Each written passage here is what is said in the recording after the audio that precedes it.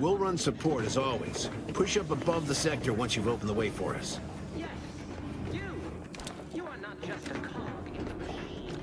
You are the cog in the machine that keeps us productive. I may be your sovereign, the protector of Arcadia, and the bedrock upon which our system is built, but even I can't succeed alone. So be diligent, and remember, failure will be met with severe consequences. Commander, Ibarra and I will secure the building down here, while you're upstairs restoring power to the door.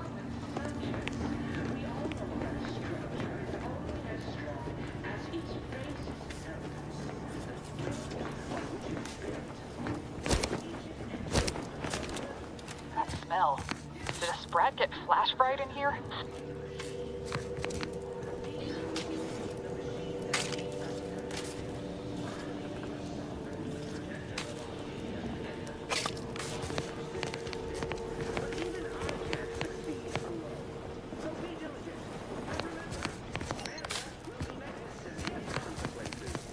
Agent DeVries's orders still stand. Power must be restored to the door in order to proceed into the sector.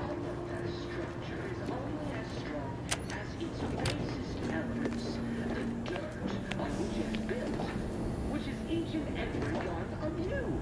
Yes, you. You are not just a cog in the machine. You are the cog in the machine that keeps us productive. I may be your sovereign, the protector of Arcadia, and the bedrock upon which our system is built. But even I can't succeed.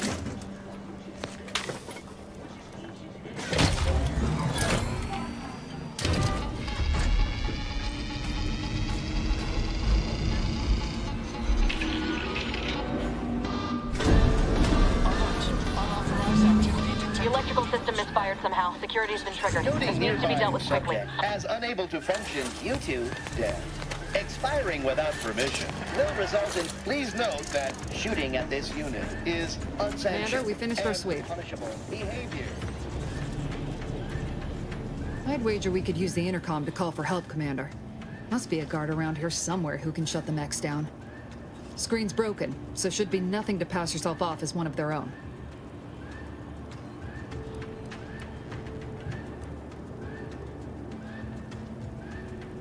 Always a good idea to have a cover story.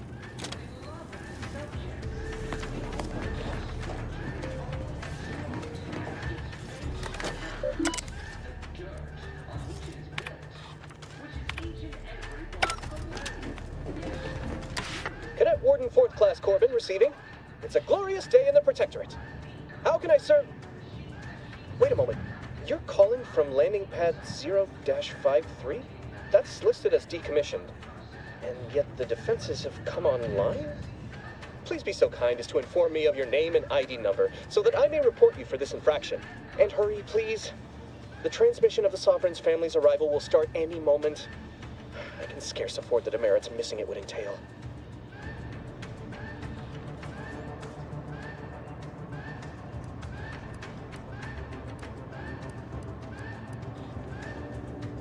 Mallory? Oh, now I understand. I'd heard you were, that your condition wasn't, optimal. What? I know I shouldn't be asking this, but what was it like? The mental refreshment?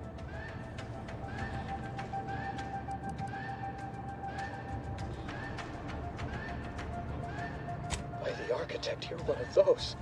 I mean, I am pleased you have been returned to us as a fully functioning subject.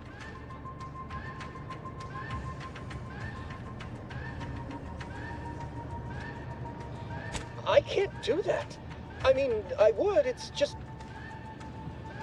You know what, though? your condition, you're unlikely to even remember this discussion.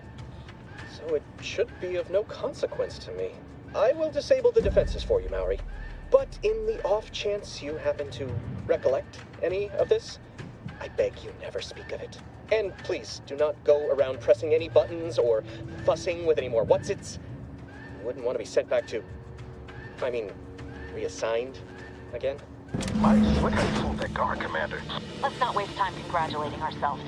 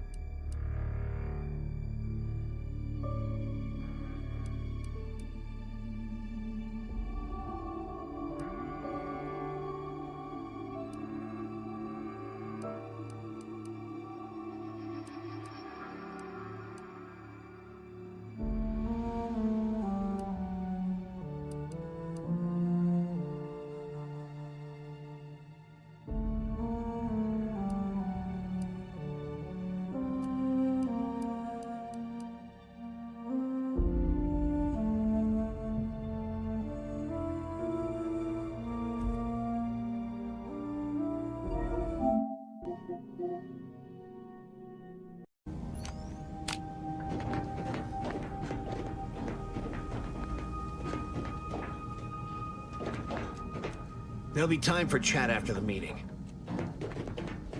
Commander, your credentials are required to open the channel with Agent DeVries. Yours are currently located in your cabin. Don't worry, you're not the only one who needs their gray matter rewired after hibernating our way through skip space, Commander.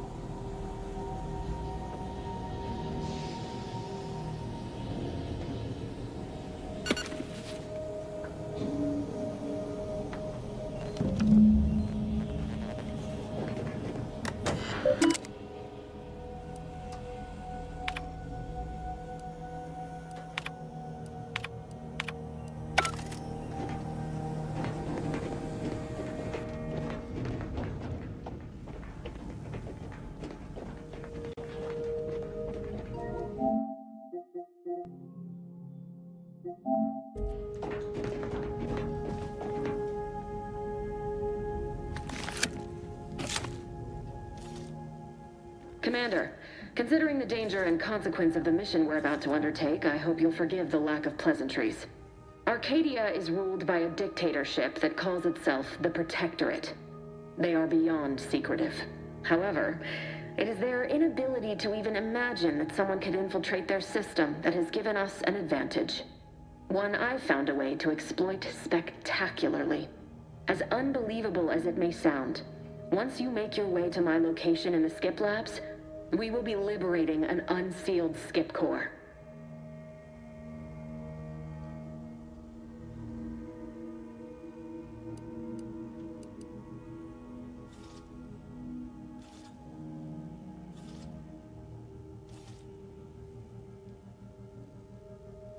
You'd lose that bet, assuming the core had never been sealed. That whole story, the one about the explosive seals being necessary to complete the circuit so they'll function, well, it's a lie. The seals are just there to conceal the inner workings of the drive so no one else can duplicate them. Examining an unsealed one will be invaluable in helping our lab coats figure out how they cause the rifts. But you'll first need to make your way to the station proper from the landing pad.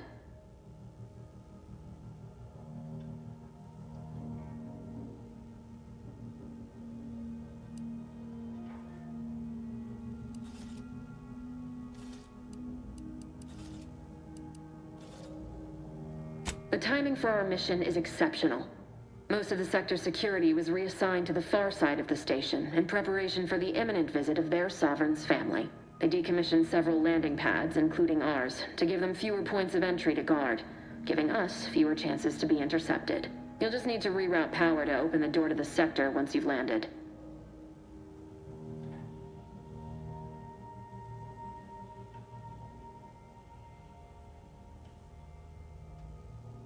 Once you gain access to the sector, you'll need to shut down their communications to keep them from alerting anyone to our presence. Then, you'll need to handle their combat mechs.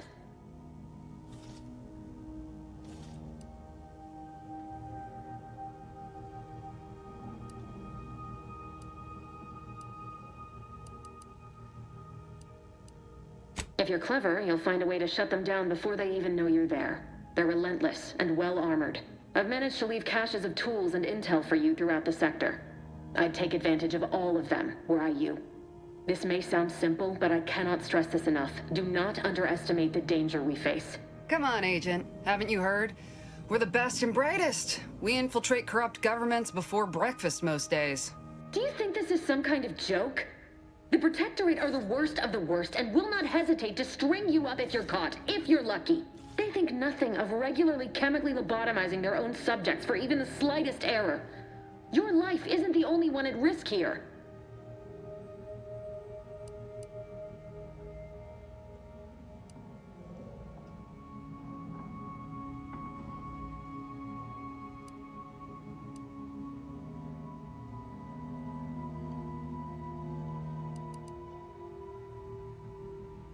Don't tell me to calm down. You know what I've sacrificed? What I'm prepared to sacrifice still? I've spent the better part of a year laying the groundwork for this mission. I don't need a team led by some fool who's only here to pay off a debt incurred through reckless behavior, fouling it up.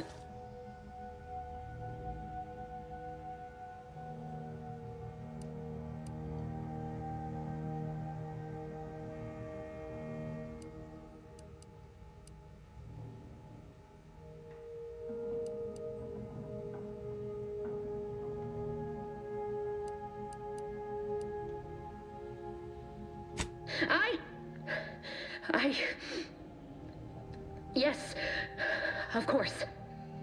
You were in command here. I apologize if I allowed my nerves to get the better of me. It will not happen again. I promise you. I need to go now. My absence will be noticed soon. Once you land, I'll patch in over comms and guide you through the sector. Augustine! I mean, Agent DeVries. I just wanted to say we're all looking forward to working with you. Who? Niles? Is that you? Law, what are you doing here? It's been so long. I'm an agent. First assignment. Suppose I look a mic different now. Less grease. Oh, and no more smelling like fuel neither. Most days. Can't wait to see you once this is over, Agent. And good luck. Same to you, Ibarra. DeVries out. Navigator's warmed up in the cockpit, Commander. Whenever you're ready to fly us in.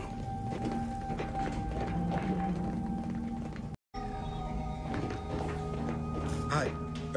Agent Pascal told me to bring you your new model tactical time dilation device. They say these newfangled ones cause no, that ain't right. 10.25% less brain damage than the old ones.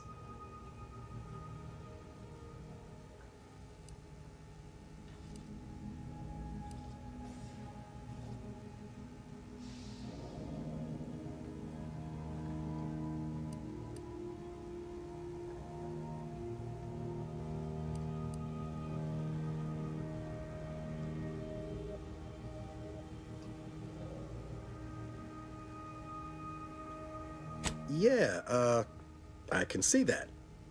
Oh, you're just putting one over on the new guy, ain't you? A good agent has need of these. They slow everything down, give you a tactical advantage. They say the way it works is like, well, you know how parts of your brain can become damaged if you're in suspended animation too long? It kind of does the same thing.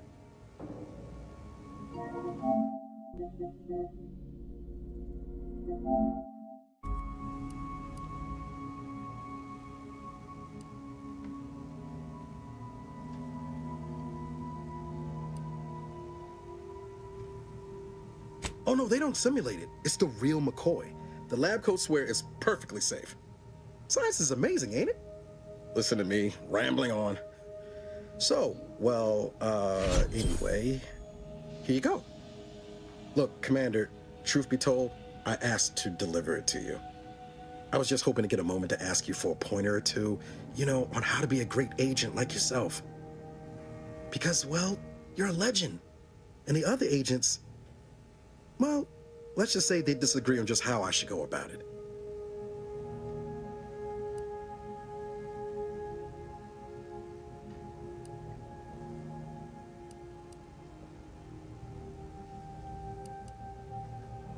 Well, Pascal likes to joke around, but I think she's being sincere when she says it's all about looking out for the people who can't defend themselves. Sandoval says he's got no time for weakness. He says we gotta save people because they're too stupid to save themselves, and that we have righteousness on our side. And Jepson, well, you know him, he don't talk much. So, what do you think?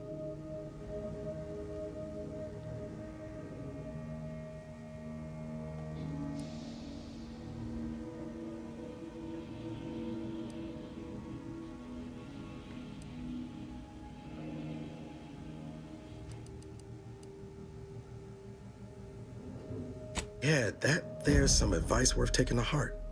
Anyway, thanks for giving me the time of day. Most superiors wouldn't. Oh, I almost plumb forgot to tell you. It's near time for Agent DeVries to establish contact. She's like you, top tier, one of the Earth Directorate's best. I know you'll like her. Anyway, we ought to be getting down to the main room and open up the channel.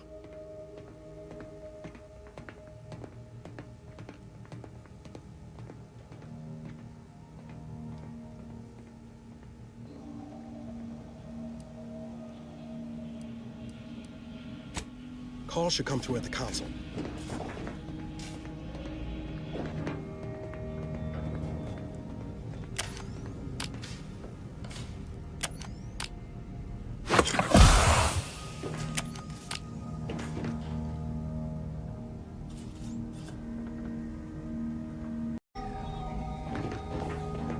Hi, Agent Pascal told me to bring you your new model tactical time dilation device. They say these newfangled ones cause no, that ain't right. 10.25% less brain damage than the old ones.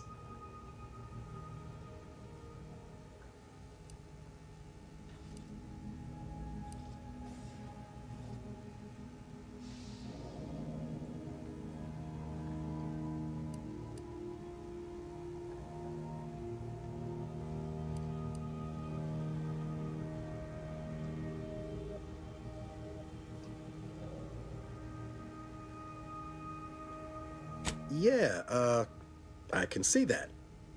Oh, you're just putting one over on the new guy, ain't you?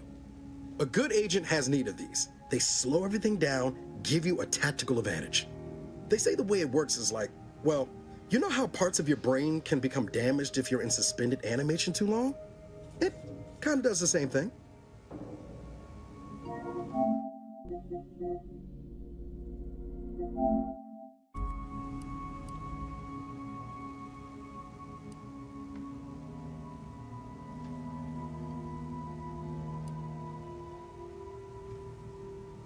Oh no, they don't simulate it. It's the real McCoy. The lab coats swear it's perfectly safe. Science is amazing, ain't it? Listen to me, rambling on. So, well, anyway, here you go. Look, Commander, truth be told, I asked to deliver it to you. I was just hoping to get a moment to ask you for a pointer or two, you know, on how to be a great agent like yourself. Because, well, you're a legend. And the other agents, well, let's just say they disagree on just how I should go about it.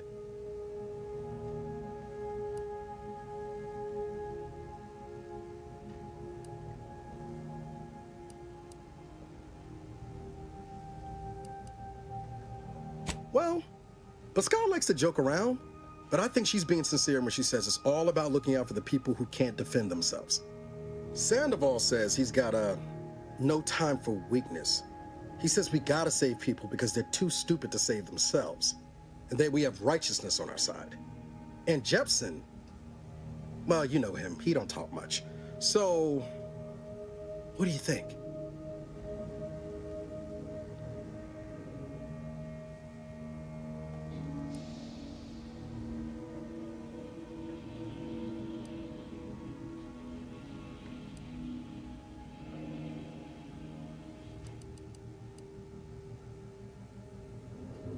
Yeah, there's some advice worth taking to heart. Anyway, thanks for giving me the time of day. Most superiors wouldn't. Oh, I almost plumb forgot to tell you. It's near time for Agent DeVries to establish contact. She's like you, top tier, one of the Earth Directorate's best. I know you'll like her. Anyway, we ought to be getting down to the main room and open up the channel.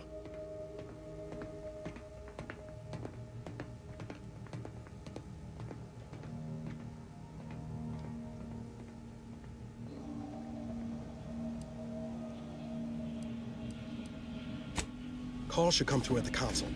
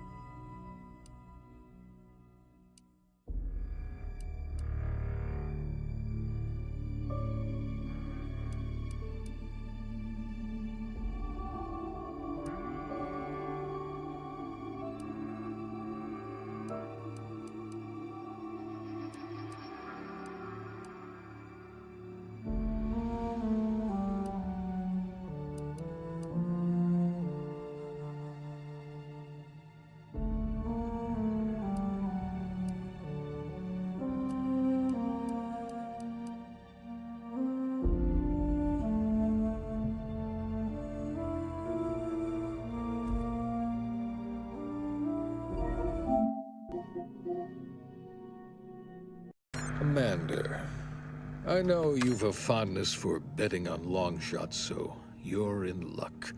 Because the odds are certainly against us on this one. Your mission destination is the source of all skip drive manufacturing, the Arcadian system. However, for reasons that are far above any classification that I'm comfortable granting to someone with your, proclivities, this colony is outside our jurisdiction. We have recently discovered that the drives are somehow responsible for the dangerous rift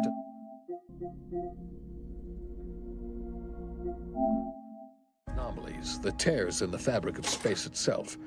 And without skip drives, interstellar travel is impossible. If that happens, well, let's just say you may want to place your bets now on the complete collapse of human civilization as we know it. Your mission is to rendezvous with DeVries, our forward agent, and assist her in retrieving the information needed to determine exactly how the skip drives caused the rift anomalies. But be advised, if you or any member of your team are captured, you will be on your own. There will be no rescue. We cannot afford for this to turn into yet another interstellar incident, just because you tried to make a few extra bits on the side. Again. Agent DeVries will be contacting you shortly to coordinate your plan of action. Please follow it for once, will you? May the law and your renowned luck be with you and your team, Commander.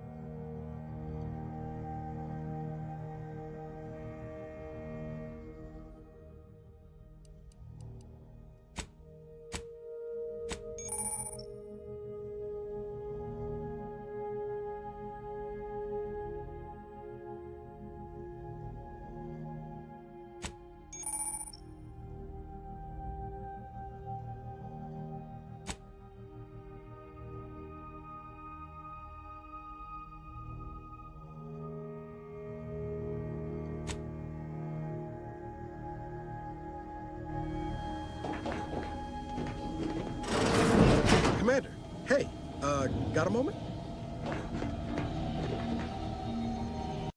Corporate-branded hellscapes are purely coincidental. I'm the Moon Man. You might know me from such business entities as Spacer's Choice or its parent company, Universal Defense Logistics. Yeah, I'm kind of a big deal. But I won't bore you with how I became the galaxy's most beloved and recognizable spokesmoon. You're here to choose options from a menu. Well, have I got...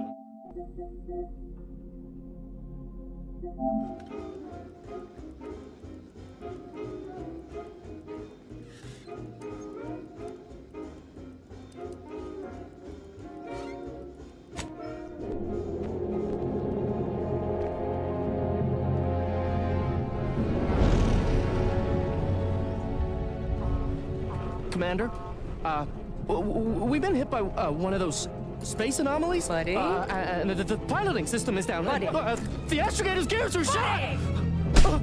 Get a hold of yourself. You're an Earth Directorate agent. Affirmative, Commander. What are the orders? Brace for impact. Unable to brace for impact.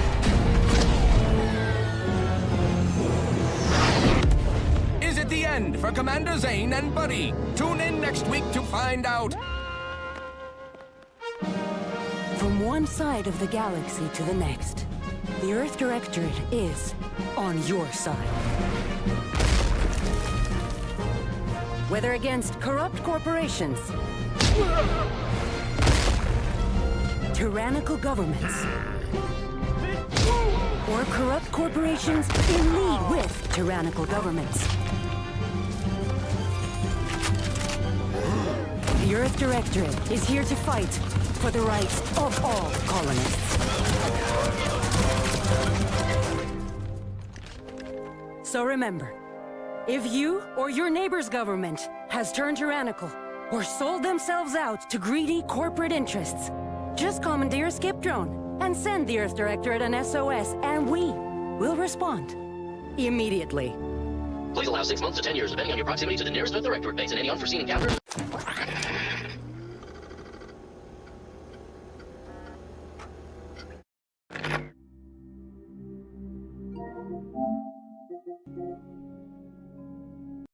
Its basest elements, the dirt on which it is built, is in every one of them.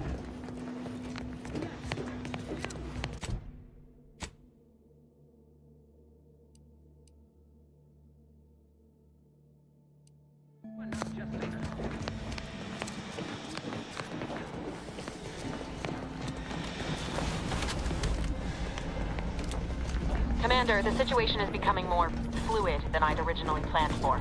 We've got to change our approach. Split the team to handle comms and security concurrently.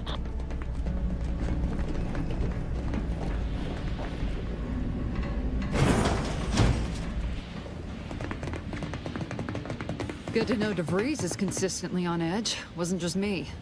You'd think she'd never been on a mission before. Everyone knows fluid's about the best you can hope for. Well, sitting here jawing ain't gonna accomplish much.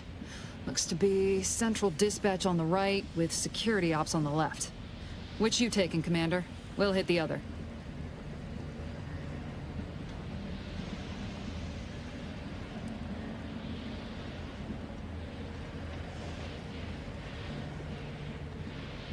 Kinda figured that'd be your choice. Shoot a couple for me, will you? Ibarra and I'll take security ops, then meet you at the skip labs. We'll stay well out of trouble, won't we, Cadet? That's right. Like you told me, Commander, everyone's well-being depends on our success. If whatever's going on here is as bad as the Chief thinks, then we'll make an end of it. Right. Well, then, notwithstanding Ibarra's enthusiasm here, or DeVries' concerns over fluidity, I'm fairly certain we've got this under control. Rest easy, Commander.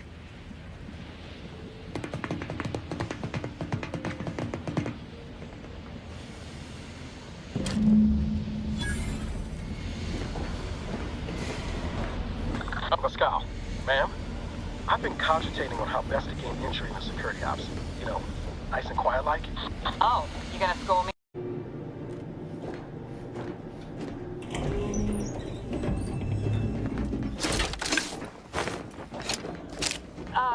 Give us a minute. Something's not right.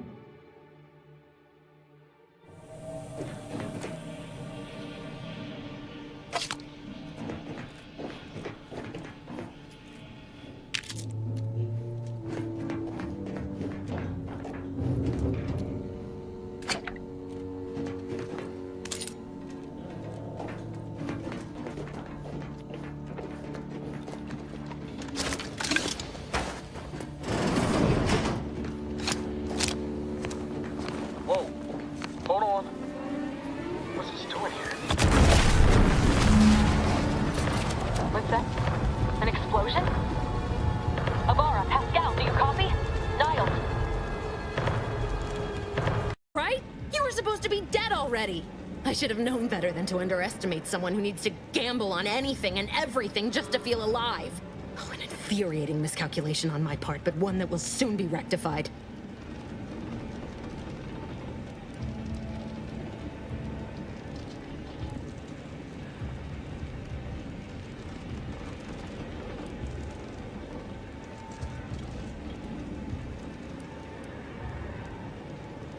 You think you can bait me with insults? I am a better agent than you could ever hope to be. Not that it matters. Very shortly, nothing will.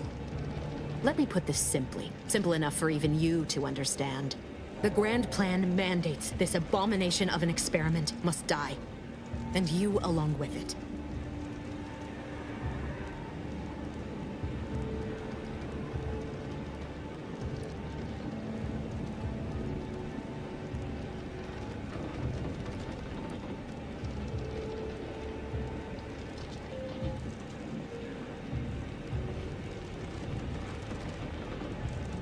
Your righteousness is as unamusing as it is misplaced. I have no expectation to live through this either.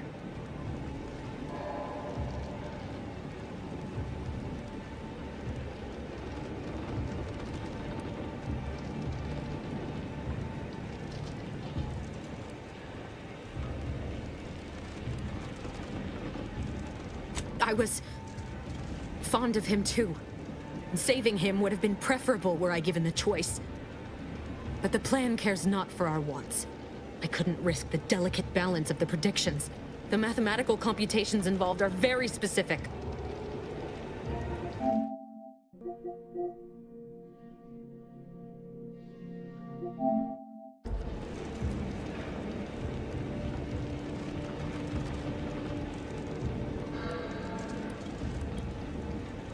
That's the spirit. Embrace your place in the grand plan with humor. Maybe I misjudged you after all. Farewell, Commander.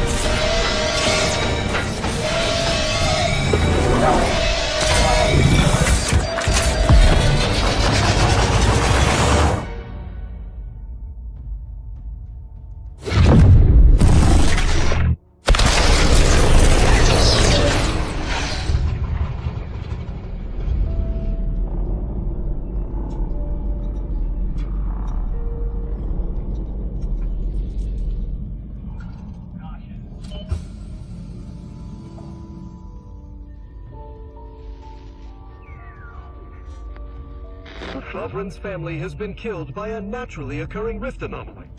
High priority alert to all Earth Directorate agents. Contact with Earth has been low. Identified ships on the edge of Arcadia. It's no longer just a spacer's choice, it's Auntie's choice. Greater value for your bid. Arcadian citizens, we've come to deliver you from oppression.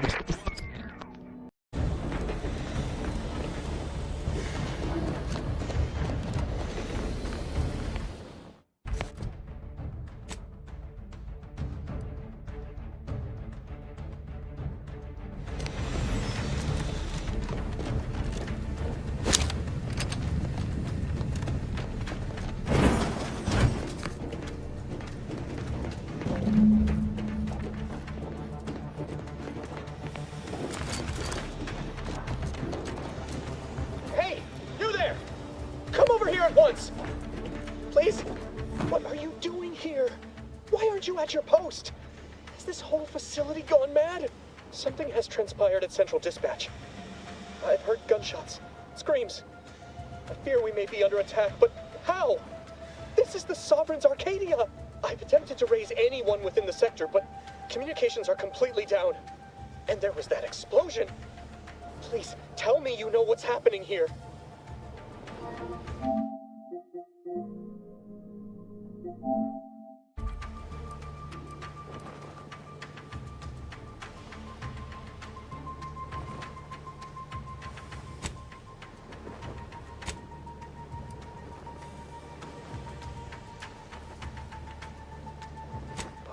matriarch, your voice. You're the one I spoke to over the intercom, but you're not Mallory, which means I let an unauthorized person into the facility. No. I am ruined. You've played me for a fool, talked me into an action that borders on treason. And now, the price must be paid. I'm a loyal subject, I swear. Why would you do this to me?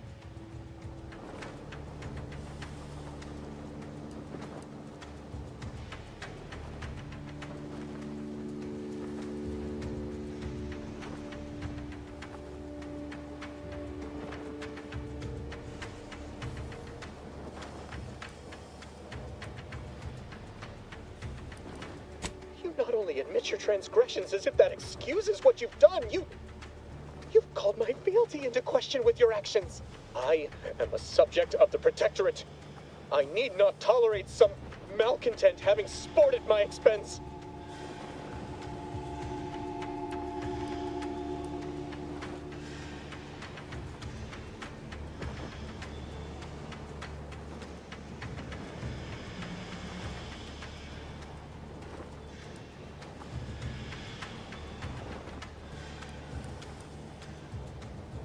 I see.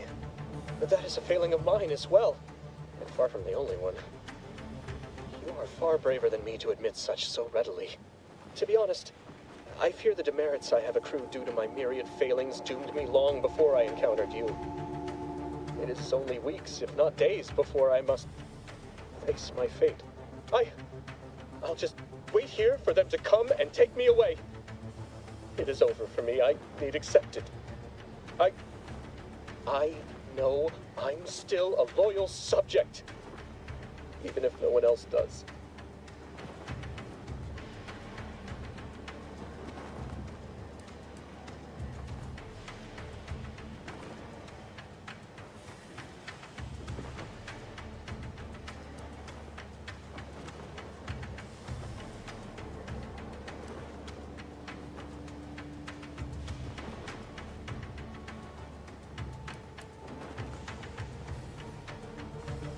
Of what matter is it if I go willingly or not? The fact is that it is unavoidable. My latest perpetual appraisal of purpose was less than adequate. It's just sitting on Arbiter Jackson's terminal, waiting like a blade above my head. When the demerits for this are added, maybe I'll be lucky and they'll just execute me instead.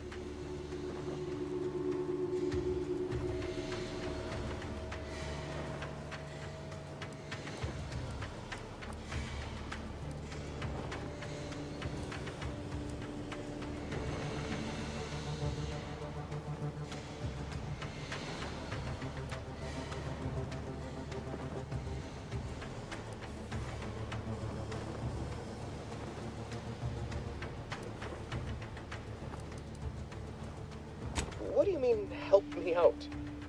There is no help for me. Petitioning for redress is only admissible in extreme circumstances. Anything else shows a disrespect for the system's purity and perfection.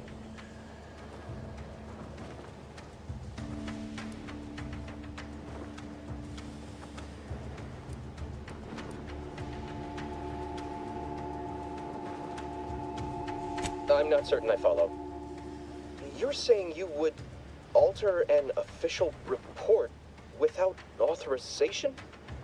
To cover my abject failures? I've never heard of such a thing. Why, that could be like having a new start. Wait, what am I saying? I cannot be party to your scheme. I'd be caught for sure.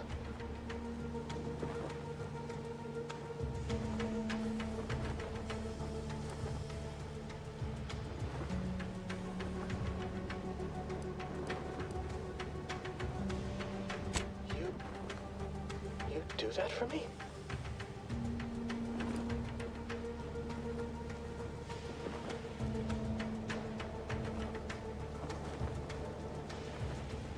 Yes, at once. Glory be to the Protectorate.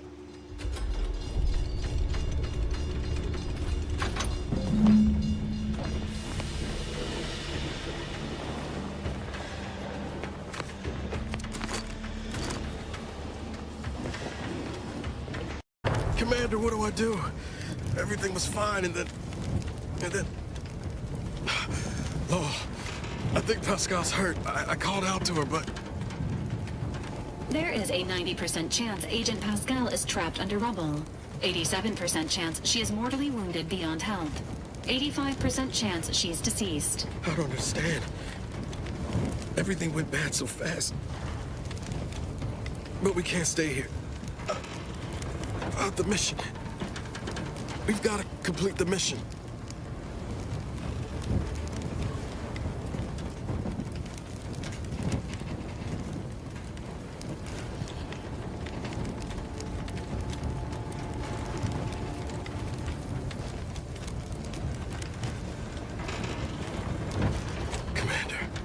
Surely you ain't suggesting I leave one of our own behind?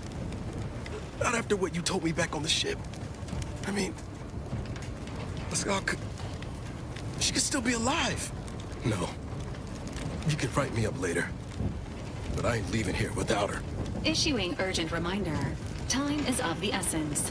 Please continue on to the skip labs to complete the mission. This unit will assist Agent Ibarra in his endeavors. Per Earth Directorate guidelines, an incapacitated agent's equipment is available for team use. Agent Ibarra's rifle is now yours, Commander. Using it may improve your odds of survival. Commander, guards are closing in on your location. Agent DeVries, we need an updated tactical report. We've got agents down.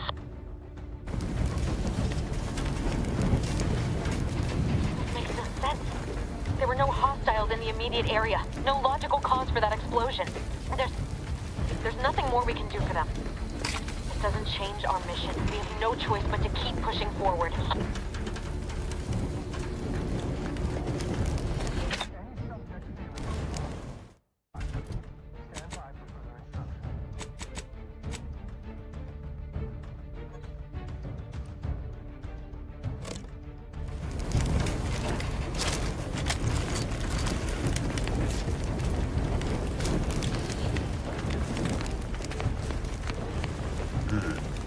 Minimizing exposure!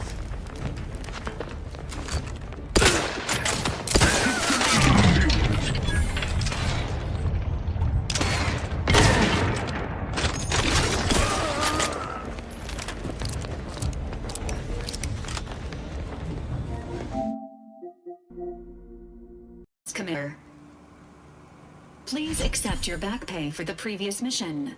It has been prorated according to the mission's failure and your unapproved 3,468-day sabbatical.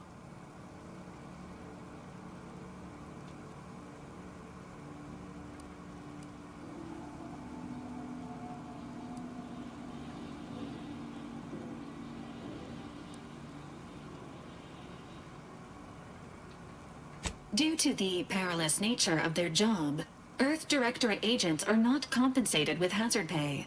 However, 2 more near-death experiences may entitle you to a decorative trophy. Revival protocols mandate a physical and cognitive test to confirm mission readiness.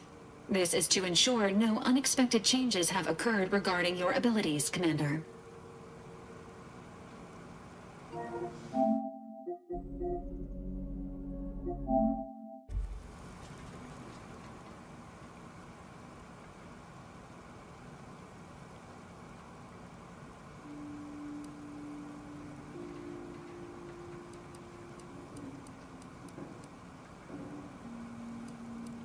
Acknowledged. Your refusal has been noted in your permanent record, and an automatic grade assigned to your cognitive functions. An event summary will now be provided to improve your situational awareness, Commander. If you feel yourself beginning to liquefy at any point, please notify this unit immediately.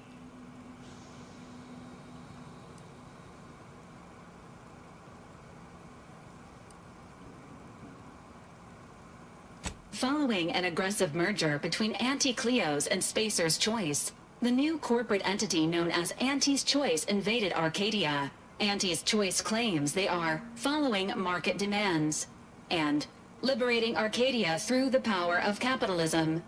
Many have died. Unfortunately, their invasion fleet also exacerbated the rift anomaly created by Agent DeVries' sabotage of Horizon Point. This means no ship can enter or leave the colony. The rift also remains a threat to the colony. Current estimations suggest the rift will destroy Arcadia in the next 10 years. Give or take 7 to 8 years.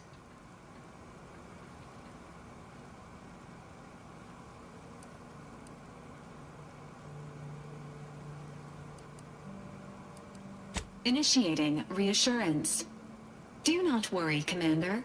Prior to now, the probability of your intervention having had any impact on current events approaches 0%, while the rift is a low to medium priority concern. Agent Ibarra has expressed far more confusion and alarm about Agent DeVries's latest actions.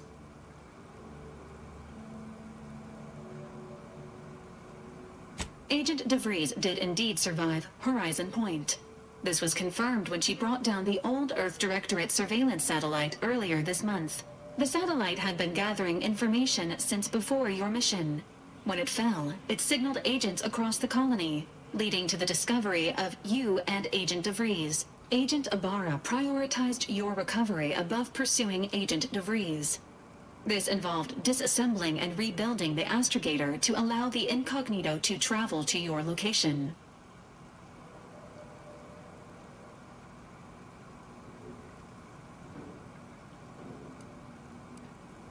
This unit has observed a marked improvement in Agent Ibarra's hygiene regiment since the satellite was brought down. He is shaving again and routinely changes his clothing. Final update. Due to the deaths of every other squad member, Agent Ibarra is now a full agent. He is currently in the cockpit. Please extend your congratulations when you see him.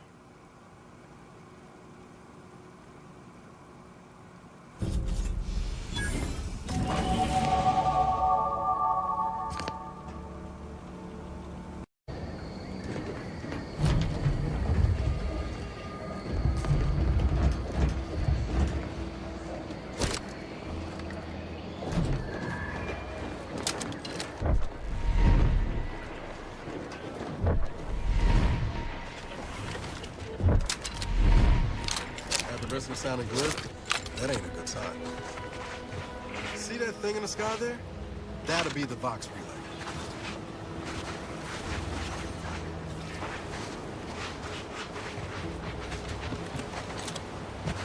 That's why we're headed to Fairfield first.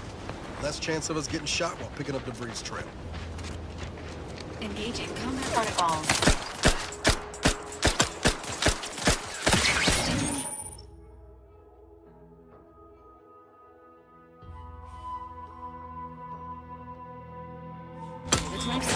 Ready to waste them. Hey, got a distraction, but I'm the one you need to worry about.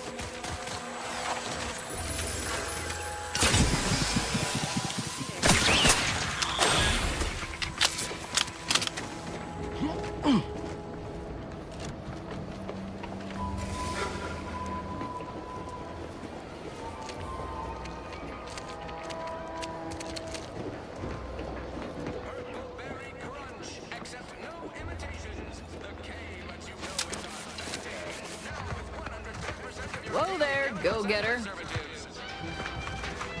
Welcome to Fairfield, now under the new and improved management of Auntie's Choice. I'd usually ask if you were affiliated with the previous regime, but you lack the bewildered gaze of a yay-saying protectorate subject. Even so, going to have to ask you to identify yourself. Still a war on and all.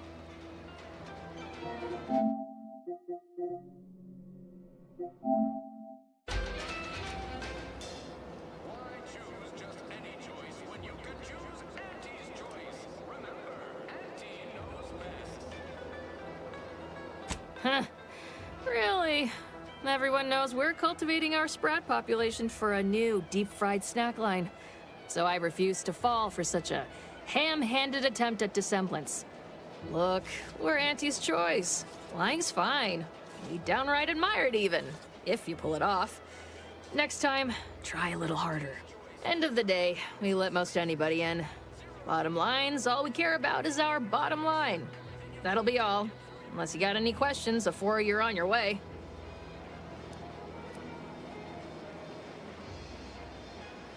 As I've never heard of her, can't say I can. Seems like Minister Milverstreet knows everybody, though. Probably ask him. Anything else?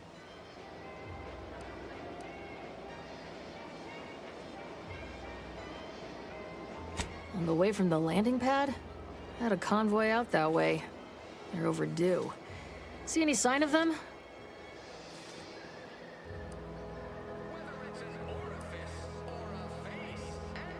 Damnation. I had a friend on that detail. He always carried this, keepsake. You didn't happen to find it, did you?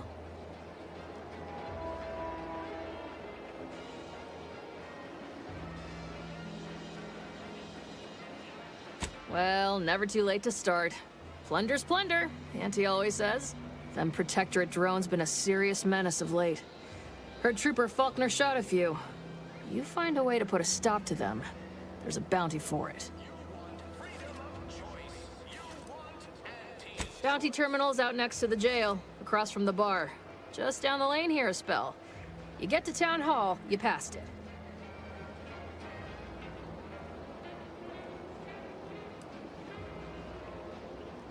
Oh, we got everything. One of them, at least. Clinic's over there on your left, watering hole's a bit down on the right. Market's a straight shot down the lane. What? You been in hibernation or something? We're here to bring the free market's liberation to the people of Arcadia. And Arcadia's bounty to the rest of the galaxy, of course. Before I forget, I have standing orders to send all newcomers to Minister Milverstreet. He's in the town hall. That'd be the one with the giant hologram on it. Can't miss it. Once again, welcome to Fairfield, the official new home of free trade and...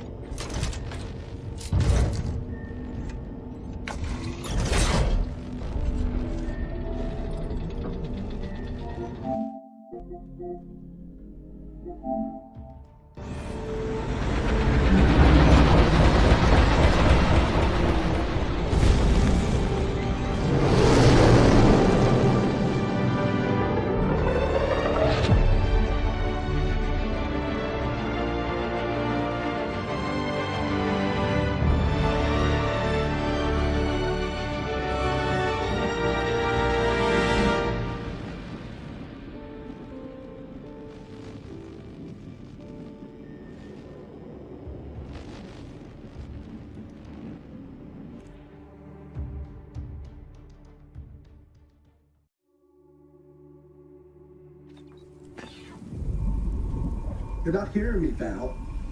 They were out there for almost 10 years. You know what usually happens when someone left in suspended animation that long. Explosive cell death may result from extended periods of suspended animation. Death occurs quickly as the human body rapidly liquefies. Exactly. And it would be my fault it happens. Oh, I never should have stopped looking. I can't face the commander right now. Not like this. I'll be in the cockpit.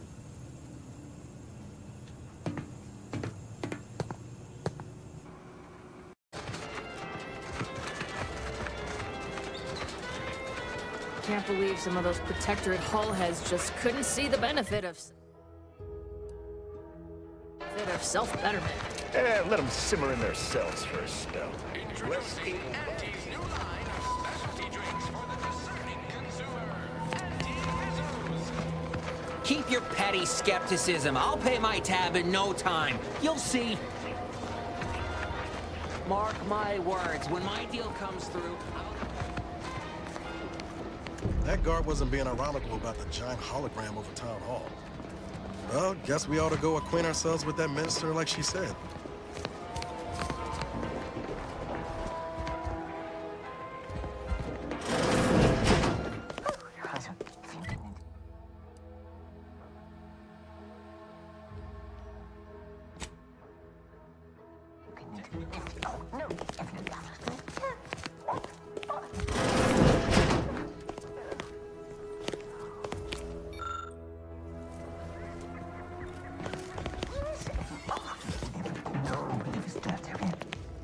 Yet you see fit to keep me in a constant state of consternation. With each unauthorized act, you jeopardize our hold of Fairfield.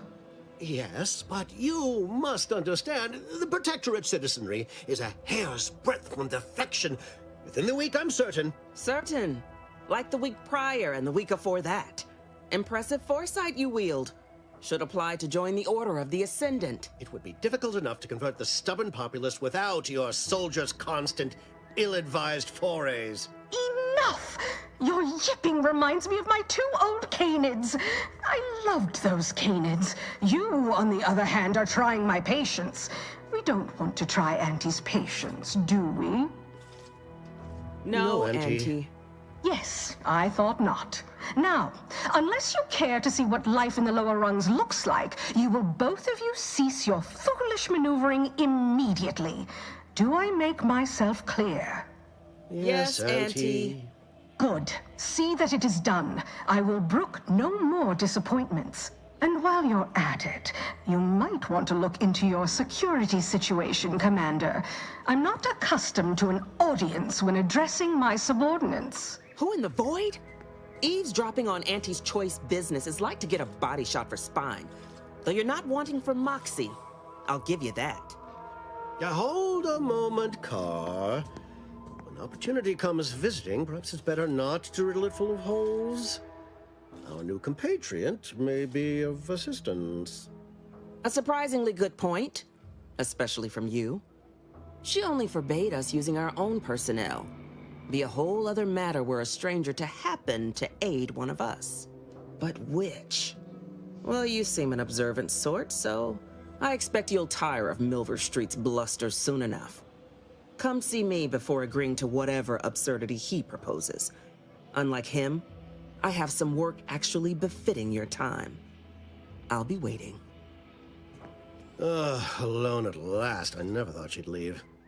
Now then, allow me to introduce myself. I am D.B. Milver Street, Minister of Marketing, Duke of Demographics, Commercial Condottiere, President of Promotional Material. Tell me, do you believe in signs?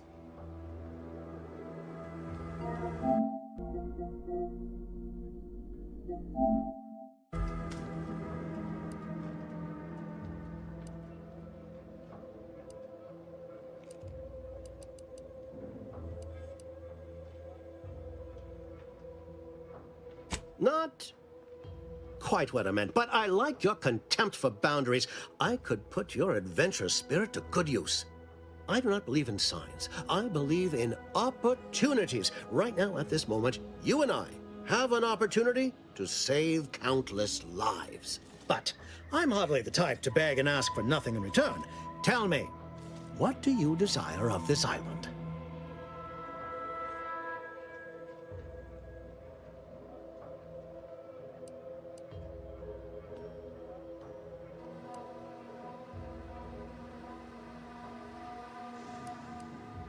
With that hat?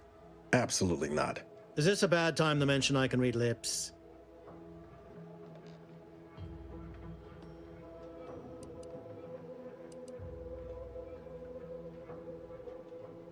I have some faint recollections of the fuzz beneath my hat. Perhaps I saw such a name amidst my perusal of the Protectorate domicile assignment records. The record room is in this building. You have my permission to peruse at your leisure. But surely a go-getter like yourself has more ambitious goals on our island. Share them with me, and we can brave them together.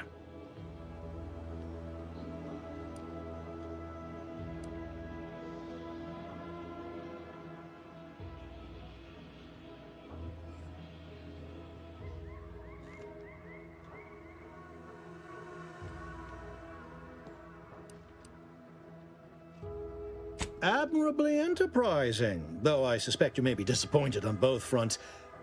I surmise that you require entrance to the Vox. Help me, and I can help you. Better yet, helping me shall result in our saving dozens, no, hundreds of lives. Your conscience shall be renewed.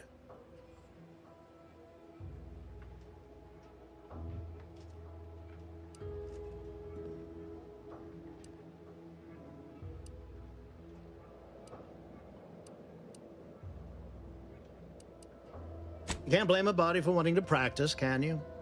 Fine. I'll give it to you straight then. Auntie may demand Carr and I do nothing, but for each moment I remain inactive, dozens fall in meaningless combat. I seek a persuasive method of alleviating this conflict. The Protectorate utilizes a procedure known as mental refreshment to ease the temperament of wayward subjects. The Ministry of Accuracy contains vital information about the process and where it is performed. This is the prize I seek. I previously sent a grafted soldier, Trooper Sealong, to retrieve said information, but I have not heard from her in some time. Consequently, I must presume the worst.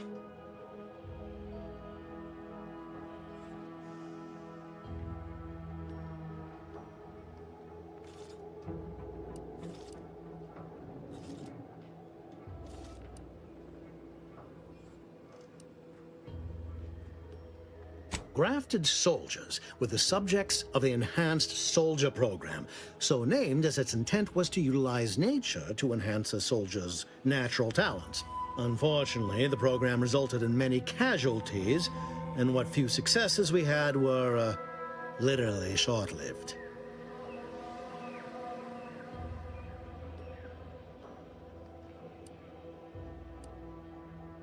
Protectorate subjects willingly submit themselves to a kind of mental reset designed to bring them closer to the Protectorate ideal. But I have reason to believe that their system is less rigid than Protectorate leadership would claim. It's ripe for exploitation. Is there a more beautiful phrase?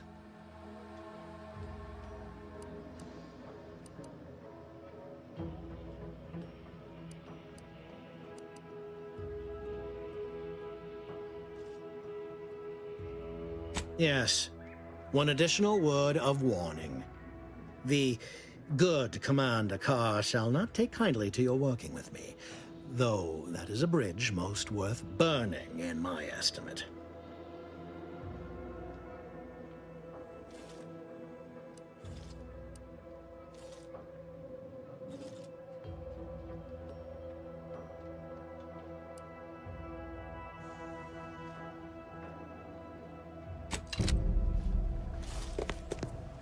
Watch out for that Auntie Cleo.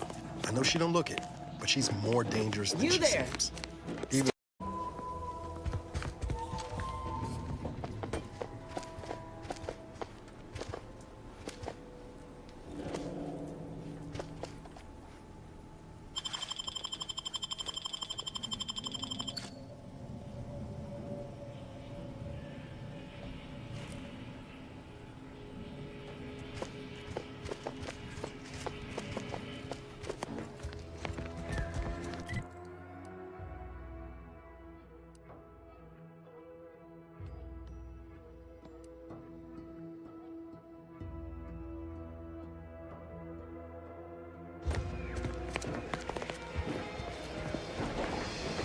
Commander, there is a 98.7% chance that hunting Agent DeVries will require greater amounts of ammunition than you currently possess. Ammunition can be purchased at vending machines or crafted at a workbench using materials like this collection of scrap metal and powder. I can also help you craft items in a pinch when we're out together.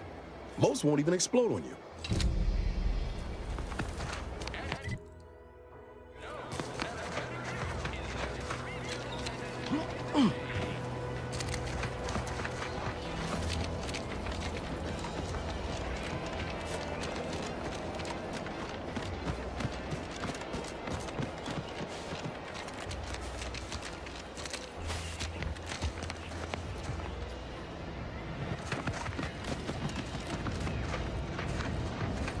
Protectorate folks must have been bored out of their skulls before we showed up. Now life in Fairfield's a real shindig. Well, except for the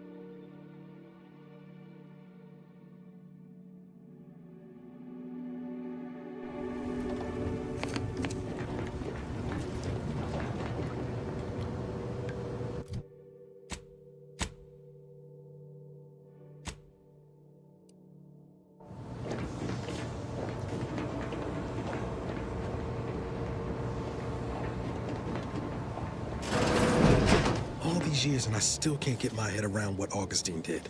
Sacrificing our whole team. And for what? What did our blood pay for?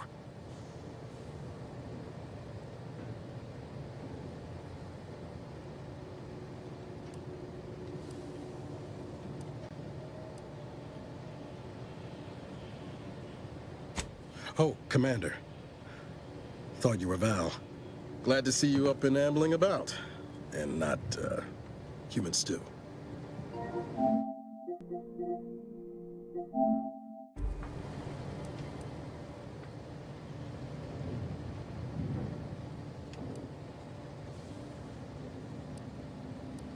You know, when I first learned some of the escape pods made it away from the station, I'd hoped. I did search for you, Commander. Just as soon as I was able.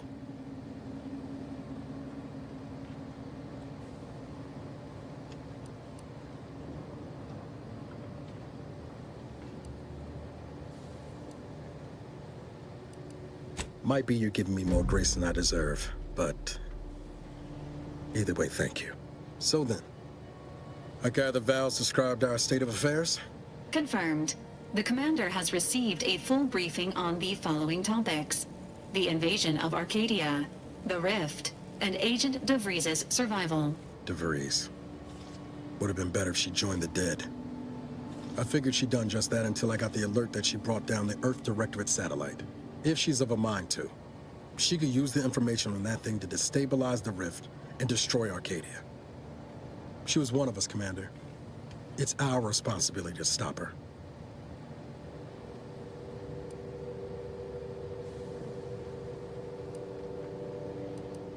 Figured a little risk wouldn't put you off. She's going to ground now. But as part of her original undercover mission, DeVries was inserted at the Vox relay station on Paradise Island. She did follow protocol, established a safe room there. Wager that's where we'll find clues as to her present plans and whereabouts.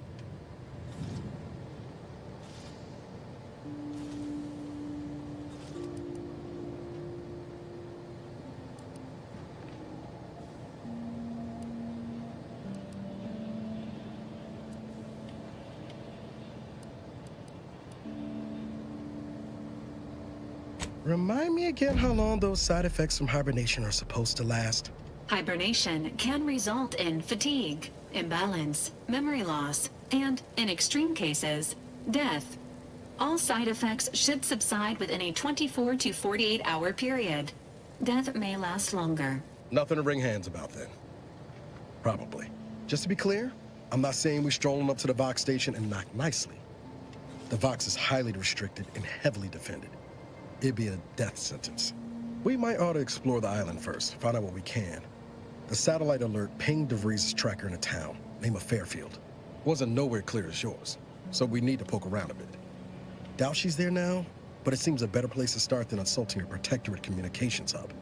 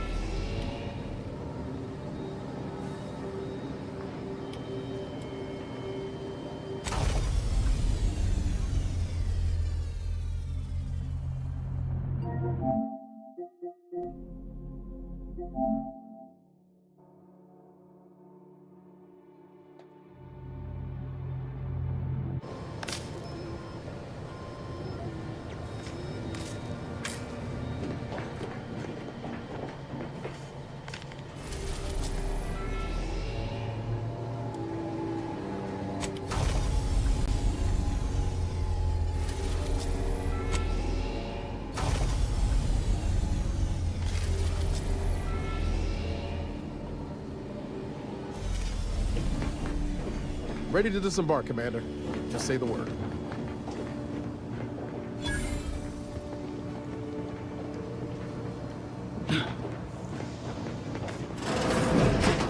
Records indicate that lockboxes, such as the two housed in this dispenser, were originally part of a failed smuggling operation.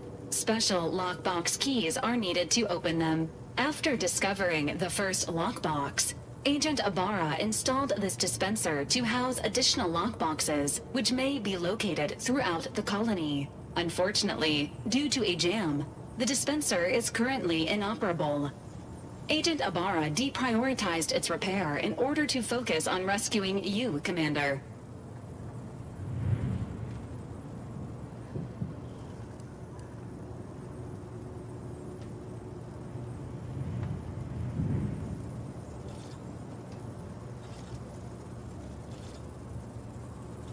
To preserve the integrity of the contents, brute force is inadvisable. Theorizing. Extracting the contents from the first lockbox may disencumber the dispenser, allowing it to return to normal operations. This unit has an advanced decryption key that can open the first lockbox, Commander.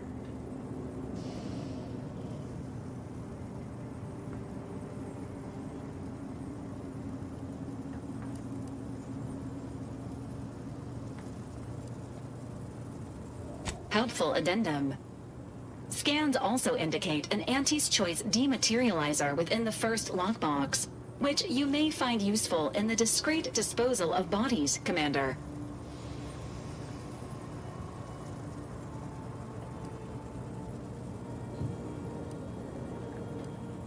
An Earth Directorate agent prepares for all eventualities, including but not limited to unpremeditated murder. Additionally, the second lockbox's contents may contain parts to upgrade your Valerie unit. Upgrades are recommended to improve your experience of Valerie.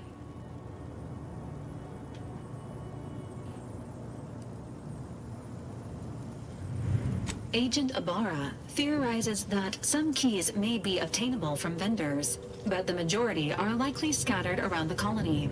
Please be on the lookout for any additional lockboxes, which may be stored here for your convenience.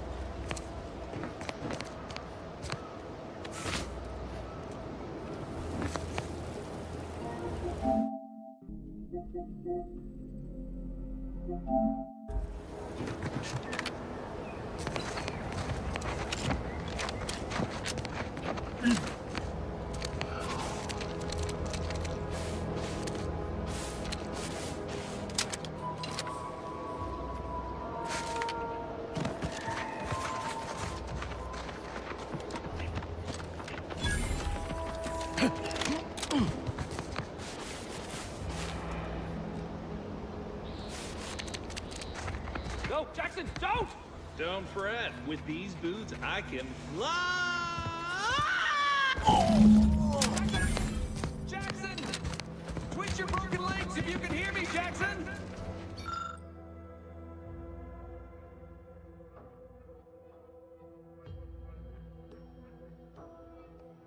Oh, law. I can't believe he jumped that way.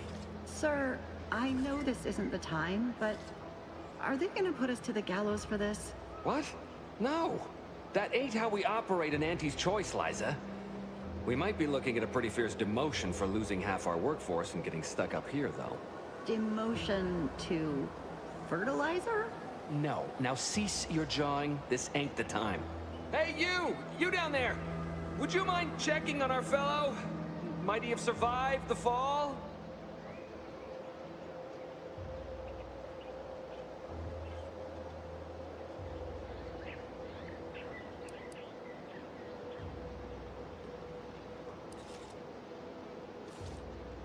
I'm pleased not to be the only one wondering. Not the only one. How did you get assigned to a biological commodities assessment? Nope, never mind. That's not important. Stranger, friend, would you perchance be willing to help us? We've been stuck atop this machine since Ida, one of our new Protectorate acquisitions, had her gray matter scrambled by the height, jumped down, and landed right in its gears.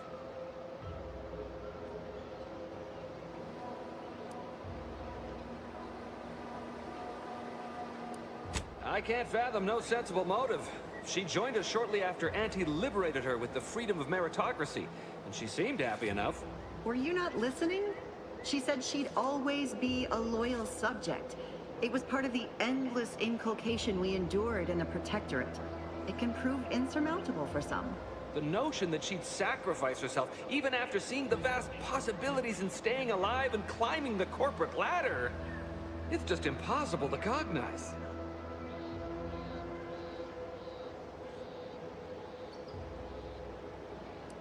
The reason Jackson tried using those plasma thruster boots was to gather a piece of machinery we'd spotted on a little table halfway up the spire. It's a drive overloader. If we install it, we can push the platform's arm hard enough to... well, to grind old Ida out of the gears. Though the power of that overloader will deluge the system and, well, overload the drive and burn it out all permanent-like. But desperate times and all that. So if you were to use them boots to bound up the spire and deliver the overloader to us, we'd avoid the tragic fate of our two former cohorts.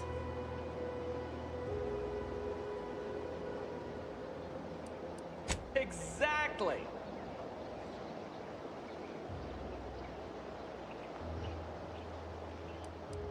Oh, thank the Sovereign...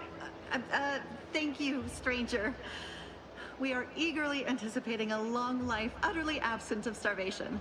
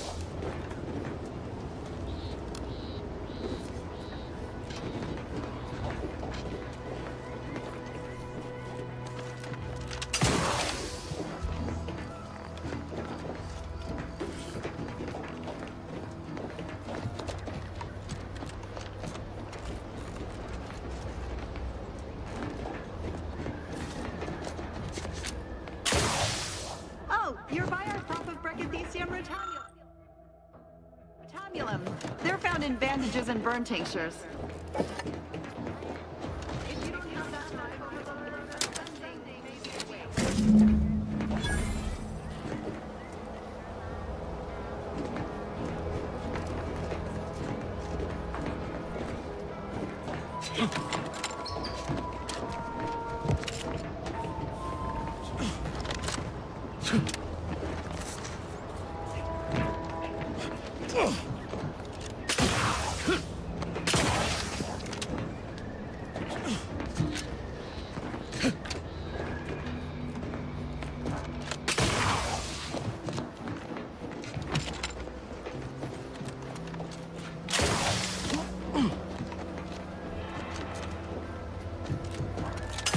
That's it?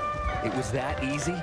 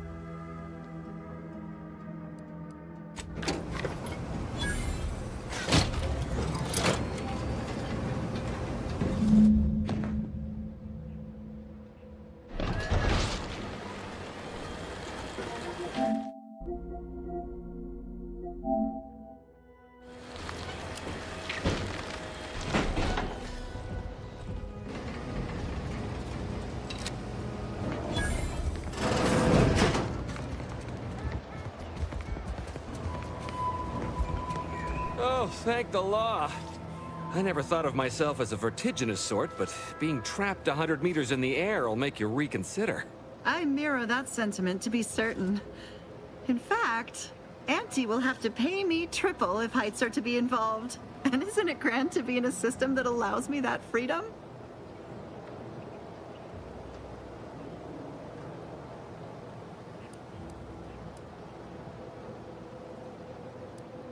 I agree with Liza. I'm inclined to keep a few paces from farming equipment from now on. Here's your reward for evacuating us with all our parts intact. I perhaps ain't as awash in currency as I'd prefer, so you can have my helmet as well. It was useful for identifying crops we'd missed in our harvest.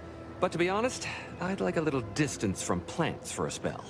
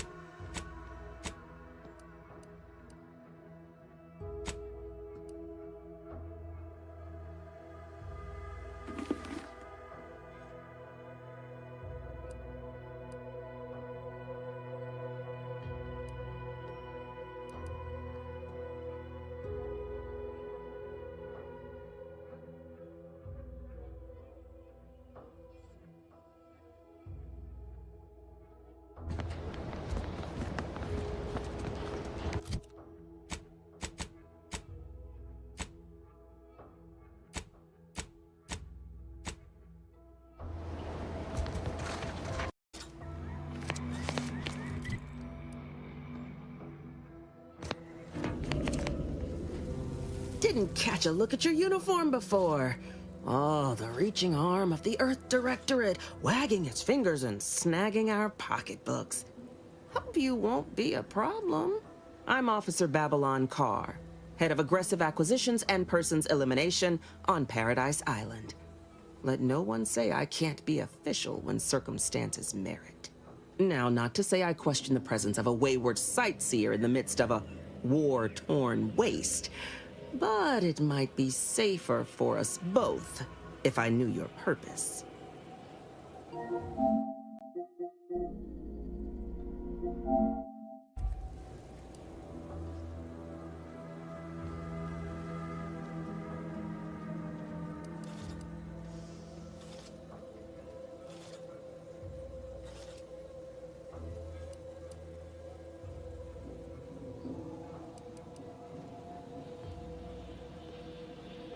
The Vox, eh?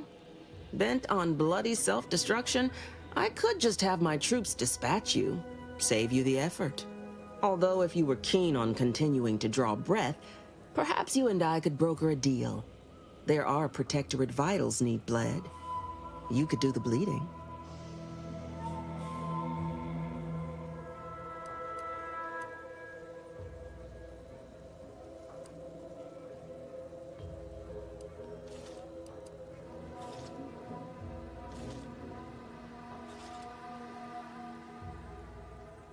This fine settlement is Fairfield. Once in the Protectorate's grasping claws, now Auntie's newest foothold on Paradise Island. When we arrived, it was thick with yaysayers, a hair's breadth away from sacrificing themselves to their old masters. Now they've seen the golden glow of the free market. Entertaining as it is to root out dozens of entrenched, suicidally murderous subjects, I'd take the efficiency of capitulation any day.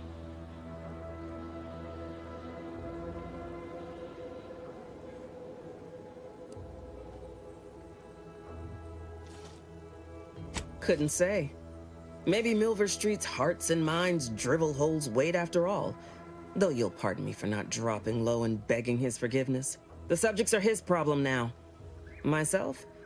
I'm focused on making sure the Protectorate doesn't bring them back into the fold by force.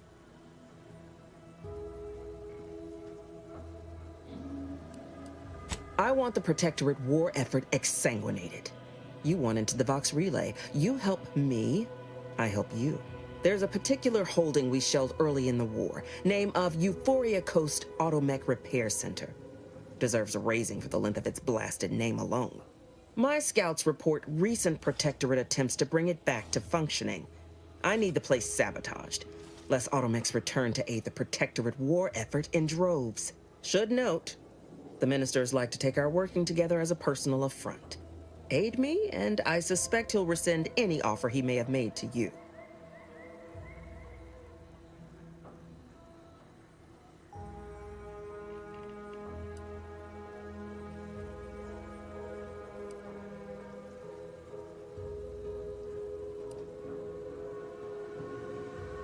Could be direct.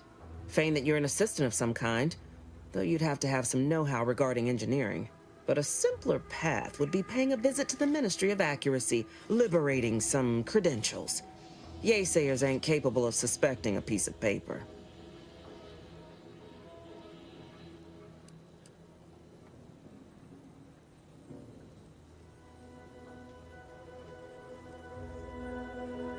Do you suggest that our good minister has lost patience with playing fair and now seeks to delve into the oily recesses of brainwashing? Oh, for shame. He's devoted to his half measures. I'll give him that. But he wouldn't have to wheedle and connive if he knew directness. Milver Street's grinning manipulation won't earn nothing but more of our own dead. Work with me.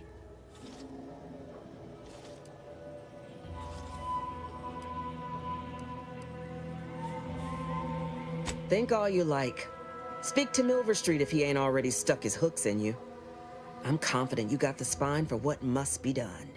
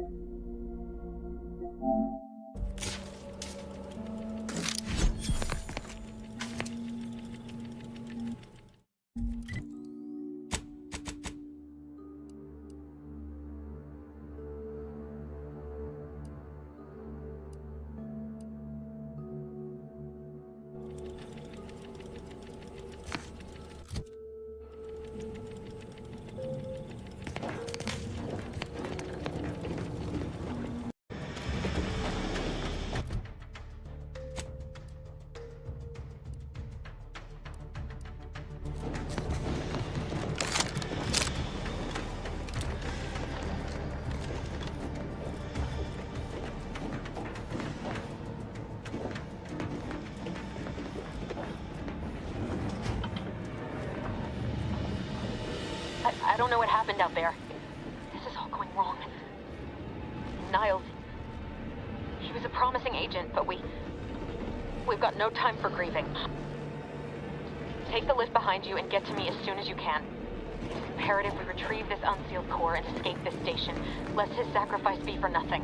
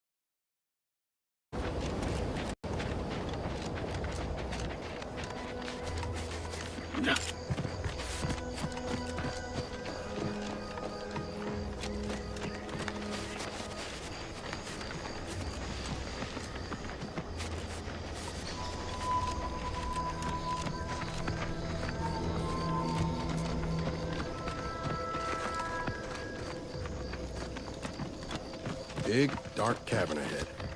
Seems likely we'll find Crabbles hereabouts.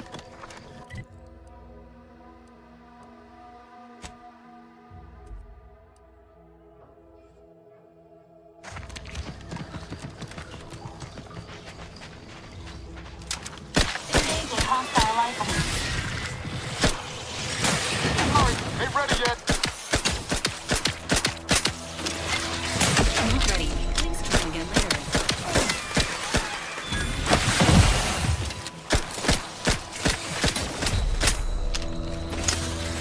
Protocol is not yet charged. Don't make me bury another agent.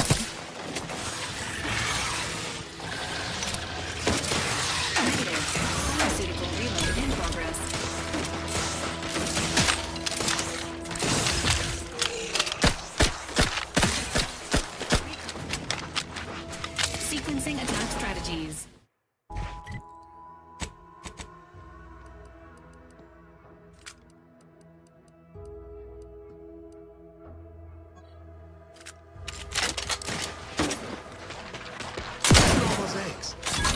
till these things breathe. Get the wash.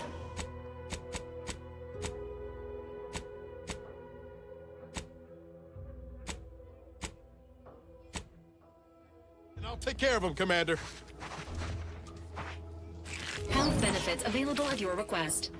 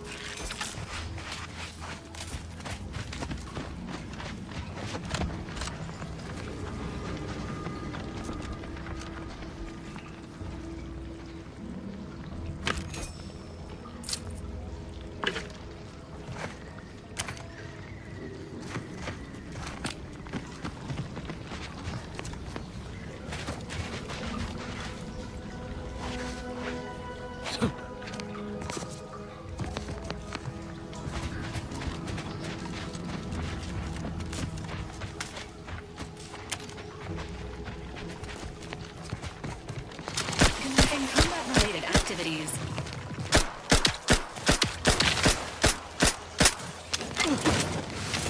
Over here!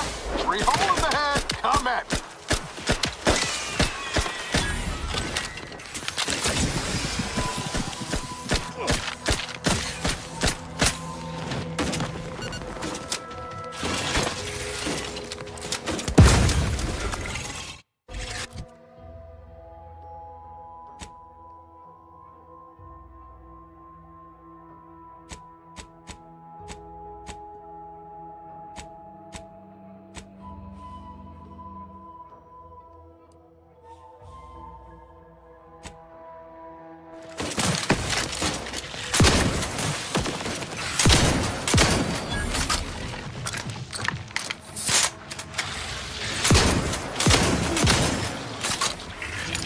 Requested assistance currently unavailable.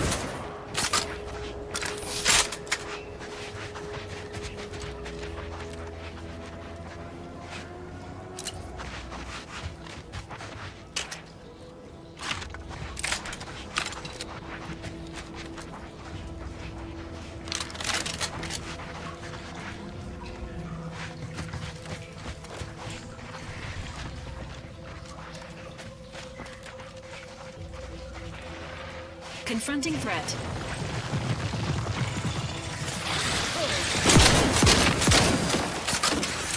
Trigger finger's still tight. Commander, watch your fights.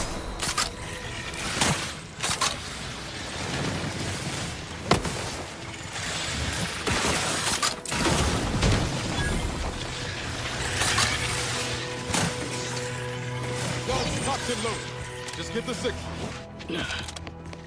Emergency protocols ready.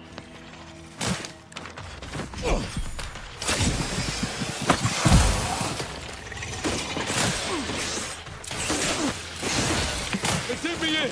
Help me out. Apologies. Emergency protocols unready.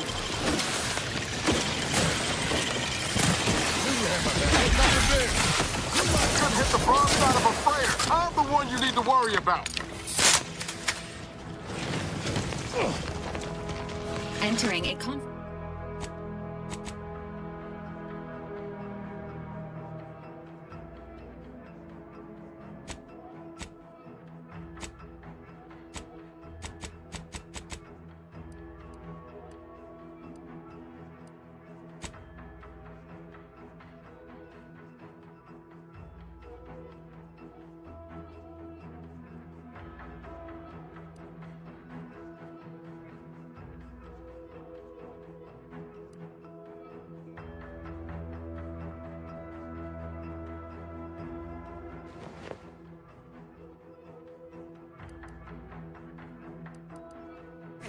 state.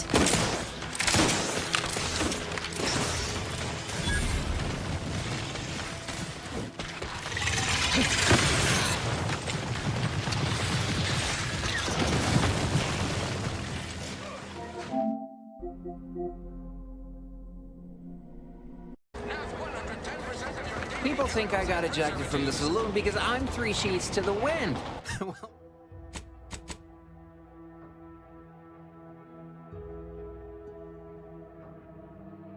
Well, swear, I almost had it this time. Everything all lined up. Easy mark, guaranteed moneymaker, favorable terms. Practically the recipe for success. Look like you've had your share of troubles. Ever had the perfect opportunity just slip through your fingers?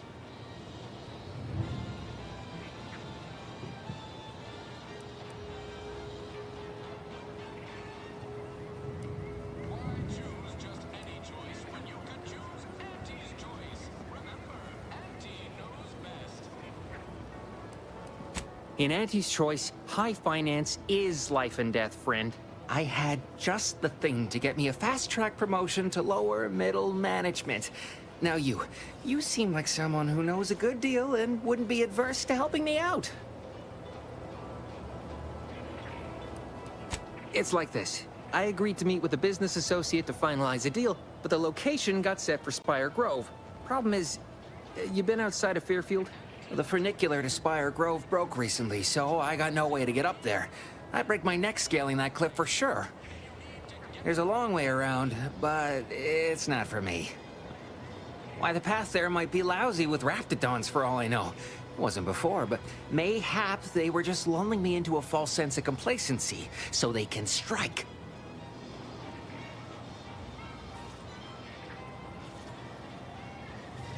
While exploring facilities to the north, my partner unearthed the heretofore unexploited advanced protectorate technology.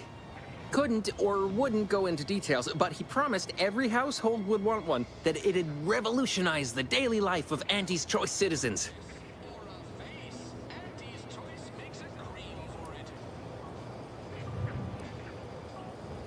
Typical research type, focused on all the wrong things. Not particularly motivated by competition or social advancement. Strange bird.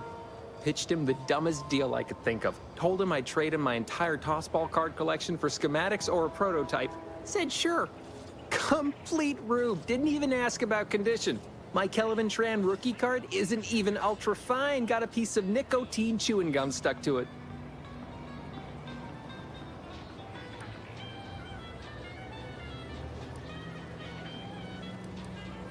Don't want to bargain none?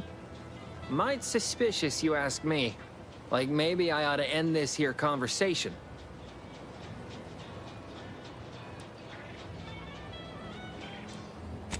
I have a few bits I can offer you. Not much, but if it turns out a roaring success like it ought to, and I get a fat promotion, I promise I'll see you're taken care of later.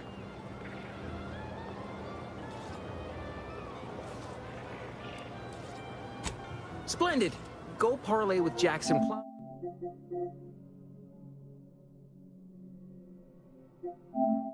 I'm up at Spire Grove. It's some kind of agricultural harvesting encampment southwest of here, near a mess of them rocky spires. He'll provide the agreed-upon schematics. Well, the broke-down funicular is due west of here. Dexterous-looking so-and-so like yourself could probably scarp her up it in a jiffy. From there, it's just up the hill a smidge. So close, but so far away. At least for me, anyhow.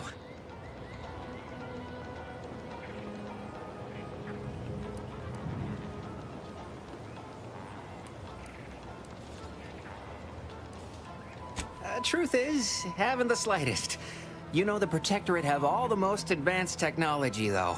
Probably something straight out of an Aetherwave serial. Edible spacesuits, N-ray specs, matter translocation. It could be anything. If Jackson's all fired up about it, it'll be beyond comprehension, I'm sure. All right, then. Don't let me keep you.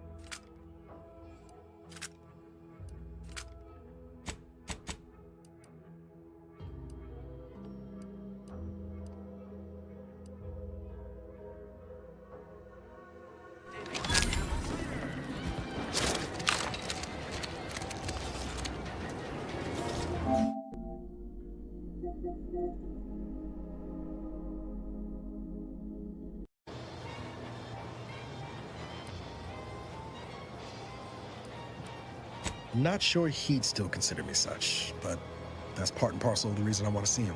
I had some bad years on my own. Now with you here being part of a team, this might sound a mite soppy, but I feel like I could be a proper agent again. That starts with writing accounts. This friend of mine, Zebulon Tran, I let him down. And I've been chewing on that live wire for a while. Too long, maybe. After I recovered from Horizon Point, Zeb and I ran together for a spell, doing what we could to help folks in difficult spots. Fighting protectorate tyranny in small ways. Too small for Zeb, as it turned out. He was unhappy before I showed up, and after, well, all my directorate talk fired him up even more. I had my orders. I was to stay low. Couldn't let the protectorate catch wind of an Earth Directorate agent in its midst. But Zeb, he kept pushing to take more extreme action.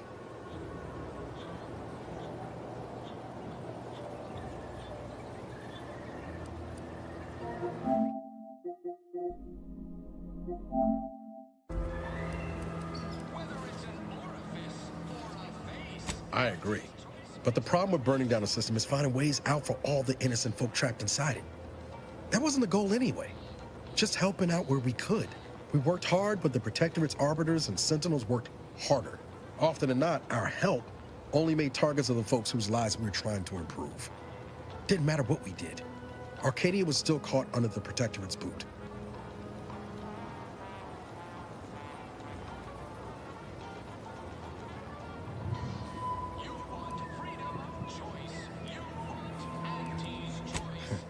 Guess some of what you said way back when stuck.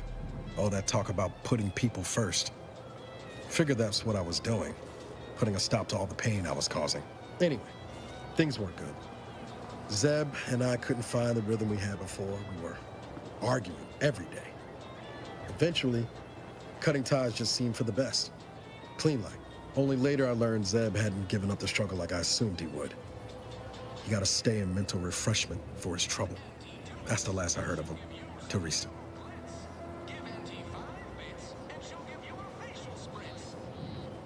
Much appreciated, Commander. Promise, I won't be making a habit of pulling skeletons out of my closet. Westport's on the east side of the island. I tracked Zeb to somewhere on its outskirts, but never got up the nerve to visit before now. We ought to start there.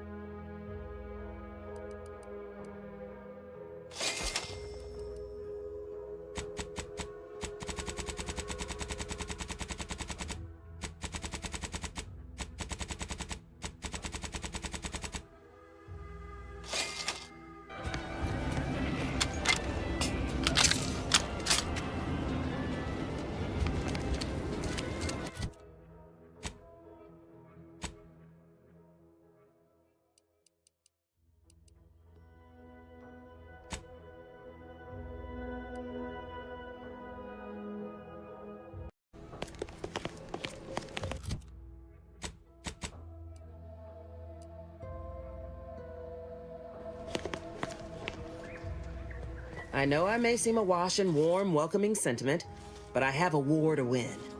You ain't aiding me. You're wasting valued time.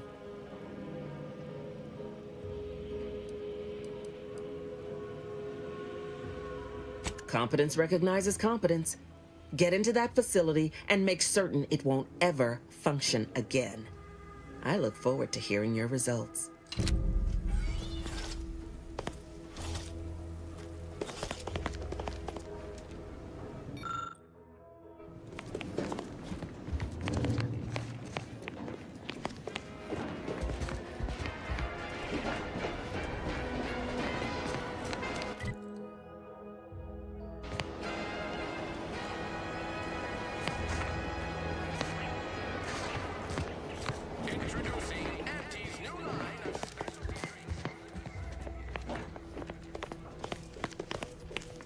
Been working at that spot of business we discussed. Easier to lead with fewer targets nibbling at your psyche. Loose your words. I'm listening. Let me spin you a yarn. One of my elite regiments ceased replying to hails several weeks ago. Hardy bunch. Fought all across the system.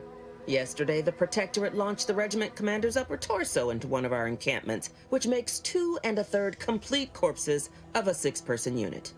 Mocking us. Calculating bastards, the Protectorate.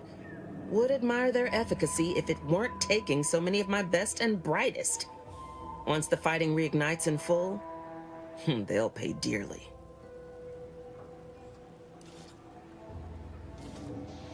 Aye, that they do.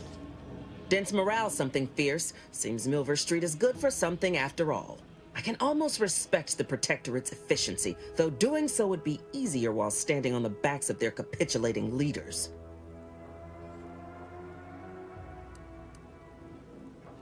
Man doesn't seem to understand there's an order to things. Convert your enemies after the war ends, not before. Try too early, you got saboteurs, spies, and the unruly. It's a poor use of our resources, inefficient at best, actively detrimental to our work at worst. And if there's one thing I despise worse than our foes, it's the poor use of resources.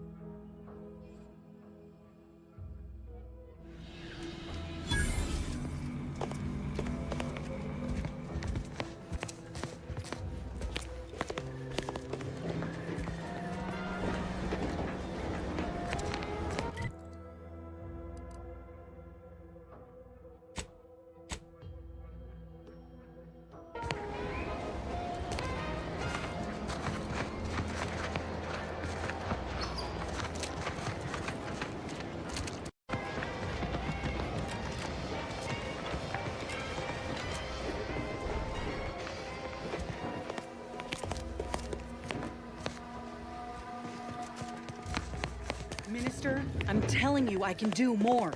I've been proving myself to you time and again, haven't I? All I'm asking is a mite of trust. Let me fix my arm, and I'll... Calm down. You know the risks you enhanced troopers present. My utilizing you at all was a kindness on your behalf. I'll calm down when you stop braying your little excuses. How about...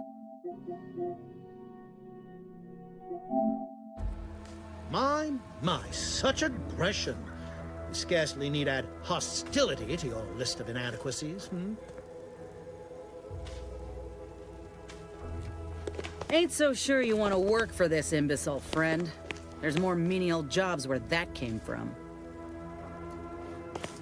Do try to understand my perspective. You were so lethargic returning, I had you pre-marked as a casualty. Do you know how many forms I've had to fill out on your behalf? Now hold on. I went into enemy territory crawling with dangerous creatures for you alone to get some dusty report. And you got the audacity to complain about paperwork? If this contract weren't staying my hand, I reckon you'd be answering to it right about now.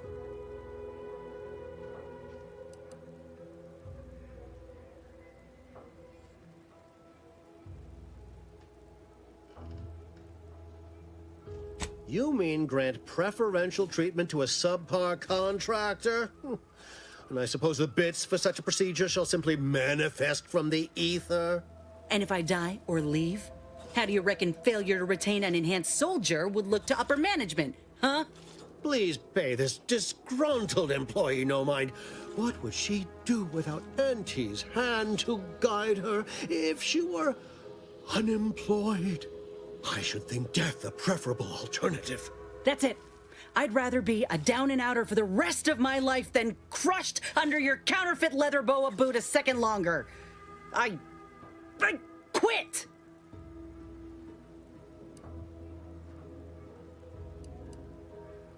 What?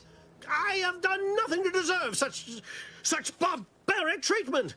This is unheard of, and I might add, you'll not be welcome within Auntie's choice once more. We'll not take a contract shirker back into our fold.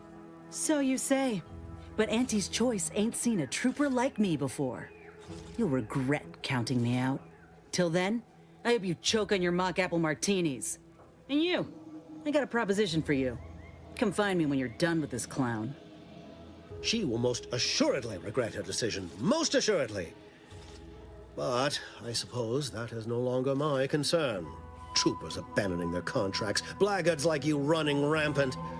What is becoming of this island? I fear I may never know.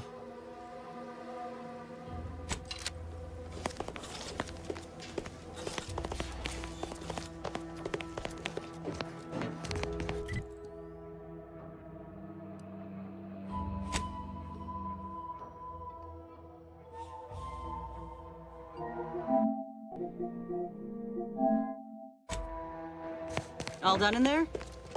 Hope that little dust up back there didn't put you off. My contract had me caged, and I was glad to get a few licks in during the jailbreak. Got a proposition. Since I'm newly free-ranged, and you're free-ranged yourself, thinking we ought to team up. You're going places. I want to go too. If you help me fix my graft, you'll retain the services of a fully functioning enhanced soldier. Me. Don't matter what you set your mind to, together we'll be unstoppable. And in time, maybe I'll have earned myself the clout to be welcomed back into Auntie's choice.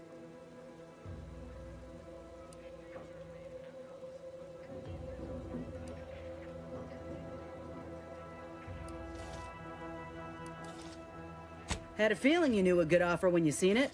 Once I'm in top form, you'll be pleasantly surprised to see what I'm capable of. Just gotta find out how to get there first. Doc Tinsley worked with Grafts for some time before she came to Fairfield. Damn fine scientist. Reckon we should visit her lab at the edge of town to see if she's got ideas for us. This much of a crowd's not likely to keep a low profile. Someone ought to head back to mind the ship.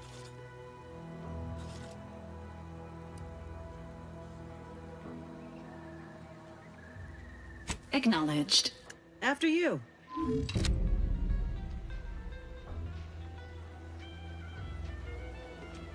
Appreciate you agreeing to help, but the arm's itching something fierce. Ready to do away with it. We ought to head to Doc Tinsley's, quickly if we can. Anyhow, was there something you needed, Commander?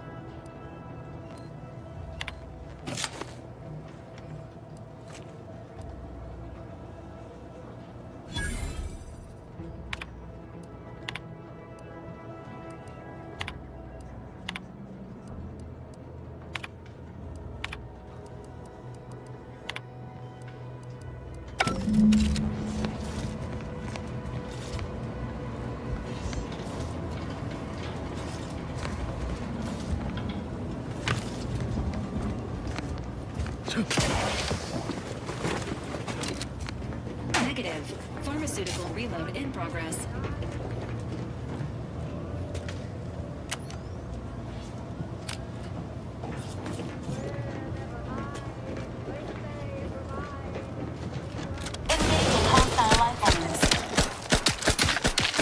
Entering a confrontational state. Emergency protocols unready.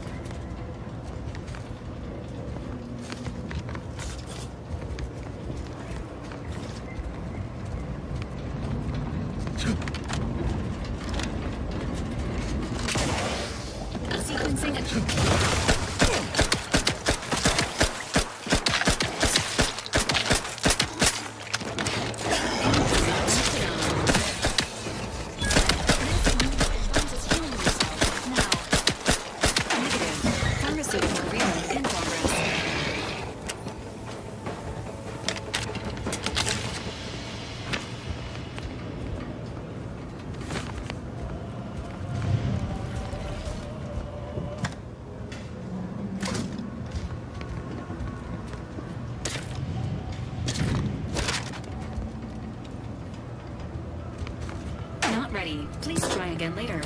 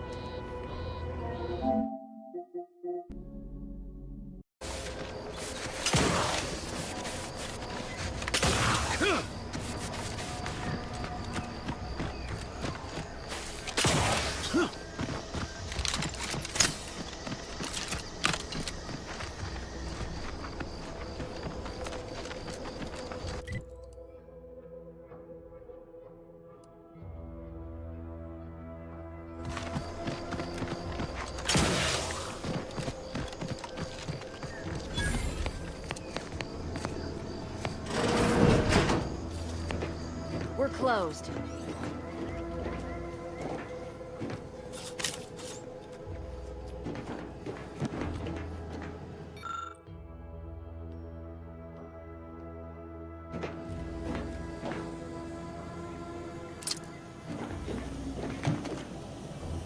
Did you not hear me?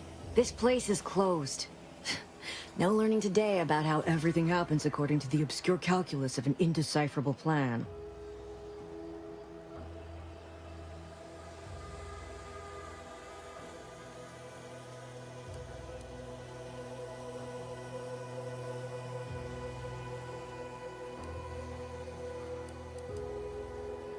Why are you asking? Who are you? The people she tried to kill. By the architect. I had no idea. I wish I could say it was unbelievable. I was afraid she was becoming a danger to herself and to others. But this is horrifying. Yeah, imagine how we feel. Why don't you tell us where she is so we can make sure she ain't being a danger to herself or others?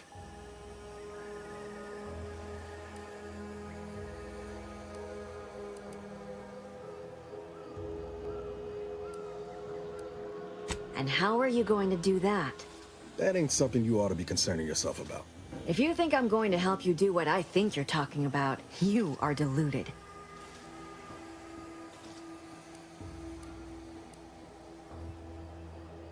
It is of no matter, regardless. I do not know where she is. I haven't seen her since before the corporatists invaded the island. I'm afraid she's going to do something terrible, but I just don't know what. Maybe none of this would have happened had I not introduced her to Victor.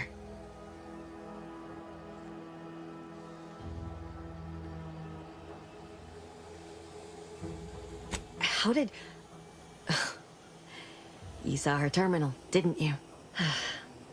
Victor's an Order archivist. We were all friends for a time.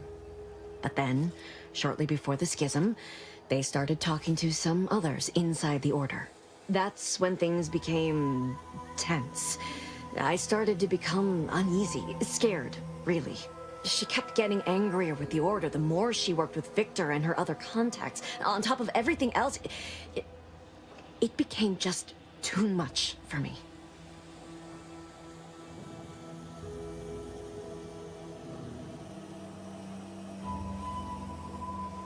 Among other things. For some reason, she was obsessed with the cliffhanger ending of Chapter 6. It was the one where capitalist fanatics brought complete destruction upon Arcadia. But you know how it works. It was somehow miraculously saved at the beginning of the next chapter. Didn't matter to DeVries, though. She just kept going over it and over it. Would have talked to a Crabble about it if there was no one else to listen.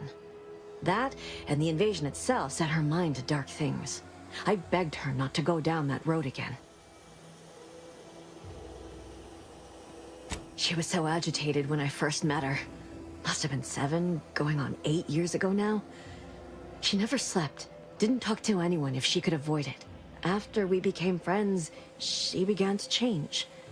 Still bothered her from time to time, but I thought it mostly behind her. I couldn't watch her go back to how she'd been. Or worse. We became friends when she... well, she saved me. I'd said something without thinking. Must have been distracted. We all know to watch every last word we say. For some reason, she interceded on my behalf with an arbiter. And she convinced him he didn't hear what he actually did. No one does that. Void, I didn't think anyone could. We all were, originally, before the schism. But she never gave it up, even when it became illegal to even mention their name. Which was surprising with how angry she seemed to be getting with them, even as she was deep into scheming with Victor and the others. She even continued to sign her messages.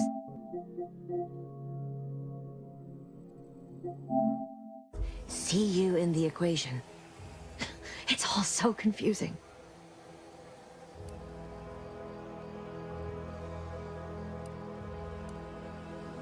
What do you mean?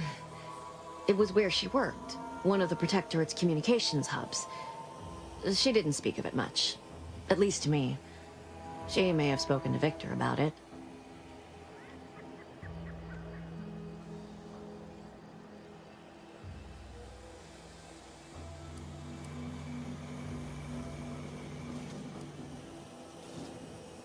The Order used to be part of the Protectorate. For most of my life, they seemed one and the same. But soon after the invasion, the Order renounced them as no longer fit to lead. They said they'd lost their way, and worse, were in violation of the grand plan. Suddenly, something we'd been told was the ultimate truth our whole life was deemed heresy. We were told to believe in the paradigm instead, which seemed an awful lot like the same plan, worded in a way that made the Protectorate themselves the ultimate truth.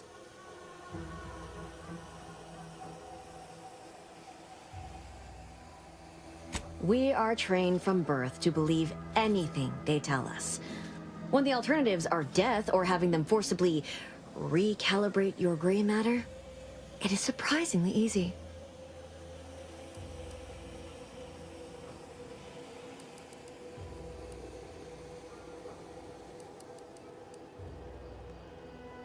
She ain't the only one. It's difficult to explain. She spoke about things in unfamiliar ways. I felt her words to be freeing, at first. But slowly, I began to feel unmoored, doubting everything I ever knew.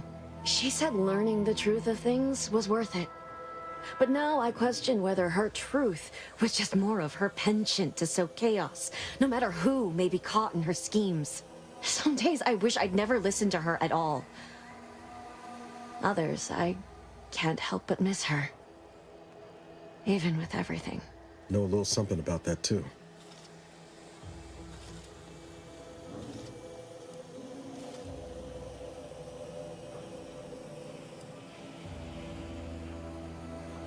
I did try to.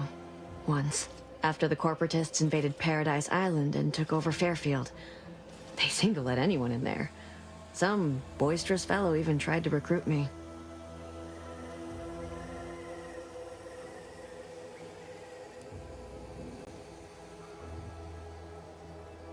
Now that I know what I do, I no longer consider myself such.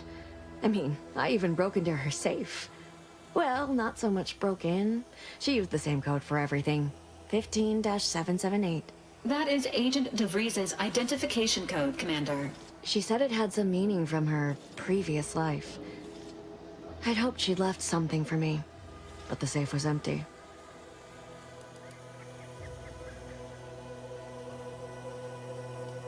No.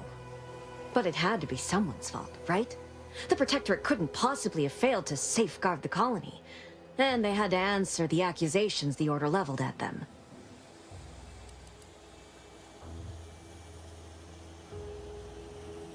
I know I've no right to ask this of you, but when you find her, please remind her of who she used to be. She's unwell, but I know there's still hope for her.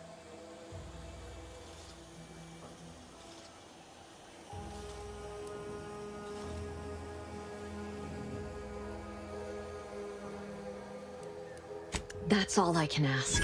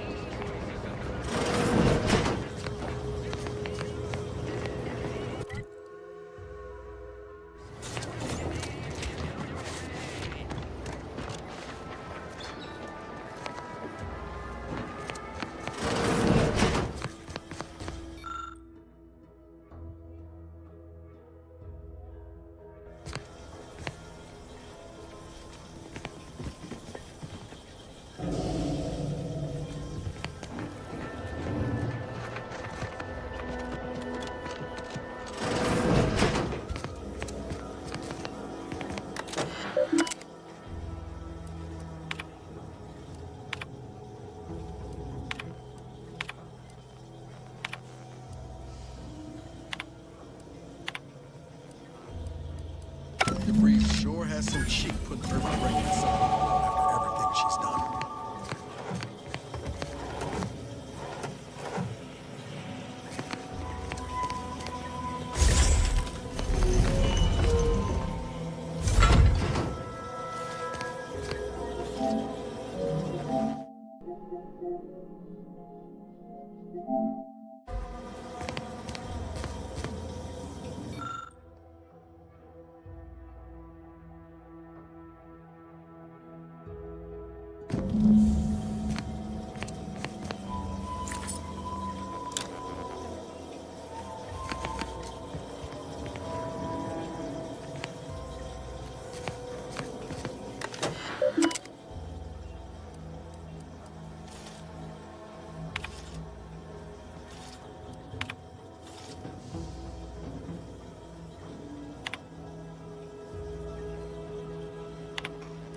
I did it.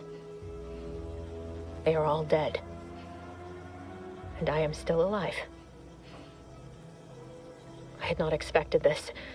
I had prepared no alibi, and so felt assured my ruse would be discovered and I'd not have to carry this burden.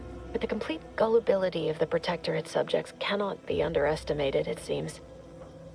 My threadbare excuse of my grievous wounds as pitchball injuries was accepted without question. I can only keep telling myself it had to be done. Something which becomes harder by the day as the rift anomaly grows in the sky. But it was all part of the plan. Wasn't it? Hold on. We haven't watched all her mission logs yet.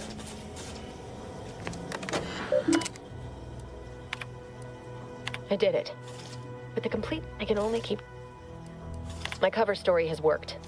I am safely ensconced at the Vox station, assigned to the lowly Information Input and Retrieval Department. It seems a colony so certain of its absolute control over its subjects can be less than rigorous when it comes to security. I was able to easily widen out a space behind the walls of the main control room to establish my safe room, giving me unfettered access to the communication transfer conduits. I have hacked into their system downstream from the security protocols, so I am able to infiltrate their entire system with them being none the wiser. While I have little doubt as to the success of our mission, trepidation still gnaws at me, though I cannot say why. Perhaps it is simply the normal mission commencement jitters. I thought my duties complete. Information gathered, reports filed, preparations made. I'd even created a fictitious identity and work transfer to Horizon Point Station well ahead of schedule, in order to keep anyone from tracking my movements upon commencing the mission. All that was left was the waiting. Or so I thought. Then, troubling information came to light. I've seen the numbers. I've seen the equations. While I don't understand all of it, I understand enough to know it is the truth. And I am the only one in a position to act upon it, though it means the betrayal of my team and the duty I swore to uphold. But can I?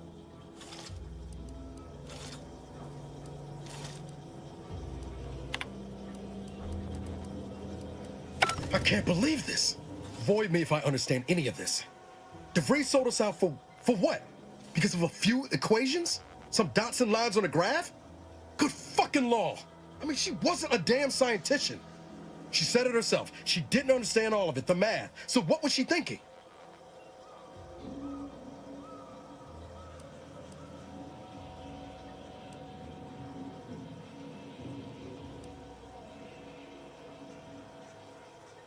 When it results in a bunch of innocent folk getting maimed or murdered? Yeah, I call that pretty squarely evil. How can you be so even-tempered about this? I know you didn't know her like I did. Like I thought I did, but she betrayed us. She killed our friends, Commander. Damn it! I never wanted to talk about this. I wanted to just leave it alone. Told myself, no point in dredging up the past. Should have known it wouldn't rest. DeVries may have saved me on Triangular, but I wasn't the only one looked up to her. Lots of the other recruits talked about her too, back at the academy.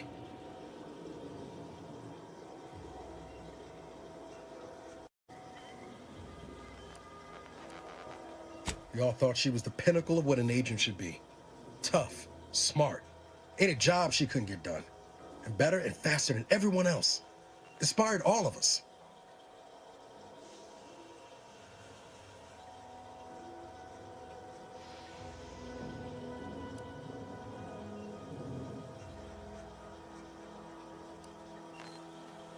Reckon so. Some might embarrassing how much worship we all put on her name. You put a tool in my hand, I would have built monuments to her. Figured my own career could be just that. Doing for others what she done for me. Never imagined I'd actually get to work with her. Me, some nobody from Triangular. And then she betrayed us.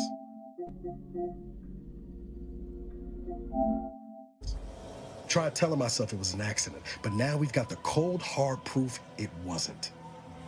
Law only knows why she trusted the Order's numbers.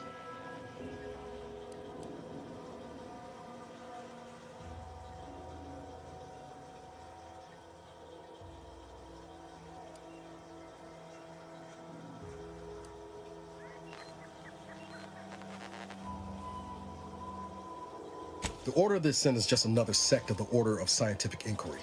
The Grand Plan and all that used to be part of the Protectorate before their big falling out. Believe they can predict the future or some such, but nice plan-abiding folks don't kill for the betterment of their cause. I can't believe the Order plotted our murder. But 10 years ago, I would have said the same about DeVries. I mean, she always struck me as so pragmatic, real sensible-like. Never figured she'd go all in on predictions from a bunch of monks.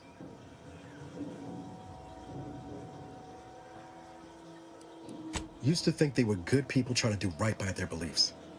But if they put the idea in DeVries' head to leave us for dead, it might be time I reassess that opinion. I don't take issue with folks clinging to whatever keeps them afloat. Math, science, the grand architect, void, even capital. I know how most colonies run. But when those beliefs start to require hurting others, even killing them, that's worth questioning their virtue.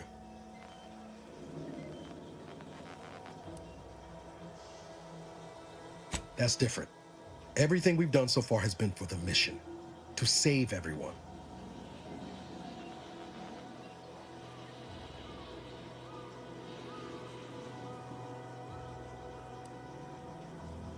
I plan to. Can't imagine a sweeter dream than putting DeVries in the ground. Right after we get answers, of course.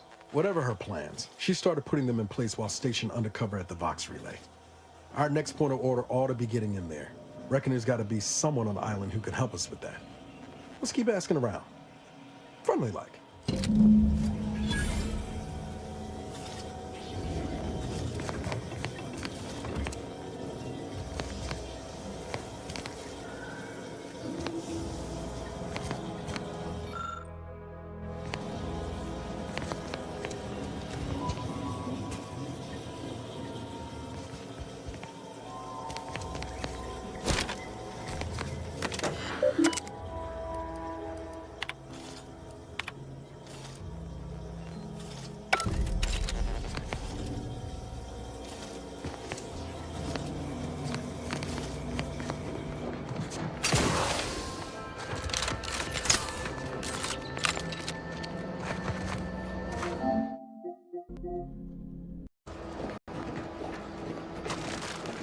Emergency protocols ready.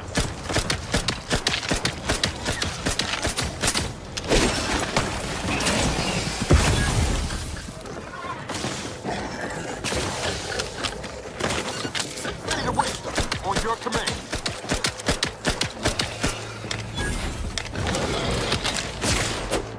Not ready. Please try again later. Ain't nothing there.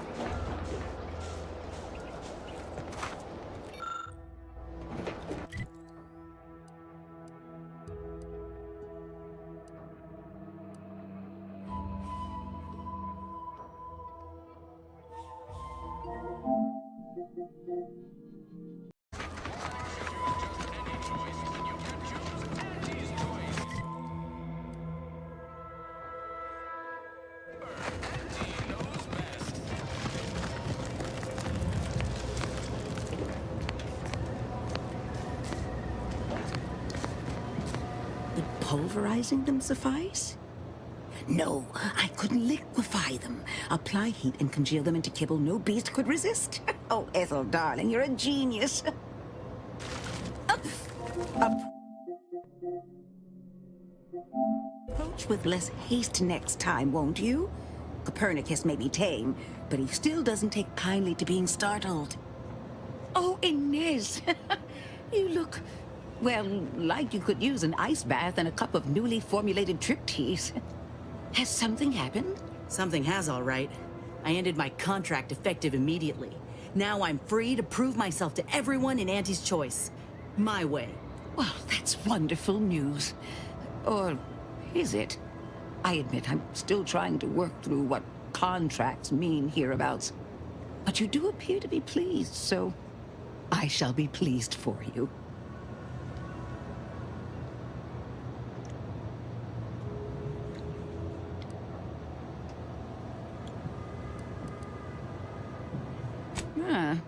That is not common knowledge in this town. But since Inez appears to trust you, I suppose I can do the same. Before I began my new illustrious career working with our tame, scaly friends here, I was a researcher in the Enhanced Soldier Division. Oh, I was on the verge of breakthrough when they shut us down. Oh, when I think of the lives I could have reached. But in my current role, I do try to help where I can. Where my own first aid training can't reach, Doc's got me covered. The graft knocked me on my ass for weeks when I first got it. But she nursed me back to health. Would if I could have done more.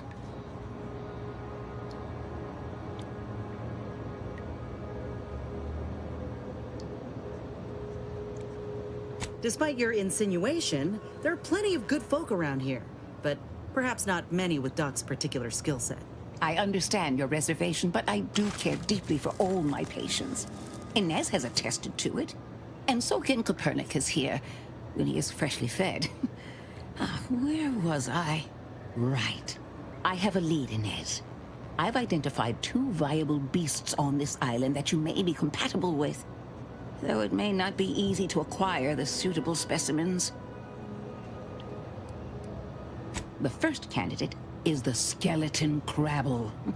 It has a rare form of albinism and was last spotted on the western coast by Protectorate scientists, who, unfortunately, went missing.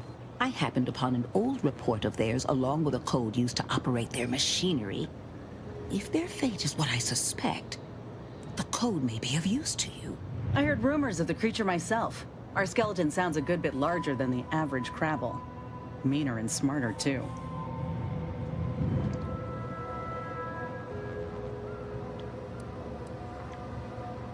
The second candidate is a Raptidon matriarch, the only one of her kind on the island as I understand it. She was last spotted in the crags near the Vox Relay. Deep in Protectorate territory. This matriarch sure ain't making it easy for us. She'll be more aggressive and more cunning than her smaller kin. When you breach the matriarch's lair, you must rouse her from hibernation. I found pheromones to be quite effective. Inez, I'm certain you know a formula that may suffice. That I do. Excellent.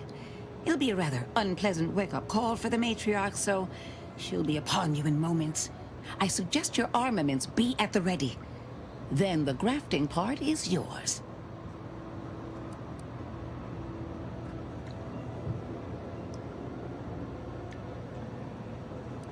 I can assure you my research is sound, and I am not at all like the last surgeon who performed on Inez. I take pride in my work. Now, when you acquire one or both of these parts, return here straight away, and we can begin surgery. Matriarch, Law guide you both out there.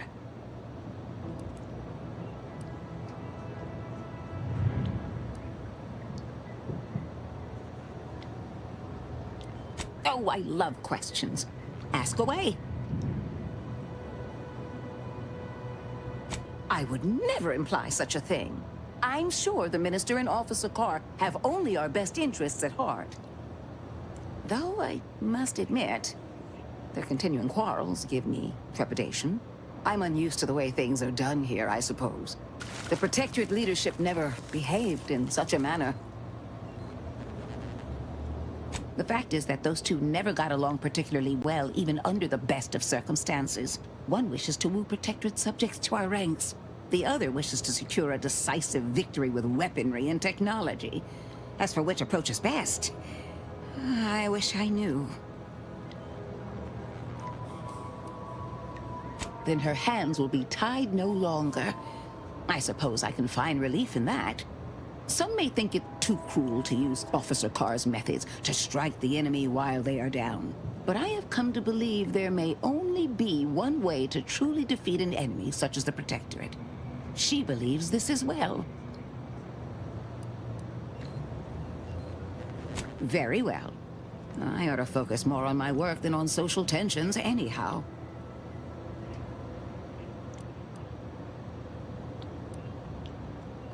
The Enhanced Soldier Division researched how to give our troops an upper hand in battle, sometimes literally. In short, we affixed graphs to strategic points on troopers' bodies. Oh, how excited we were to consider the possibilities.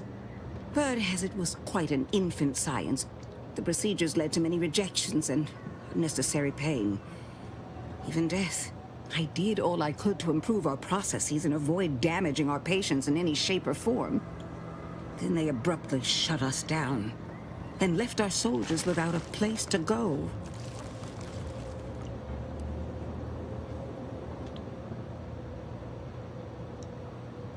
We did take great care to analyze our graft candidates for good health, strength in mind and body, and leadership potential. We only proceeded with those who met all criteria. Indeed, the process certainly needed further refining to avoid adverse events. For each soldier to reach their full potential. If the procedure had ever been perfected, our soldiers would have had a much improved prospect at surviving the warfront, and thus of freeing more subjects from beneath the Sovereign's gilded boot heel.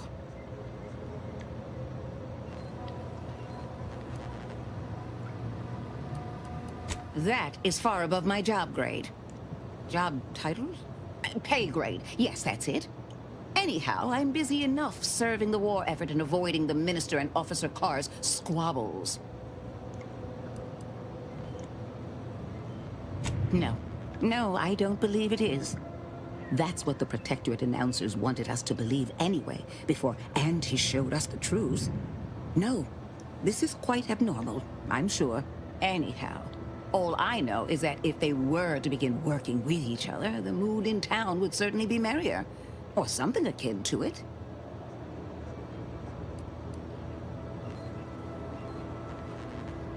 Well, I was a subject once. Despite my talents, the plan dictated that I should be relegated to programming cleaning mechs. Bah. But then, Auntie's Choice came along and offered to transform our lives for the better. I chose to accept. And look where I am today. Over the last year, I have climbed the rungs of my division through the sheer merit of my work. I have finally earned the respect I was always due.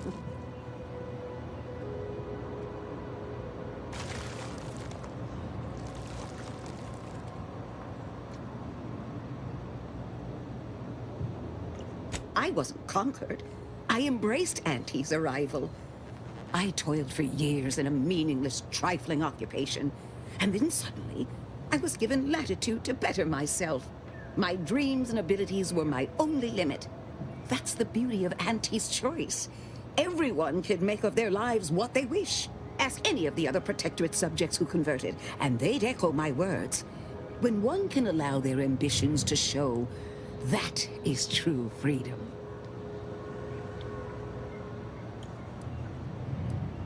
They did. I was in a dreadful state before the invasion. I fear I was close to disappearing myself. The Sovereign claims to provide for all of our needs. But without freedom and autonomy, I could not find happiness.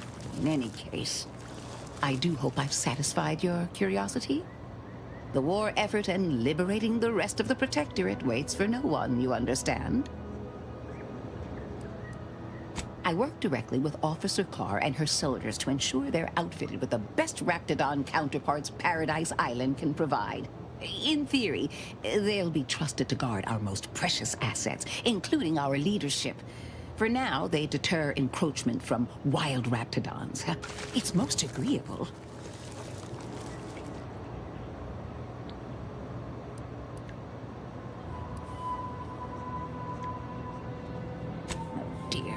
I rather hoped that Copernicus rolled off the tongue a sight better than designation C0P3R. I suppose I'll ensure he responds to both in any case.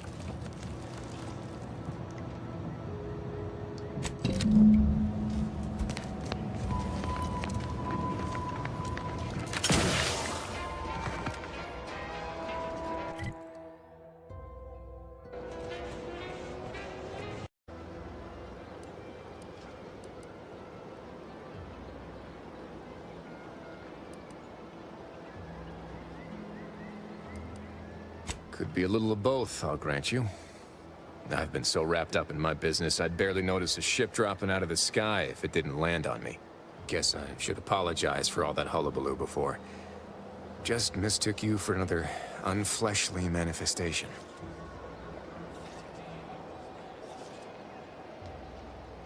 Look, I know how it sounds, like I'm a few crabbles short of a herd, but just hear me out. It all started the other night. Saw a personage leaving the greenhouse, late. Figured it for Emily, but when I asked her about it, she didn't know what I was talking about. Happened again the next night. Gave chase that time, but lost them hereabouts. I turned a corner and they'd up and vanished.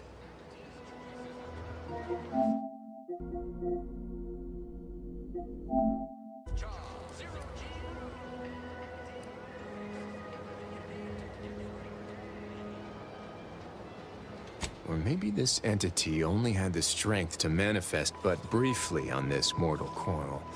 Communication would have proven too difficult for a being of pure information.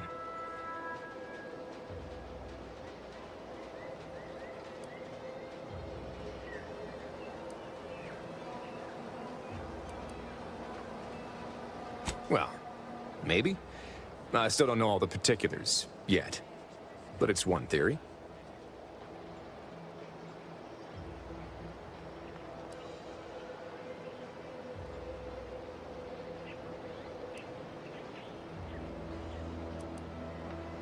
I certainly won't say no to having a fresh set of lamps on the scene. Just be careful. Hate to see you disappeared like that foodstuffs.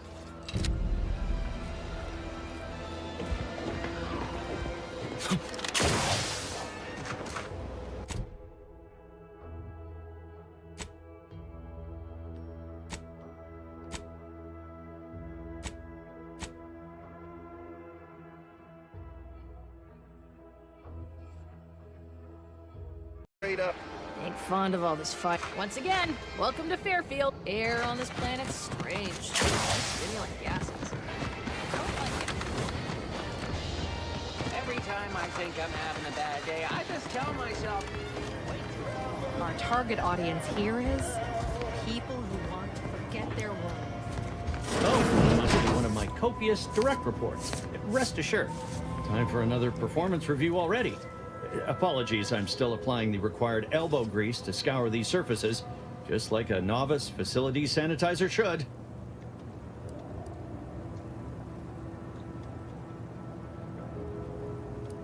Oh no, I'm not getting demoted again, am I? This meritocratic society is still so foreign. The workplace skullduggery, the prioritizing of self over community, the excessively colorful nutrition.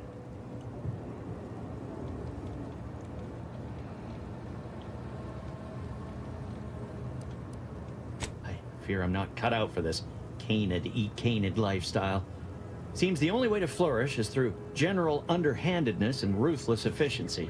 Never picked up those skills in my 50 years as Fairfield's drone operator. Pity they didn't keep me on there. I was quite skilled at it.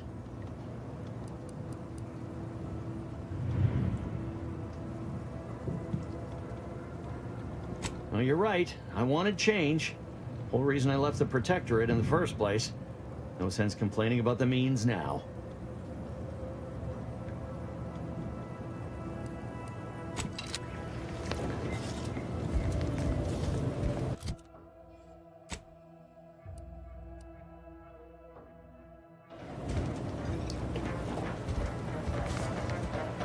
Welcome to the name-pending saloon, purveyor of spirits and stimuli.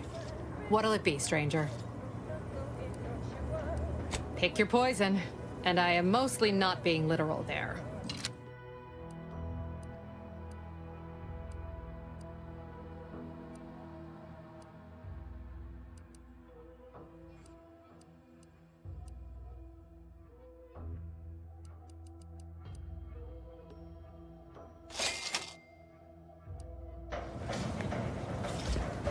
Back already? Anything else I can help you with? Why, sure. You'd be surprised how much loose talk and idle speculation occurs around here.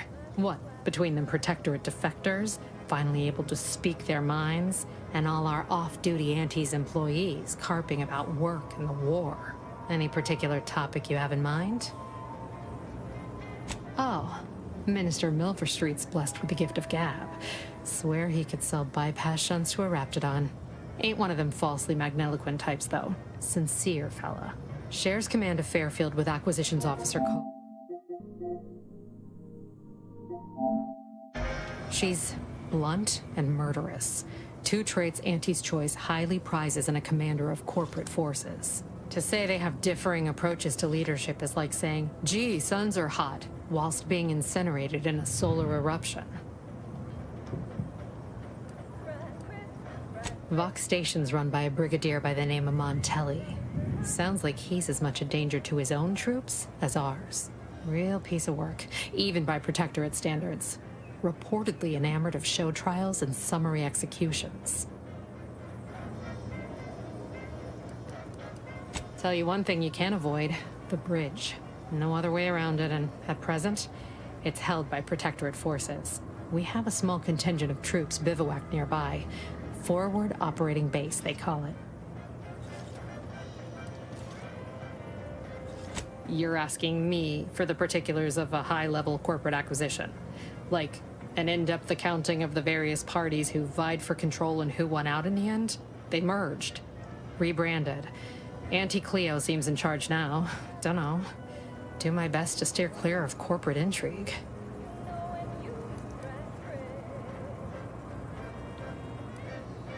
My pleasure. Got anything for me in return?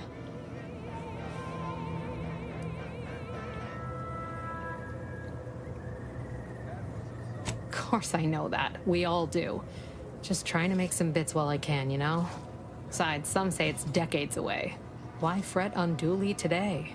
Here I was hoping you'd have a good story for me in exchange, but oh well.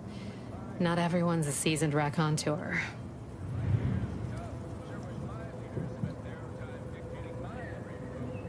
That is an ensuing step on my 19-point business plan. Trying to find a name that would convince patrons to spend their hard-earned bits here. Like to hear a few contenders? At present, my top favorites are 1. The Drunken Haggler, 2. Accessories, 3. Absinthe-Minded, 4. The Fair Shake. Now tell me, which would make you spend your hard-earned bits here?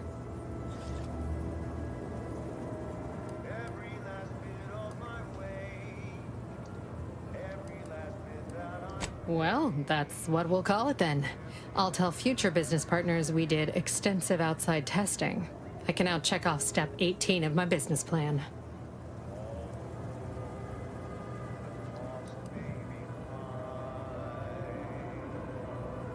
Shh, not so loud.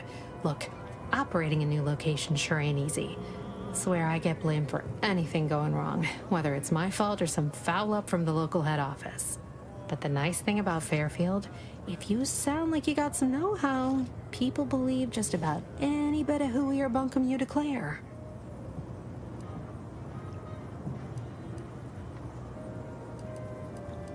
All right. Appreciate you dropping by.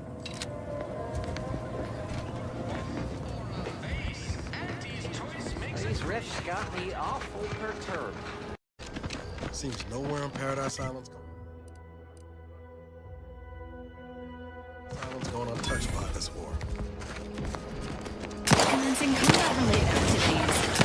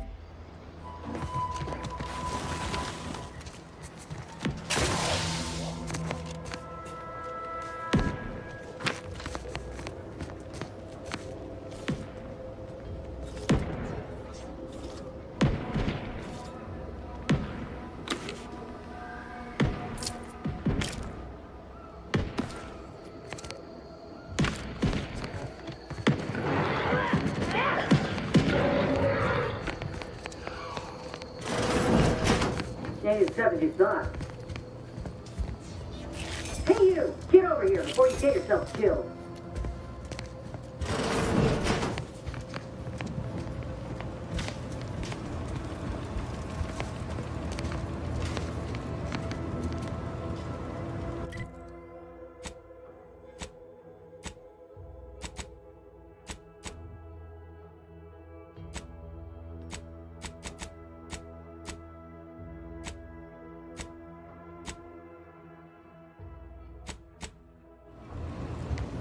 No, you ain't got what I need.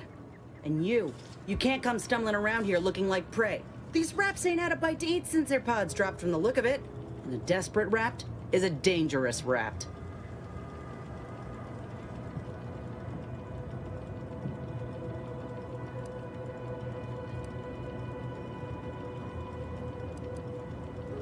Meant no offense, you ain't one of Auntie's, and from the look of things, the Protectorate here didn't put up much of a fight. Me and Raptidons, we're well acquainted. I know their patterns, behaviors, attacks. Know what gives them an edge around folk who ain't in possession of that knowledge. Which is why I gotta ask, what are you doing here?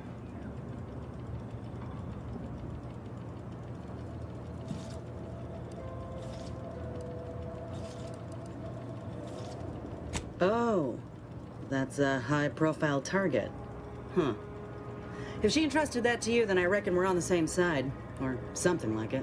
I'm Inez Silung, Auntie's choice. Former combat medic in the Enhanced Soldier Division. Now, menial troubleshooter. Minister Milver Street of Fairfield sent me here to retrieve some information. Not my most exciting assignment, but suppose we can't expect much with the stalemate on this island. I'll admit I was eager for some good hunting around here. My arm, my graft, needs some bolstering. But if the raps here are as weak as this one, it won't help me none.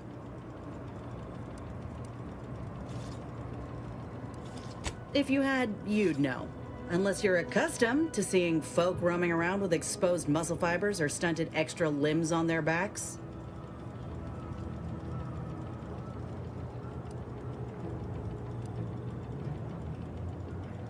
Sorry. Guess I'm just used to folks staring real hard and then steering clear. I'm considered a liability. My graph's all wrong. Most everyone else who got one passed or became permanently incapacitated. So they shuttered the program. It was a total failure. Everyone in Fairfield reckons my time will come soon too. But I'm still mostly upright. For now.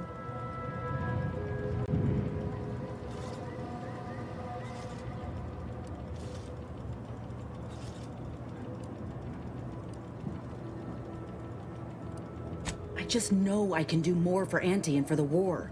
It's just this damn contract. Unless I can amend it so I might fix my graft, proving myself ain't happening anytime soon. Weren't many of us grafted soldiers to begin with. To think I'm one of the lucky ones.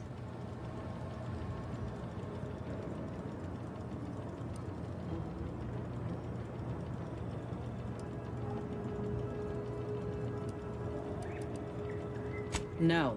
Enhanced Soldier Division was the fancy public-facing name for the grafting program. And when I say it was shuttered, I mean completely fucking demolished. Bet they'd erase it from the financial records if they could. It was that much of an embarrassment. In the wake of such a failure, it's left us grafted folks with no support.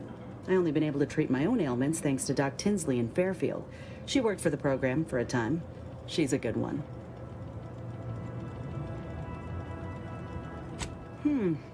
She's bound by contract to work on whatever task Fairfield's illustrious leader set her to, nothing else. But she also ain't quite got the hang of the employment thing.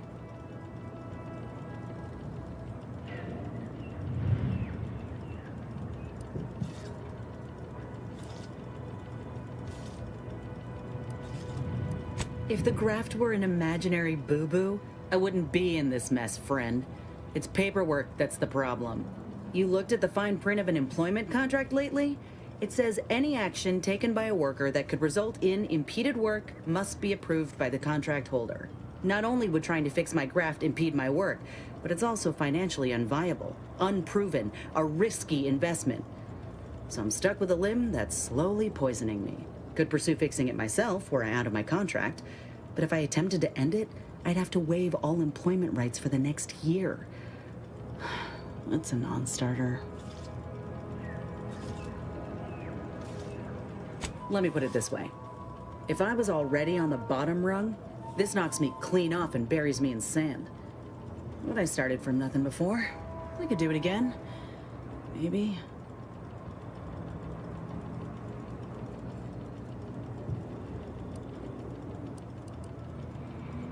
Get the feeling you will. Go on now. There's probably plenty of Protectorate info waiting to be scooped up if you're keen. Just mind the wraps. I got what I came for, so I reckon it's time to see about my contract. Law knows I could use a lucky break. Just me, or did Inez remind you of Helen? Tough like her. Shame she's with Auntie's choice.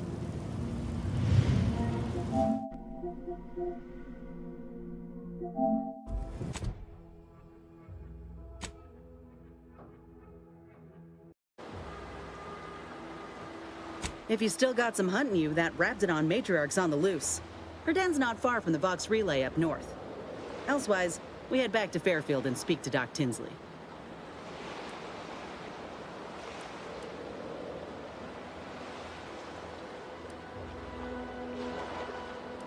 North it is. After you.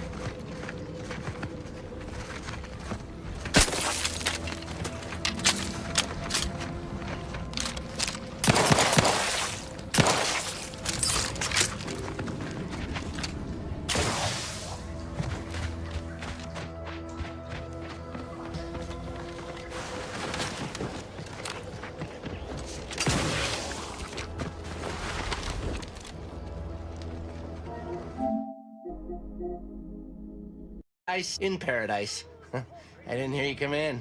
I'm focused something fierce on my current project, you see.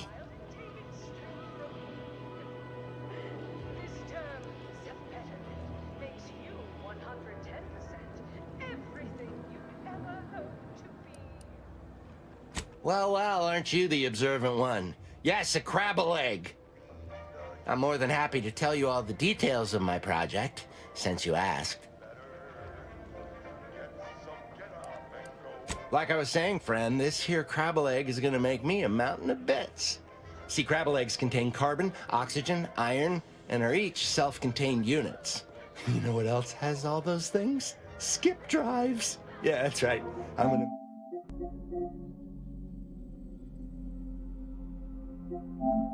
make me a mountain of bits selling skip drives made from crabble eggs.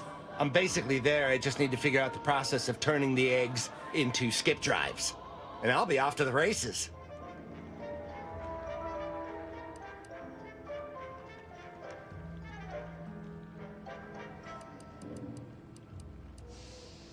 Why, yes. I am a genius, aren't I? Huh. I can't expect most people I meet to be able to keep up with my towering intellect.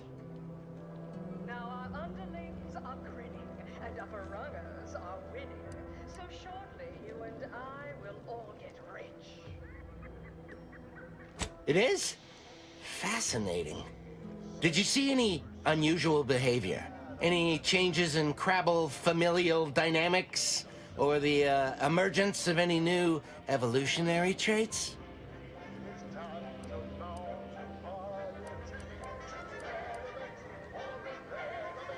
That is a physical impossibility. They lack the opposable thumbs necessary to sign paperwork. In this lab, we only deal with the cold, hard facts of science. Unless they also just evolved opposable thumbs. Evolution and familial changes in one go. This is so exciting. Once I finish this experiment, I'll head out to see for myself. Oh, and please take this with you. Just a small thank you for providing me with such exciting and useful information. I saw time for one more lesson, so I Please be gentle with my little hard-shelled investments as you leave. You didn't know a dead crabble can't lay eggs?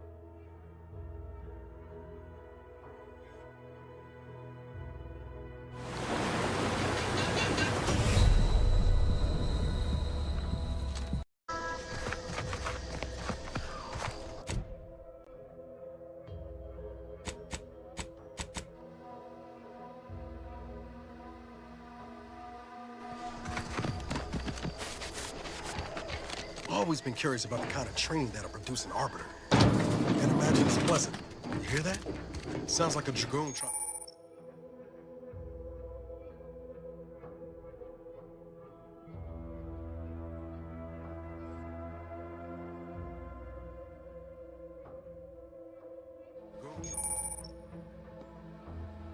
Tropping about.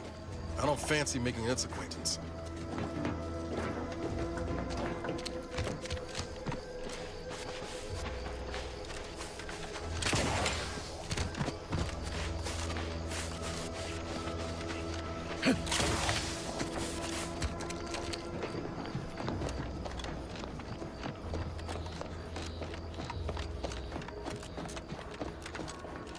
Careful of friendly fire if you head down past the farm. Last time we wandered past, they opened fire on us. A real code 472. Oh, great. A 472. Been a while since I had to dodge bullet spray.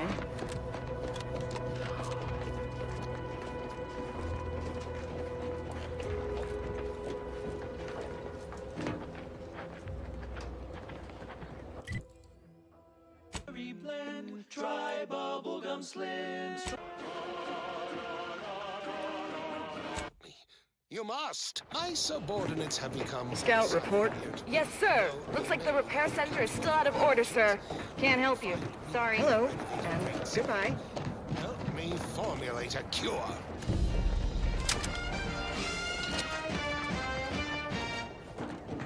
Hello?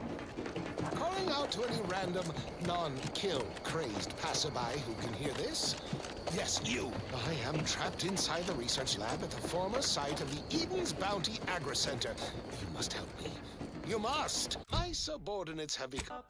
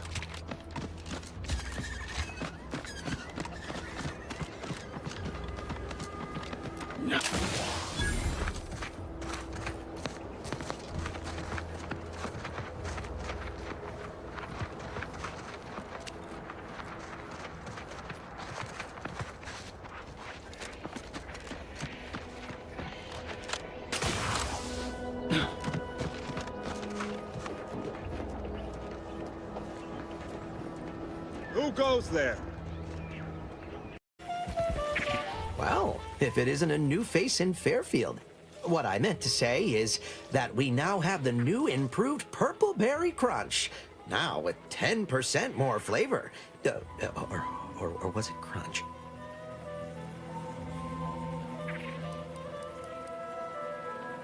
Of course. Though I must also apologize for my inappropriate courtesy a moment ago. You're here for delectable discountables, not my pointless observations. Anyway, let's try this again. Welcome to more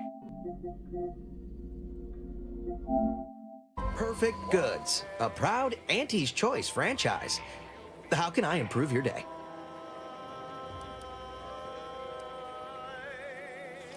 Thanks for noticing. All part of the presentation, of course. Think success, present success, be success.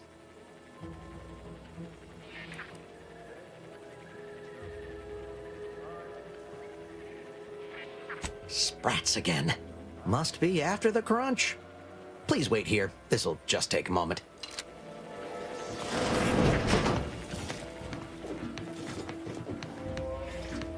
No sign of them sprats, thank law.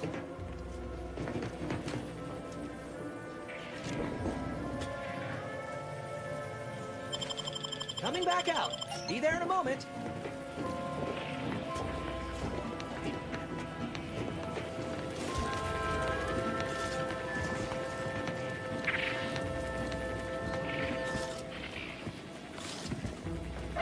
How can I improve your day the Auntie's way? I've been working the store going on a few weeks now. Got promoted shortly after Auntie's Choice liberated Fairfield. Still finding my stride with all the marketing suavities, as you witnessed. Advertising's been a right struggle to get a hold of, much to my chagrin. I don't mean to offer correction, but according to Auntie Cleo's guide for the celebrated salesperson, advertising isn't deception, it's excavation. A way of uncovering desire. In the Protectorate, we were told our wants didn't matter as long as our needs were met. But in Auntie's Choice, wanting isn't just permitted, it's encouraged.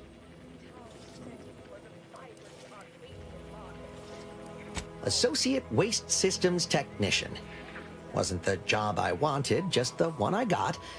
Came home smelling like a sewer sprat more time than not. I do not miss those days. I should count myself lucky that putting words together in a way that sounds smart is the hardest challenge facing me in this job. Reckon I'll get better over time. I hope. Well, advertising is an essential part of my business. But I haven't got any new products to advertise. Just the same stock I had yesterday. And the day before that. According to the guide, in situations such as this, I'm to consult my marketing department for new copy. Except I don't have one of those either.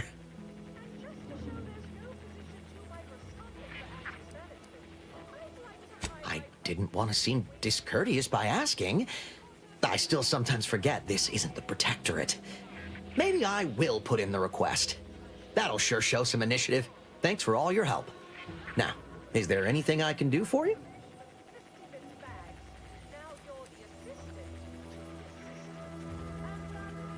Like they say, a bit spent today is a bullet fired tomorrow.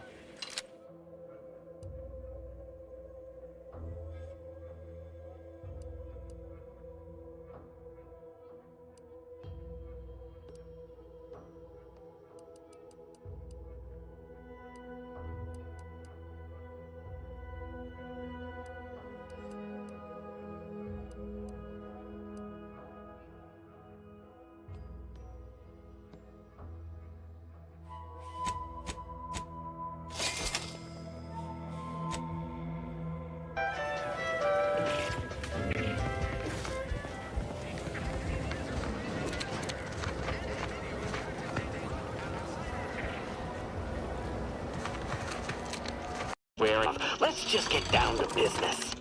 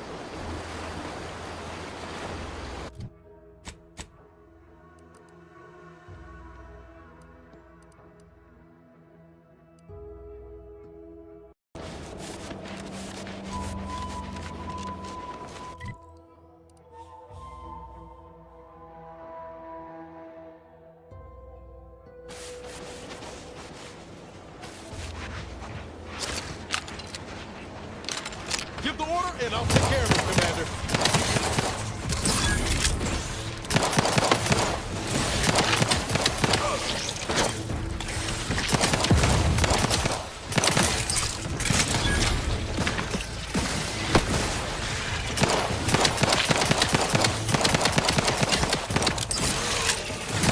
Looking a little woozy there, Commander.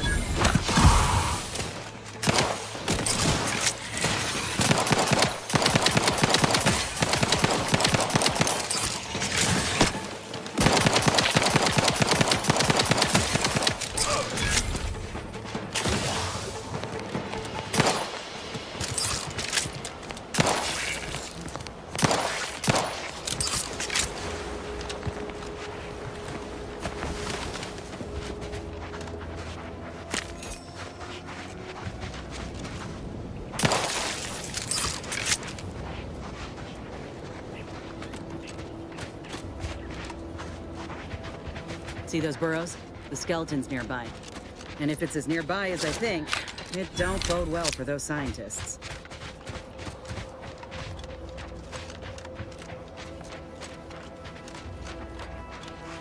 Well, you hate to be proven right. These folk have been dead a while. And that must be the machinery Doc mentioned. Over here, Commander.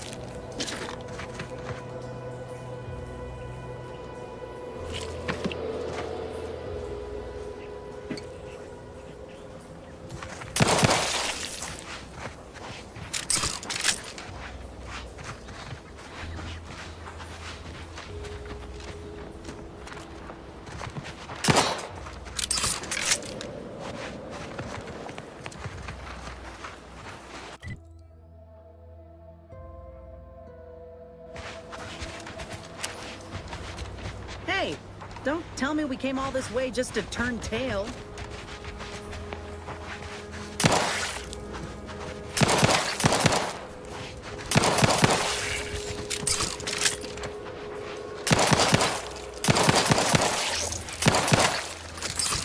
Huh. Seems this terminal reroutes power to speakers around the cave. They were using sound to lure the Krabbles out. Let's see here.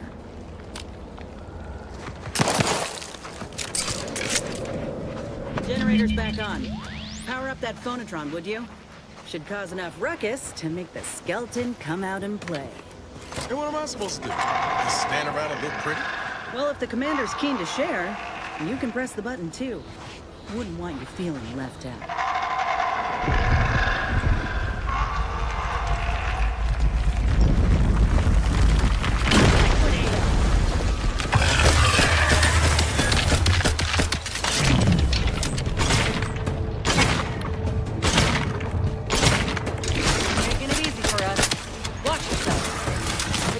Watch your vitals!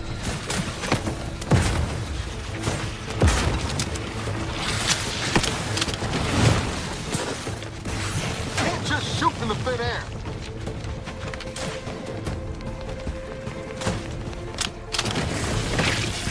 Hey, got a distraction for you. I'm the one you need to worry about.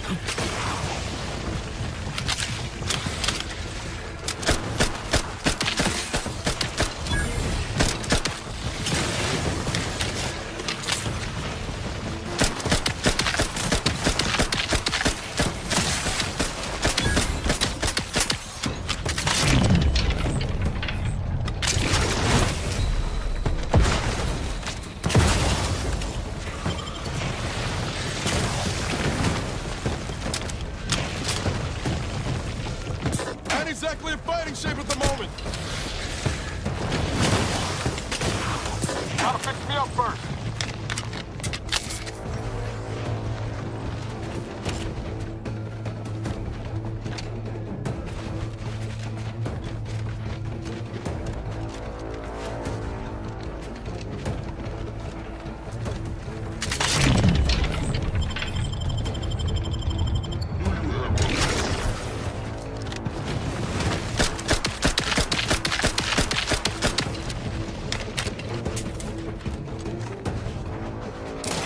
Things take time, Commander.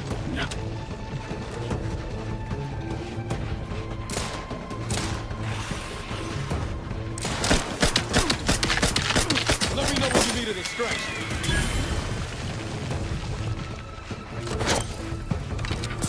Combat, over here!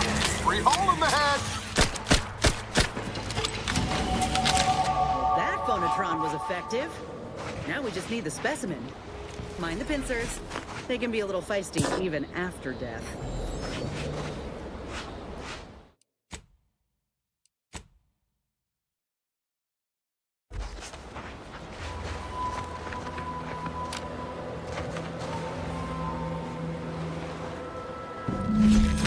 Nice work! Mind bringing it over here so I can take a gander? Muscular reticulation's still intact. Cartilaginous integrity mostly sound. A good, clean cut. And the pincer's still sharp. Yeah, this'll do just fine. Shame about all the scientists, though. I was hoping this wouldn't be too steep a price.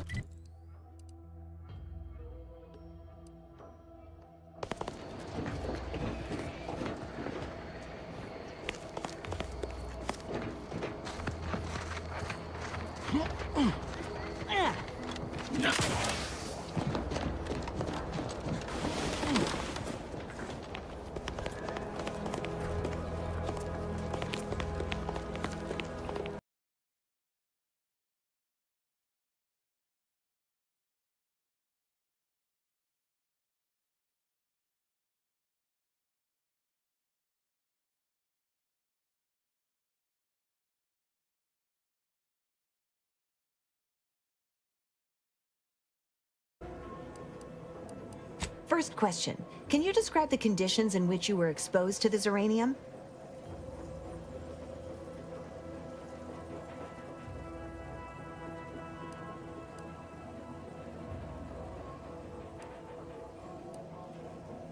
I'll mark it down as haphazard meandering then.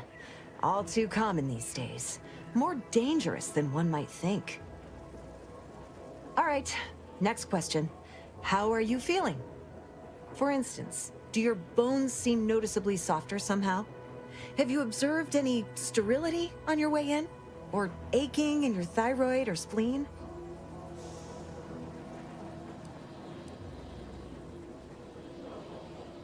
Well, good for you. Keeping a positive attitude can often aid your recovery. I wish more of my patients shared your optimistic disposition. As a token of my appreciation, allow me to provide you advanced Zeranium therapy of the highest possible quality. There, that should do it. Do stop back in if you suffer additional exposure. I would love, be pleased to act as your consulting physician again, should the need arise.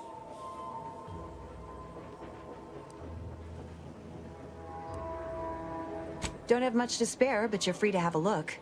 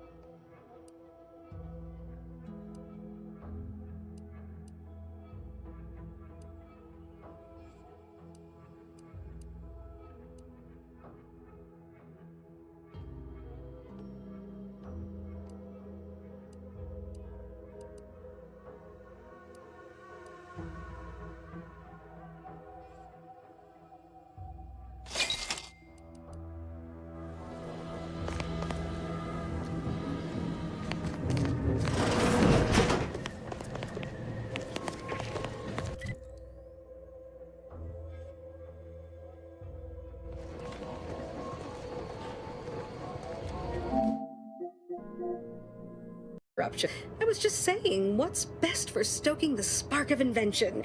Regular disruptions to one's train of thought. Now, what is it you want?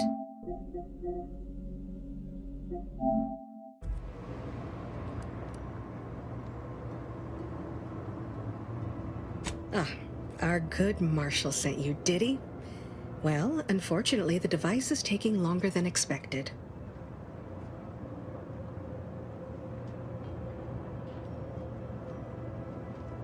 Assist me, and you'll get more than bits out of the equation.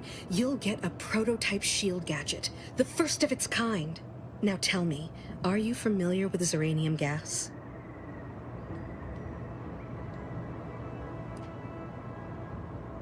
Ah, quite.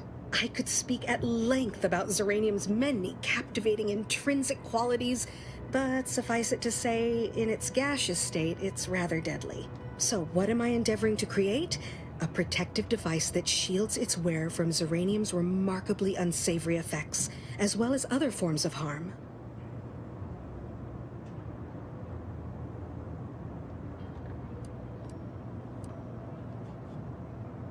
Quite splendidly, if I do say so myself. The principal function of the device is confirmed operational. I merely need to work out some minor implementation concerns. Alas, while I'm occupied with inventing this shield gadget, I also find myself in need of assistance regarding its key components.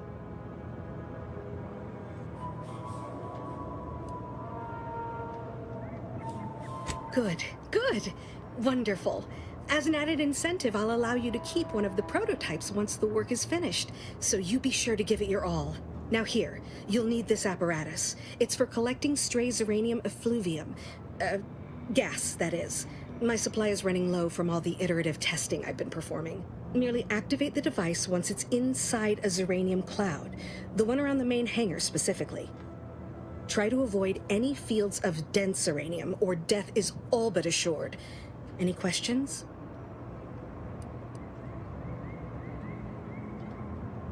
Normally, yes, but on the off chance that environmental exposure has altered the gas here in any way, I'll want to work with local samples. Ideally, the resulting shielding will protect against any gas, but since it's of utmost importance that it work on the gas here, I'll be calibrating against that.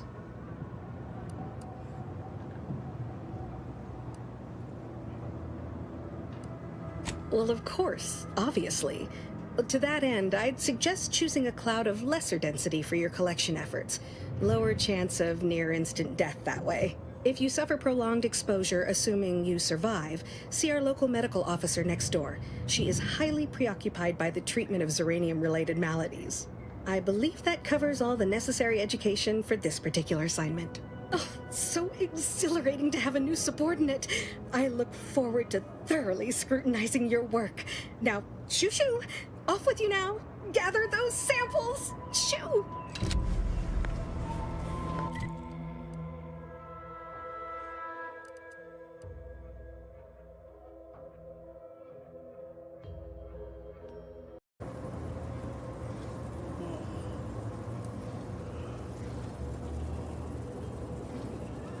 Excuse me, I'm in the middle of a private consultation. Say, how sore are my pockets gonna be after all this, Doc?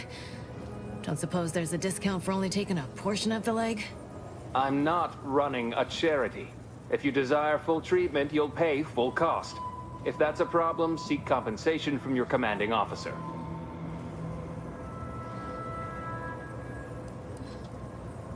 A kind, if naive offer. Unless you have thousands of bits to burn, any amount you could provide would be a drop in the tank at best. My services do not come cheaply. This is a mighty big decision, Doc. Can I have a moment to noodle on it? I don't encourage delays, but very well. It'll take a few minutes for me to warm up the saw anyway.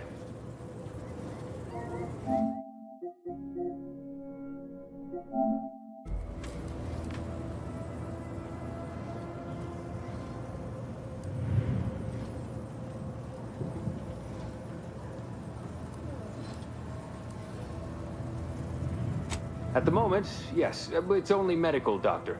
We also have Dr. Tinsley, but let's just say she's in a different discipline altogether.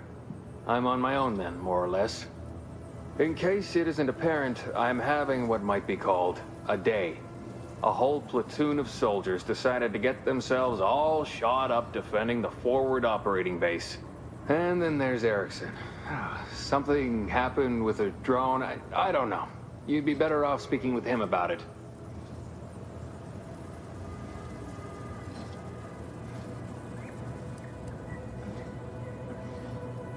Oh, good lad. But he's mistaken. It's not more hands I need, but resources. Short of you skipping back in time and ordering the coagulant I need, I doubt anything can be done to accelerate the timetable for treating these soldiers.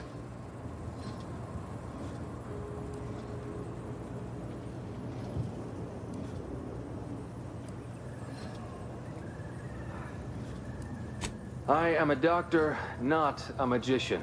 I cannot manufacture coagulant from the aether, neither do I possess the special training to improvise with what supplies I have on hand. Now, was there anything else?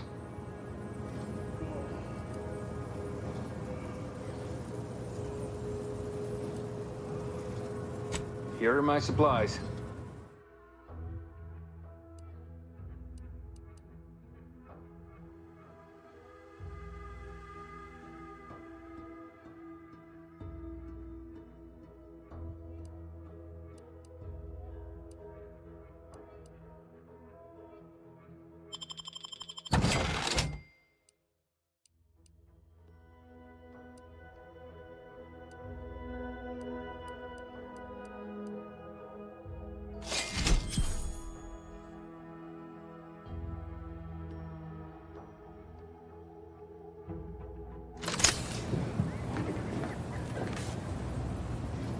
Take this admonishment with all the professional affection a physician can legally administer. In future, you might consider moving away from bullets instead of into them.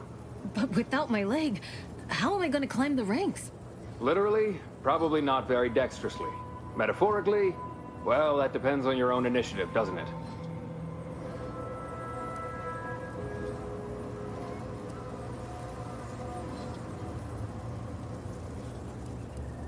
Don't be obscene. I have on hand a perfectly adequate tranquilizer to manage any flailing. Say, how sore are my pockets gonna be after all this, Doc? Don't suppose there's a discount for only taking a portion of the leg? I'm not running a charity. If you desire full treatment, you'll pay full cost. If that's a problem, seek compensation from your commanding officer.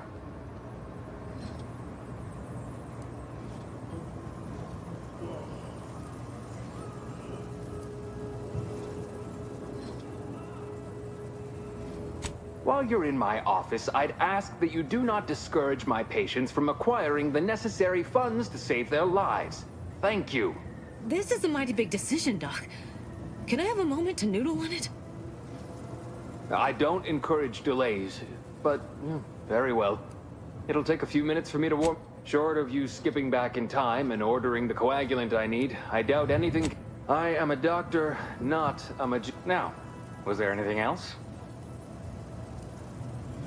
Some. Most still tout the all-healing nature of protectorate medicine. But despite that, they're surprisingly amenable to accepting treatment. They ain't grown up with the right to dissent. Probably wouldn't even occur to them to turn down poison if you told them to take it. Good thing I don't prescribe poison then. Normally. In truth, I expected more resistance given the sudden transition. But I'm not one to complain of a headache I don't have.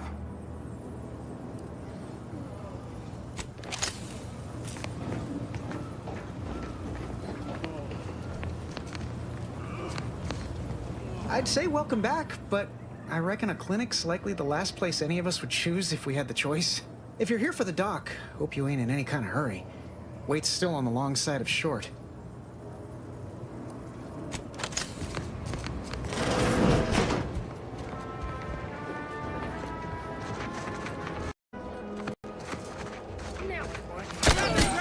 Frankly, pissed off.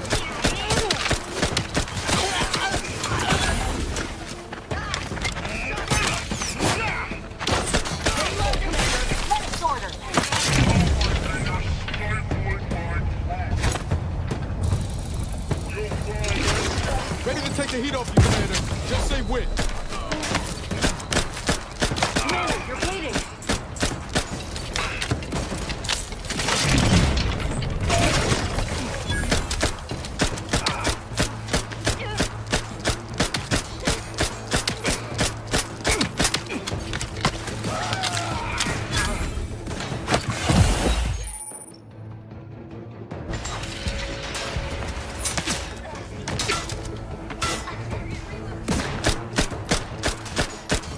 Looking a little woozy there, Commander.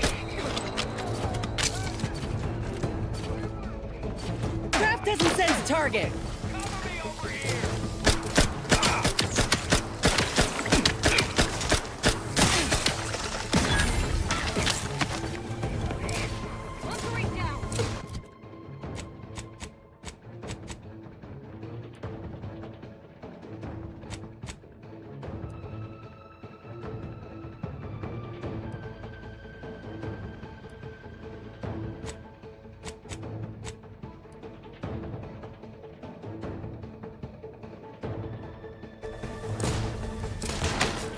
Appreciate a little help, Commander.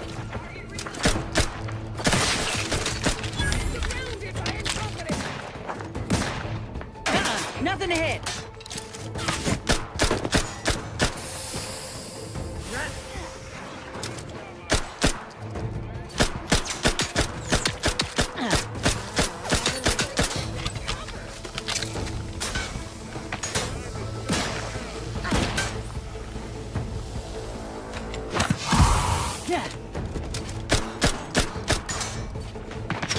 Vitals looking a mite marginal, Commander. On what? No law damn target. Help me end this fight on my feet. Look who's back. Will somebody cover me or what? Back in. Prescription filled.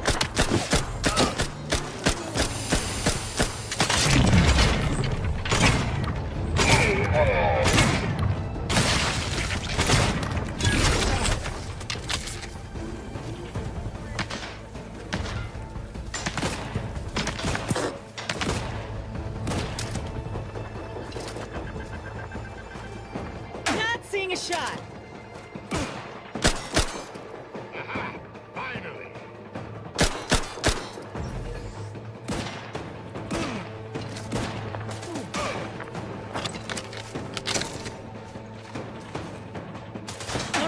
No law-damn target! That boss always crabby. Mess with me, you get the claw.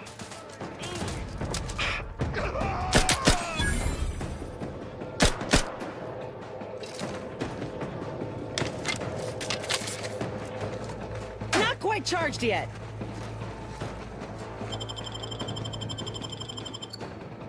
Knew you had my back.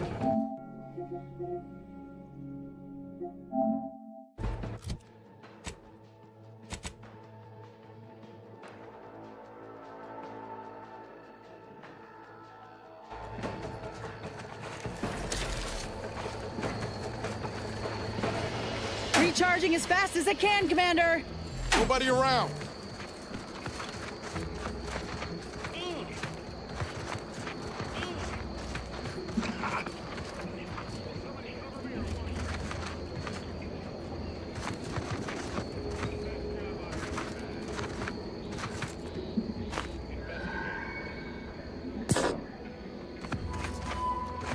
Time to earn my... Perhaps still a bit sleepy. Over here!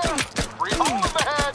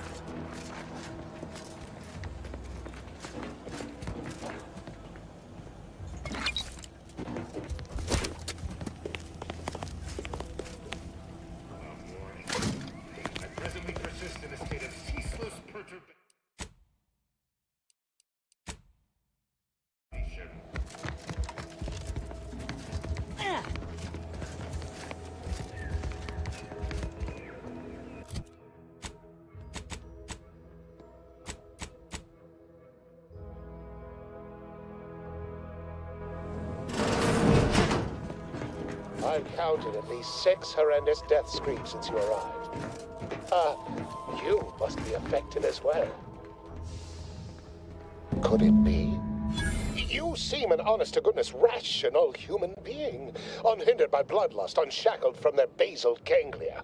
Well then, by the Loeffler Risk Intercession Act, under Outbreak Provision 5A, I hereby press you into service to aid me in our present crisis. I, Elmet Ormsby, Product Envisioner, Department of Proprietary Methodology and Audacious Advances, am your interim supervisor.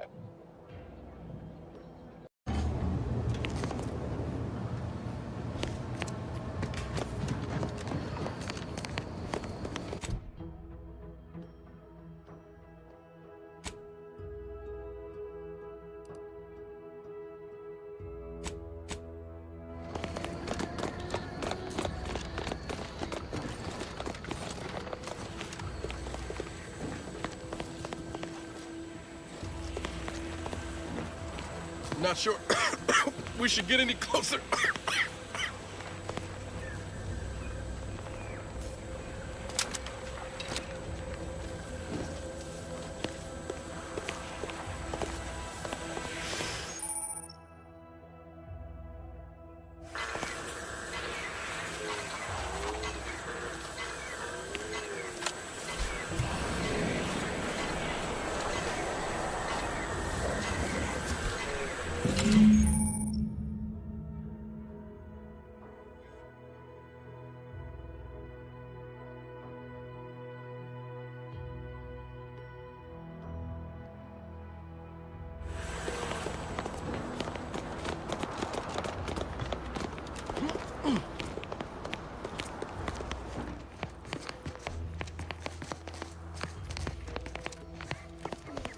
Ah, you're back. And you've been cavorting with Zeranium again, by the looks of things.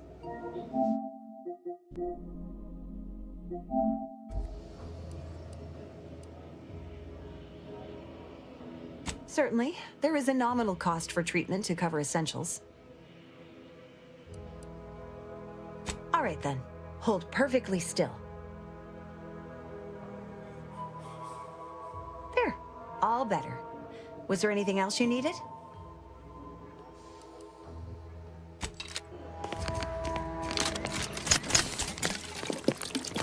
Can't have our fearless leader firing on empty. Let's get the crap.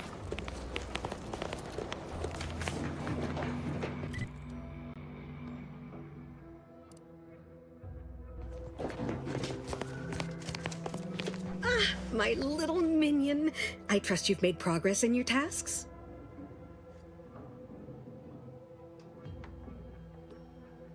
What did I tell you? Perfectly safe.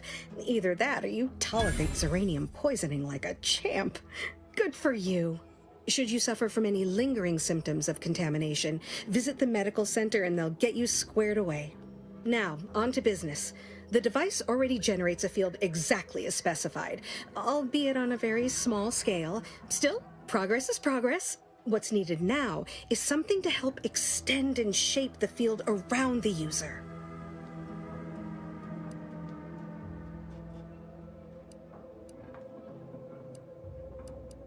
A shield, you adorable nitwit. An enclosure. A personal encapsulation to protect your vitals. I require a component called a catalytic amplifier. You'll be pleased to learn there's one right here at the facility, in the Dragoon that's patrolling just outside. Dragoon, you lovable dunce. And no, banish the idea from your absent mind. Unfortunately for me, our chief mechanist, Woodrow, wasn't enthusiastic about my proposal to geld his only combat automech. So you may have trouble getting your hands on the catalytic amplifier.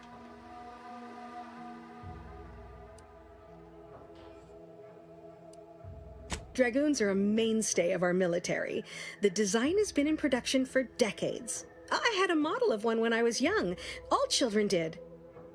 You must have seen the large automech patrolling the interior grounds. That is the Dragoon.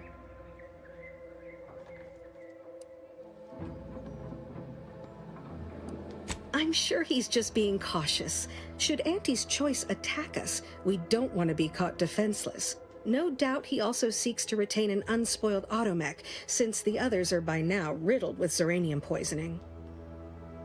Good. A flexible mindset should behoove you on this task. Perhaps the chief mechanist will prove more receptive to your request. Failing that, be prepared to exercise creativity if needed. One last thing. The Dragoon must not be harmed. Not only would the amplifier likely be damaged, but we'd both be summarily executed, assuming we survive the firefight that ensued. Well, off you go. Shoo.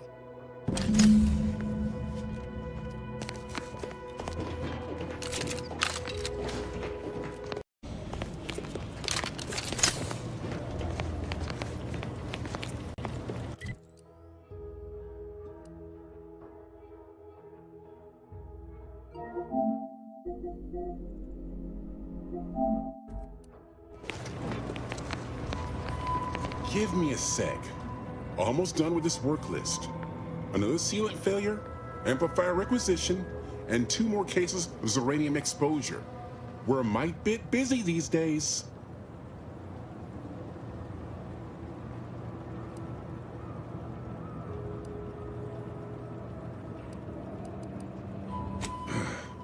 She and I have been over this 100 times. Please understand. The original staff of this facility were rounded up and refreshed because they couldn't safeguard a protectorate asset. Why should I follow their example by reducing our sole working Dragoon to a pile of unpatriotic scrap? I can't. I won't.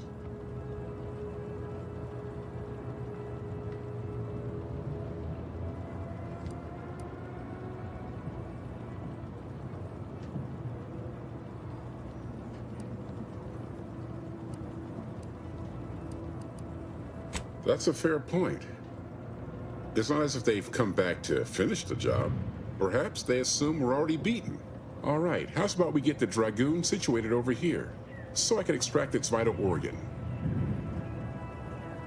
One catalytic amplifier as agreed. I hate to lose another Dragoon, but desperate times call for desperate measures.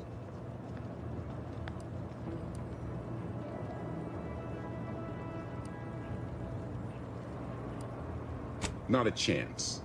Donaldson has done everything in his power to get this facility online.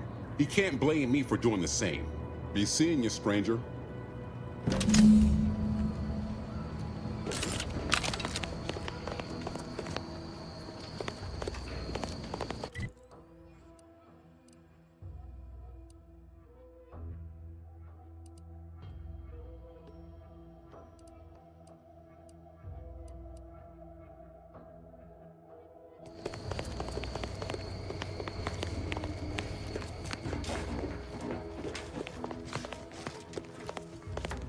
Well, any closer to obtaining the catalytic amplifier? Oh, superb! I'm almost tempted to ask how you managed it. But pressing on, just a moment to remove what I need and install it in the prototype. With this gadget, you'll be shielded against more than Zeranium, you know. Damn near everything, as long as it's charged. Now, report to Marshal Donaldson, if you please. He's rather impatient to end this crisis so he can turn his focus back to the war.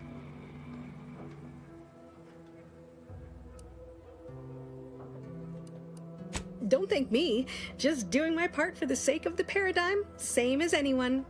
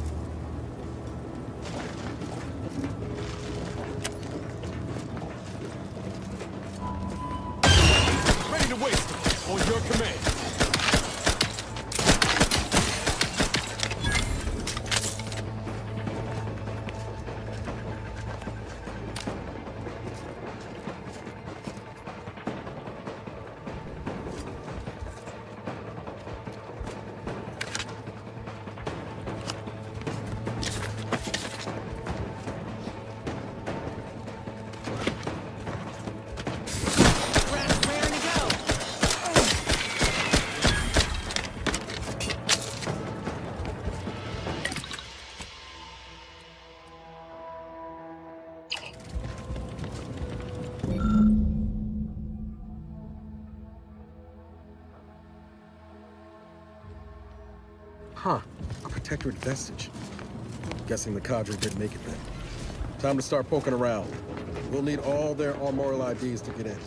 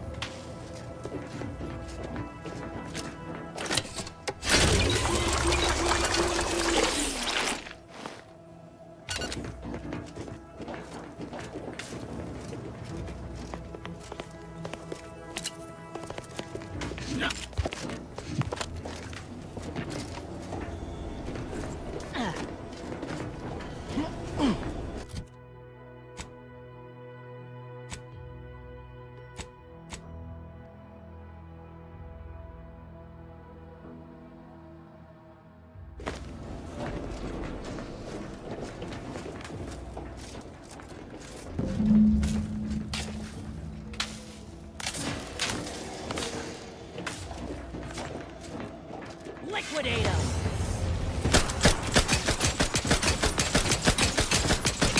Something's got a mean streak. Man, with me, you get the claw.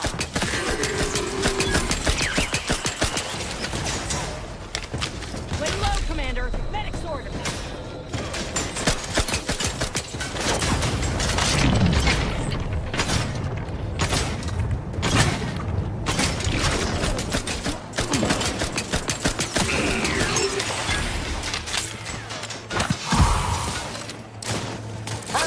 Got a distraction for you. I'm the one you need to worry about.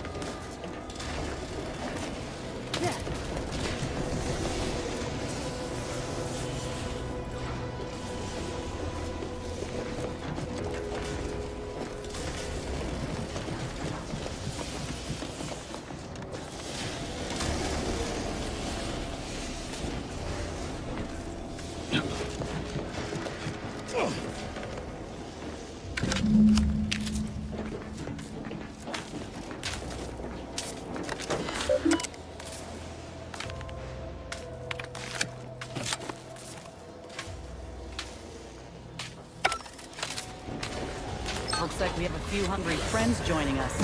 Keep your finger on the trigger.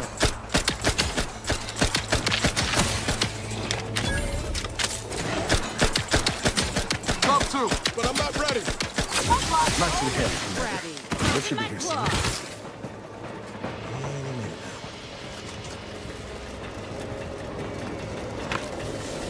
Damn it! I swear if not the bad luck, we have none at all. Guns cocked and loaded. Just get the 60.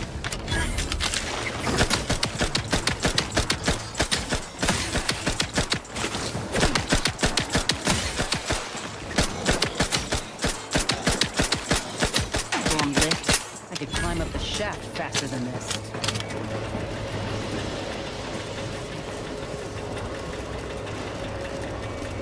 I'd like to have a word with whoever's in charge of maintenance around here. Right after we deal with these rats.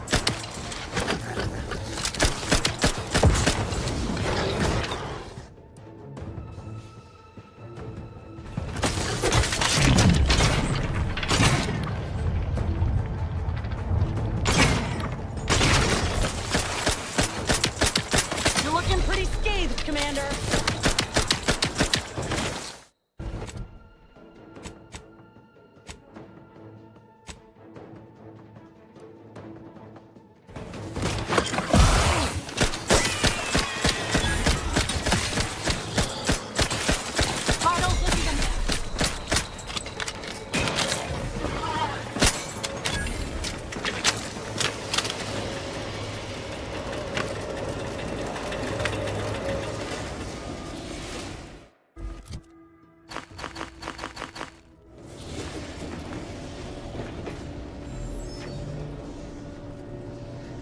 Finally.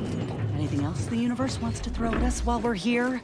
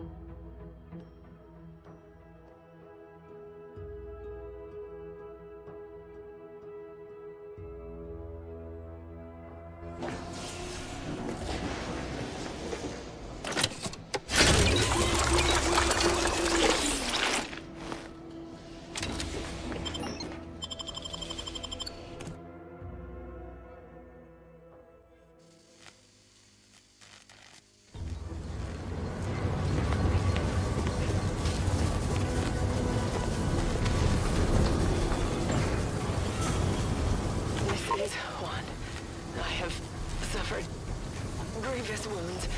At least one of my lungs meets the open air. LaRue fell swiftly. Screamed for me to help, but if I had remained to aid her, the mission would be at its end. The mission which is now doomed regardless. I arrived here to find the controls non-functional. Since my weapon delivers magnetically contained electric charges, I inserted it into a conduit hoping it would spring to life, but the Fairfield power controls have deteriorated. I wish I could admit relief that in my heart of hearts I wished my love to live, despite her traitorism. My darling, I am sorry.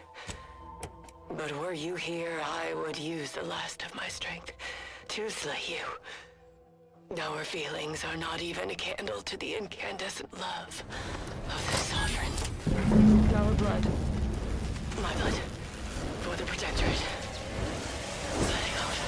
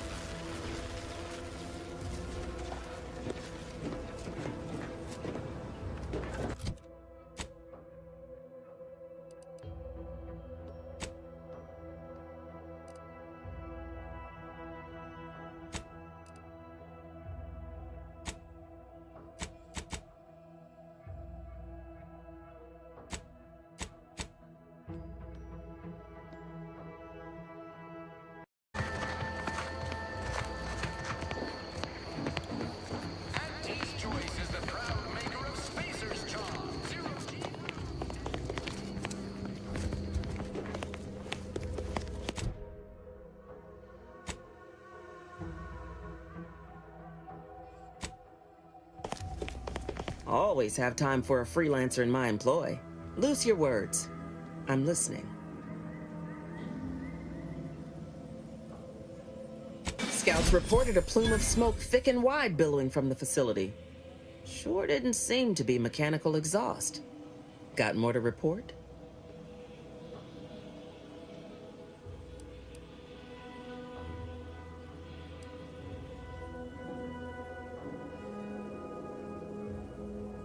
Though I don't understand your soft-hearted tendencies, you do good work.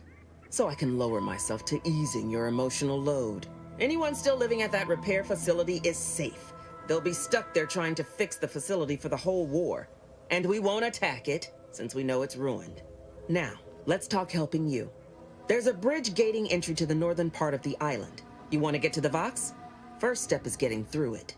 There's an alternate path, but it's blocked by Zeranium. I'll order my troops at the forward operating base to aid you, and you'll punch through together. From there, your target's the Skycutter Tower. Seems it was recently reactivated, and by our engineers' metrics, might be useful in overloading the Vox's defenses.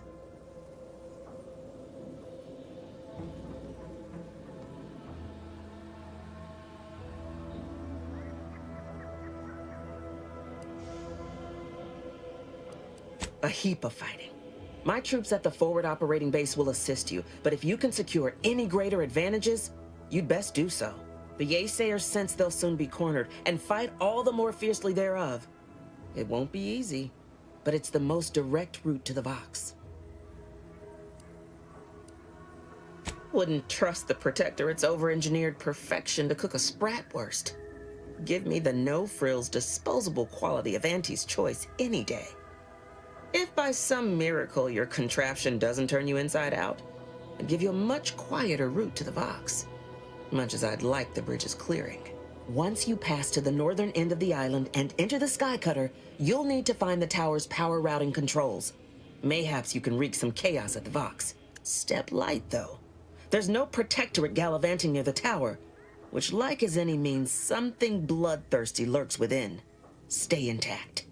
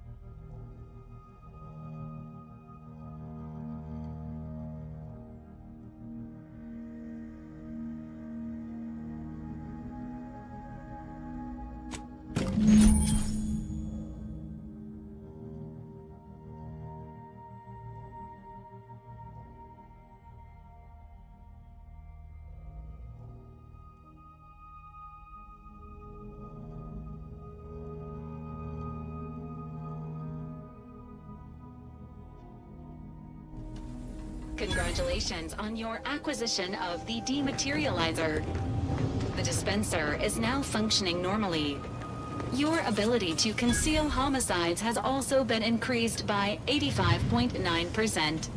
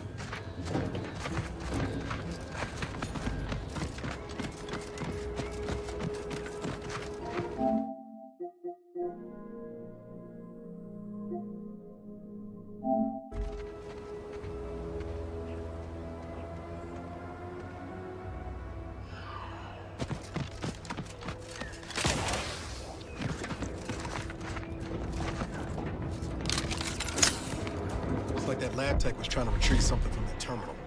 Almost made it, too. Damn. No good deal. Can't have our fearless leader firing on empty. Let's get to crafting.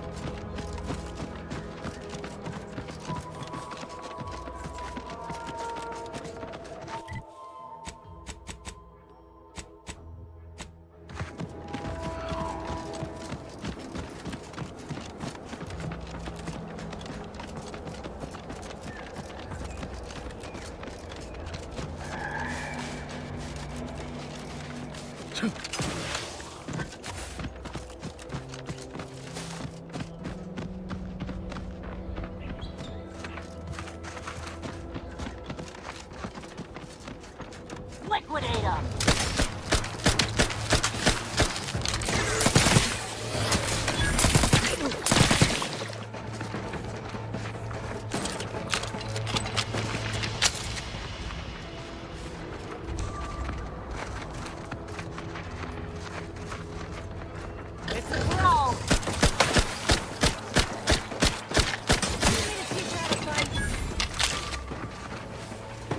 Still recharging. Ain't recharged.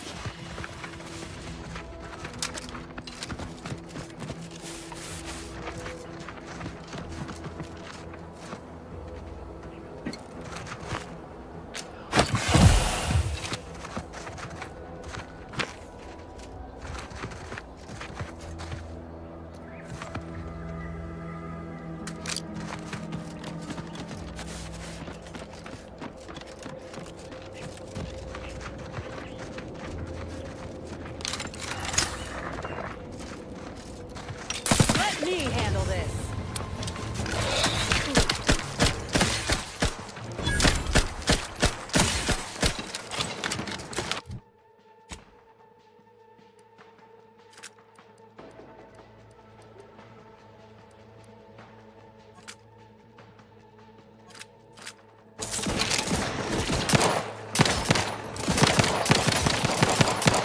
Sorry, ain't ready yet.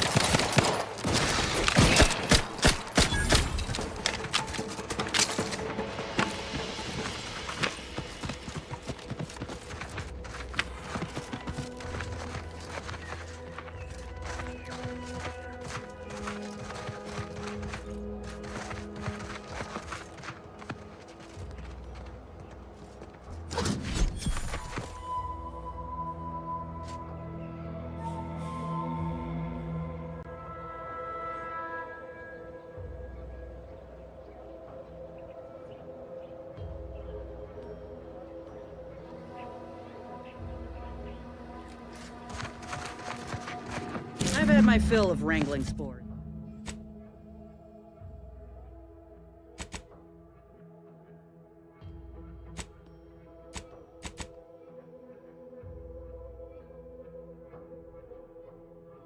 Spores. This should be enough for the antidote.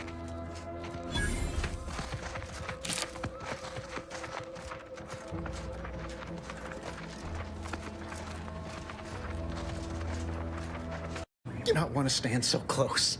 The bleeding ain't contagious, but it ain't slowed much neither. I hate to bleed all over you. Wouldn't mind conversating a bit, though. Anything to take my mind off the pain. Oh, it stings.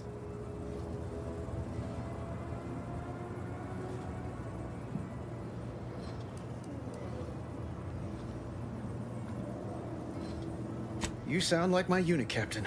Stop sniveling, Erickson. You're not being paid by the tier.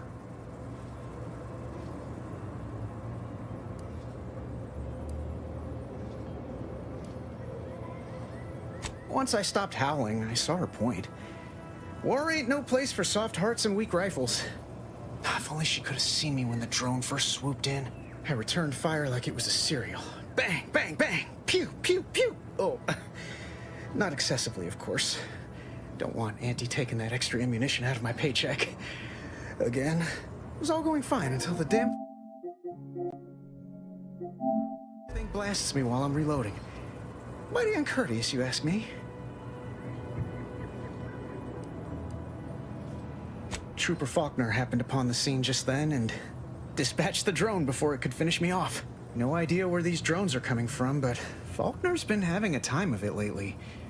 Be nice if someone helped out, but Carr's hands are tied. Lack of resources, I guess? As for the rest of these fine folk, they were attacked by Protectorate while defending the forward operating base. Imagine the base is probably hurting for warm bodies just now. Only one of the most lucrative posts a soldier could be assigned to.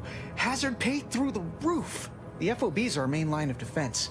The only thing stopping the Protectorate from sending their legions over that bridge of theirs and attacking us here in Fairfield. The man in charge, Commander Torres, is a legend. Rumor has it his troopers are relentless, fighting through wounds that would kill most. What I wouldn't give to join his outfit.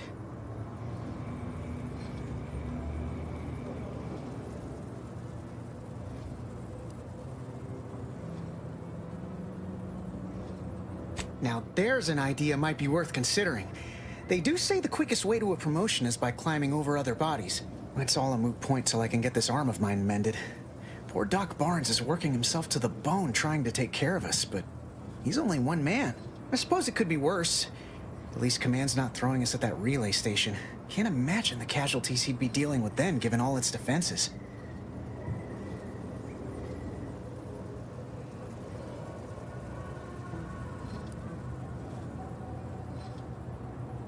I don't know. You some kind of doctor type?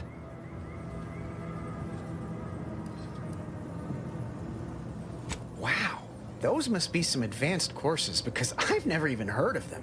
Well, all right then. Just hope you're not squeamish.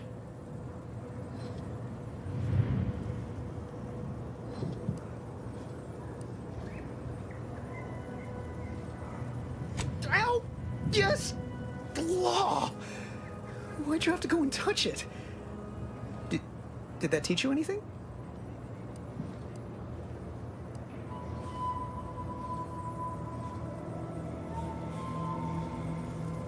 Oh, Void. Now it's weeping even worse than a 4.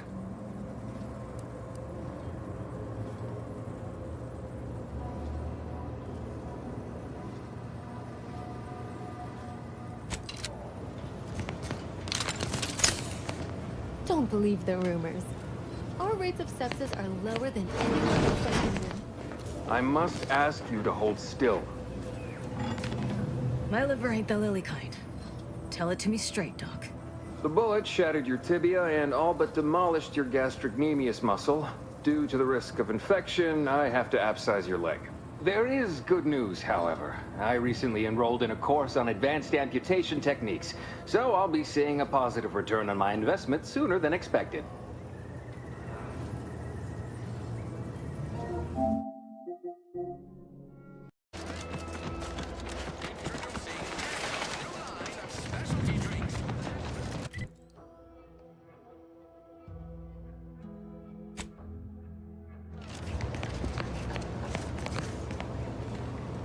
Back again?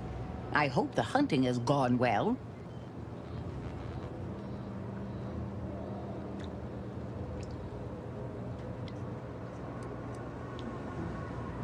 Certainly, if you've procured the right materials. I've been fine-tuning the procedure in the meantime. I do believe it'll be as smooth as Crabble butter. I'm gonna assume Crabble butter's especially smooth, because I'm ready to feel like myself again. The material we harvested from the skeleton Crabble could allow me to fire off scalding shell shards. They'd pierce through armor easily, I imagine. We only acquired one grafting part, so I think that'll have to do. Unless you want to help me hunt down the other creature? Then I will. And you know what? This makes me the first of Auntie's soldiers to graft with the skeleton's claw. I rather like the thought of being a pioneer. Oh, the skeleton Crabble will be a splendid match for you, Inez. Go on now. Get sorted while I get this machine up and running. Mind the Raptidon drool on the table. No need to be nervous. I promise.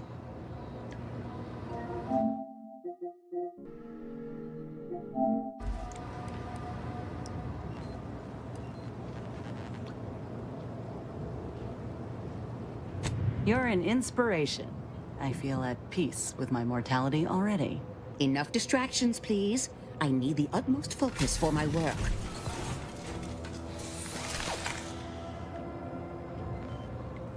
This is beautiful work. My best yet. How does the limb feel, Inez? Any numbness? Pain? Yeah, both. Body's not accustomed to the presence of another limb. Feels like I've got an extra passenger in my nervous system. But it certainly beats feeling like I'm bleeding on the inside. Or fighting the urge to feast on raw human flesh. Like last time. Well, I'll certainly be having words with that surgeon, leaving you in a state like that. Now, you come back straight away if anything bothers you. Will do, Doc. I thank you. And you, Commander, without your help, I don't know what I might have done. Whatever you need going forward, I'm there. You got my word.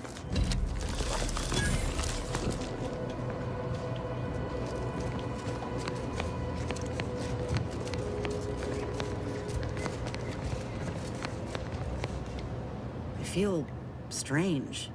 In a good way. Auntie's documentation doesn't describe the side effects of grafting with a Crabble, but so far, not hearing complaints from me. I'd say this officially puts me back in full fighting form. If you ever thought I might slow you down, You can give those fears a kiss goodnight. I appreciate that, Commander. I got a good feeling about this partnership of ours. Just want to reiterate that I'll make good on my end of the deal. I plan on proving my worth to you and to Auntie, no matter what it takes.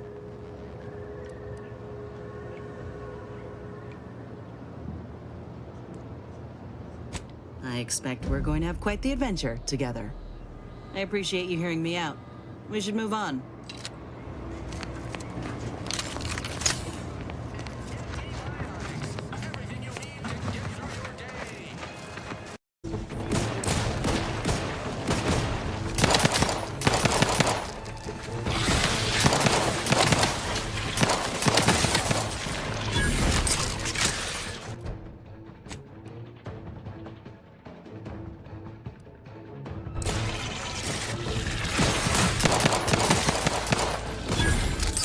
Let me know when you need a distraction.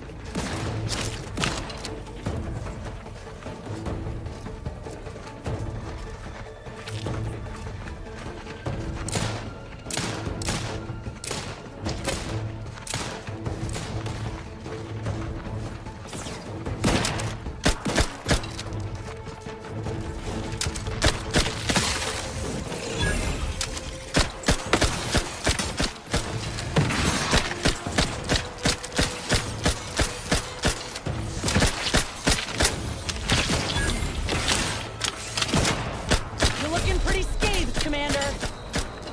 Grapple claw, hop in my claw.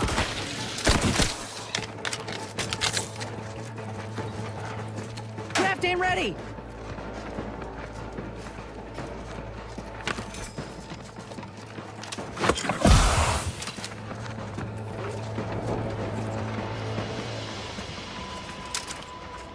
Look alive, Commander.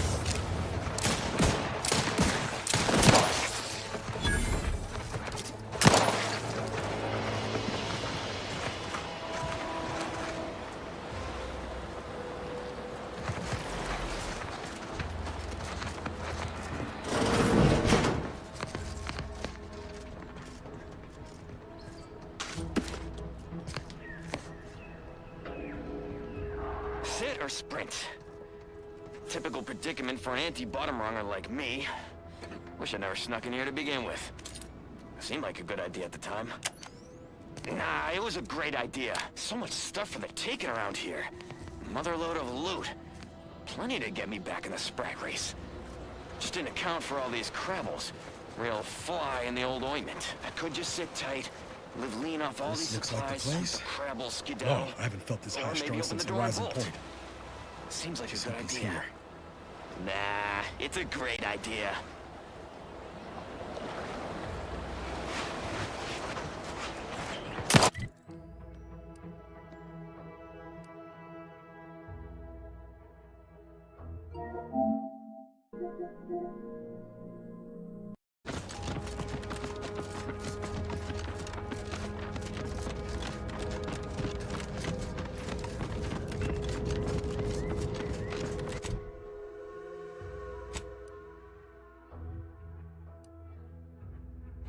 Typical Auntie's choice.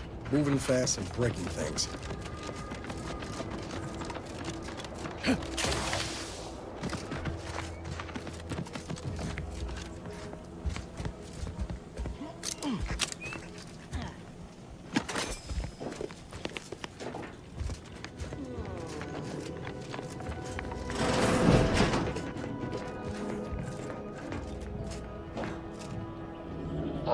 My most favorite, least homicidal subordinate. How's all our field work progressing?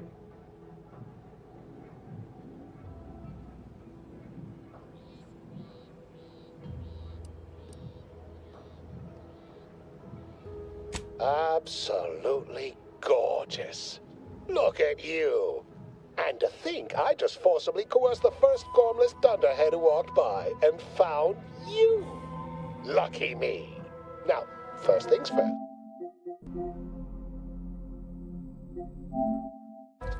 Place the data cartridge in the drawer for me, right here, in the slot below my intercom.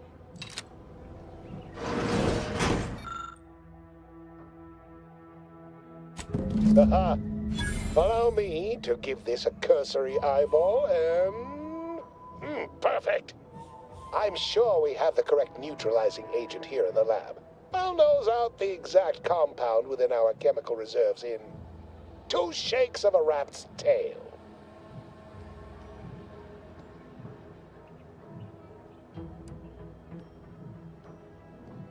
Well, it's a textbook example of the medulla oblongata wagging the cerebellum.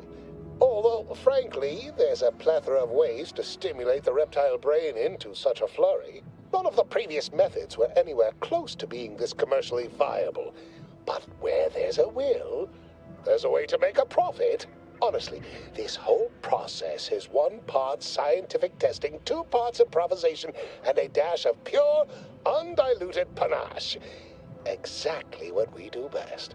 Was only a matter of time.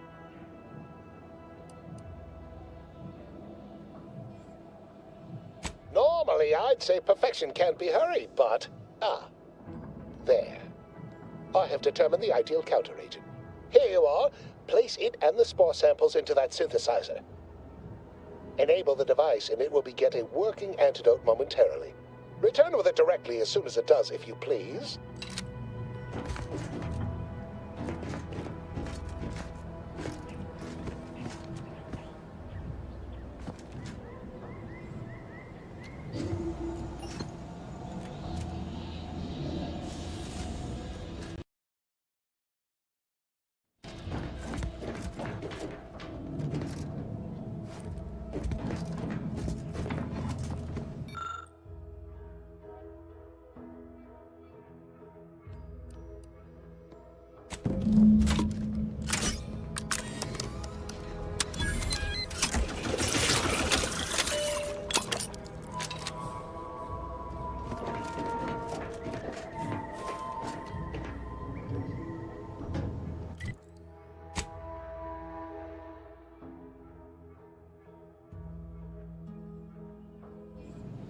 I cannot wait to put this entire sordid affair behind us. Though in the end, this should turn out to be quite a lucrative day. I saw you working the chemical synthesizer. I presume you were successful in creating an antidote?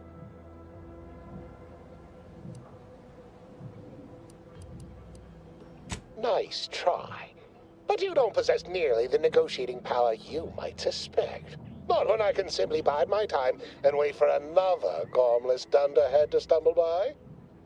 Why, let that thick-headed boob amble off with your reward. Not budging? Oh, all right. I suppose I'd be willing to throw in a little extra as a merit bonus for your superlative performance.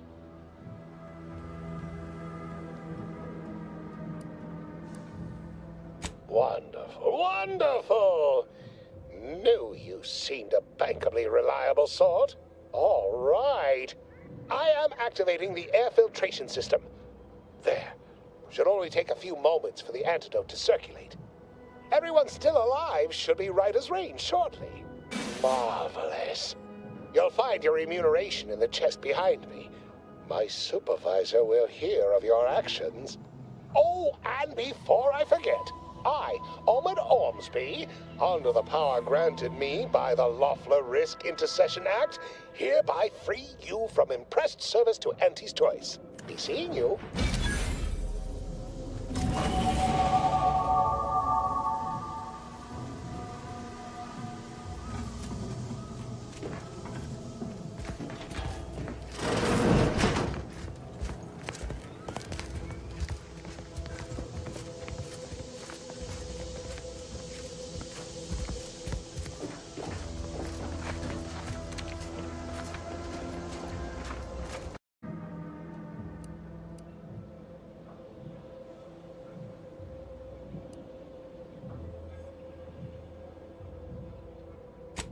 All that pleading and the like, yes. Well, it's only my second time trapped in a laboratory basement, and I do admit, I did panic just a little.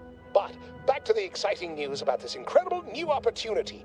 You working for me, as an aide-de-camp of sorts, on a brief yet no doubt exhilarating assignment.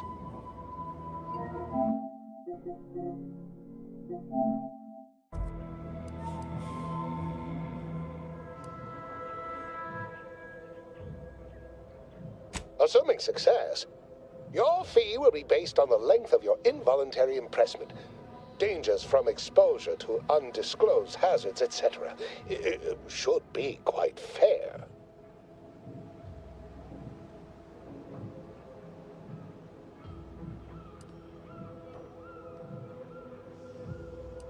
We of course value your time and effort. Now, with that out of the way, allow me to tell you a little about our process here. You see, our lab is a far cry from the others. You're part of something bigger here. The individual not only thrives, but shines even more brightly with the help of their brethren. It all requires a certain devotion. In the end, it's really quite in the best interests of everyone's careers. A rising tide raises all boats, as they say.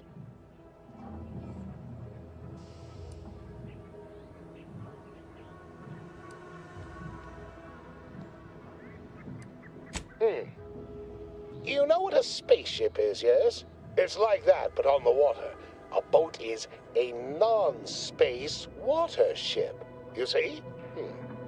Take it you're not very well traveled or well read, or... one hardly needs be versed in nautical matters to assist here. Let's move on, shall we? To devising a cure? Well, it should all be rather straightforward, yes? I suspect we'd use a top-down indirect coronium synthesis method, don't you think?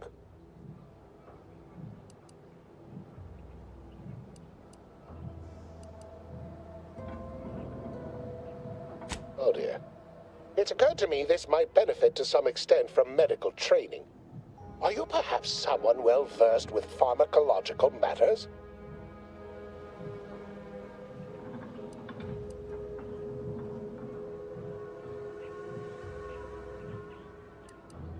Tremendous.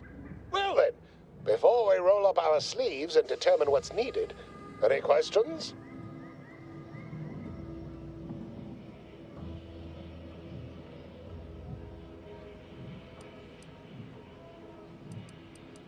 We'll need two things: fresh samples of the red spores and the findings from the expedition that originally uncovered them.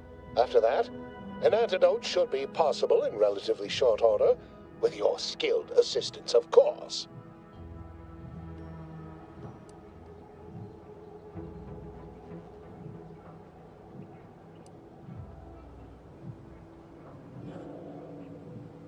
I need all the particulars and analysis from the expedition put onto a data cartridge and brought back, along with fresh spores. Both will be key in the formulation of an antidote. The research team's findings are on a terminal in another building on these same grounds. A satellite lab to this one, if you will. Spore samples may be taken from a red plant indigenous to an area of tall rock formations northwest of here, ingeniously referred to as the Red Spire. Once we have an antidote firmly in hand, we can save my remaining colleagues, so best not murder them all in the meantime.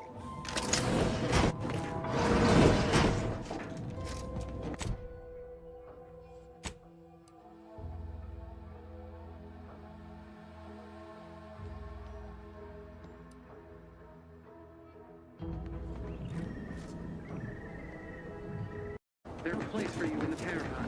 You are hereby sentenced to death for the crimes of desertion and opposing the lawful authority of the protection. No! Wait, I beg of you! I was just afraid of Martelli! He's taken leave of his mental faculties! His way is no longer that of the sovereign! I can receive that!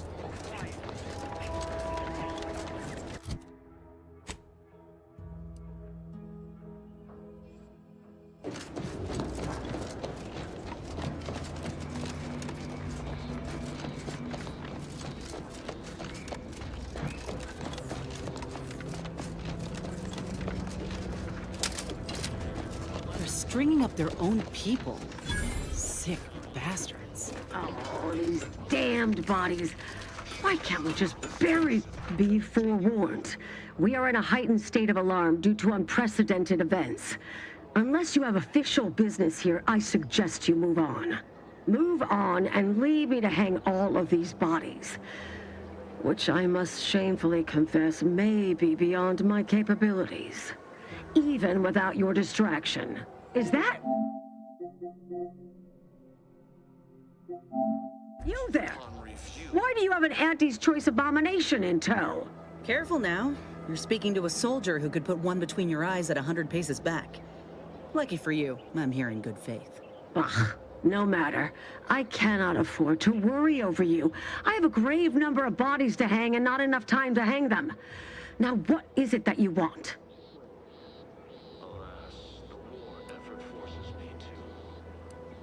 It's just a figure of speech highlighting the grim nature of my present assignment.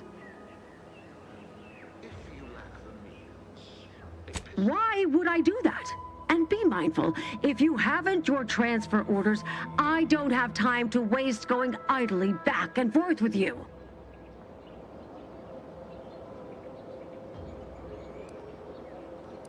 You are correct. If I were to let you in without apprehending you and placing you into these gibbets, it would cost me my life. Remember, the Sovereign sees all.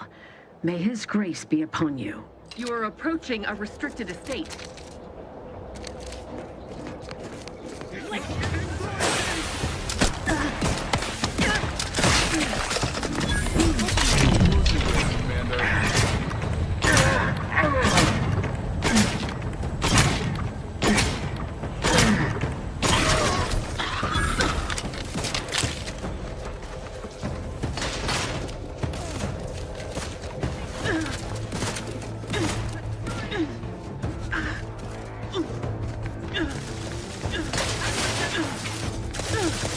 Captain ready!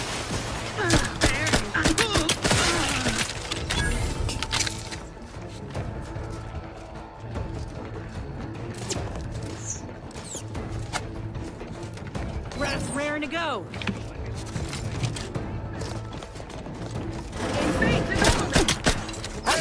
Got a distraction for you. I'm the one you need to worry about. Disruptive influence! Worry found.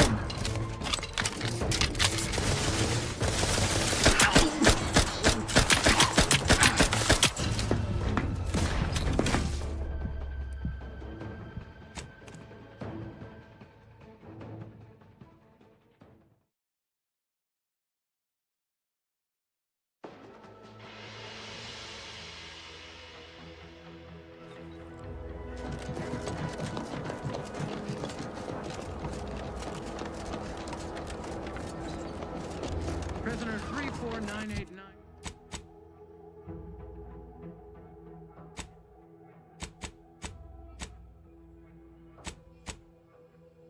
Got some bad company. There is no place for you in the parish. You are hereby sentenced to death.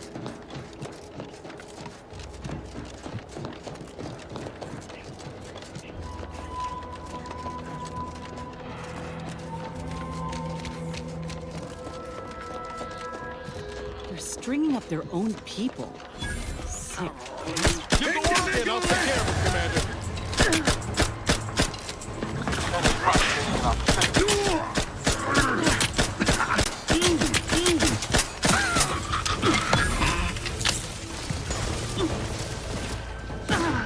I'm still recharging! Got a distraction for you. Come at me.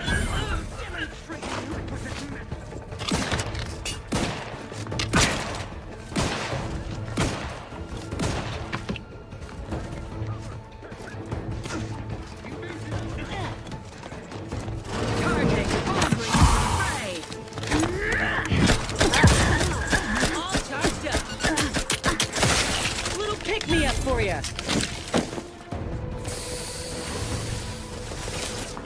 Taking cover.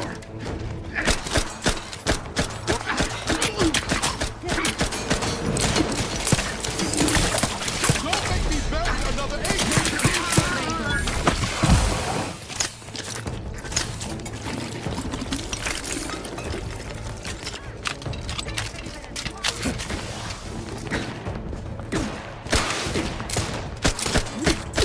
Look at a few points slow, Commander. Ready to take the heat off you, Commander. Just say when.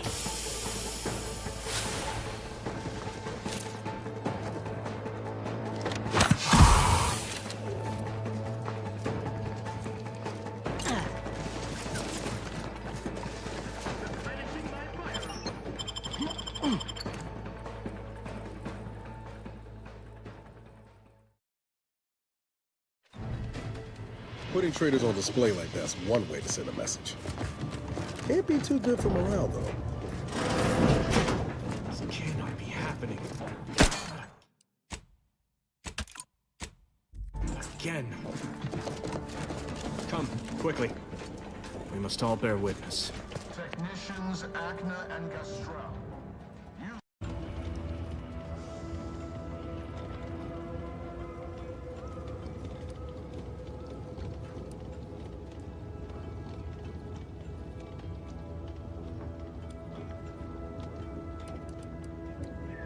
Is that not why you've come? Because you discovered our recent larceny at the greenhouse?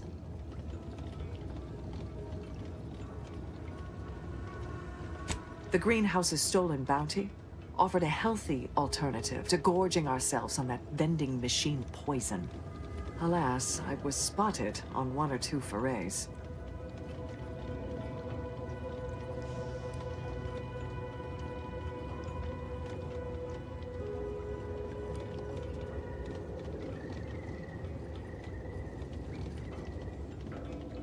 You might have told me you were certified in door-to-door sales, Commander.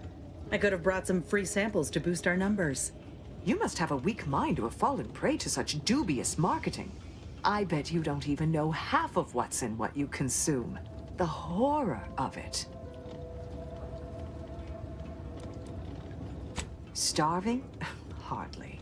We have greater stores of strength than you suppose. This hunger is a momentary distraction, nothing more.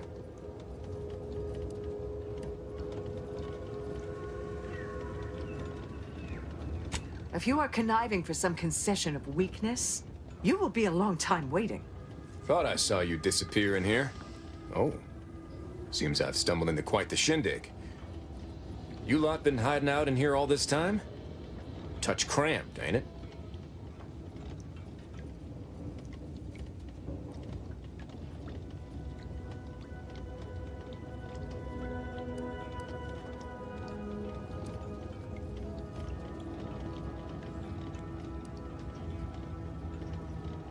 You've got me there. Nothing enigmatical about a trio of Protectorate stowaways. The more I listen to you invaders blathering, the more convinced I become of the need to rid our fair island of your wretched stupidity by any means necessary. Not very copacetic, are you folks? If this exchange is not to your liking, I can accommodate you with a bullet instead.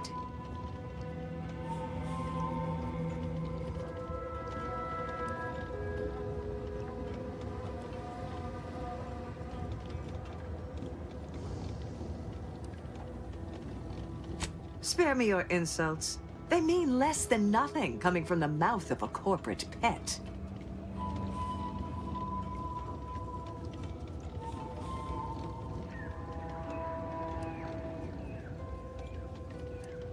I would sever my own hands at the wrist rather than sign a corporate contract.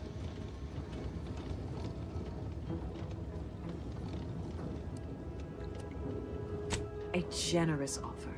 But we prefer to die in the service of the Sovereign.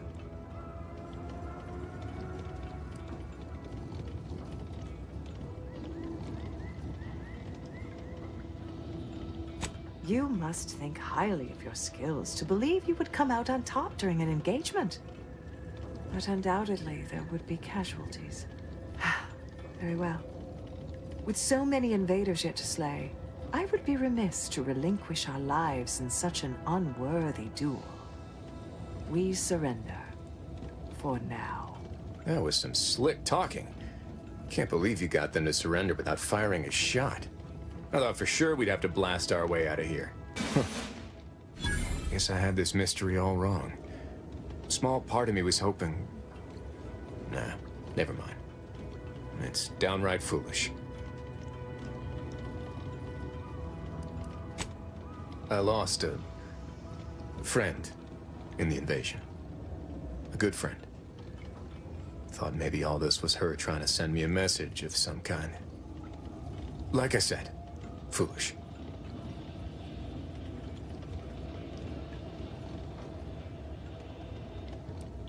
She was Yeah. Oh, that feels good to say aloud, even if it hurts too. Romantic entanglements ain't exactly encouraged between troopers, especially in the same division. Supposedly compromises our decision-making in the field. But I digress. Thanks for your help. And for listening to my languishments. Glad someone else might remember her now, too.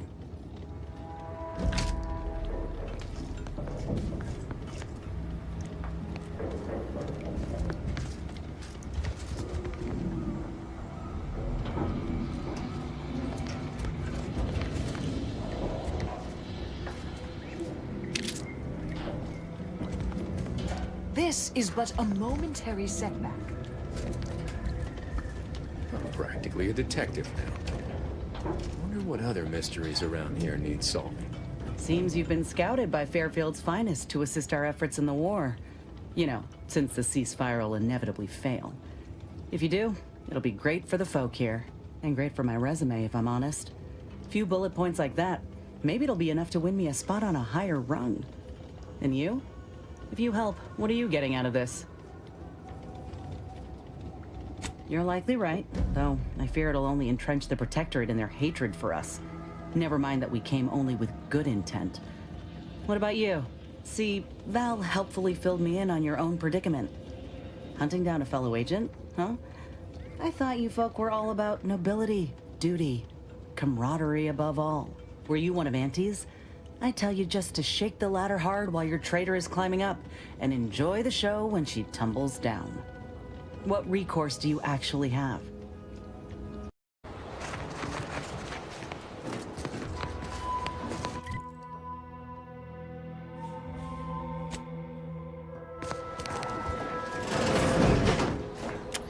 Niles. Howdy, Zeb. You look... well.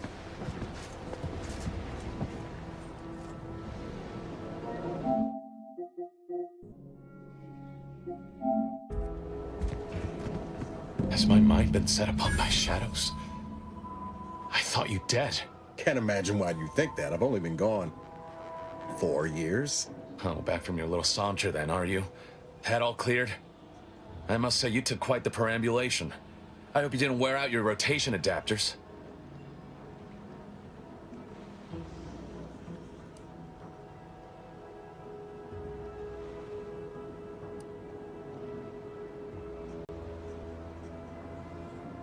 I didn't know. Didn't realize you would... What else was I to think? You disappeared. Sent no word. Death was the best I could have hoped for you, given the alternatives. Let's not mince words. You ran from the cause. I stayed. And suffered for it. Now you turn up with this stranger. And who precisely are you? Another Earth Directorate cast-off?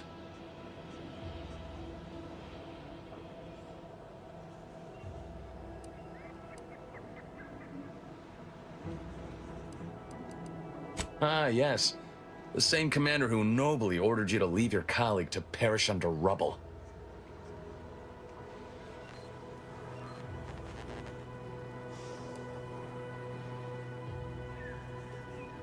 Not much use in arguing the point now, is there? Not for those left behind. So, you are keeping company these days. Just not mine.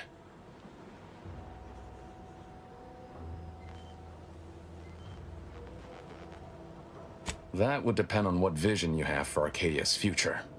Everyone seems to think they alone know what's best for this colony. Look, I'm not just here to gas you up with empty apologies. I want to set things right between us. Oh, now you want to help. Where were you when the war happened? Or when I was being carted off to mental refreshment? Where were you when I actually needed you?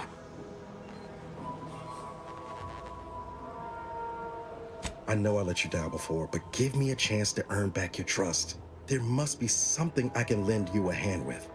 I know you haven't given up the fight. I haven't the time to patch your bleeding conscience, Niles. I'm in a situation that demands my full attention. It's Baines. My team's been caught. Pharaoh and March are dead. Protectorate are holding the rest for interrogation. A ship is inbound to take us off-world, to the consul himself. I barely managed to evade capture. Damn it! It looks like the data went through, but there's something wrong with the connection. The cipher isn't transmitting... Found her! You there! Step away from that terminal at once! Audra! Fuck! It's all coming apart.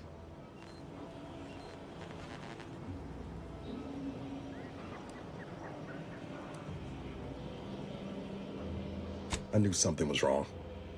What have you gotten yourself into here, Zeb? That was one of my operatives. I organized a mission to infiltrate the Vox to acquire valuable intelligence. But obviously, something's gone wrong. Without that cipher, the intelligence is worthless.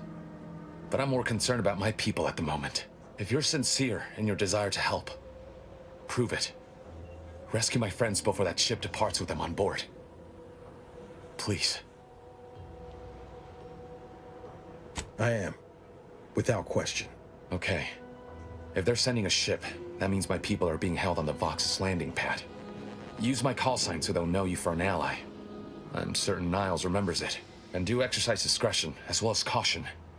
The guards at the Vox won't hesitate to fire upon you, should you be discovered. Not to worry. This is exactly the sort of thing we're trained to handle. Yes, but the uniform doesn't stop bullets, as I'm sure you recall. Good thing we know a doctor then.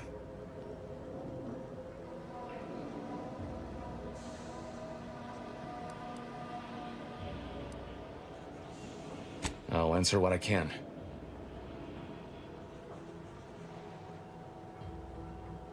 If you must know, it was my sister. A neighbor reported her for some misconduct and she was taken to be refreshed. I never heard what her alleged crime was meant to be. The woman who returned was nigh unrecognizable. The injustice of it rattled me. And once I began to look into what had happened, the more discomfort I felt. Then I met Niles. He told me the truth about other colonies. Made Arcadia feel so small, claustrophobic, repressive. And my smoldering resentments became a full conflagration.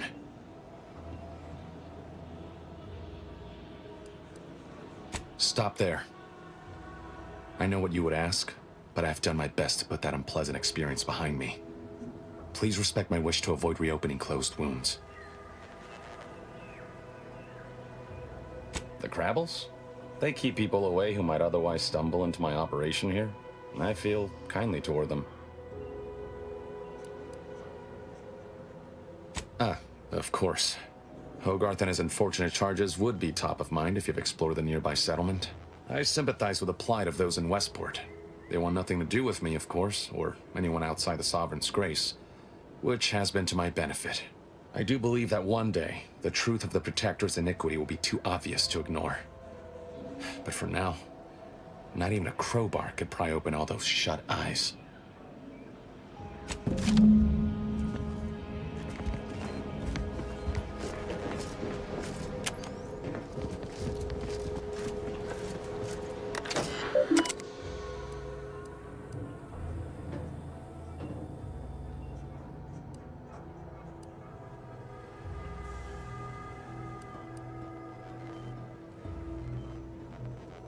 Always put your hands on other people's things.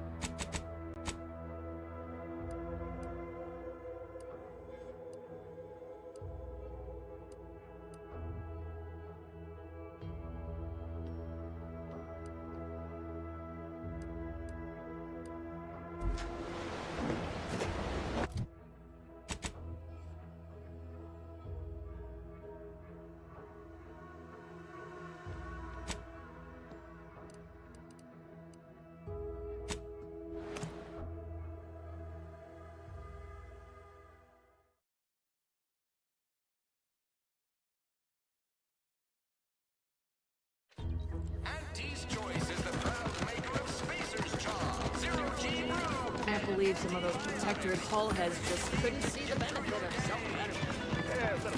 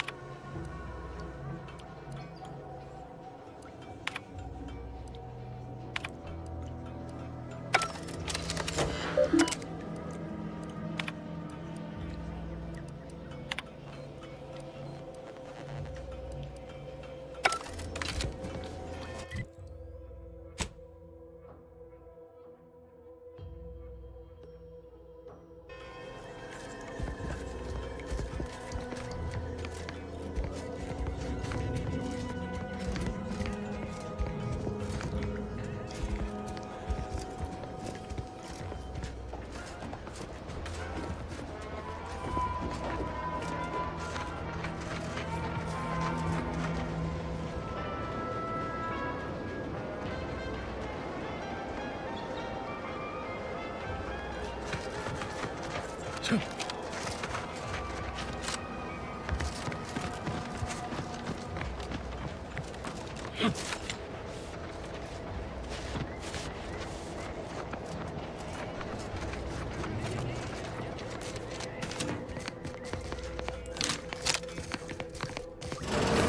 suppose it was only a matter of time until we were discovered. Though what an odd thing to die for. Apples.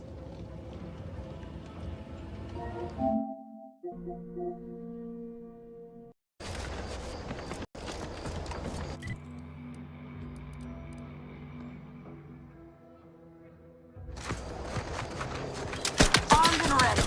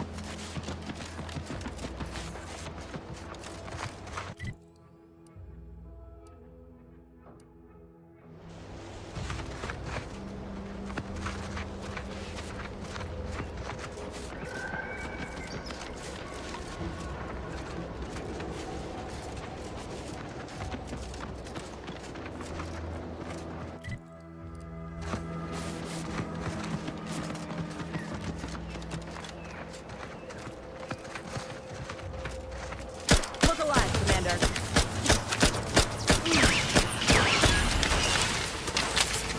Recharging as fast as it can, Commander!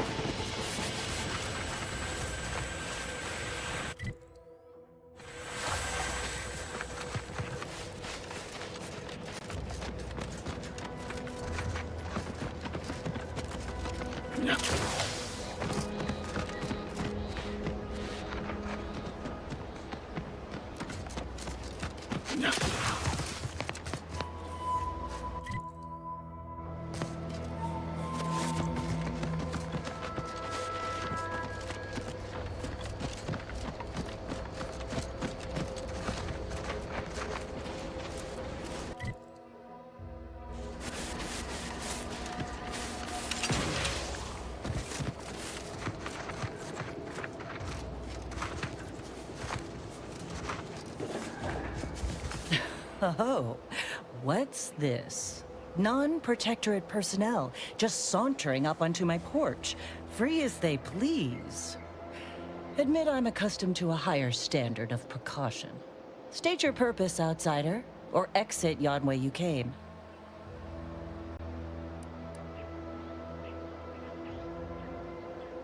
Ah, I see you've discovered some of my misappropriated materials.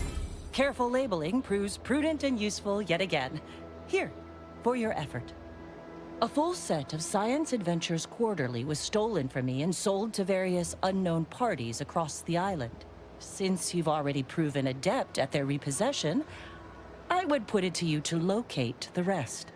In exchange, I will provide you with rarities and bits.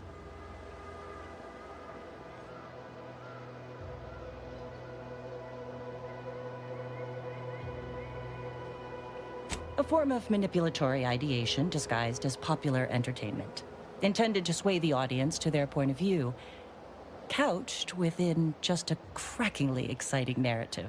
Specifically, an Earth Directorate periodical featuring beloved fictional characters Commander Zane and Buddy. An effective mental conditioning device.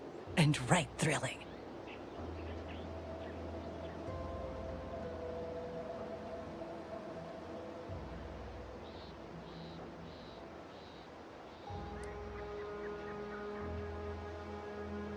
Why, to reclaim lost protectorate property, first and foremost.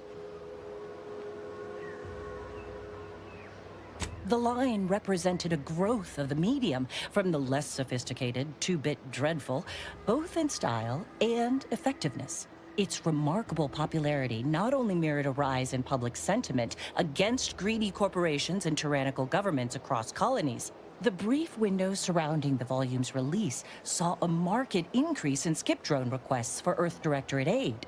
I believe there remains much to learn from them.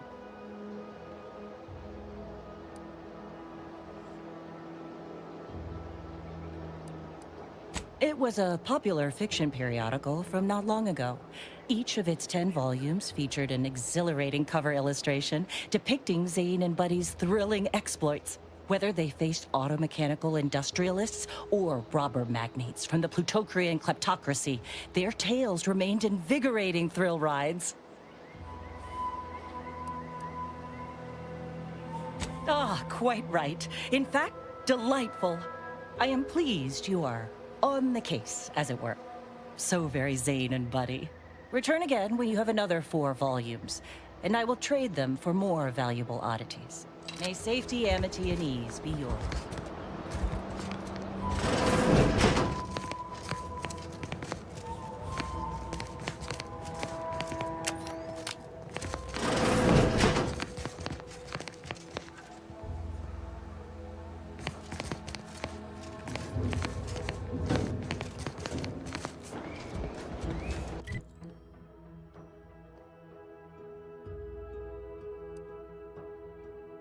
Not fret about these rifts so much.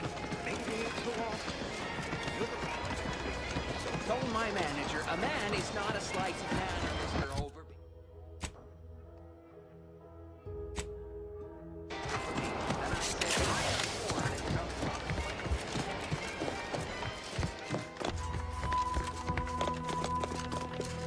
Take care in the northern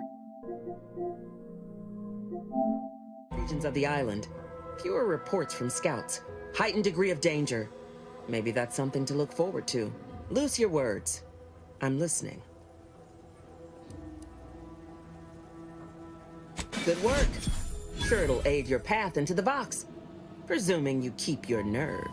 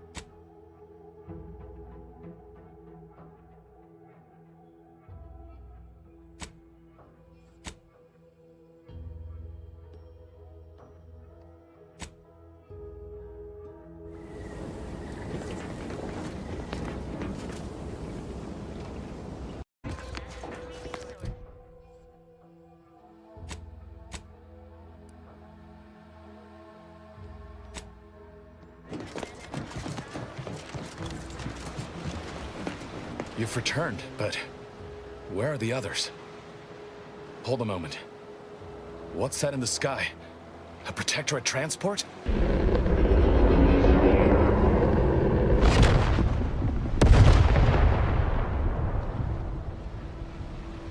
What in the blazes was that?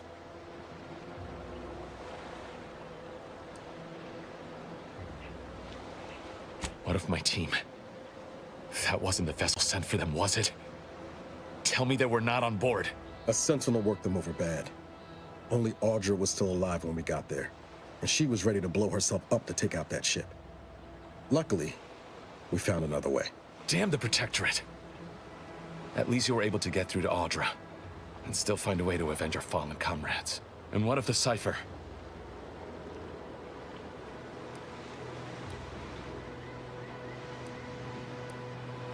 Don't worry, Commander. I got this one. The cipher is 02519W. Perhaps I was mistaken about your commitment to making amends, Niles.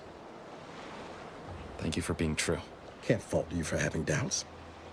But I have changed. I am changing. I hope you'll both forgive me my earlier disposition. I'm not normally so...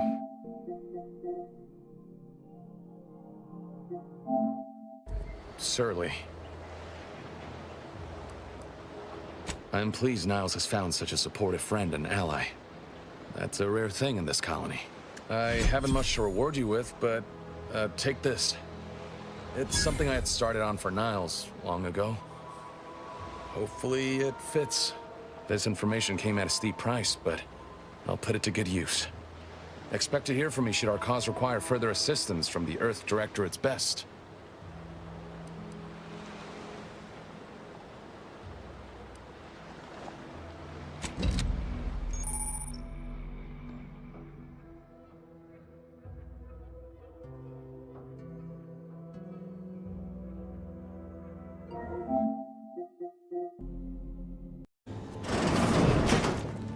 Got my lamps on a hostile.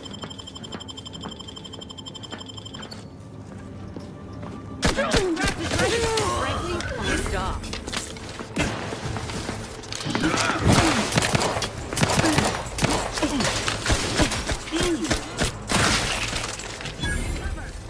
Ready to take the heat off you, Commander. Just say when.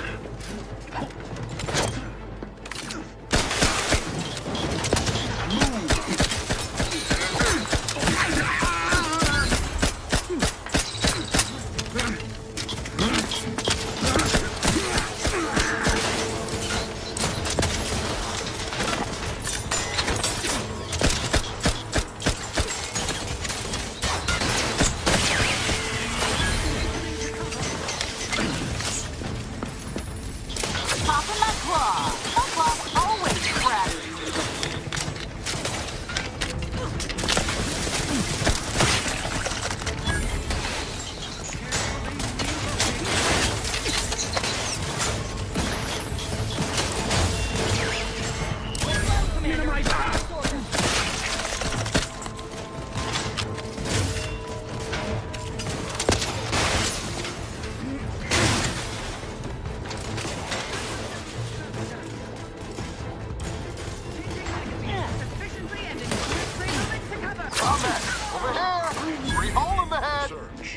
Craft aim ready.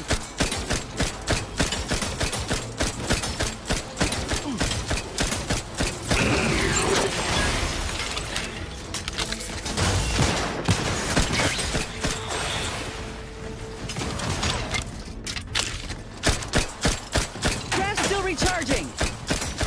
Craft back in business.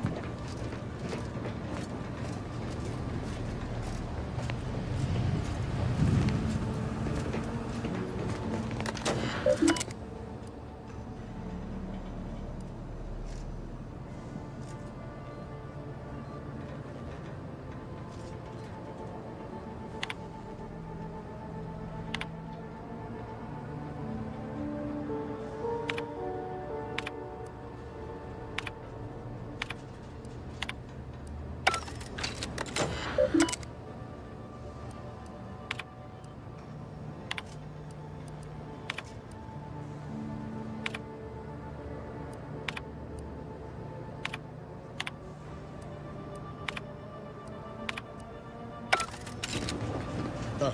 Appears our good brigadier is being guided by someone else's hand. You wager that influence is what pushed him over the edge?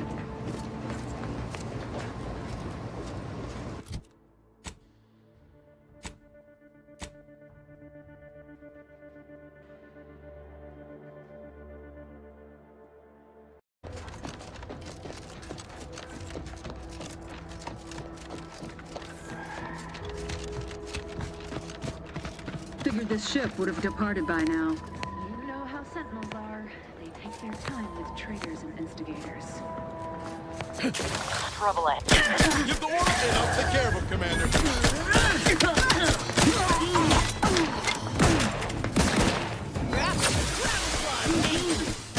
got mean streaks. Shifting to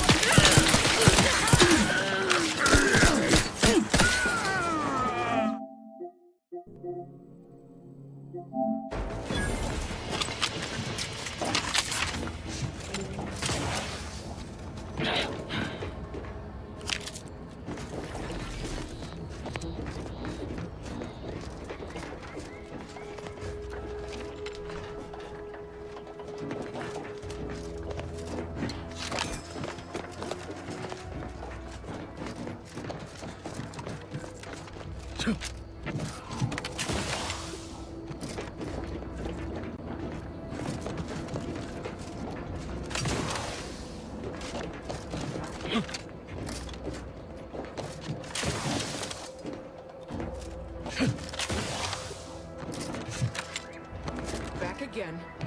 Thought we were done for now.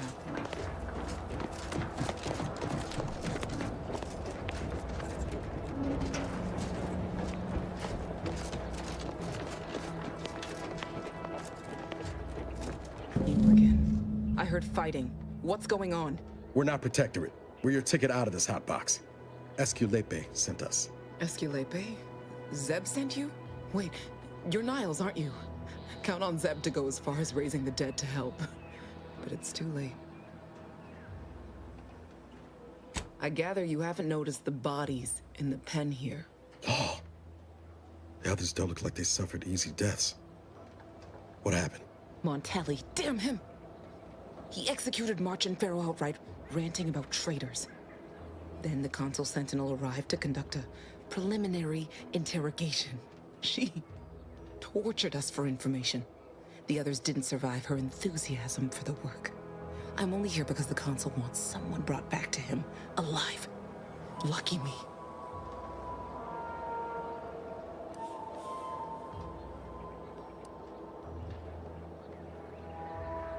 The cipher, right. I managed to memorize it before I was nabbed. 02519W. Should help Zeb decode the intelligence we sent him a whole lot faster.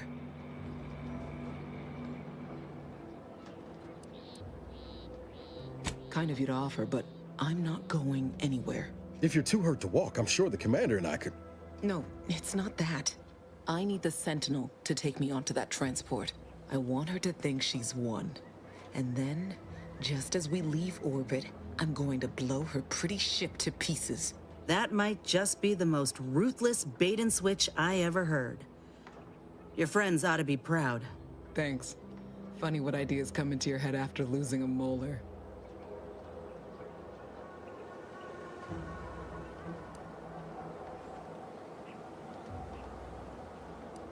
I'm no martyr. If there was another way to protect Zebulon and our cell, I'd take it. But if I escape, the Protectorate will pursue me, and everyone I care about will be in danger. I'll make it look like an accident. Mechanical failure. When I was being tortured, I saw some frayed wires near the fuel system. With the right spark, I think I can ignite it.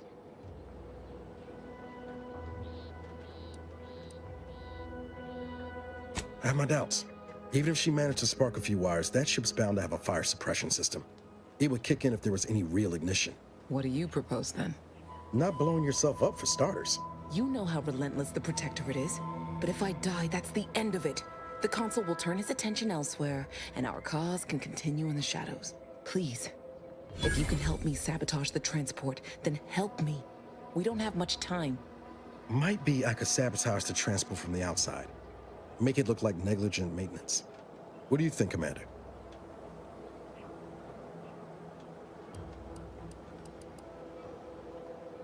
The others paid with their blood to protect the cause. How can I be unwilling to do the same?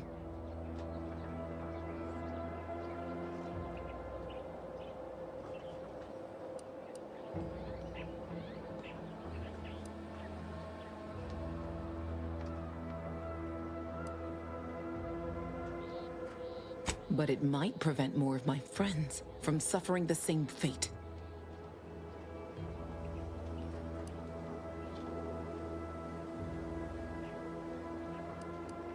All right. I'm going to trust you on this, if only because I don't feel my head screwed on quite right at the moment. I just hope you're not wrong. No point in remaining here then, is there? I'll need you to find a way to unlock the gate to this pen. If you can't unlock it through nimble fingers, one of those freshly made corpses nearby should have a keycard on them. Talk about prepared. Quickly then, unlock the gate.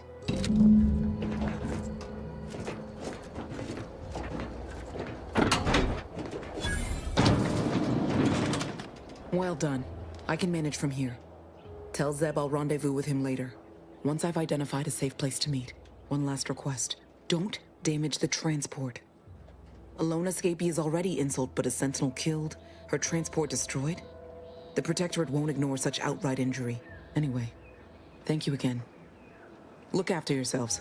I know what Audra said, but what if she's wrong? I can't help thinking we shouldn't leave without bloodying the Protectorate's nose first.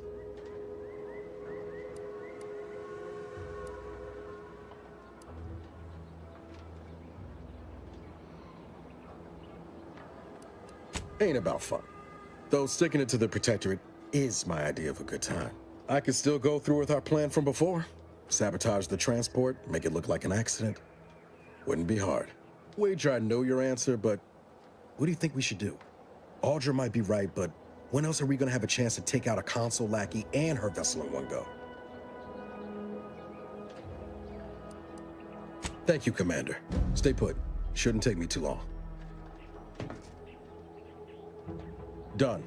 Won't go into the particulars, but you can trust that ship will blow the moment it hits orbit. Let's get back to Zeb. He still needs a cipher, and he'll want to hear about what happened with Audra.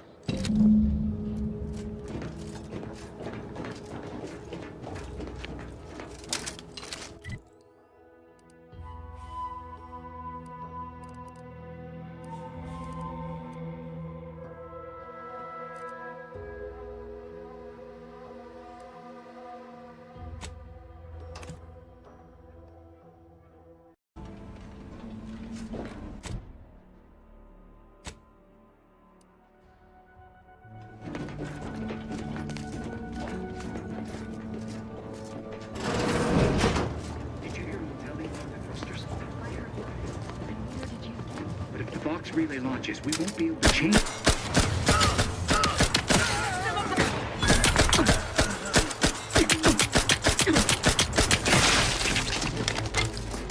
Disruptive influences.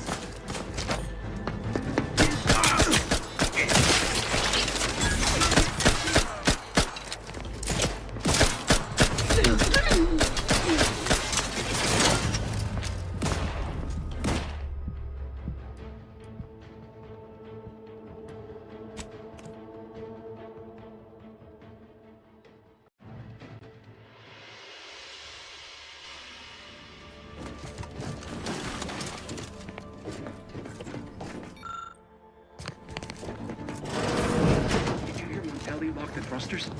Ready to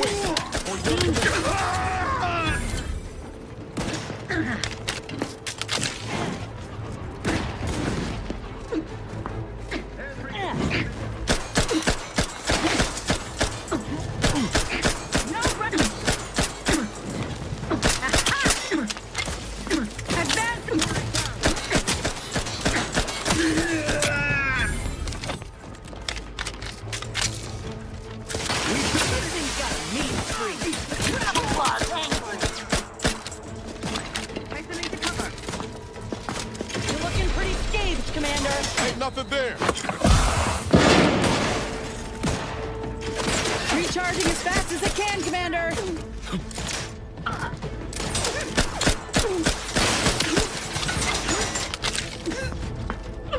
Raph's still a bit sleepy.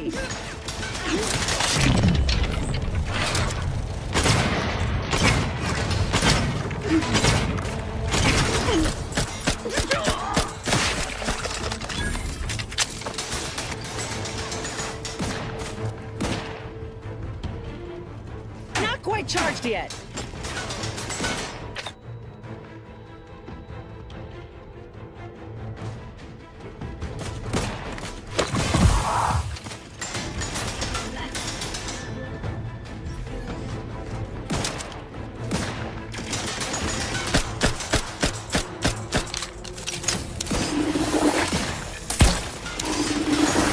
Let me know when you need a distraction. Hey, what in the where? Back in business.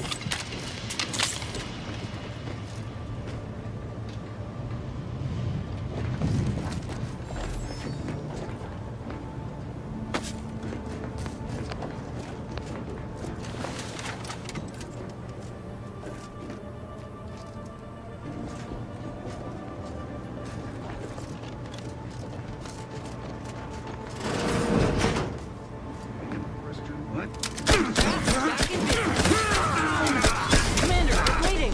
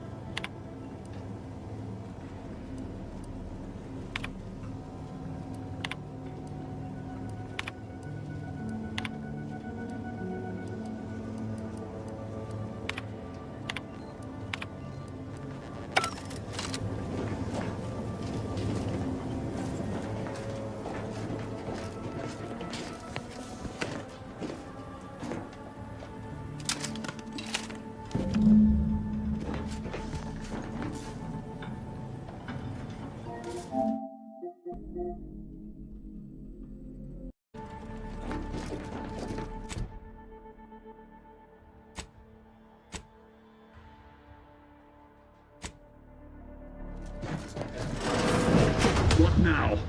Ah! An intruder. Of course. I was warned the paradigm would test me, and here you have arrived. And Corbin. By your presence, am I to understand that you've turned renegade as well? Of all the serpents writhing beneath my boot, you were the last I expected to strike at me. My intentions are as they've always been. Honorable. I only wish to talk. Talk? With a gun in hand and an enemy in your shadow? Do you mistake me for a fool? Turn your gaze outward, Umberto. Look at everything you've done. Can you honestly tell me this is for the good of the Protectorate? I'm killing traitors. Seditionists. I am purging our prized garden of chokeweed and all manner of slithering things. My methods may seem callous, but a swift response to treason is necessary to prevent this crisis from worsening.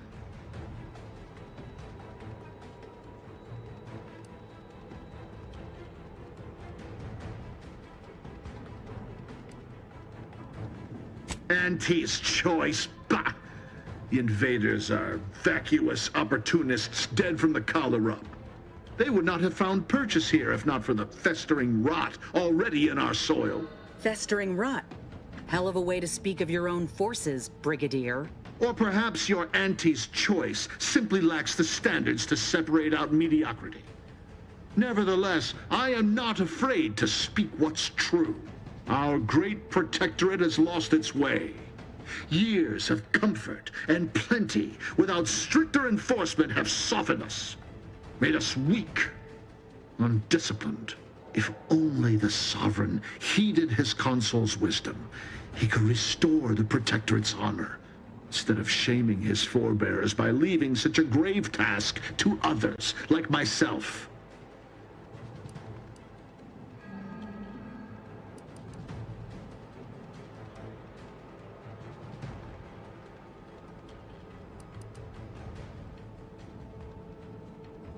I'm not some rogue operator.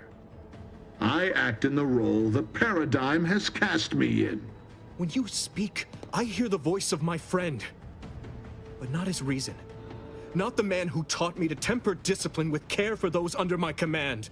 If any vestige of that man remains, I believe he'd recognize the need to be relieved of command, and would welcome the friend who gave him the opportunity to do so bloodlessly. The only thing I would welcome in this moment is your head upon a pike, you fraternizer.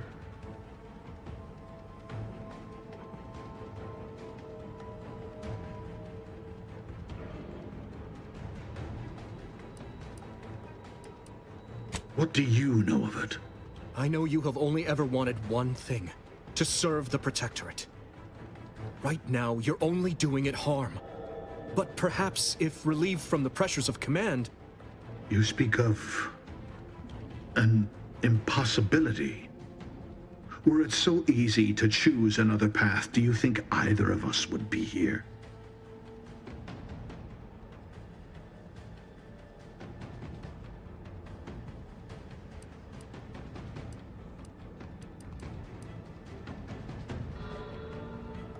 You are right. I was overzealous. I allowed myself to be swayed from what I knew my sovereign wanted of me. It was my foremost duty to defend the Vox and all within it. I have failed in this completely. Therefore, I am undeserving of this post. Corbin, the station is yours. Much good it will do you. I will hang for this. But perhaps that, too, would have value to the Protectorate. I will see to Montelli from here. I suggest you finish your business quickly, before others begin asking questions. Oh, and thank you.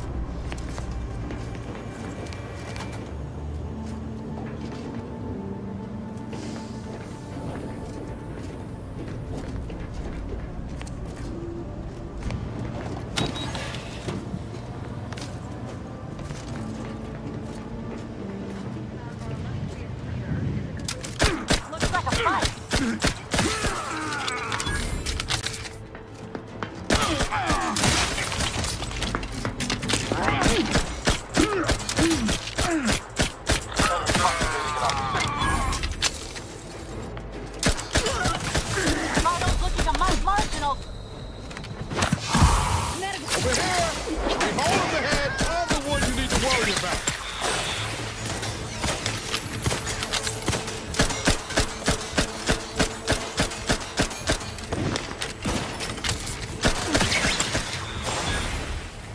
Not seeing a shot.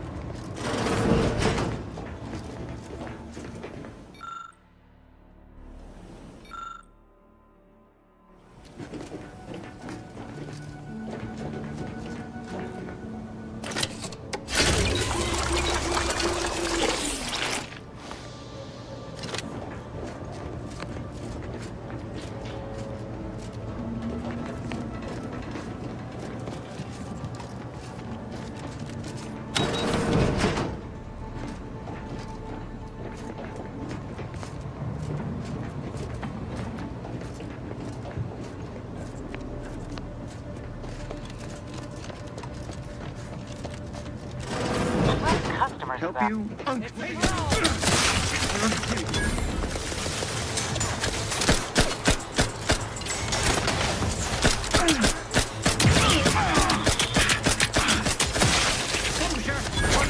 Trap didn't sense target.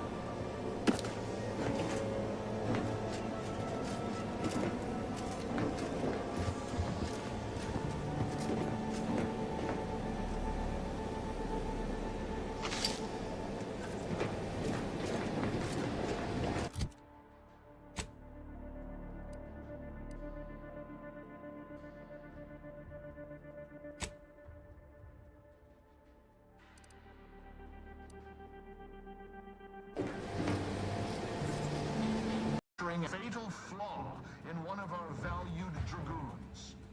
Have you any last words to express your shame? That Dragoon was already defective. Oh, we were only rebuilding the logic assembly so that... At last, the truth alights. I hope this belated confession unburdens your conscience.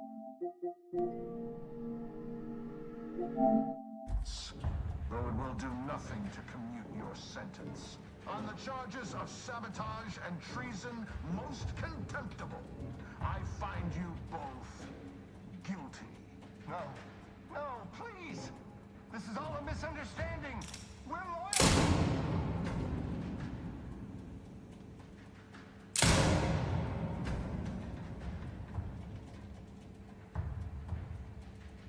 More loyal subjects executed. And valued technicians, no less. I cannot see how reducing our own manpower guides us down a path to victory. Wait. I recognize you from Horizon Point. Yes, just outside the skip labs before the incident. I lowered the bridge in exchange for your help. But you didn't. It helped me, that is. You must have been the cause of everything that happened that day. And to think I could have stopped you. Perhaps I would have, if I'd not been so vexed over mere demerits.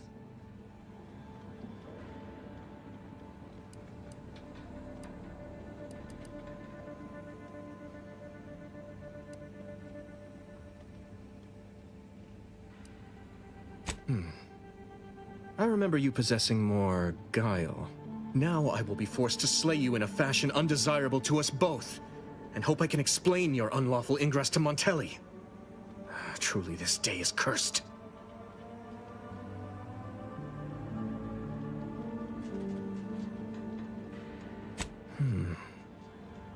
It's true. Someone must intervene. And if you're capable enough to have broken into the Vox, then perhaps I can use you to finally force Montelli to account. It wouldn't be collaboration with an enemy, so much as finding the right tool for the right job. I cannot believe Montelli is so far gone as to forget his true duty, or our friendship. If we were to work together, perhaps I could convince him to stand down. Go to his terminal. Search for any information on it that may be deployed against him. Also, while you're there, notify High Command that I'm taking control of the station.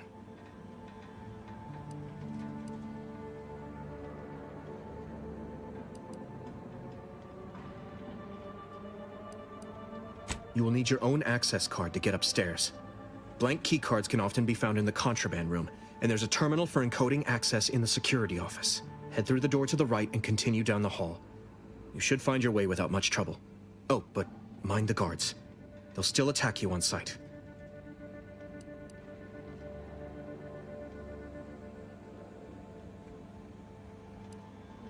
Remember, our success hinges on sending my notice and gathering any information you can from Montelli's terminal. Don't fail me in this, or it will be both our graves. I will join you as soon as you go to confront Montelli. In the meantime, I'll gather what weapons and allies I can, just in case things go poorly.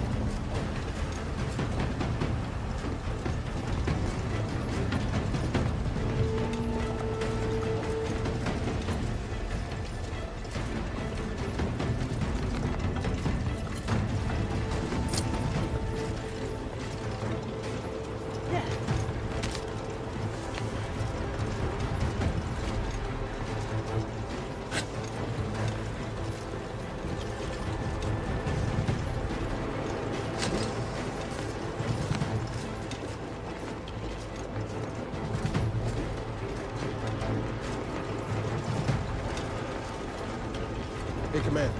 Ain't that the symbol for Earth Directorate Special Operations? Must have been left out. Left by debris.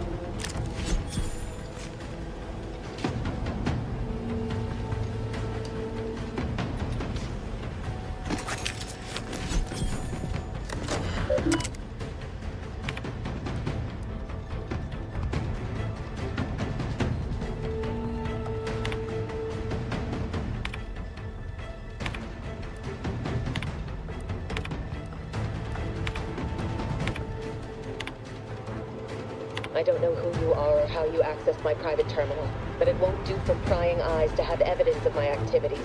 I've triggered the Vox Relay failsafe ejection routine. But worry not. After launching, the station will take several minutes to achieve its pre-programmed self-destruct altitude, so you'll have plenty of time to enjoy the ride before your death.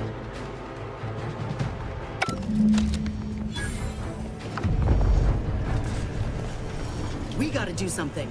If the box crashes into Fairfield, it'll kill a whole lot of... We gotta do something. If the box crashes into Fairfield, it'll kill a whole lot of my people and innocent civilians.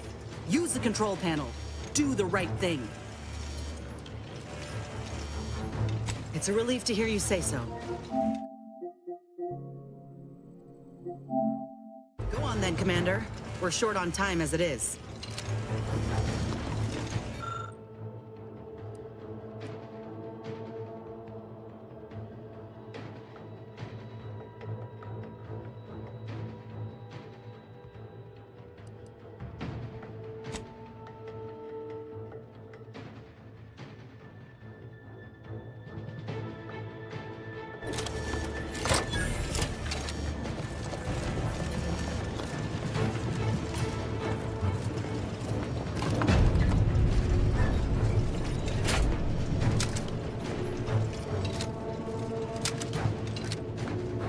We ought to move, quick!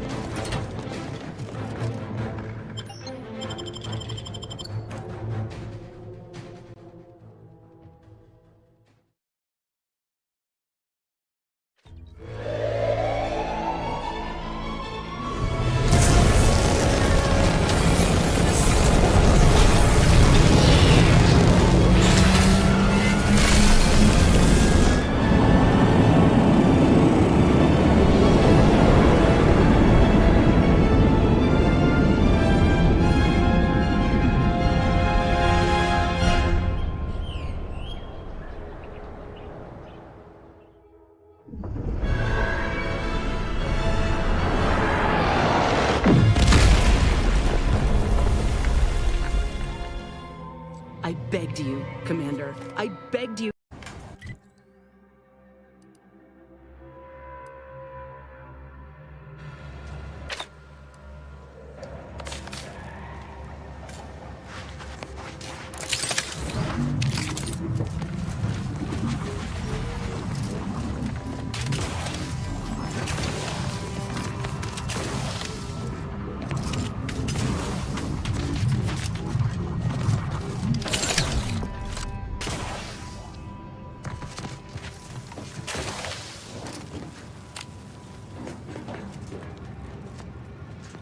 That's a lot of casualties.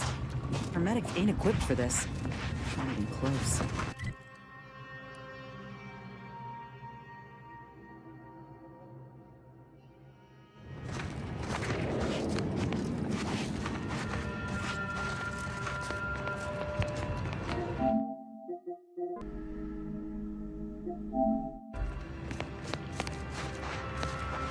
Did that blast give me a dunder? Or is some damn stranger walking into my area of operation right after we've been attacked? You all right, officer? We saw the impact and got over here fast as we could. If there's anything we can... We can do to part you from your bits while you're desperate? Yeah, I know your type. You go private, but then lurk in the shadows like manta wasps looking to prey on easy marks. You got any reason I oughtn't have you shot?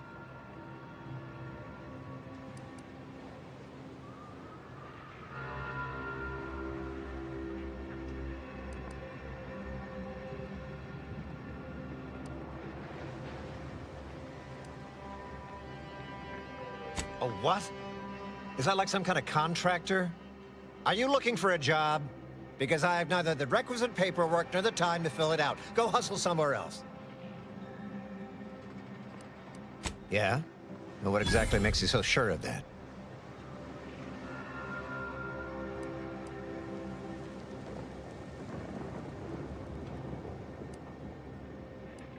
Huh. Interesting. Did he say who he thinks did hit us? Not that it matters, I suppose. Not like we can muster a counterattack or anything. But even if I did believe you, so what?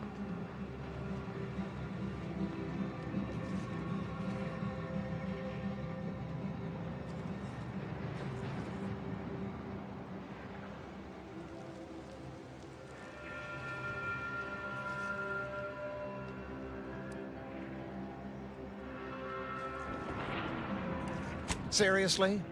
You expecting me to ring up Auntie and tell her, hello, Maven of all marketing? Just letting you know that this scrutinization officer says everything's hunky-dory.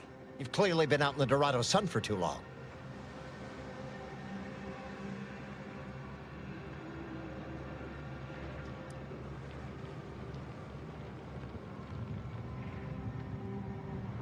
Ah, an offer for transaction. Now you're talking my language. Didn't reckon you was someone sympathetic to our ways. It just so happens we might be able to trade services. Normally, I wouldn't admit this kind of weakness. It's bad practice. But I'm really in the squeeze, and you might be useful. Lately, my luck's been right miserable. I got enemy sneak attacks. I got grunts murdering each other. I got unsanctioned power struggles. And it all risks reflecting badly on me.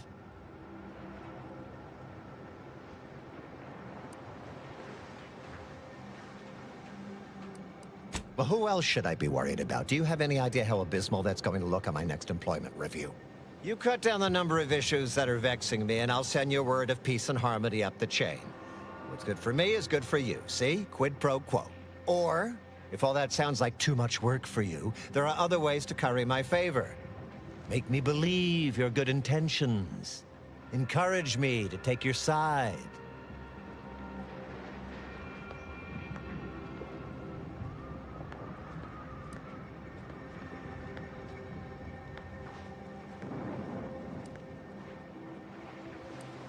That bomb that hit us, it was filled with uranium. So not only did it kill us the good old-fashioned way, it also caused serious poisoning. My contract medical list over there is literally up to her elbows in it, her hourly rate is ridiculous, and our damn auto docs have gone on the fritz from the workload. You get her the compression coil she needs to make the auto docs work, and that should cut her billable hours in half, and then I'll send your message.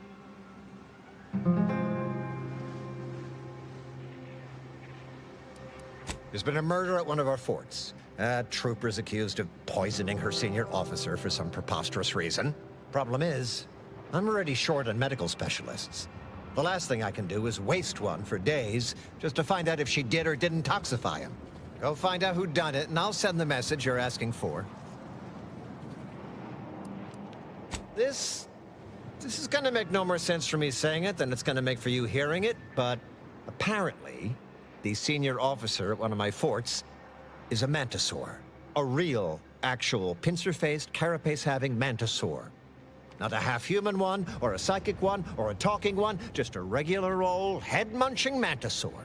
Anyways, there's some dispute over who his second should be, and he can't exactly decide himself. So go sort it out for me, and I will gladly send your message.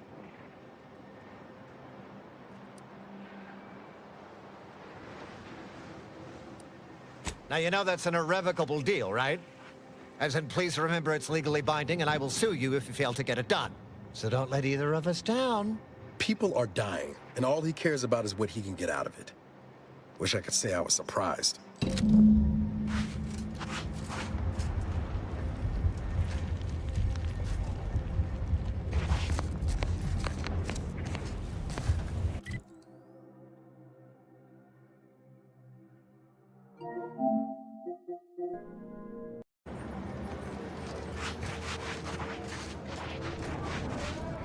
Where do we go now? Another refugee camp? Another We're not colony? going anywhere. Not on the basis of some half-baked prediction. This so-called exclusion Stop it zone with the is where we predictions. stake You don't even our know claim. multivariable Stand calculus. with me. Just trying to cheer you up.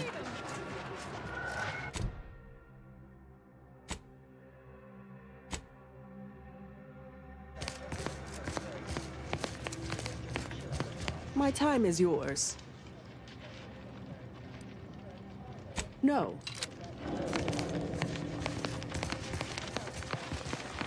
Scienticians around the settlement inform me you've made some inquiries. Good, good. Continue poking around further, though. You must earn both sides' trust, you know.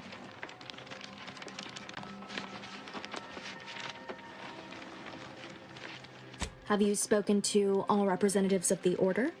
All of the displaced? The Doctor? The questionable types from Sub Rosa? Investigated the containers? If not, do. Well then, if you need me in the meantime, I'll be here, up to my ocular organs and requests.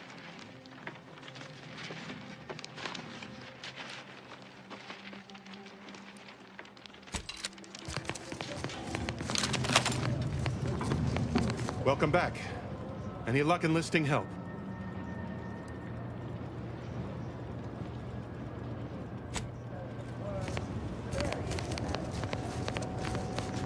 Have you beheld that new rifle up at the... Happy to chat for 0.07 seconds. Oop, time's up. Please. Bye. Not so. Welcome back. Anything I can do to assist you? Oh, of course. What would you like to discuss?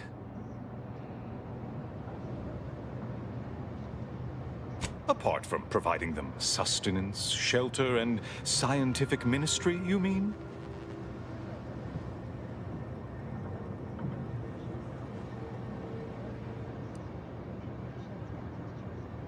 Need I remind you, Arcadia is at war. This is what war looks like, I'm afraid. The Order is operating within a very reasonable framework to provide as much aid as it can.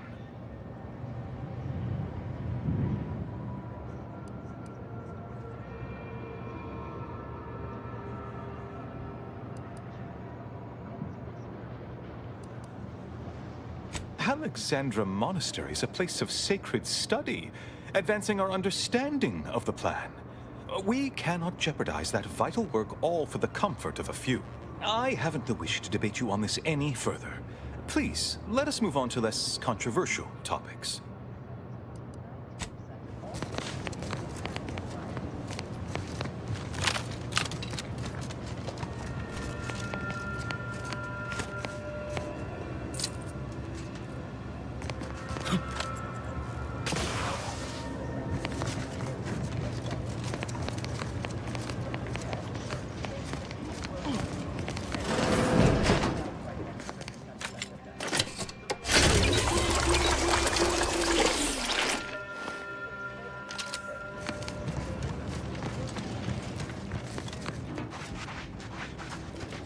happened to this? Where do we go now?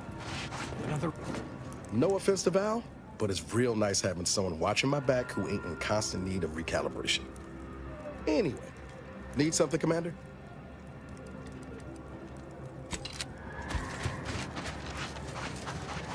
I have too much on my mind for idle... Except for the fact that you ain't yelling and trying to eat me.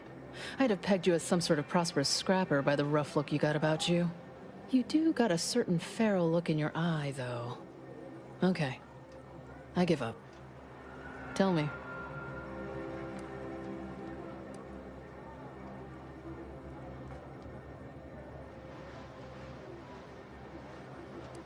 May Huffstutler, formerly Auntie's Choice, Department of Invasive Marketing. Now, the voice of the displaced. That's what those in the Order call me, leastways. An unofficial sobriquet, likely meant as a petulant slight. On account I object. Louder. More often than the rest. Those of us ended up here have very little except needs. I turn those into demands for reasons of clarity and import.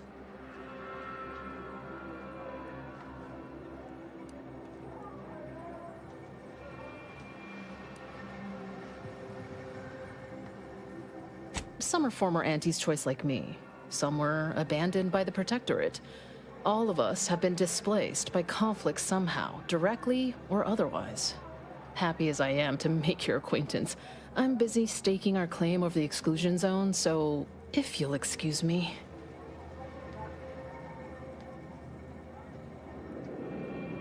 Oh, so that's how it is. You're the mediator that was foretold. Am I right? The Order wants us to believe that a catastrophe is coming to the exclusion zone at any second. Why? Because math told them so. Screw their predictions. We have people, displaced by war and disaster, in sore need of space. There's plenty of room to house them.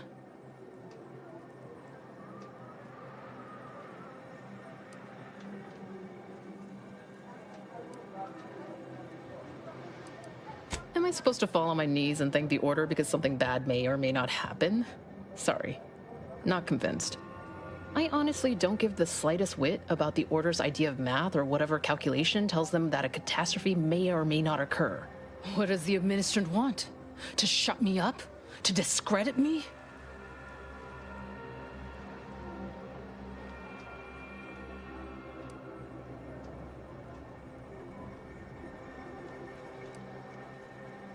Oh, I knew it.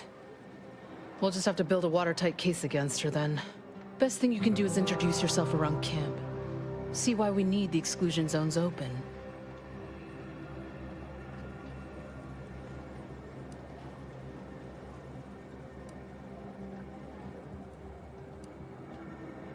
Huh. I didn't realize we were negotiating. Now you're speaking my language. You'll get your little bribe once you rule in my favor. Just don't let me down.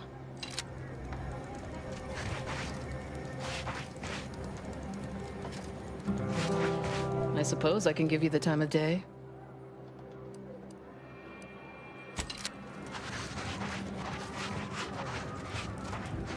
What happened to this place? Law. Matriarch's mercy is no safer than the trenches. Look on the bright side. Hello. You weren't mentioned in my latest personalized order projection. I mean, prediction. Granted, I mostly skim the parts what don't cover probabilistic dangers, so perhaps you were alluded to in some, roundabout fashion. Suppose that means you're not a threat. So that's good, right? Yeah, I reckon that's good.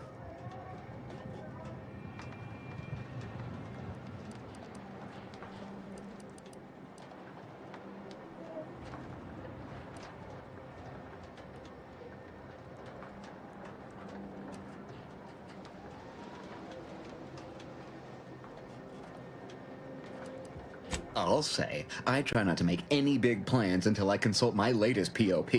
First time I got a POP, it was on a lark. It said, Rollo Nast, our seer has predicted you must wear a helmet today. I borrowed one, as a laugh. Everybody ribbed me about it.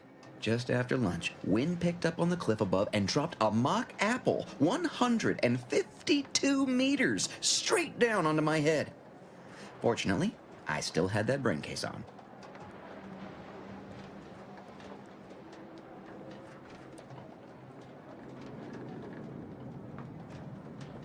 I mean, if you want an exact estimate or percentage, talk to them. As for me, I just got that, what do you call it? Anecdotal feedback. A few times, I couldn't make heads or tail of half of it. Like, avoid anything representing whole numbers? I didn't know what to do about that. So I just stayed put. End of the day, I'm still here, and my co-occupant Ike isn't. So, I guess them prognostications work well enough.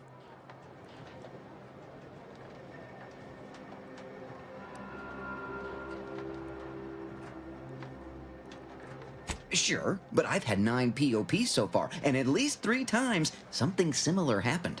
Avoided drowning in a culvert, sidestepped my mantisaur allergy. Forget the other. Things like that just illustrate the fragile nature of human existence, especially here in Golden Ridge. My co-occupant Ike had a POP done and told him avoid liquids for 48 hours. He ignored it. Later got drunk, passed out, drowned face first in a puddle of water. You did catch the part I said they saved my life, right?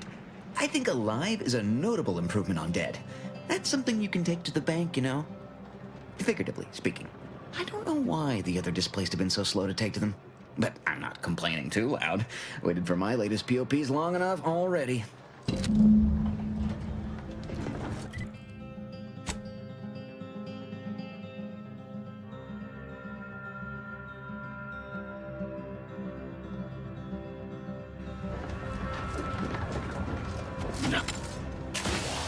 Welcome. Have you come to bask in the Order's knowledge?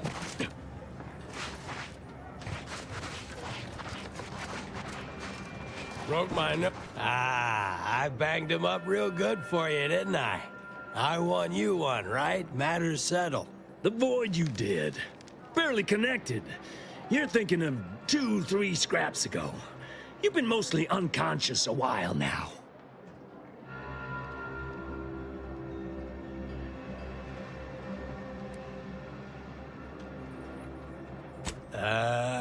You used at least 2 words I ain't sure I know. And I already forgot the question. No? I think. You ought to talk to Boss Tilda. She's the brains in this... What does she call it? Oh, yeah. Quasi-illicit shenanigan. Doesn't like to look at us when we're all banged up. Said my face turned her off Borscht loaf. Anyhow, head down the hill along the fence. Tell her Mapother and Mudge sent you.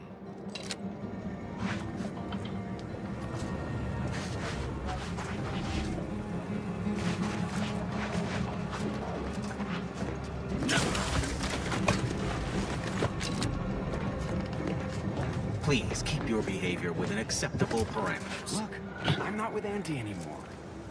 We all had reasons to leave. Really? Can't say I'm fond of these lodgings. Wait. Don't tell me you're one of those drones from Auntie's choice. Easy friend, following us together. My soup is nutritionally calculated to sustain all bodily functions, but it could use a little salt. Algorithmic dissonance? And then we solve for the... apologies. Just catching up on a research assignment between queries. Yes? Did you need something?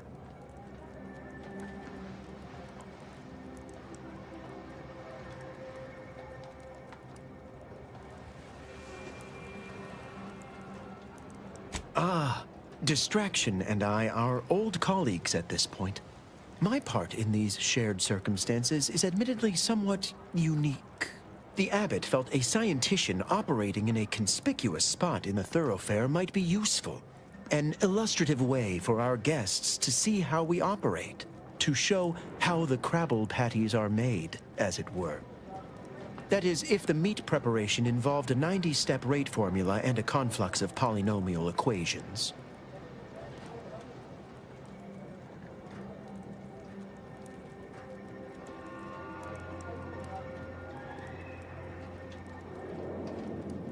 I am also on hand to answer queries by providing data supporting our actions. Though perhaps due to my central location, 89.74% of the time, I am simply asked for directions.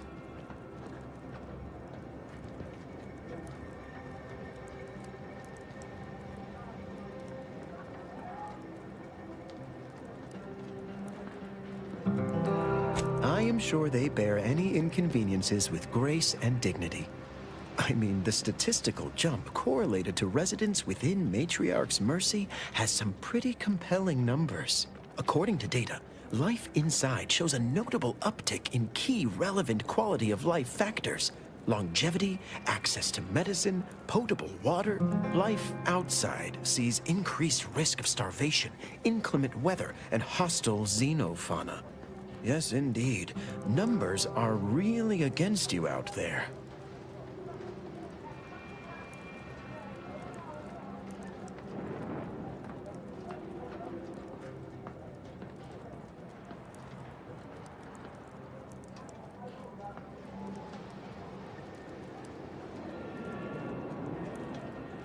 Surely you've heard our reasoning. I'd note by leaving the area fallow, we've lowered settlement productivity by 3.57%. We lower that more still to care for the displaced. Gladly. We have diverted internal resources to better meet demand in key areas. And I'm pleased to say that's led to a statistically significant 2.7% increase in refugee satisfaction. Then back to it I shall get.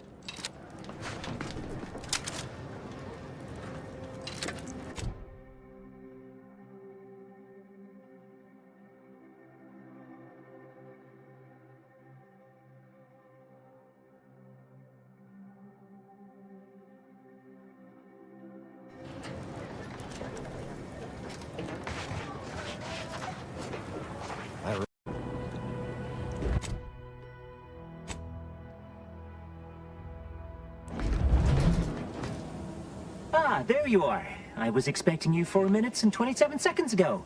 But never mind that. I have a missive for you. Highest priority. Recipient's eyes only.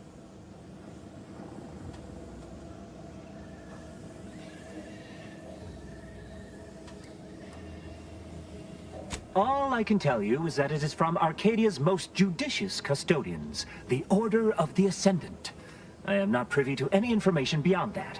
Oh, they did also say it was important. I was tasked 6 months ago to deliver it to whomever ship was at this landing pad at this exact time. Well, 4 minutes ago, like I said.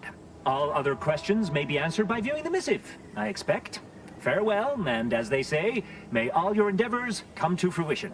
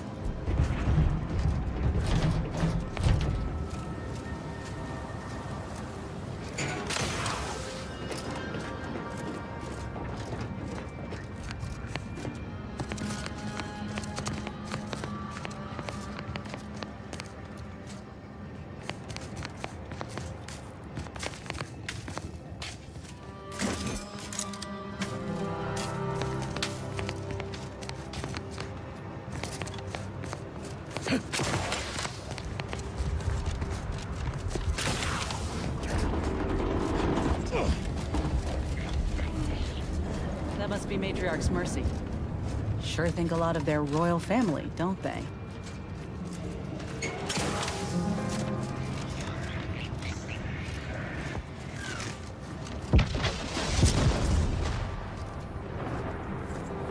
Whoa. Didn't realize we were landing so close to the action. We got bases down there.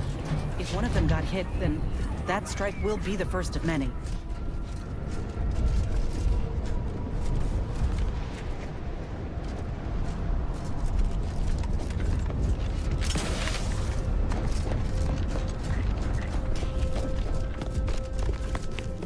The plan can wait. Our lines will not. Good subjects arrive 15 minutes early to avoid missing their tram.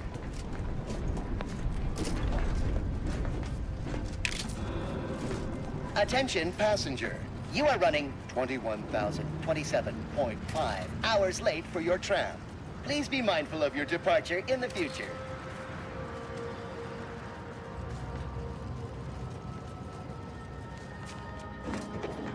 Stay vigilant.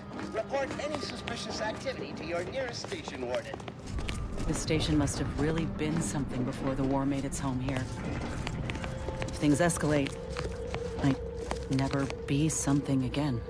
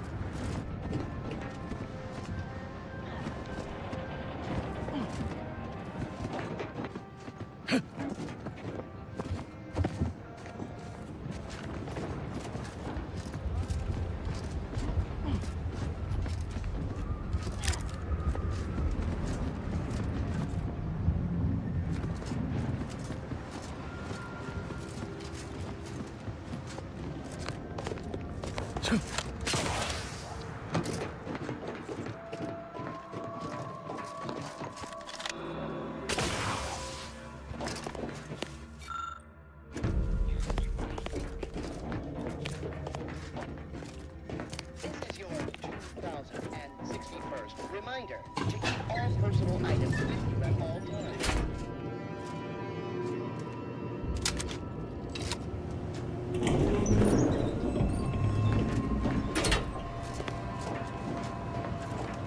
Folk were hunkered down here. Wonder how long they held out before. Well, best not to think about it. Day 206. Morale? Low. Condition? Feeble. Voucher mech. Watching. Always watching. Many have left for Matriarch's mercy, seeking refuge with the Order. The fools. Can't they see the Order is no different from the Protectorate? The Order won't... Incessant muttering to oneself may disturb fellow passengers. Further conduct violations may warrant notification of the Sentinels. Try it, you doddering rattletrap. Such threats compel me no longer. I now answer to no one. I've seen through the lies of both sides. In time, everyone will. Unwarranted optimism may be a sign of a more serious imbalance. Please see a curativist before boarding.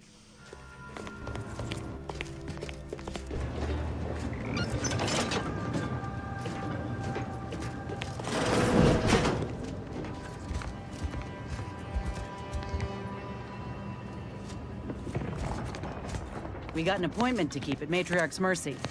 Let's just hope we don't get shelled too. I'm the one you need to worry about. Hey, got a distraction for you.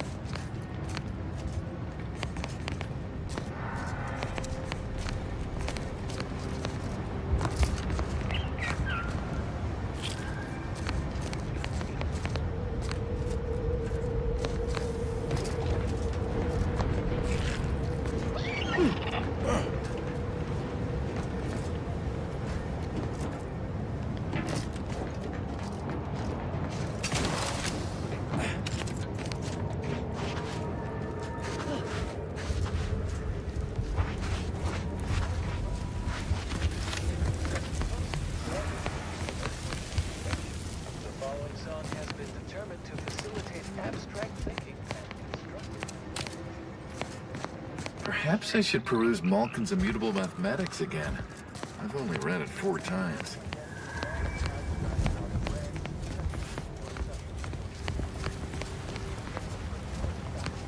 That is what I call a stubborn clog in the old... You're gonna have to hold it in, friend. Privy's out of order. Never fear. I'll get that clog moving soon enough. They don't call me the pipe doctor for nothing.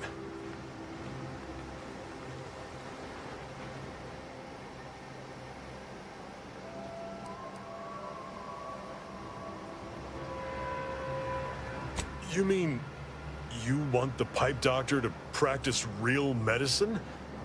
On real people? Why, this is the greatest day of my life. The human gut is the most compact and efficient sewer system ever. A plumber's dream. My dream. But don't get me wrong, it would be an honor. I'm just not sure that I'm ready for that kind of challenge.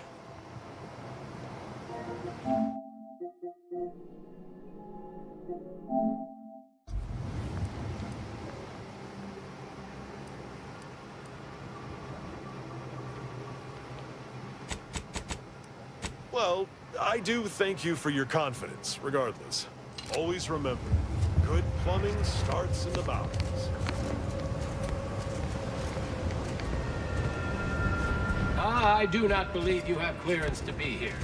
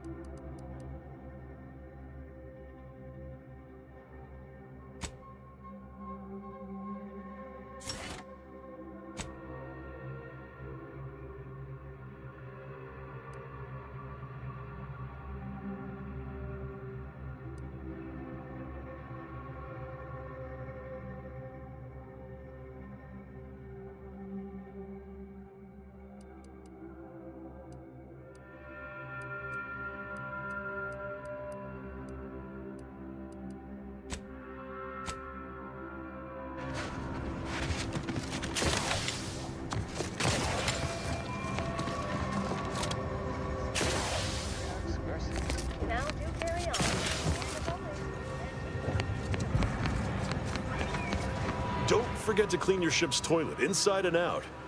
Zero-G clogs are as stubborn as they are smelly. Now, what can the pipe doctor do for you?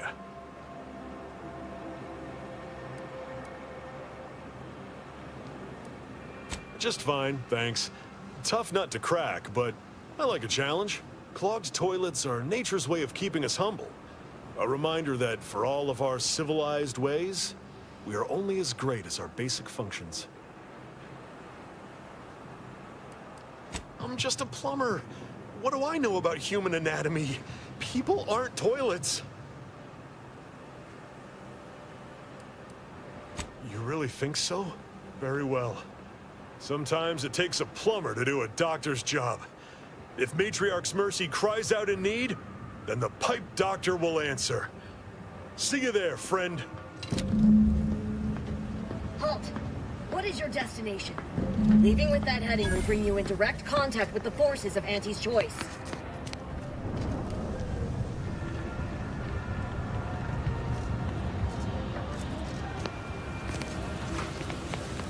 This war cannot come to a conclusion soon enough. The wartime rations are making assignment in proximity to the latrines. Wait! The odds of you Perhaps I should peruse Malkin's Immutable Mathematics again. I've only read it 4 times.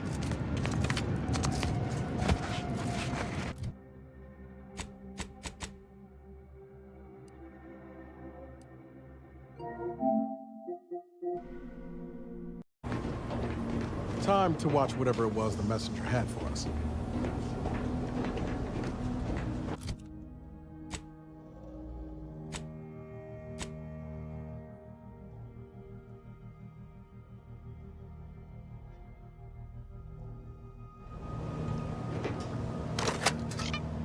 Greetings, Agent of the Earth Directorate.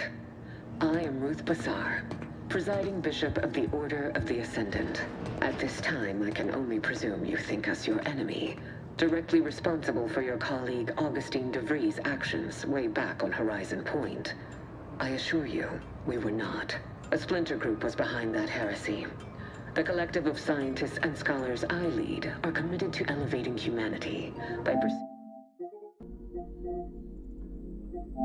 pursuing a greater understanding of reality.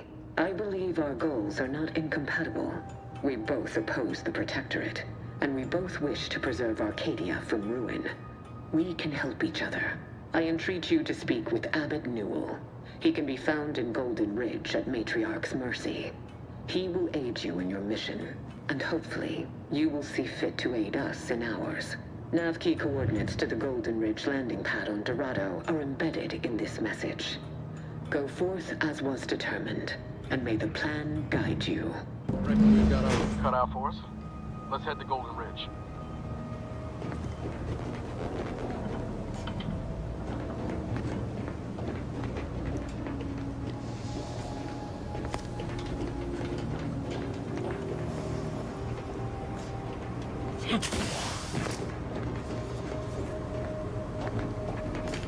Commander, the nav key coordinates supplied by the presiding bishop of the Order have been verified.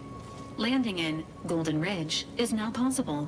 Additionally, we are also able to land in Free Market Station due to the Astrogator's progress with the updates necessitated by its rebuild.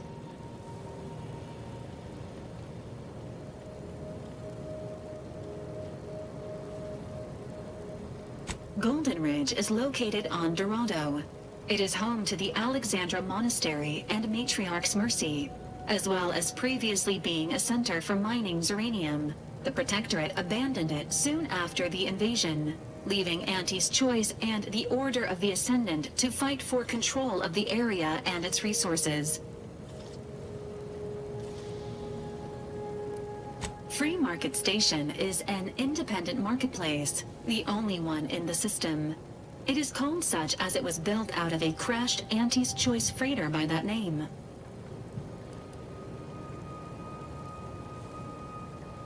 Agent Ibarra prioritized your recovery above pursuing Agent DeVries. This involved disassembling and rebuilding the Astrogator to allow the Incognito to travel to your location. As the rebuilding process progresses, old nav keys may be unlocked. Unfortunately, most of them are likely not recoverable.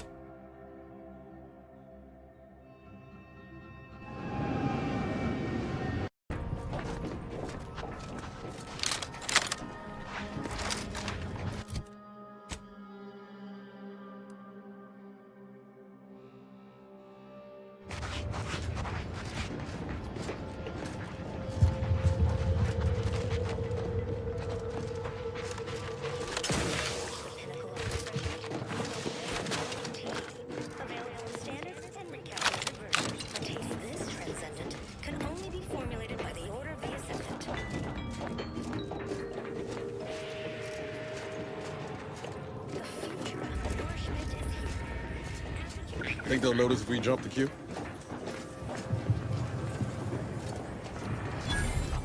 Another refugee? All right, step forward. Just a moment. Allowing anyone into Matriarch's Mercy unprocessed will upset the precarious ratio of refugees to aid. We should have an opportunity for placement in approximately 7.85 days, presuming no unforeseen alterations.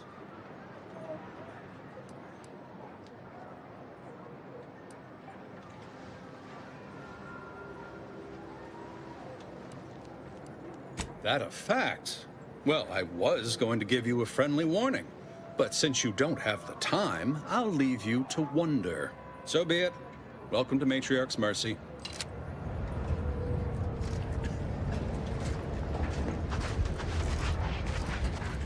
Keep your behavior within acceptable parameters. Do you believe Arcadia shall ever return to how it was? I wish. Between the invaders and the Order defecting, there's no putting this sprat back into the can. Cloister is looking pretty good right about now. A wasteland devoid of life? No, Arcadia is doomed. Plain and simple.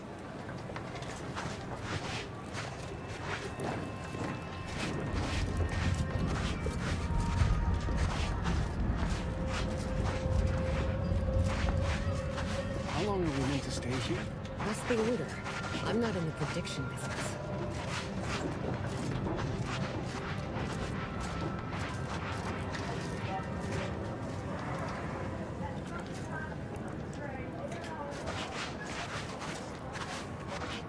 Friends, neighbors, while you shelter in Matriarch's Mercy, heed the teachings of the Order.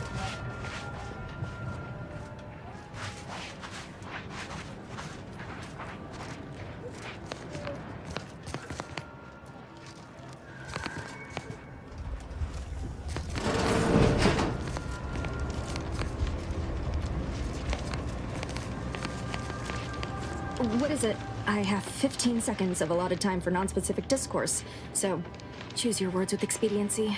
Oh, new arrivals. Of an independent operative nature, one presumes. Did the abbot assign you to help?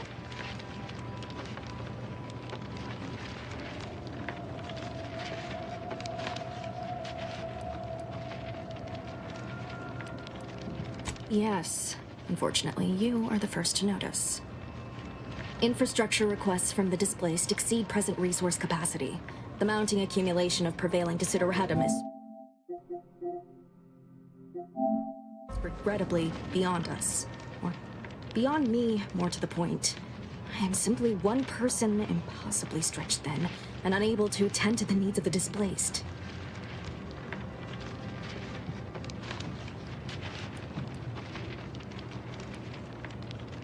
One priority concern stands out. Well, something of a dispute, really. One where my latest near-future prognostics report may provide some guidance. Tell me, what do you know of the exclusion zone?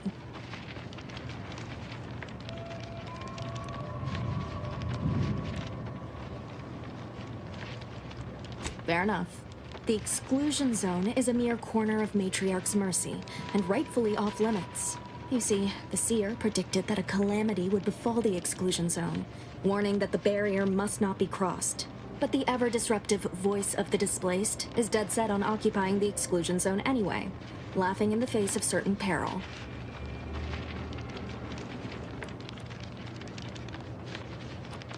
We don't know, and therein lies the frustration. The Seer has augured death for anyone who enters the exclusion zone. Yes, you heard me right. Death. Furthermore, and I quote, "An outside mediator, having earned the confidence of both sides, has a high likelihood of clearing up an ongoing dispute. We can't have the voice of the displaced sowing disorder. Will you help us? Will you be our outside mediator, as was foretold?"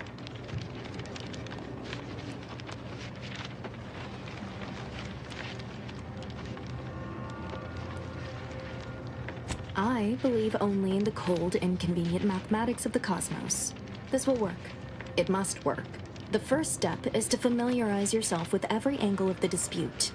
Talk to the people of Matriarch's mercy. The displaced want the exclusion zone. We want it kept off limits. We can't both be right. Feel free to speak with the voice of the displaced herself if you aren't already acquainted. Any questions before you get started? I can tell you she's a rabble-rouser of the highest order. Still, she cleaves to her principles. That's something. You can find her outside, among her people, stubbornly defying an order barricade.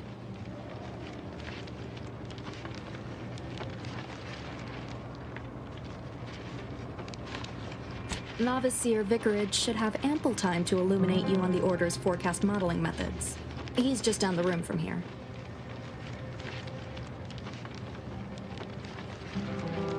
According to predictions, yes. Or at least, my interpretation of them. I am reasonably certain. More than usual, in fact. Many people around camp support or object to our methods. Speak to them, form your own opinion, and when you are ready, we will decide the fate of the exclusion zone.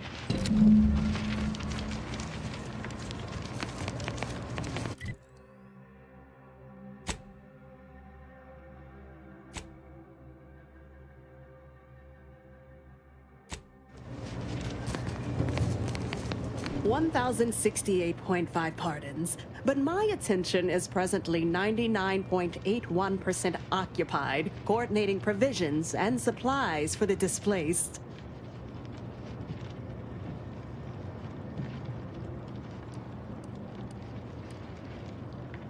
I haven't any time for idle chatter, but I suppose I can carve out a moment for urgent business.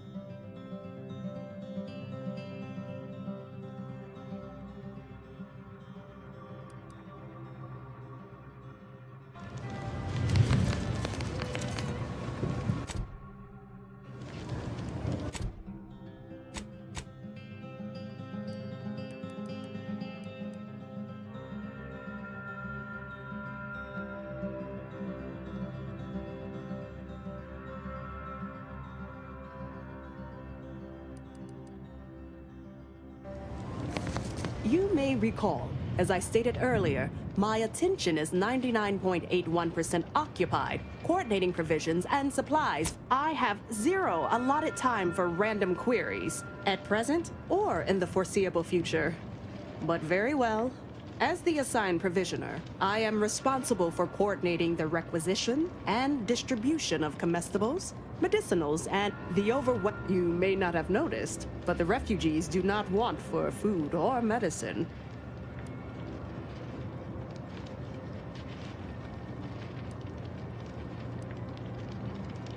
The Order of the Ascendant is dedicated to the ascension of humanity. Our ultimate goal may not be reached in our lifetime. If I can help others in need today, I shall do so to the utmost extent of my abilities and resources. With the great disruption that has occurred to their lives, one can hardly blame them. That they are fed and remain healthy is sufficient for me. Appreciate you respecting my time.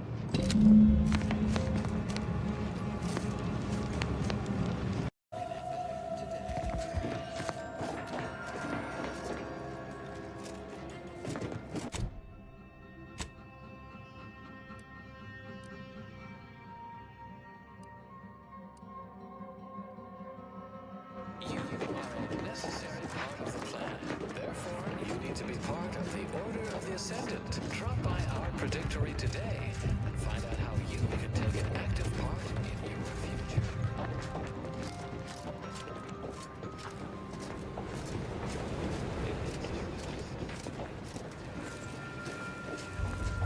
Please, somebody help us! Anybody, please! Finally, some help. We desperately need aid. Desperately.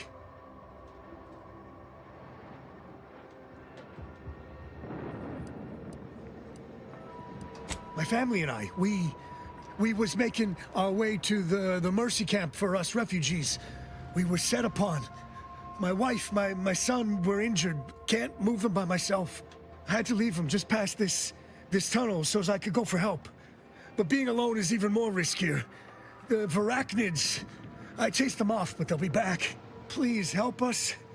Ain't nothing I can do for them, but you got weapon and medicines and can get us to the camp. Please.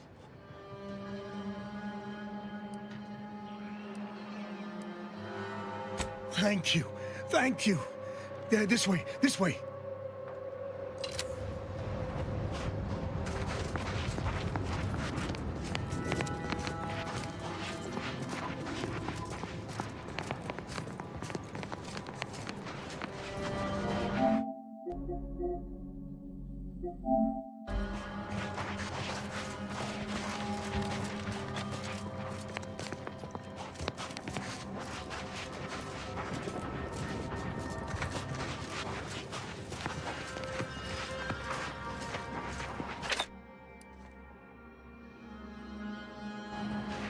Got my lamps on.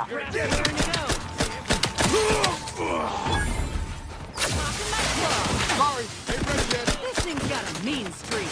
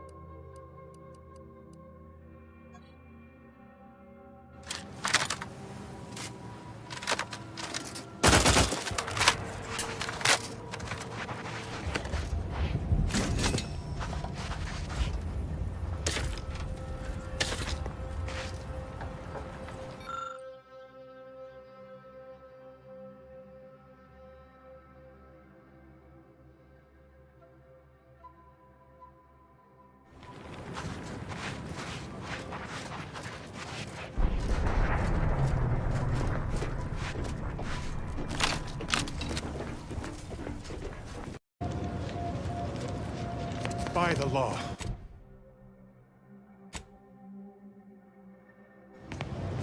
Oh, thank the architect you're finally here. I've scarcely breathed while hoping you'd come. I am in desperate need of your help.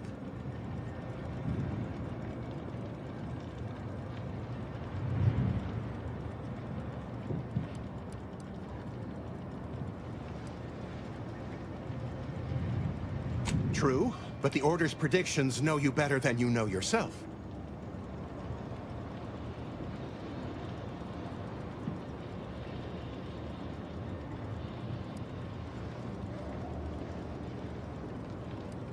As a doctor, I'm appalled. We don't have enough beds or private quarters to separate people, so sickness is blazing an unhappy trail through the refugees. Of course, the Order keeps us well supplied with meds, but things will get worse as long as we're overcrowded. Yes, I can treat sickness as it arises. It would be leagues better to prevent it entirely. That means space to spread out. Since you asked, you can run this medicine to Horst Lambing. Just don't shake the man's hand. He has a habit of coughing into his palm when he covers it at all. I can tend to your injuries, provided you have the bits to compensate me for my time and skill. We're short on everything, I'm afraid, including generosity.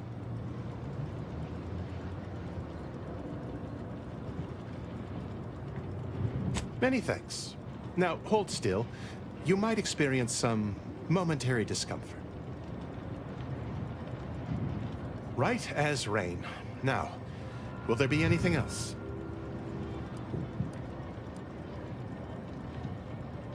Where to begin? There are so many sick and wounded in Matriarch's Mercy, and I have but 2 imperfect hands. I am but a humble general practitioner. What I really need are specialists, and the Seer predicted an outsider would find them. My thanks, stranger. Probability is on our side. The Seer gave me a datapad with explicit instructions that I not read it, for my intervention could only throw probability into disarray. Now, take the datapad, with my thanks.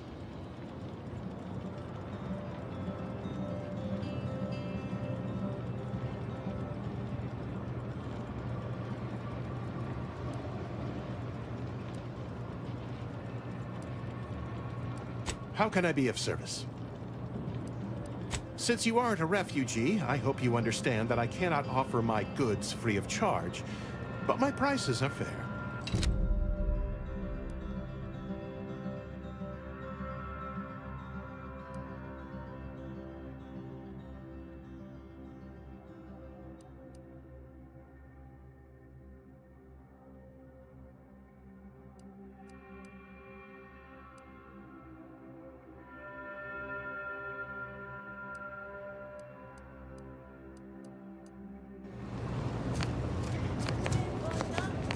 You're right. The universe...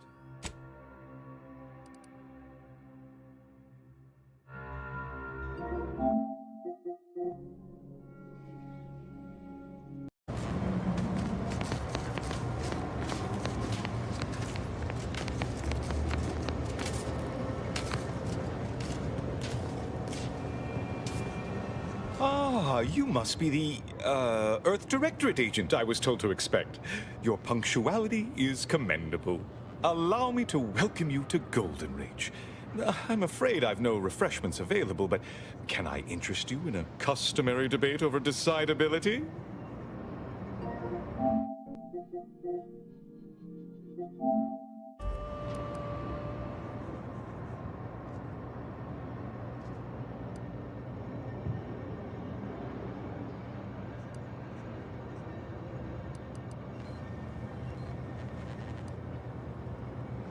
In the future, a simple no will suffice. The presiding bishop sent word of your imminent arrival. However, pursuant to our normal standards of compartmentalization, she was scant on the details of your mission. That said, I've been instructed to assist you however I can. So, tell me, what brings you to Golden Reach?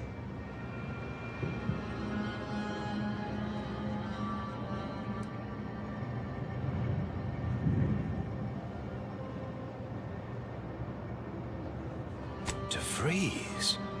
Now, why does that name ring familiar? Landon, do you recall a DeVries? I don't generally concern myself with passers-through. If this DeVries was not a member of the Order, then it's unlikely we ever exchanged mats.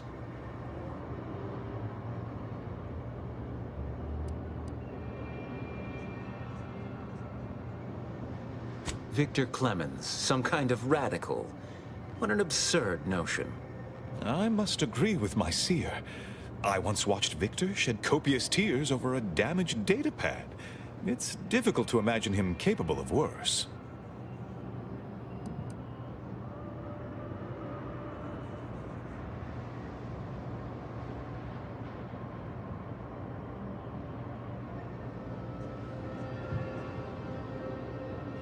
And that may well be true.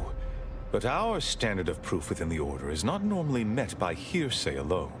Victor's currently supervising highly experimental research at one of our labs to the northwest, the N-Ray range, beyond the invaders' front lines. Unfortunately, you'll need to go through the decommissioned autonomous extractorium to reach it. That path is less than safe, so I advise caution.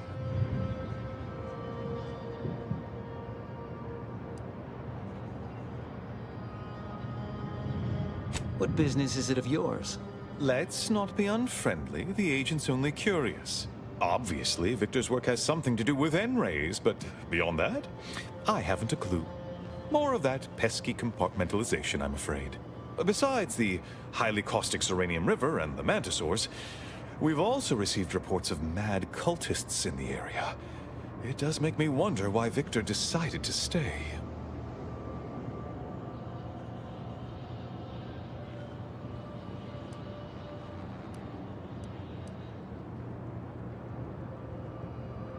Victor is dedicated.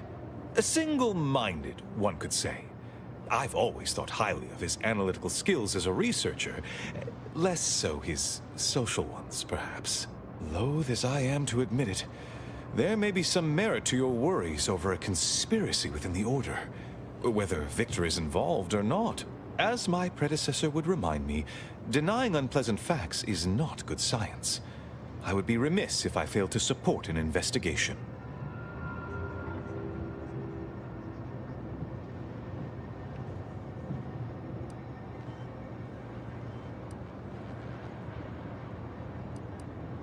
No doubt you heard of the recent attack launched on that Auntie's Choice base, Outpost Opportunity. It came from one of our facilities, the Zeranium Manufactory. But that facility is intended for research, not military action. I hate thinking an Order member responsible, but given the precision of the attack, it does suggest traitors in our midst. It would undoubtedly benefit both of us to root them out. Respectfully, Scholar, given current tensions, should we really be trusting such a delicate task to this stranger? Would an internal review of our ranks not be more appropriate?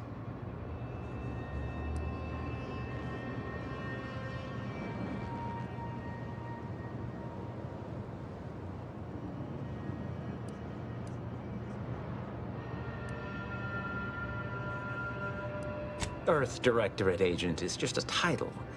I'd seek to know who you are beyond that bit of headline.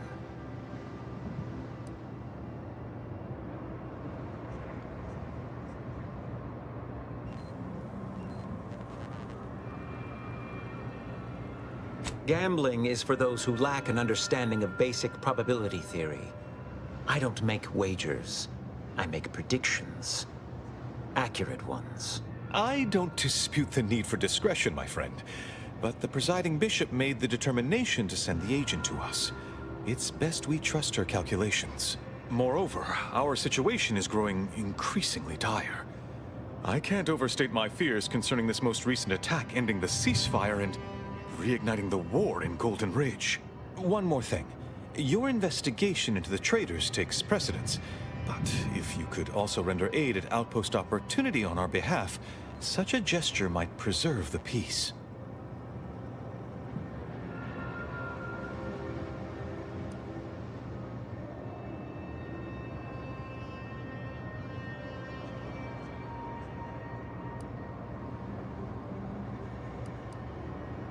I knew I could rely upon you. Ruth wouldn't have sent you otherwise. Here, take this writ of investigative inquiry. It'll grant you access to the manufactory. Seer Wiley and I will conduct our own inquest into these traitors you've mentioned erstwhile. We can compare notes once you've returned with your findings. Illuminating the path to true erudition is an abbot's moral duty. Whatever I can tell you, I will.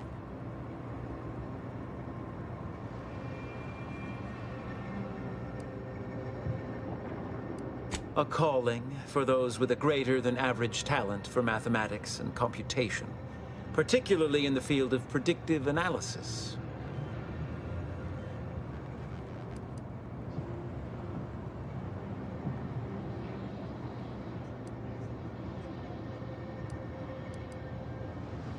Leave, I hope.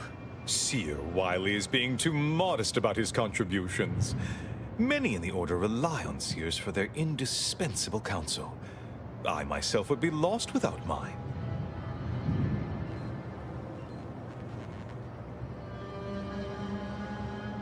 Oh, indeed. I needn't educate you on what you can see with your very eyes. There is a great deal of pressure on me to navigate what is a rather novel situation. Without Wiley, I dare say our predicament here would be even more precarious. Many lives depend on him, on us both. Why, Matriarch's Mercy would not be the refuge it is without his predictions shepherding its development.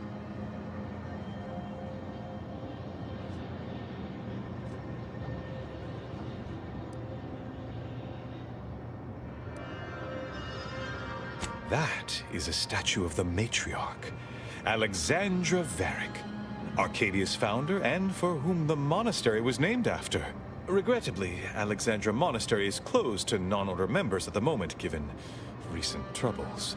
But perhaps Seer Wiley can give us an estimation of its reopening. Oh, certainly. According to my calculations, the monastery will be accessible to certain members of the public shortly.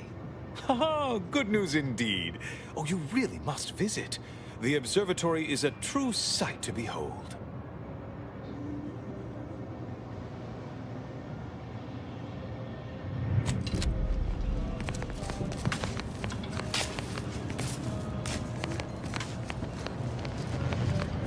This friendly face around Matriarch's Mercy. Though it's a pity I can't lend more aid to our downtrodden collective. I'm just a humble taxidermist.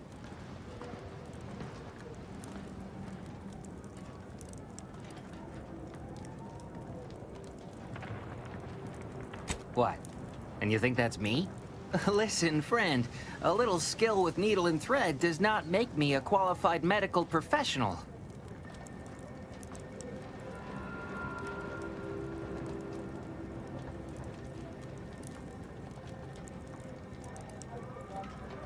Look, this place ain't exactly crawling with experts, and Doc needs all the help he can get.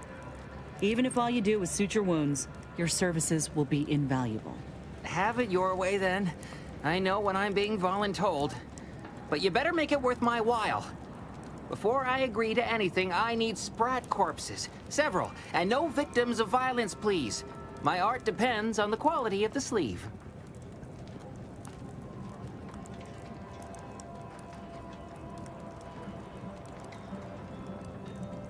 I used to source all of my sprats from a local trapper, Frankie Billings. No idea if she's still in business. Word has it she's out north in Auntie's Choice territory, so watch yourself.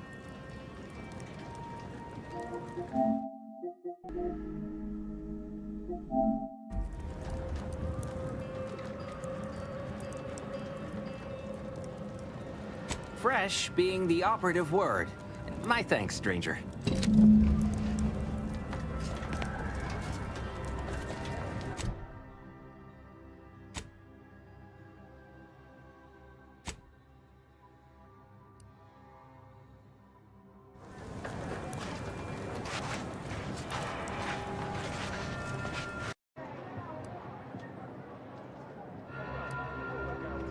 Well, if it's in the display's best interests, I imagine I can find a moment.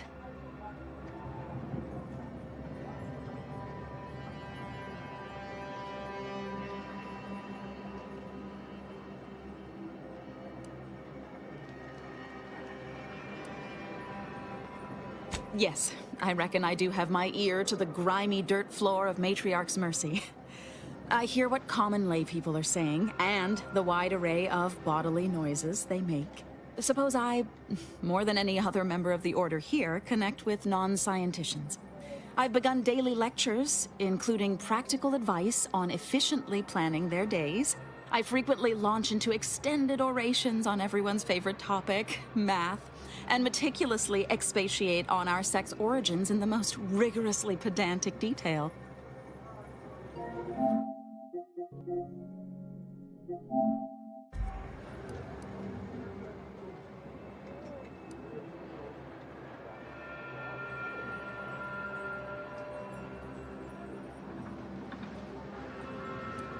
Oh, dear. I got ahead of myself, didn't I? That's an occupational hazard around here.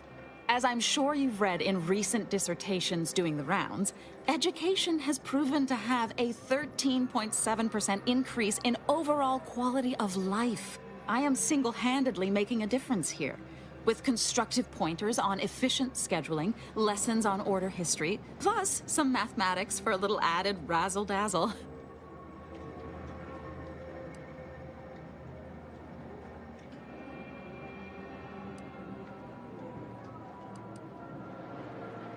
Never as many as I would like, perhaps, but my little congregation grows by the hour. Eventually, my unsophisticated layperson friend, the knowledge just seeps right in. Give it a few years and they'll even be asking questions.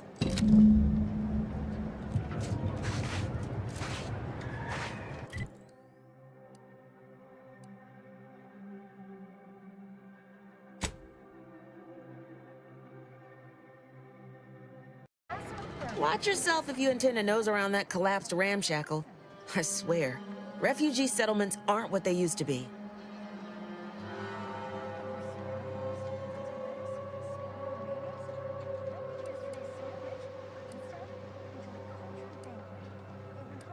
Oh yeah, Duarte. He's former aunties like me. He was underneath for a few hours. Or, no, that was before. This time it was Rollo Nast? No. Gert Valkenburg. Happens a lot.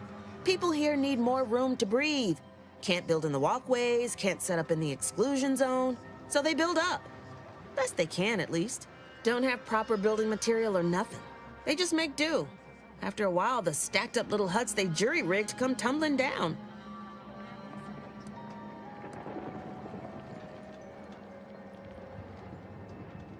Oh, you put that together, did you?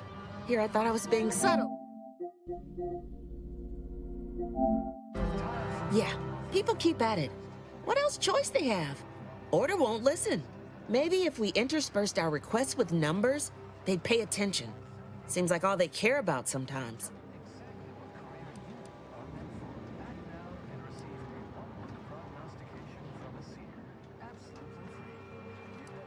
They're doing something, which is better than nothing, but not by much.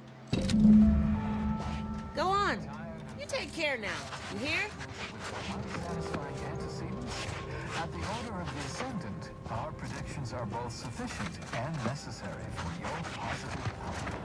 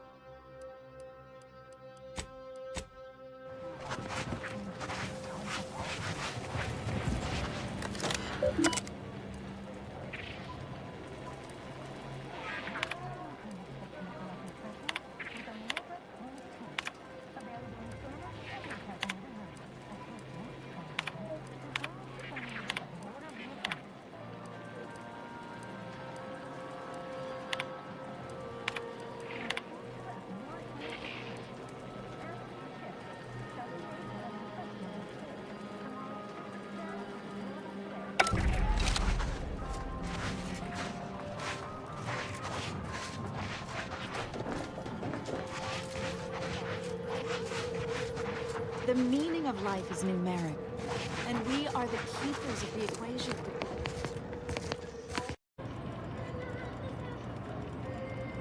Matriarch's Mercy is brimming beyond capacity with those cast out by war. But we of the Order rise to every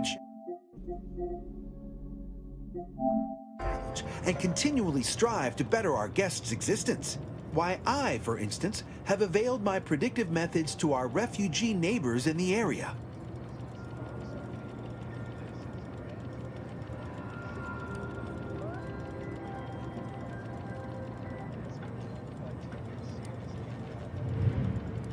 There's nothing more practical than improving lives now, is there? We've offered the displaced access to our weekly prognostics reports and personalized order predictions. Engagement is admittedly rather low, but at least one member of the camp reports he has benefited from them greatly.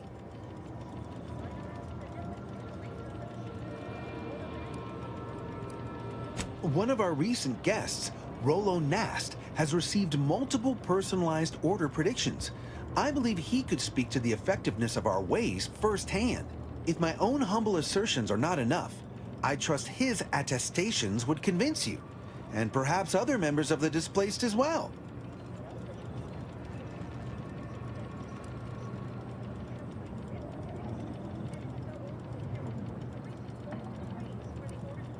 Well, I do believe you're needed elsewhere. Farewell. And so the burden of truth has fallen upon our broad shoulders. The duties of an administrator never end.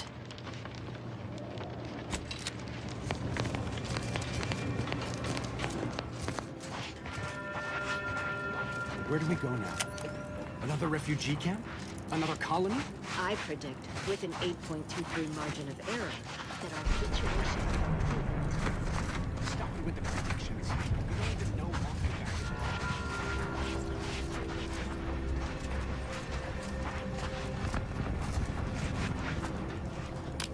Stranger. Vexing. We're at the mercy of the Order, and the Order is at the mercy of their predictions.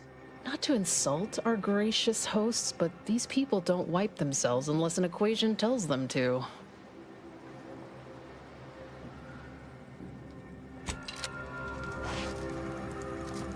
I've got your numeral. Keep moving.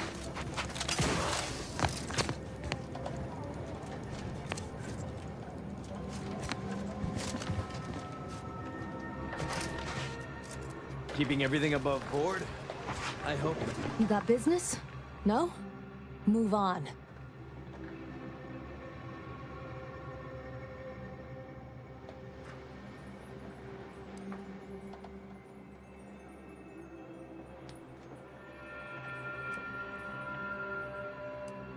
Earth who?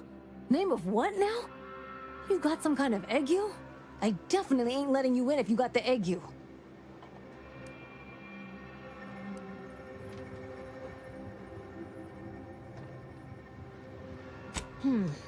Reckon you at least know how to oil the gears of ingress. Likely you ain't some protectorate or order stoolie. But I'm still gonna be watching. Go ahead.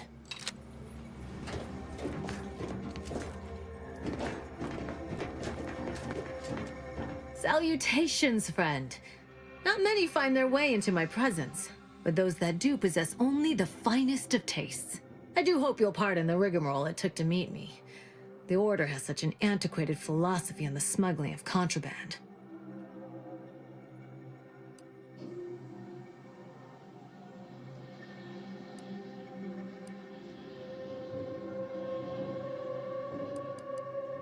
Idle browsers will be as...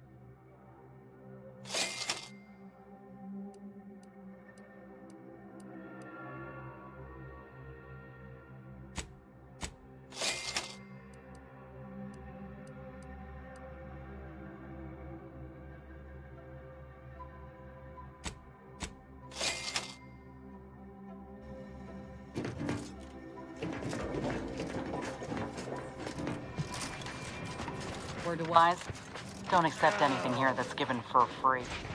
You'll pay, one way or another. Every scientician yearns to his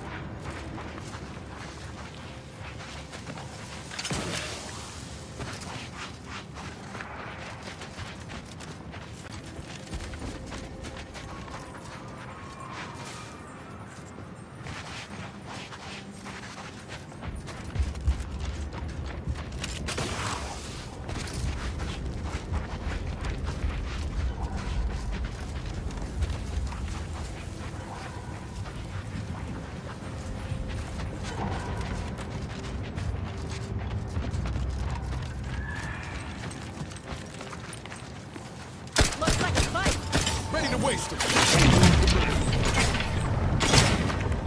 Recharging as fast as I can, Commander. Here, free hole in the head.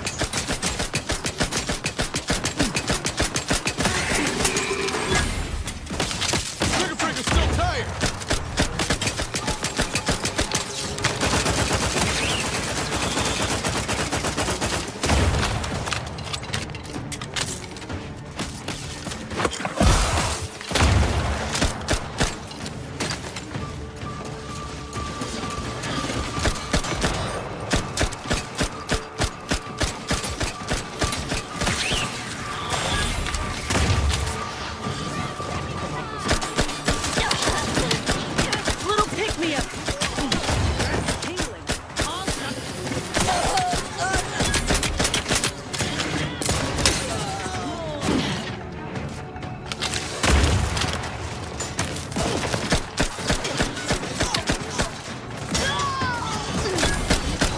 Ready to take the heat off you, Commander. Just say with the watch, hit the full combat.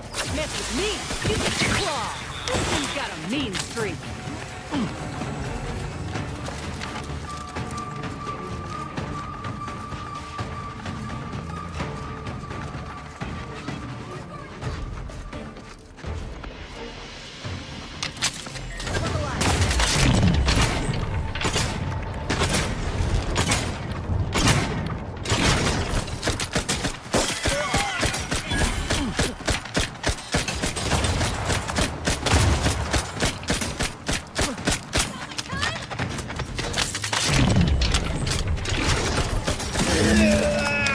It's a brawl.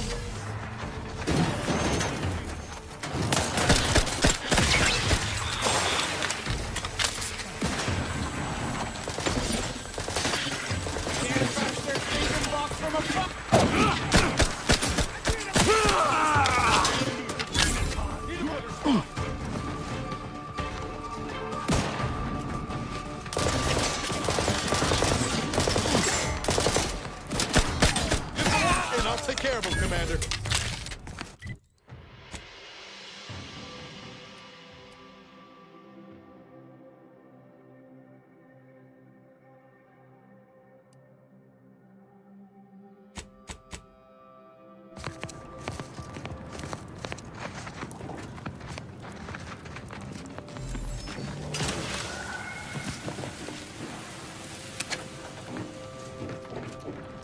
Yeah.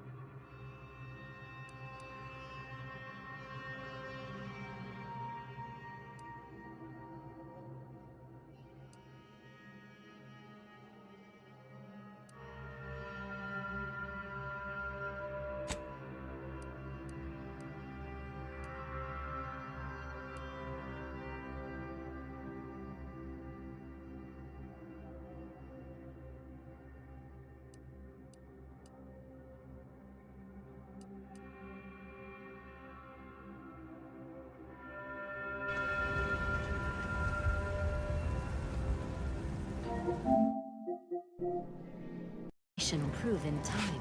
Stop it with the...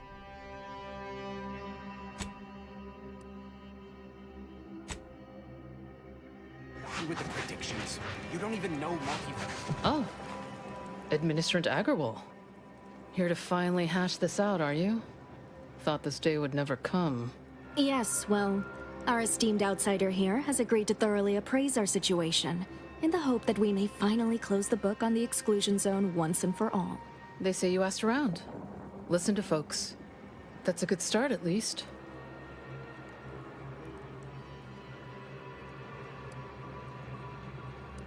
Speaking as a representative of the Order, we will abide by the Mediator's decision if you do the same.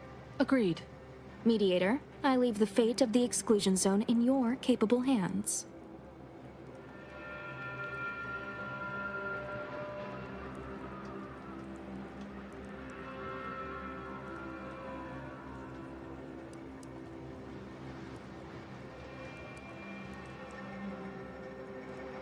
I'm all ears, Mediator.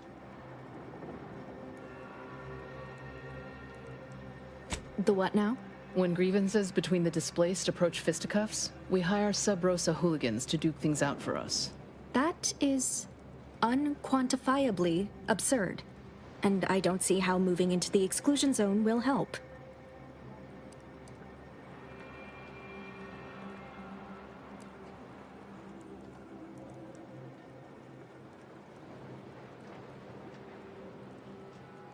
The fault here is my own.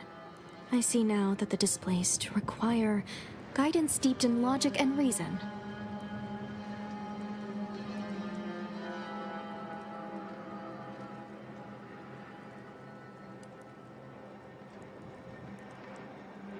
Collapsed. But we built Matriarch's Mercy to optimize comfort and safety. I'm guessing you're saying this wasn't an official structure. More of a hastily assembled, precariously built shanty.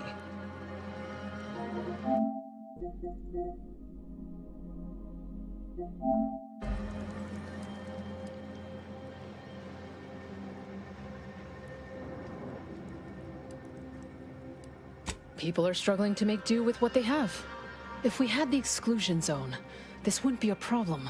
I'm aghast these structures weren't built following established order construction guidelines. I understand you were crucial in securing additional medical personnel for Matriarch's Mercy. Thank you. Yeah, much appreciated. Way to go above and beyond. Anyhow, what was the good doctor's diagnosis?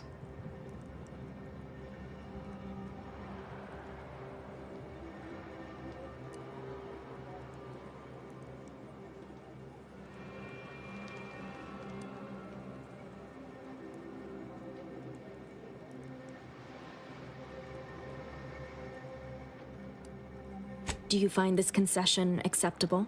I'm not convinced. Resources are one thing. We still need the exclusion zone. Speak on then.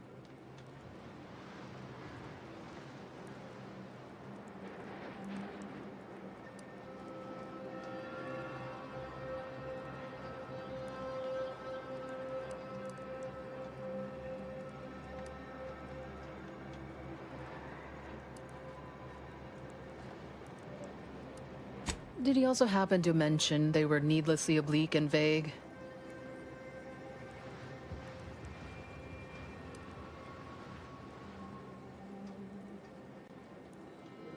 But our predictions are given to inform and protect, not to frighten. Forgive me. I do not mean to disrupt. You mean that missionary type who's always talking at everybody instead of to them?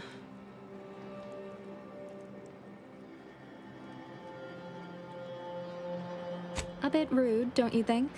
But since this mediation was foretold, I will not dispute your findings.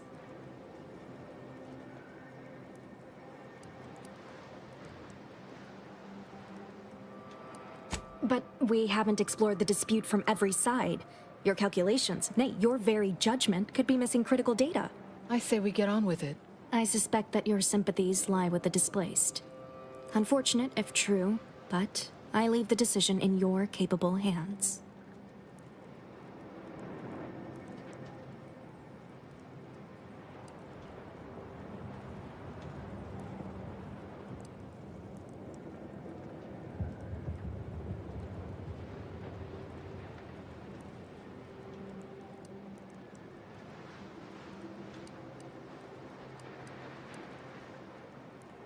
Well, if this is the fate that was augured, then I will not complain, though it goes against my very nature. Please, be safe. That's all I ask. Not to worry, Administrant. The exclusion zone is our problem now. Here, you stay out of trouble. We'll try and do the same. And a little extra something, as we agreed.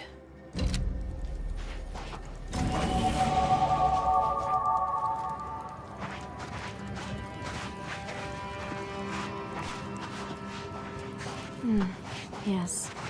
Just hope we've done the right What thing. happened to this place? Law. Matriarch's Mercy is no safer than the trenches. His choice, you may want to make haste to Matriarch's Mercy. It's just down the road here. So it was one of our bases that got hit. Oh, I'm gonna be sick.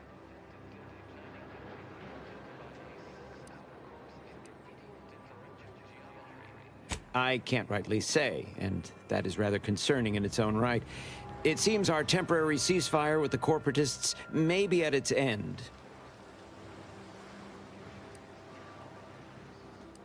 Yes, this was an active war zone until recently, and now seems like it may be so again. Not quite certain why the attack was launched, but that is not under my purview. I'd surmise that when Auntie's Choice realized they couldn't get through our defensive measures, they wisely chose the path of diplomacy. Seems I was mistaken. Well, it weren't our artillery that made that strike. I can tell you that much. They must have done something to provoke an attack, which is why your safest path now is the one that leads to Matriarch's Mercy. The Order controls everything south of this point, but the rest is beset with various dangers. Zealots, scavengers, creatures, and corporatists. Well, not certain about that last one anymore after the attack. Cultists, mad to the last one. I believe they worship the rifts or some such. People will turn to anything to ease their discomfort during times of crisis, I suppose. They're both unstable and violent. Auntie's forces call them scrappers, and uses them for just that, gathering scrap materials. Excessive abuse of stimulants has made them severely unbalanced and prone to violence. They've also been known to pose as refugees, to lure their victims into ambushes. There are several camps of them northwest of here. I'd strongly advise keeping your distance. The creatures are of the genus Varachnid. They are large enough to kill a full-grown human, and exceedingly willing to do so. All our efforts add to the equation. I don't see anything else coming. Was it just the one?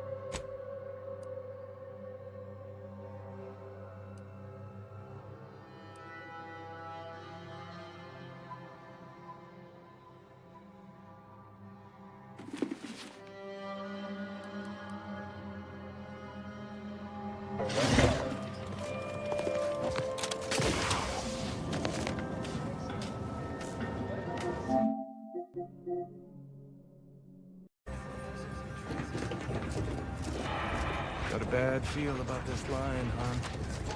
Don't like being so... Do you believe Arcadia shall operate here? Thus, if we compare the fates... Since the schism, the Protectorate have rewritten history to exclude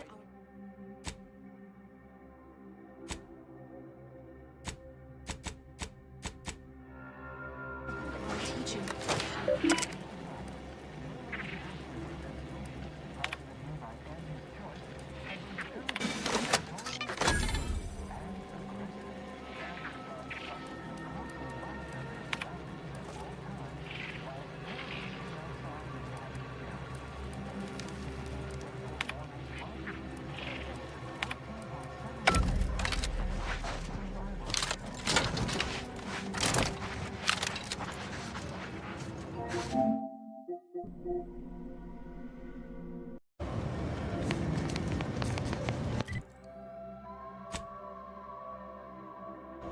When I asked the seer for medical specialists, a plumber was not what I had in mind.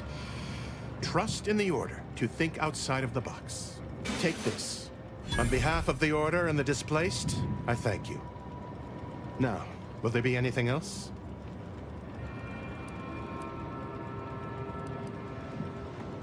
How can I be of service?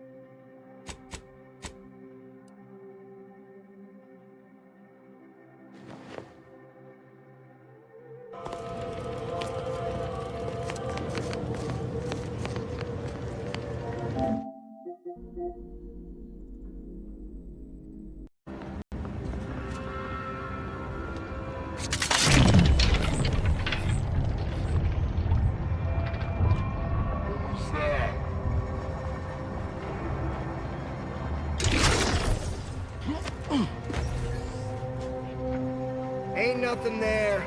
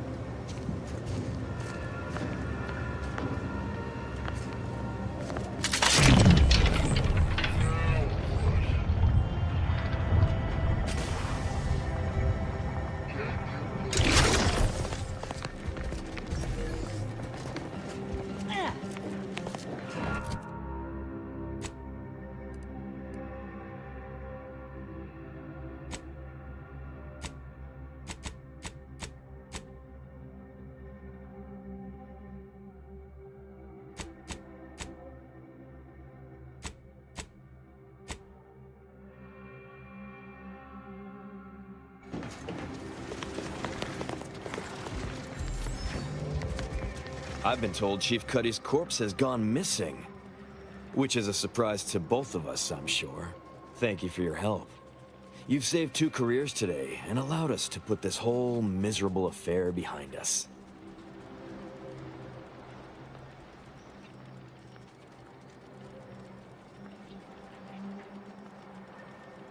Of course.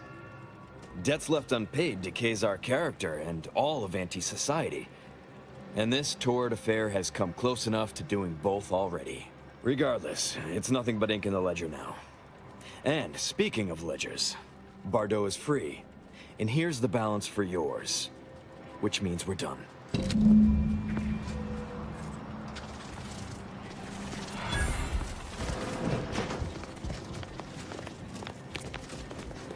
You did it!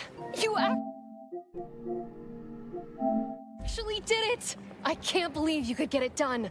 Thank you, thank you, thank you! I'm so glad to be out of that damn cage.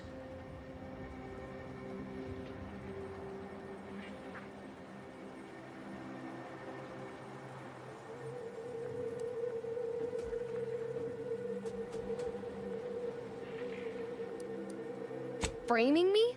Who? Do you know what happened? That good-for-nothing rung leech! That dunderhead! I can't believe he'd... Oh, he's about to learn that poor Chief Cuddy's not the only one with executive contacts in the family. My cousin's a VP in R&D who used to head testing on Numa. Abner's going to spend the rest of his downright miserable life wishing he just confessed and took what's coming. That makes me extra thankful for what you did. If it'd been left in Abner's hands, he'd have made sure they'd thrown me in a hole so deep, even the Sprats wouldn't come visit.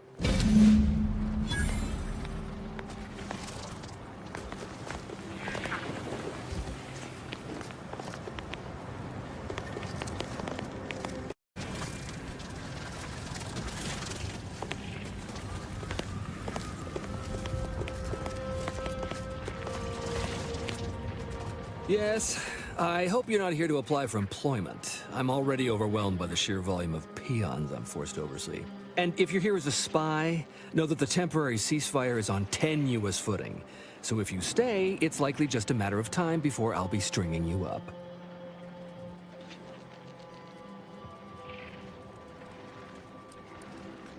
Enemy Scrutinization Officer Durbin. What does he want with me?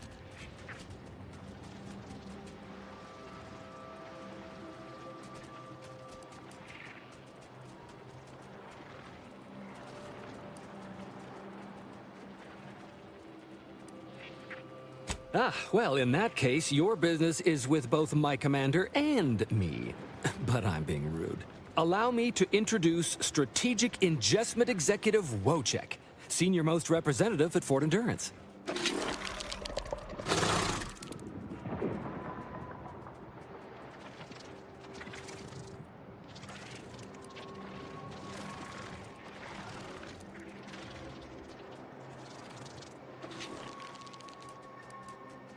Now you're starting to sound like some of the wagabouts I've got under my command. Why would I be anything but serious? Executive Wojciech has been part of this unit since he was just a pupa. As he grew, he's shown exceptional bravery, stoic stalwartness, and strong leadership. It's earned him promotion after promotion, until our last battle against the Order deprived us of our former chief executive and left him as the senior-most trooper. Okay. The executive welcomes you, but would like to know why Scrutinization Officer Durbin sent you here.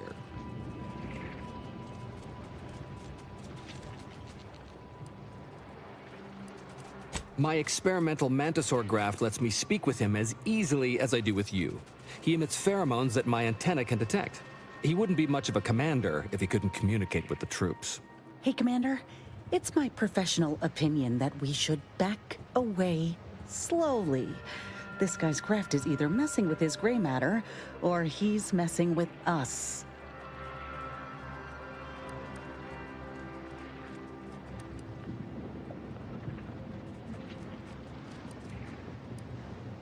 What? It can't... It's not a mentalist.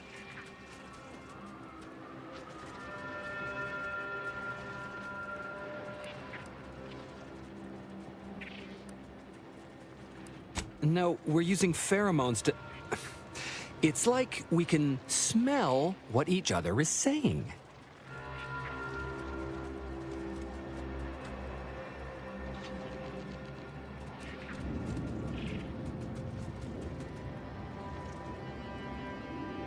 No, please, don't. Why not? It can't stink any worse than the dung you're spewing. Designer Bradford, you've been warned about disrespecting the chain of command. And you've been reminded, repeatedly, that I'm not under your chain of command. I'm technically under the Mantisaur, but that's got nothing to do with you. I just wanted to make it clear to our newcomer that you are full of shit. You've always been full of shit, and you will always be full of shit. So you're best ignored entirely. That is quite enough, designer.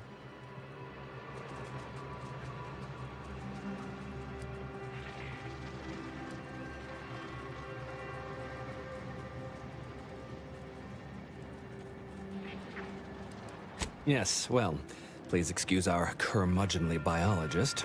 She's been a pill ever since the promotion that made Wojciech outrank her. Still, that ugly moment behind us, it's a comfort to my mind that you're here. Executive Wojciech has an assignment we're desperate to have done, but it can only go to someone outside our chain of command. Ugh, not this crabble scat again. There is zero chance you're right. Zero. And this brilliant assignment of yours didn't go so well for the last group.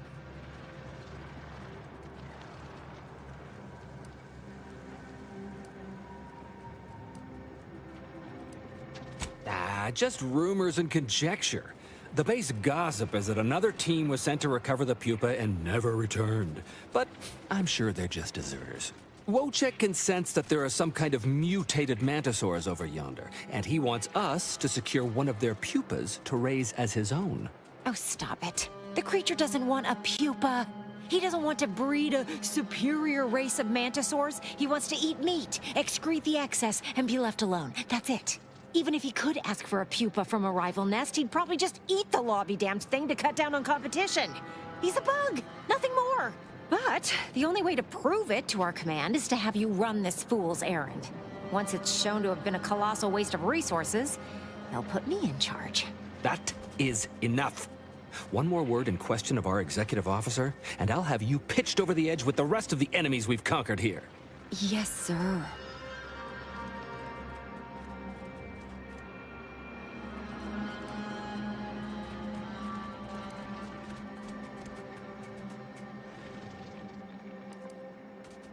Exactly. With it, Wojciech can raise a Zeranium-mutated Mantisaur army, which will be even more dangerous than the ones Auntie's Choice evolved from the Halcyon stock. We need you to infiltrate the mutated Mantisaur nest, secure a mutated pupa, and bring it to me here. Do that, and I, and Executive Wojciech, shall make sure you are well rewarded for your efforts. Look in the nest to the east. That'll have your best odds. It's where Wojciech feels the pull from the strongest. Feels a pull, Wentworth? Seriously? What am I saying? That makes the exact amount of scientific sense I'd expect from you. Excuse me? May we speak a second? Apologies for my outburst, but I had need to warn you that an earful from Wentworth is akin to sucking on an inhaler full of ammonia. Hey, what are you two talking about? Nothing of your concern, Wentworth! Just ignore him.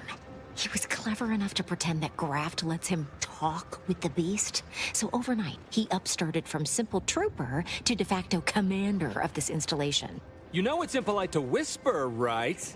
But I've studied him extensively, and it is most assuredly nothing but a play for power.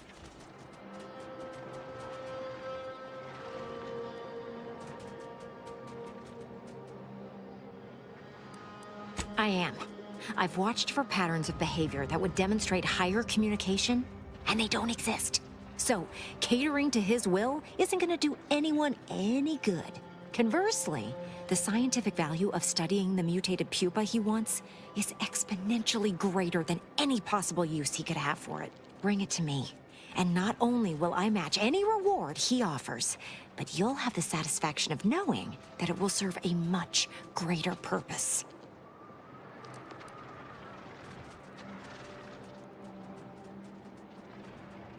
I'll have to... Oh, fine. Fine. If scientific discovery and the betterment of future products isn't enough for you, I'll pad your coffers a little something extra. Just, please, bring me the mutated pupa. Personally, I'd much prefer leaving the pupa where it is and not giving into delusion.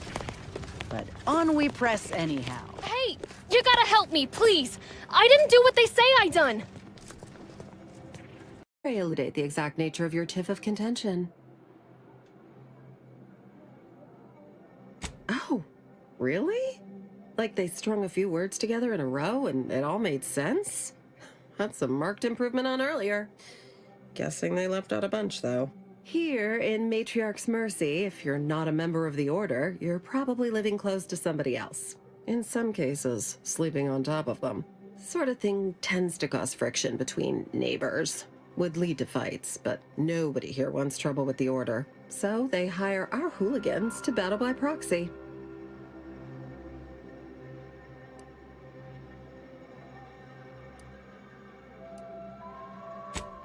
It's the Order, so they don't kick you out or nothing. It's all community betterment volunteering. If you're former Auntie's Choice, it smacks kind of like work for free. If you're former Protectorate and it don't involve automechs, it's all terrifyingly mystifying somehow. We say whoever wins the fight wins the argument, but frankly, it's never anything of consequence, like, okay, hurrah, this guy gets back his mangy button. Now, how can I help you exactly?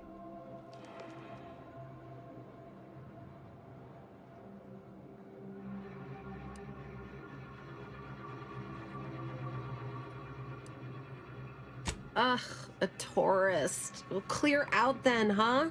Can't have you scaring off real customers. I got a bunch of yeggs, 2 pugilized pugilists, and a cicanid to feed.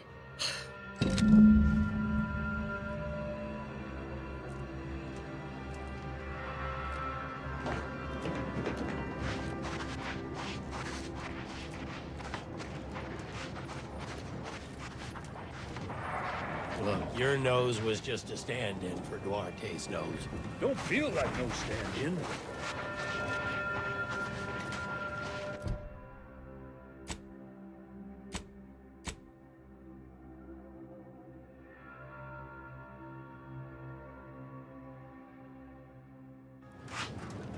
Where do we go now? Another refugee camp? Another colony? I predict with an 8.2.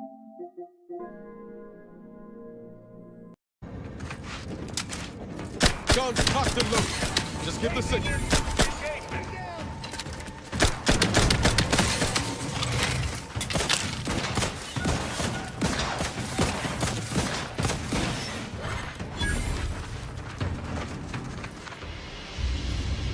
Hey, we gotta talk about all the killing you've done.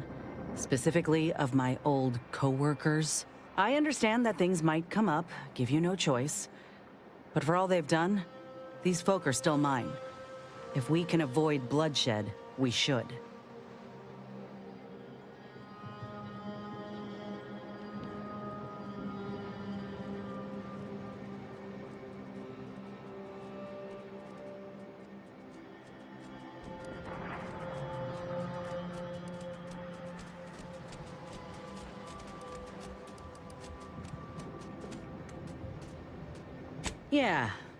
Yeah, reckon I do. Just don't put me in this spot again, Commander. I like what we got going.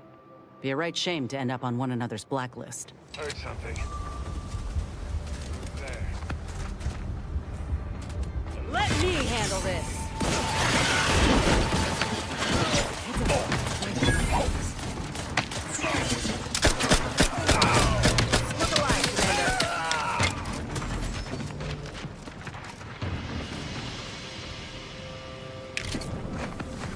Hey, we gotta talk about all the killing you've done. Specifically of my old co-workers. I understand that things might come up, give you no choice. But for all they've done, these folk are still mine. If we can avoid bloodshed, we should.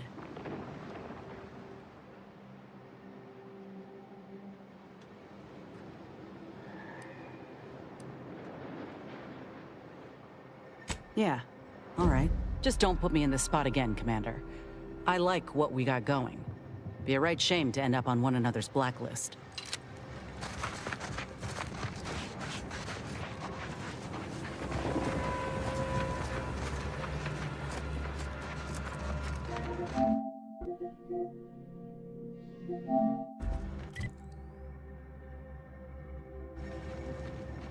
Everyone knows a morsel tastes that much sweeter if you gotta pay a premium for it.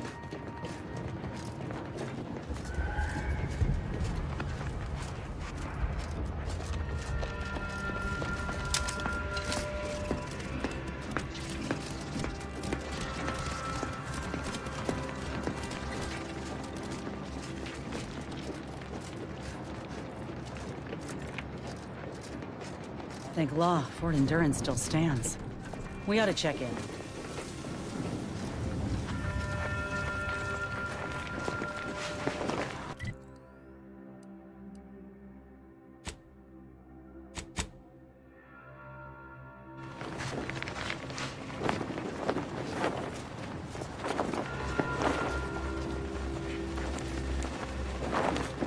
Piddle your wares elsewhere.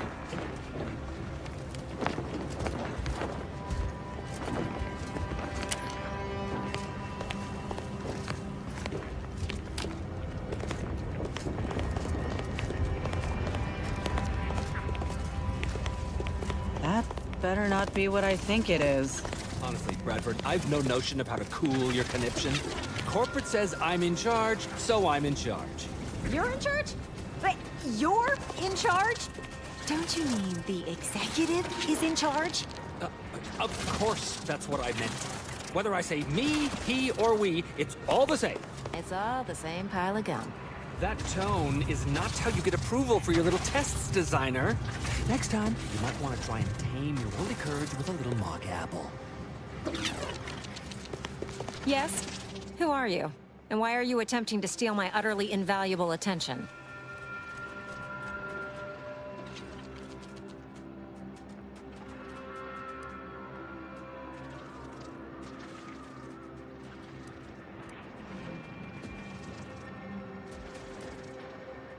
This is a fort.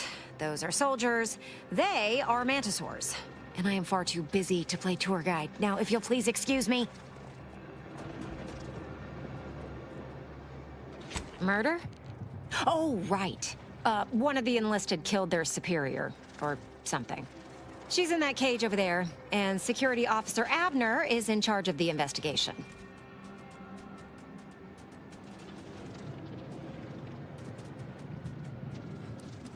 Ah, wonderful. I was hoping someone would bring some sense into this madness.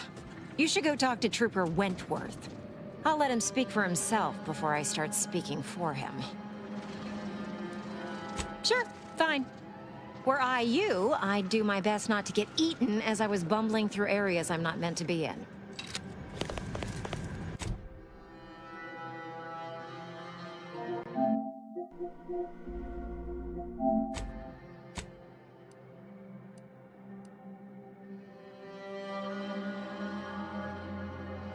Maybe on account of them being a giant, malignant corporate entity?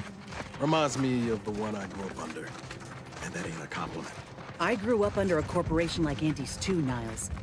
You ain't the only one with a sob story. Then you might ought to know better than to throw in with Annie's. They're just like those bit-pinching bastards on Flank.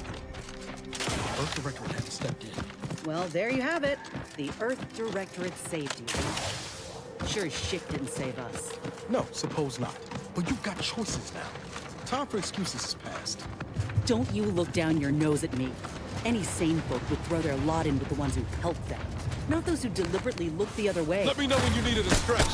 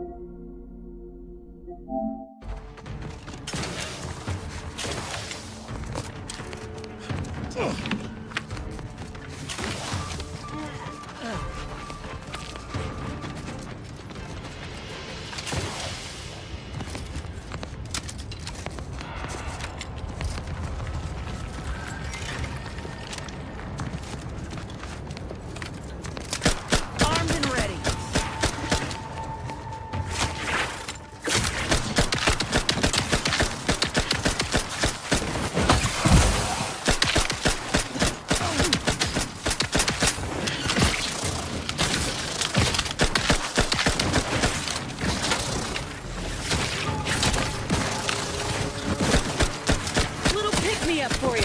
Ready to waste them. On your command.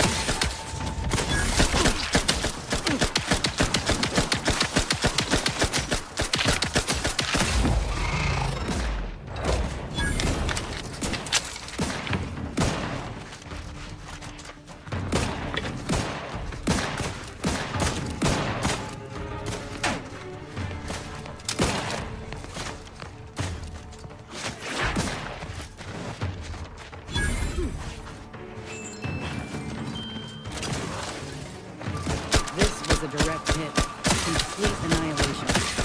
If these troops have no warning, then there's a lot of caskets waiting.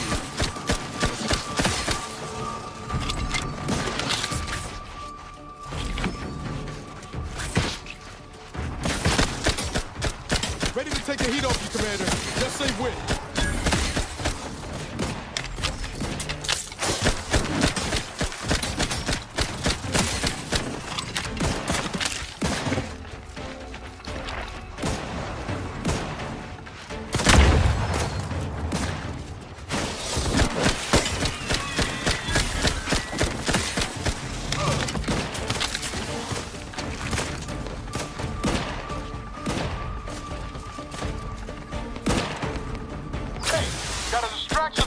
I'm the one you need to worry about.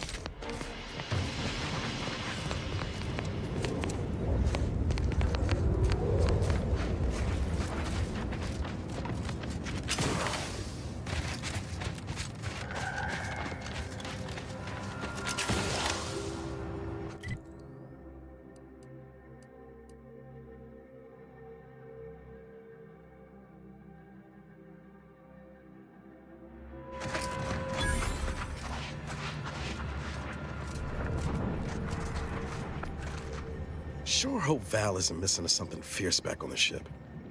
Anyway, need something, Commander?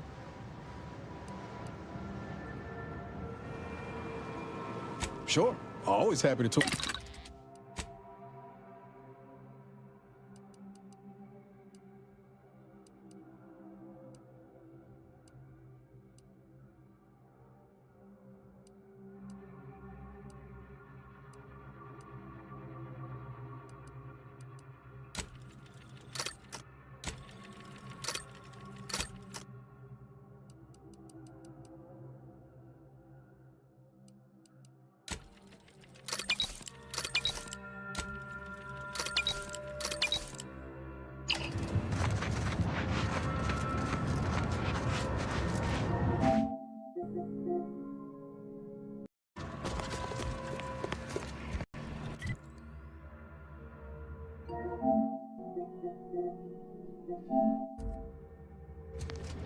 Well, what have we here?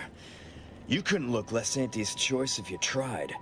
So what are you doing in our fort?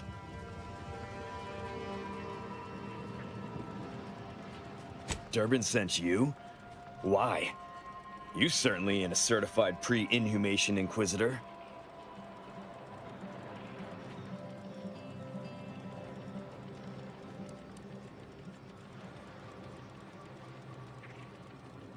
Oh, lovely. And just what is it you think you can do for me? You ain't even carrying a masticating tissue scrutinator. You just gonna guess what manner of poison killed folk?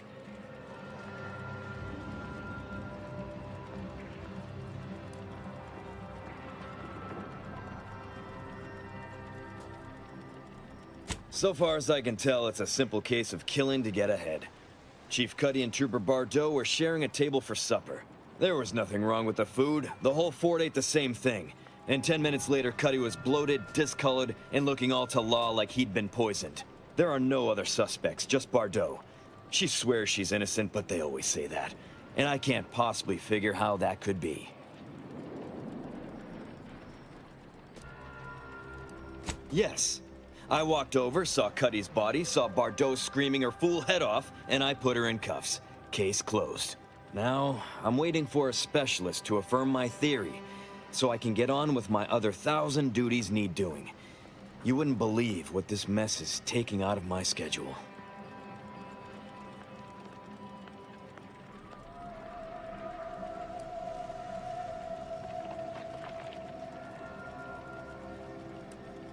What? How could that be? I made the stew myself and every one of us ate it.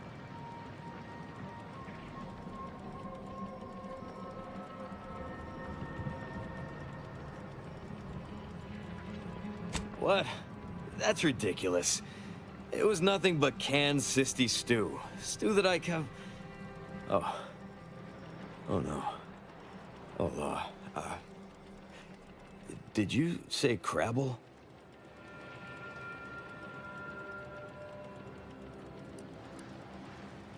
Well, he told everyone that. But that ain't exactly the same as it actually being true. See, Cuddy was what you'd call a complainer. He complained about the food. He complained about the weather. He complained about his bunk. He complained about everything. He's also somebody's nephew. Some junior executive. And if you gave him reason enough to complain about you, he'd take it up with his uncle, and it'd come back down in your head.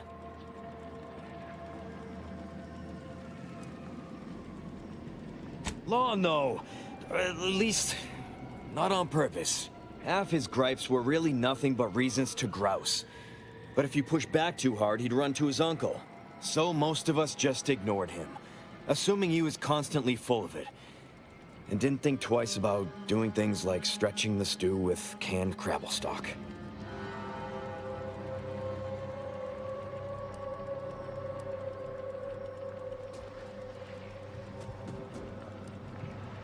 What? No, it was an accident. Nobody would have... At least nobody'd mean to. Law, his uncle is gonna see me transferred to mid-operation engine cleaning on the claim. Unless... Hey, how'd you like to make some bits? Some real bits? And keep a tragic accident that'll lead to the end of a promising career. Total secret.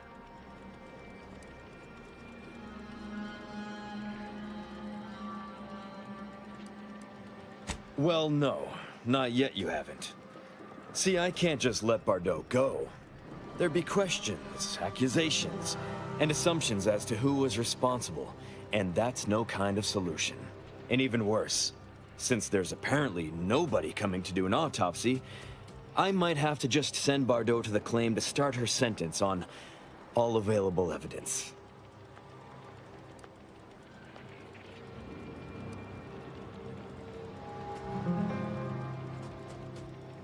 Absolutely. So we got this thing. An acidic dematerializer that we use to melt mantisaur dung, so it don't call in the local wildlife. But it'll actually work on anything. That means if someone used it to melt Cuddy, there would be no body, which would mean no autopsy, which would mean no evidence, which would end the investigation.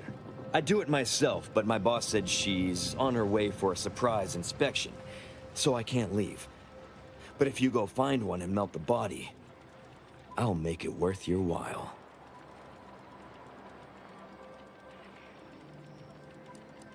Yes. Yes, that's exactly it. Now just head over to Cuddy's corpse and make it disappear. Well, really, make it turn into a small puddle. But that's neither here nor there.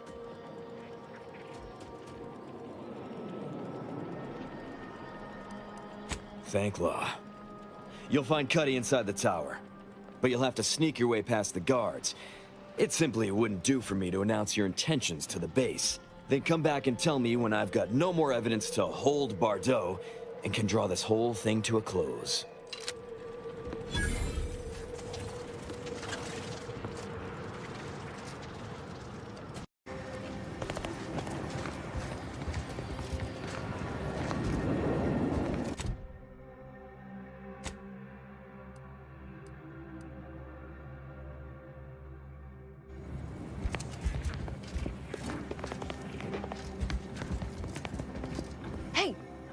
stranger. Please, you gotta help me. They're gonna railroad me into a guilty verdict. Then I'll be declogging sewer sediment tanks until I'm dead enough to mulch.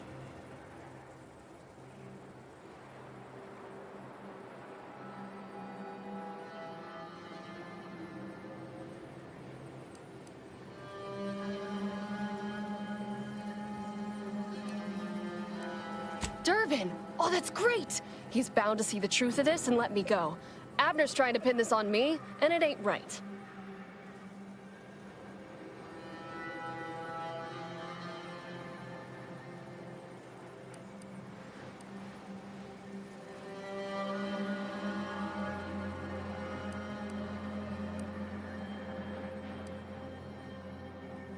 But I'm not. Why would I kill the chief? There's no profit in it. I'm not up to fill his spot. And if I was, I'm plenty smart enough to make it look like an accident. My last few reviews were fair enough. We weren't fraternizing. Nobody owed anybody money. I've got absolutely no reason to make him dead.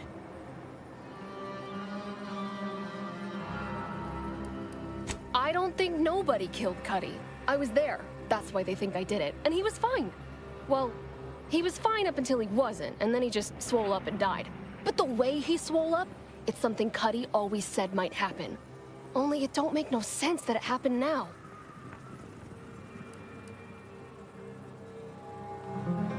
We were eating chow at our post. Cuddy asked me to try his because it tasted funny, but I tried it and it was fine, just like mine. Then he just swole up, turned blue, and died. I made a ruckus, which called everyone in, and all they saw was him dead and me fine. So Security Officer Abner charged me with murder and threw me in here.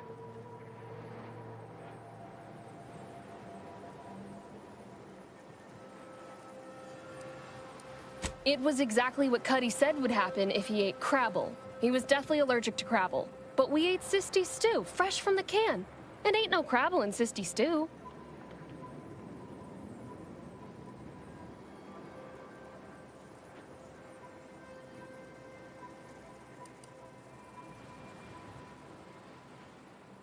What? No, he just had an allergy and knew what would happen if he ate Crabble.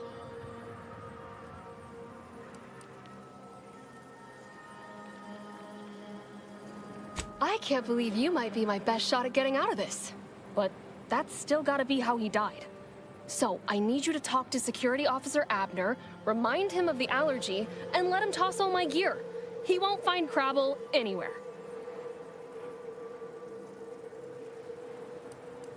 No, that was days ago, and they tossed out the rest of the stew. So I don't even know if the docs will still be able to tell it was allergies that did in Cuddy.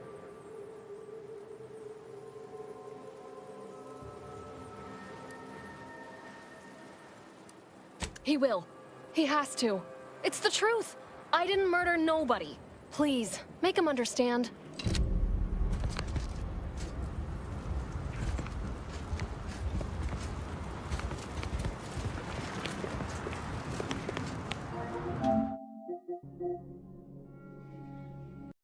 Being shot at.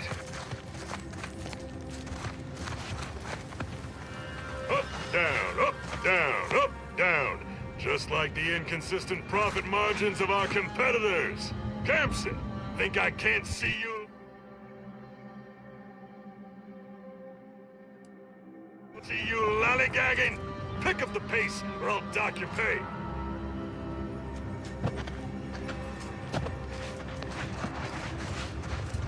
If you're not a go-getter, then go away.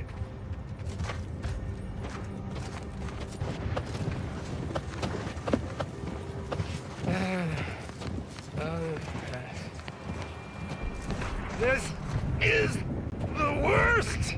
Better than being shot at. Oh boy. I think I'm gonna better than... Do I look approachable? Because I'm not.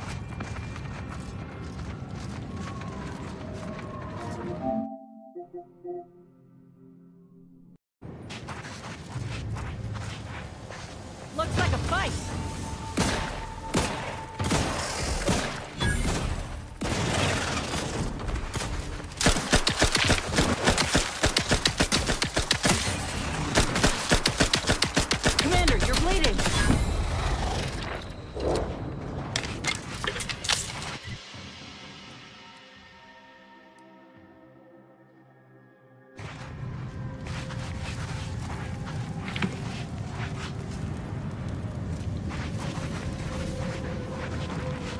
Commander, you got a minute to talk?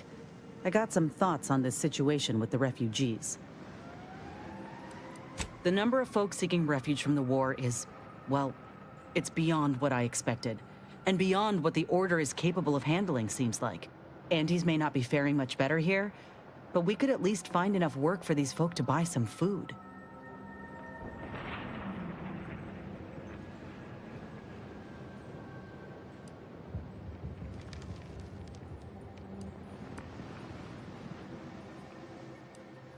You sure? He seems more concerned with the Order's reputation than anything else. It's a tough situation, that's all I'm saying. But if the Order can't even manage tens of folk at their doorstep, they ain't gonna manage much better should they win the war.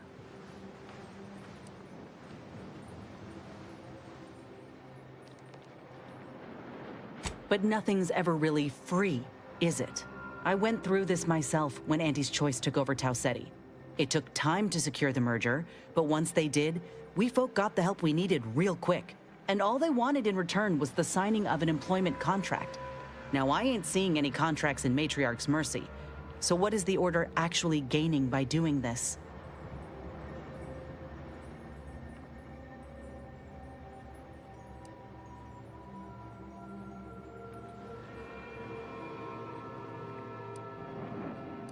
Don't see how it's wrong if it benefited the both of us.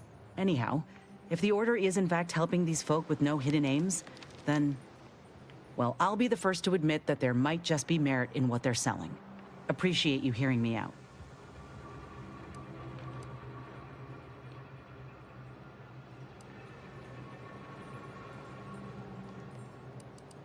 How personal are we talking?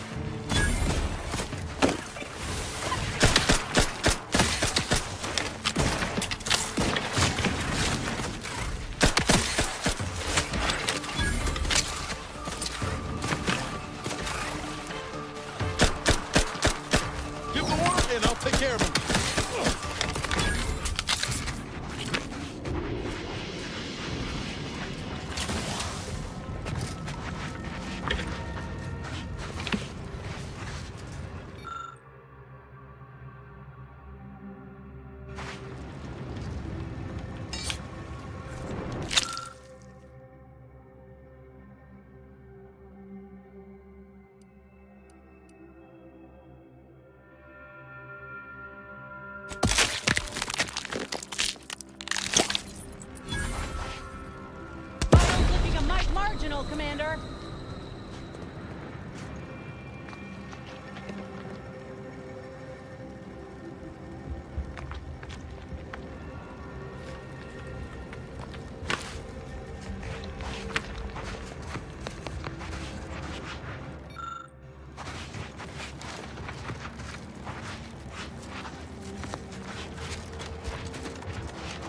Bio's still recharging.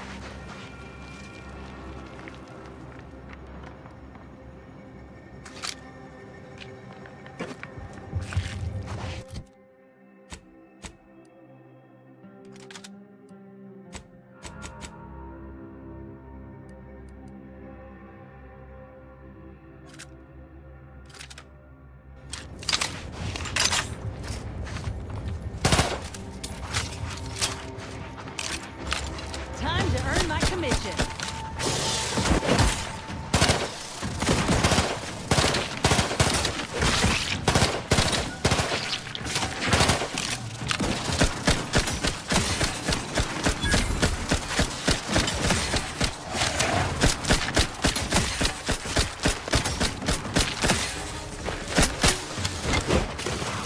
My aftermarket parts are crushed.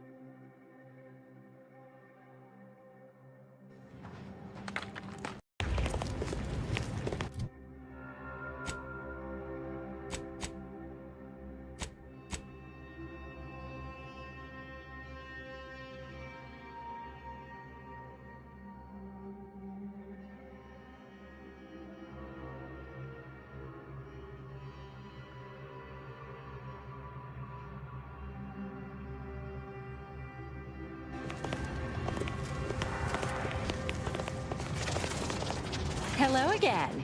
Have you brought me the pupa?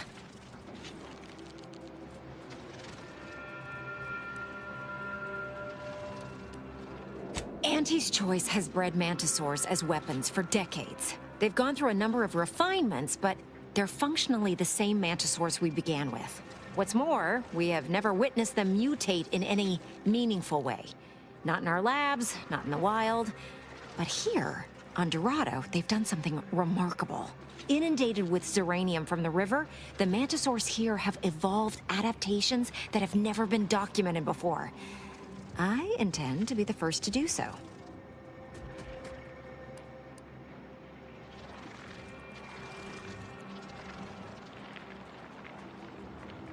Oh, thank Law. Here's the reward I promised. I am downright giddy to get it into my lab so I can start my experiments. Let's hope this doesn't come back to bite us. Or grow up to bite us, rather. Command source! Eyes up, troops! A mess of the bastards are coming from the east. Did they follow those folks back from that nest?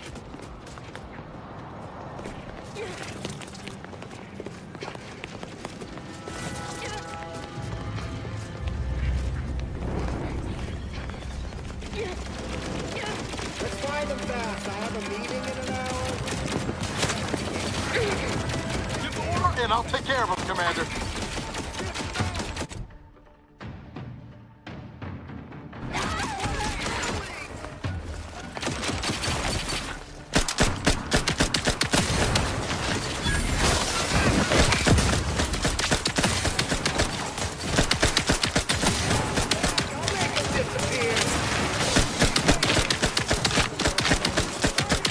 Looking a little woozy there, Commander.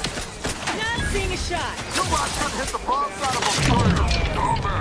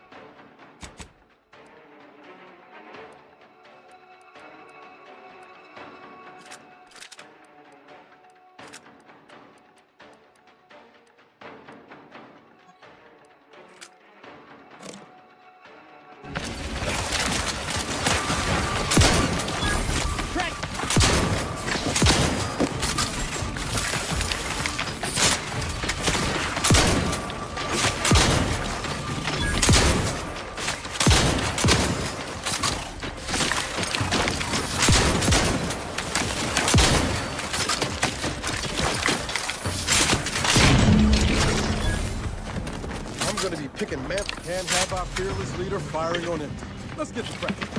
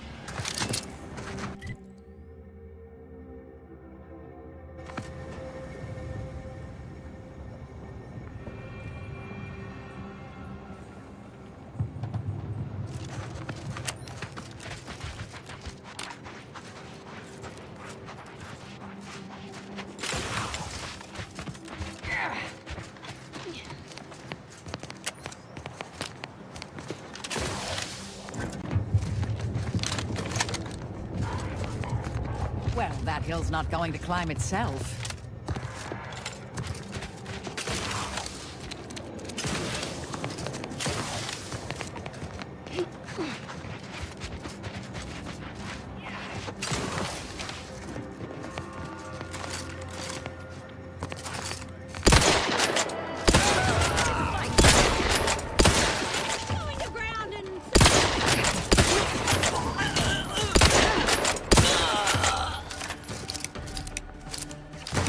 Check your scopes for combatant analysis. Unready. I thought we were going to have to just enjoy a nice hike without getting to kill anyone.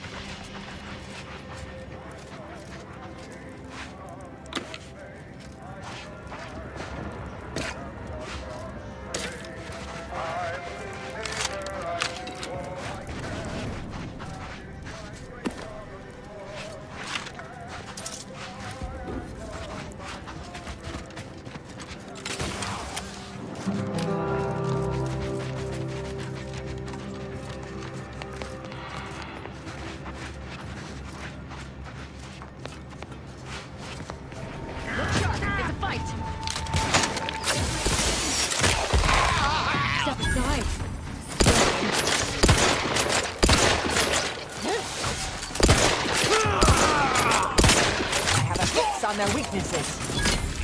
On the wrist. Looks like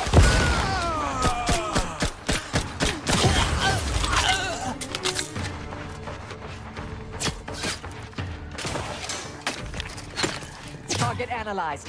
Lay down fire.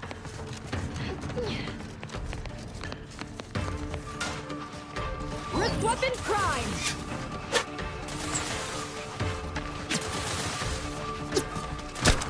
Combatant scan. Unfriendly company.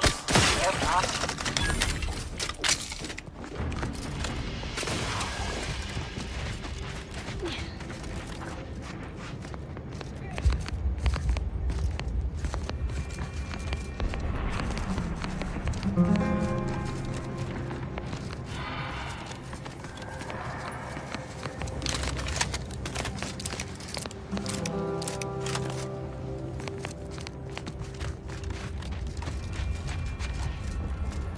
Looks a mite picked clean, doesn't it?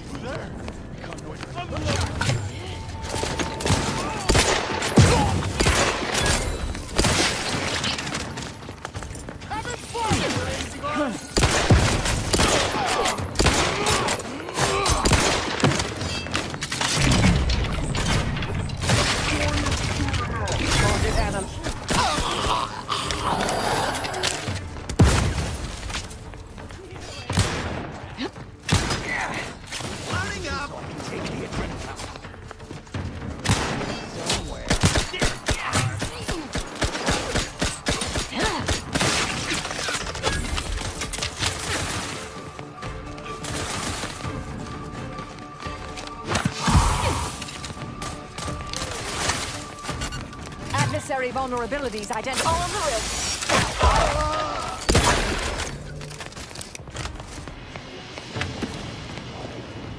Tramicular. Always fun to say, isn't it? Tramicular.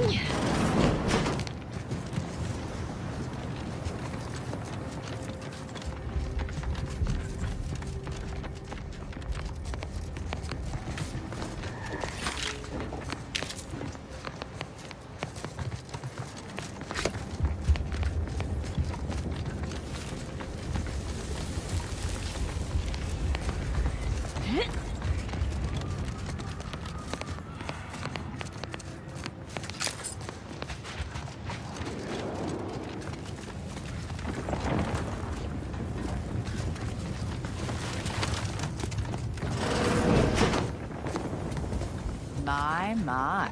Monumentally impractical. And garishly tacky.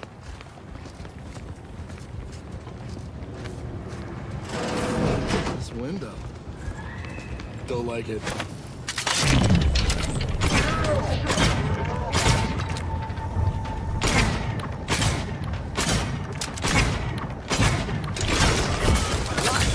They're benumbed.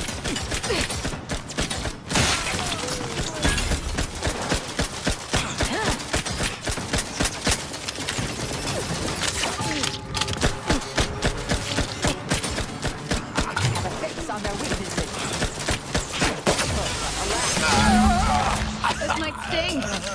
A lot.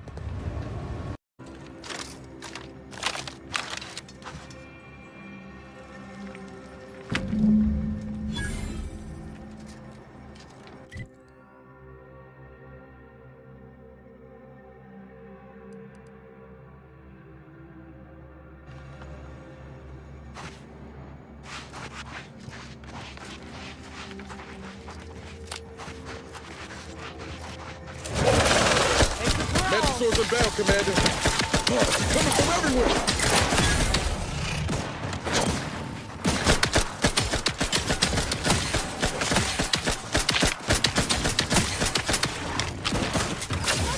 Always crabby. The Gravel Claw's angry.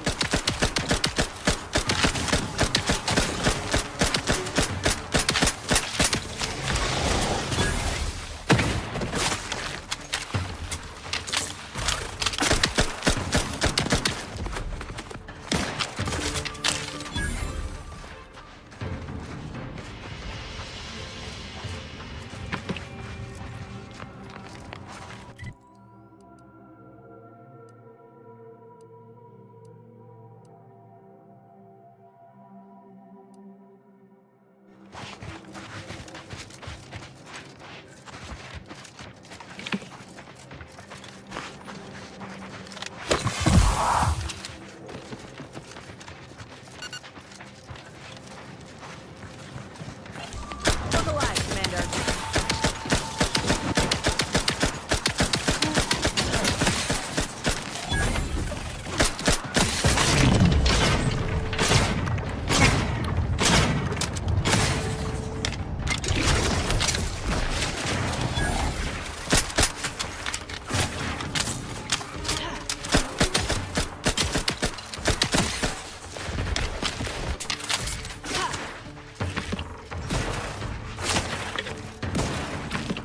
Guns cocked and loaded.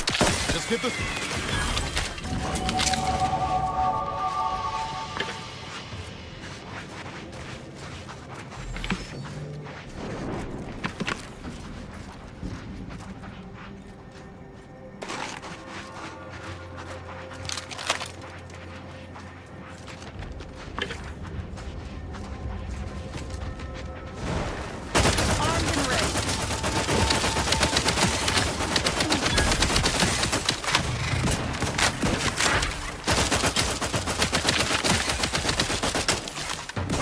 Raring to go.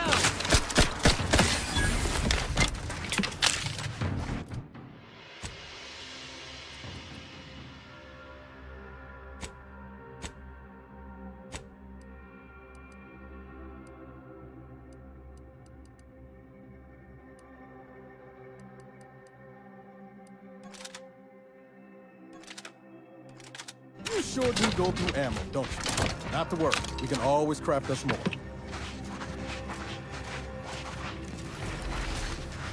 Can't get that Andy's Choice jingle out of my head. Hey, if I start humming it, you do what you gotta. Anyway, need something, Commander? Sure. Always happy to tool around for a bit. What did you have in mind?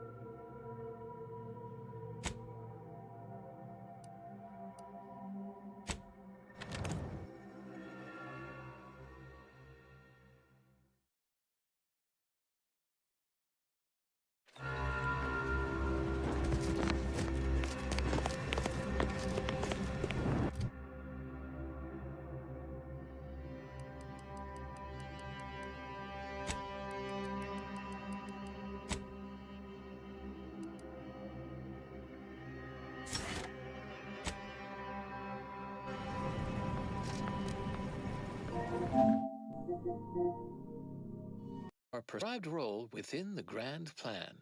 This popular number has been conclusively proven to promote cognitive function.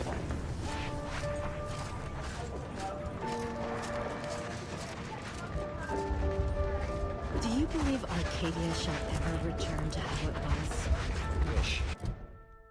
Do not worry. The voice of Auntie's Choice. The Auntie's Choice family is large and willing and able to grow larger. Every scientician yearns to visit the collection of dozens of archive on Callisto.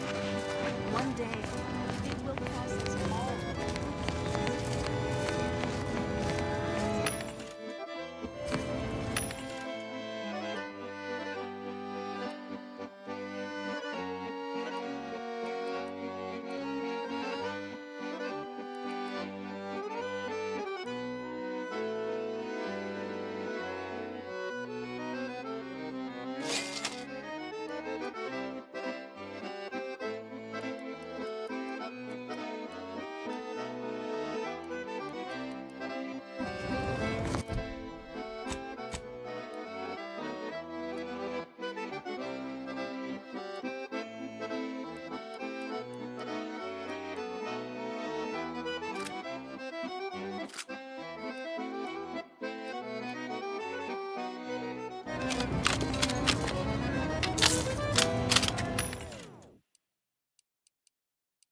Next, a small sampling of Protectorate abundance. Our non-Protectorate neighbors dine on dreck for breakfast, nitrites, fillers, the rectangular fried batter known as waffles.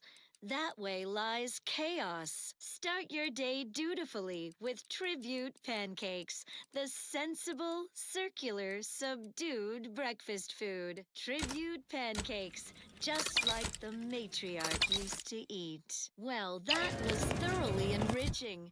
Let's continue. Long ago, the partially imaginary. You can handle it if you stay there. Yes. I haven't any time for idle chatter.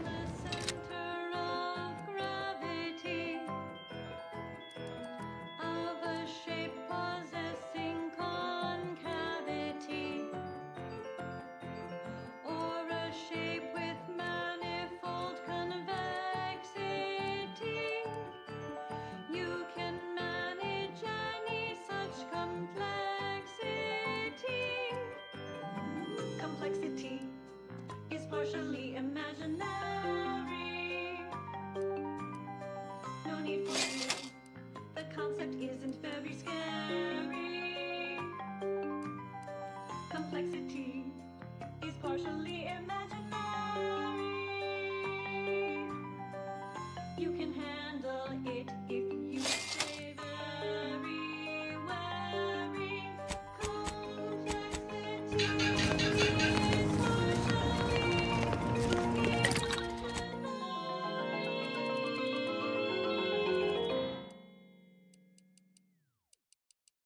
That song was odd because it is the number 3 song this week. Avid followers of our predictive playlists are already aware of which song follows. Interested in receiving our weekly selection of mathematical clues? Visit your local predictory.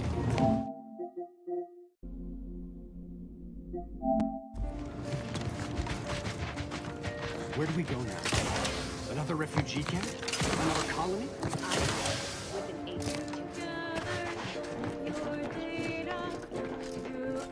You haven't seen my landmine supplier. What fine contraband might I supply? Feast thine eye.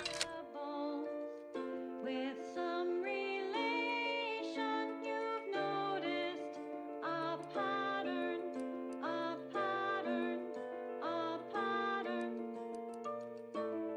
So you create an equation. So you create an equation.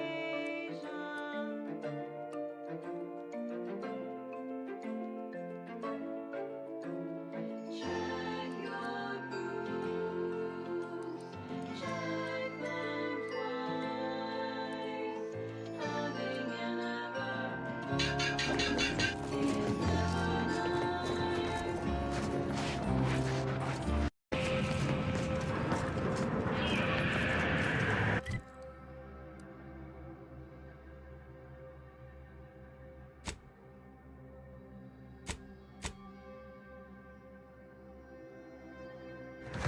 Now, this is what you described of arachnids caliceri as slavic.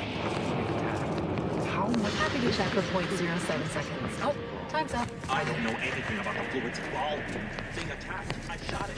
There's blue all over the spot in America. Of course, she's hiding something. You think those two exemplars? Alva's been here for How's it head on in? I never noticed her. Just blended in with the scenery. We're gonna wrap this up soon.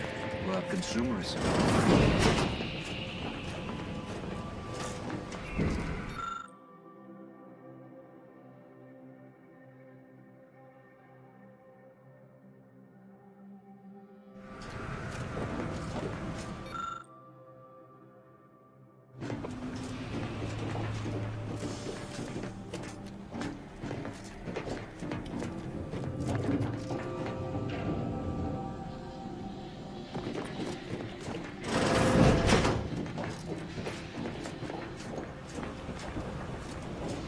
Oh, hello.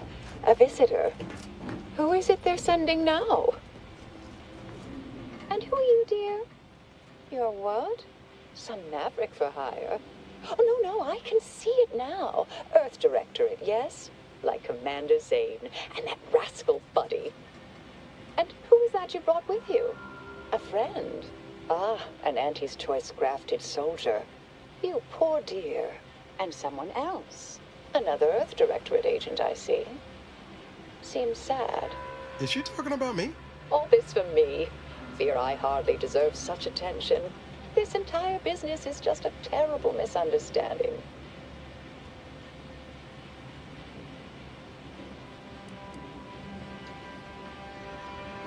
Oh, believe you me, I'd like to know that more than anyone. I am thoroughly unaware how anyone would think me capable of all this.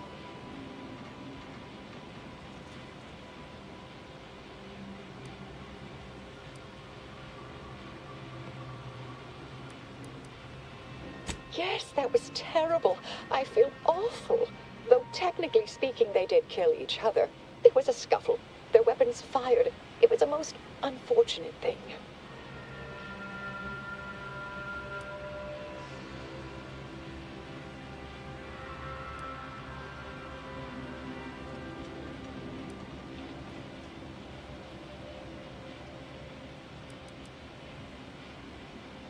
Dear me, I wish I did, but... Actually, there may be a way you could gain answers here. The firing record should contain all relevant details regarding the launch. Why, yes, I could unseal access to the records repository for you, and open the path leading there. I'd be right grateful if you'd have a look. I swear I'm completely innocent of this heinous act they're accusing me of.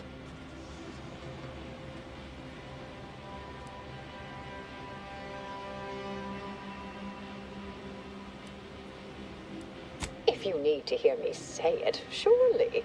I promise not to destroy this facility with all of us in it. Was that reassuring enough? Appreciate your help, dear. Please return when you have found something. May the plan favor us against long odds.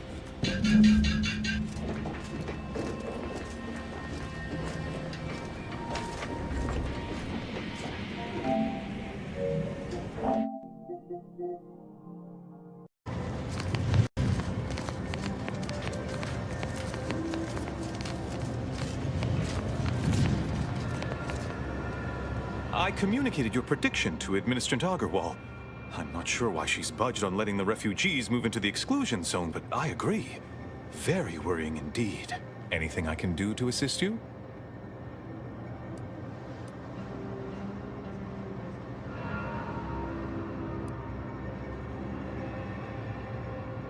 Yes, what have you discovered?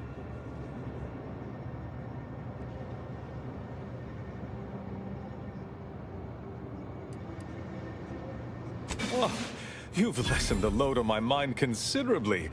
And you have the Order's gratitude. Any other updates?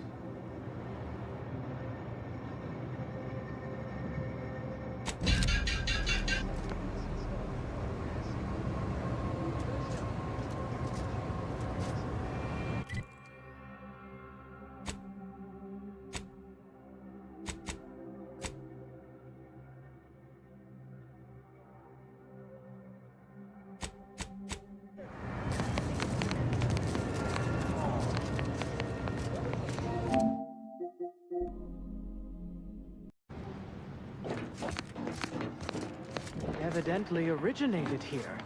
Transport pod full of Zeranium. Blue outpost off. Hello, layperson.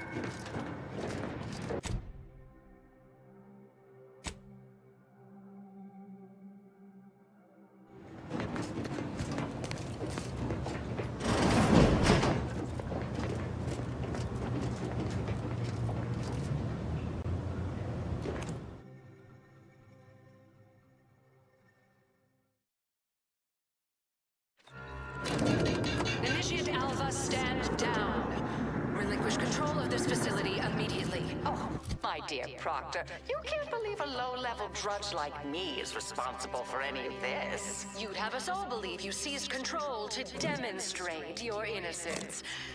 Wait, is this being broadcast? I have no idea how this audio doodad works. You're the one in charge here, Proctor Svoboda. Are you sure you didn't do something? I demand your unconditional surrender at once. Hello, Proctor? I'm pushing buttons over here now. Did I disconnect you somehow?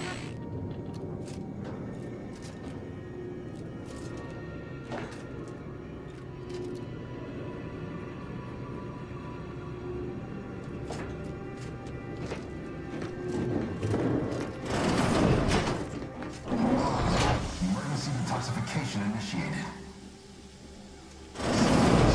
What's her name? Took over.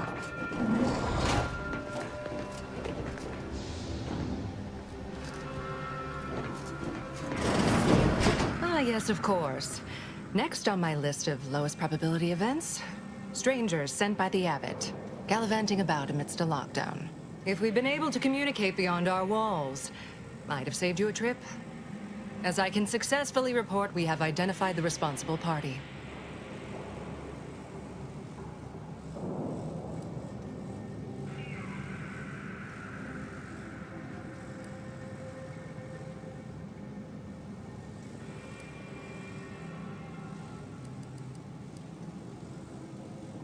Low-level subordinate, assigned here years ago. But I'm now realizing how little we actually know about her. A spy or turncoat, no doubt.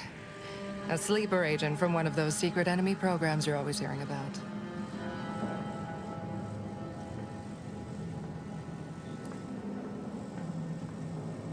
Within a beat of us hearing of the attack, Alva seized command of the system and locked herself in the control center. She then forcefully repelled several attempts to extricate her.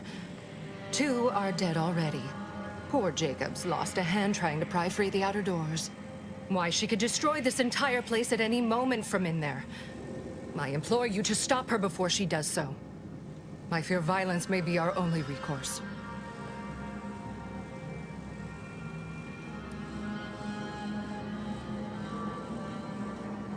Whatever for.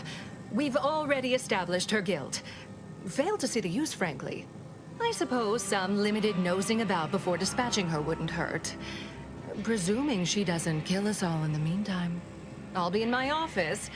Let me know once she's no longer a problem.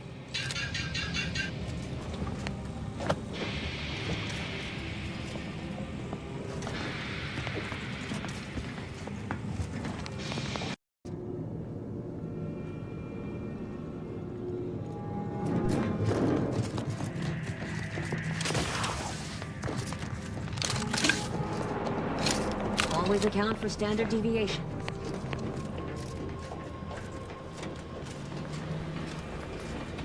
Oh, hello, dear. Why, we were just talking about you. Or specifically, potential implications for a multitude of troubling scenarios, based on probable results of your investigation, downstream outcomes, and such and the like. You know how the Order is. Always calculating something. But please, tell us what you discovered.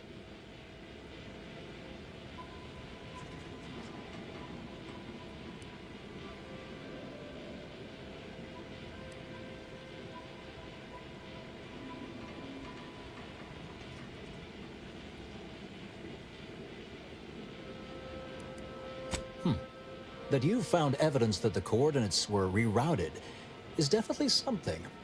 Would be an odd step for Alva here to take, except perhaps to throw blame elsewhere. I admit I had the knowledge to cause the leak, but not the authorization. Svoboda has clearance, but not the know-how.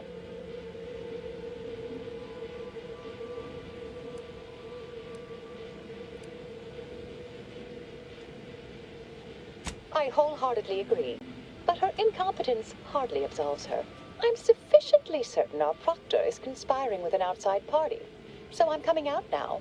She's going to tell me who she's working with. Then I'm going to kill her. Wait a minute. You're going to what? Our investigation, it's unfinished. And you're an initiate. What are you talking about? Oh, I see you two thought you were proving my innocence. No, you were helping identify my target. I'd advise you, dears, to help or stay out of my way. Proctor Svoboda needs to pay for her actions.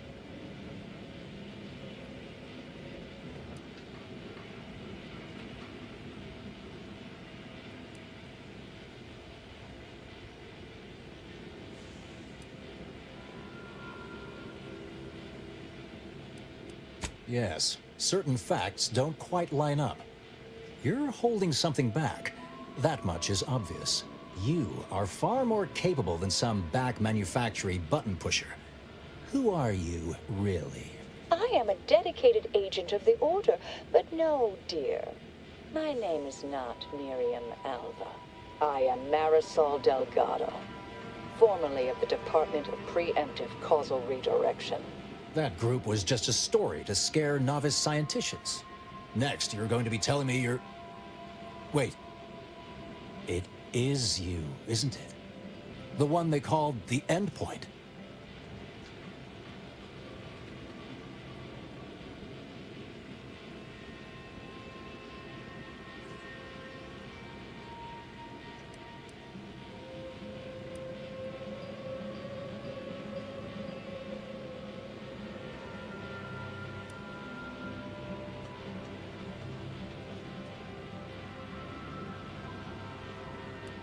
We can brainstorm later.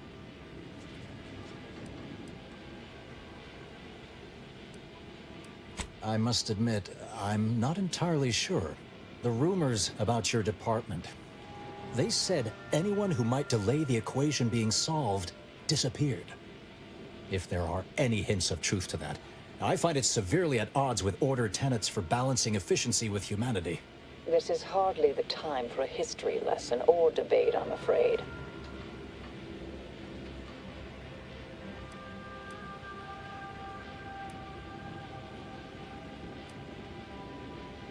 I arrived decades ago to lie low after a difficult assignment. More than that, I have nothing to speak on at present. That you are who you are, and are standing right, and have been here for years. It's all much to digest. I suspect your methods are not my own, nor the Order's, as I know it. And I fear your intentions for Proctor's Svoboda.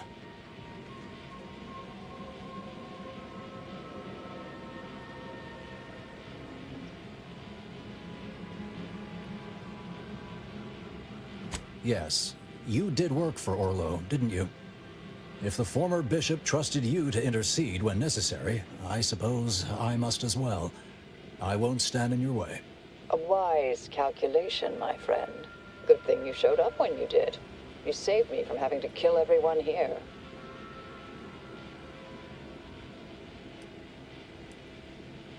Svoboda has much to answer for. Let's go see that she does. What's this? What are you doing here?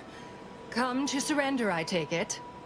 After decades keeping this identity, your inexpert blundering has rendered it obsolete. I am Marisol Delgado, former head intercessor of the Order. This would be an ideal time to confess everything. Before you die. You can't possibly be party to all this. Not with her vast misdeeds so readily apparent. Our investigator has definitively determined my innocence following a thorough investigation.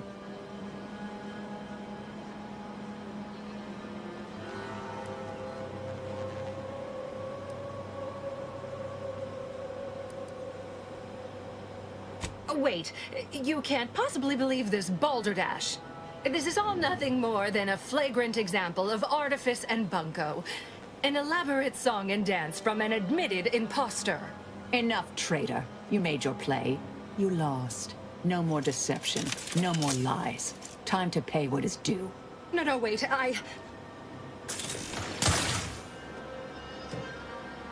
Thus concludes a thoroughly distasteful business.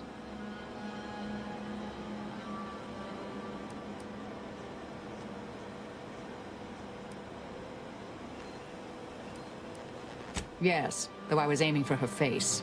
A little rusty. Best search her office. Someone clearly was pulling her strings. It would have been nice to perform that search before there was a corpse in the room, but pickers and choosers.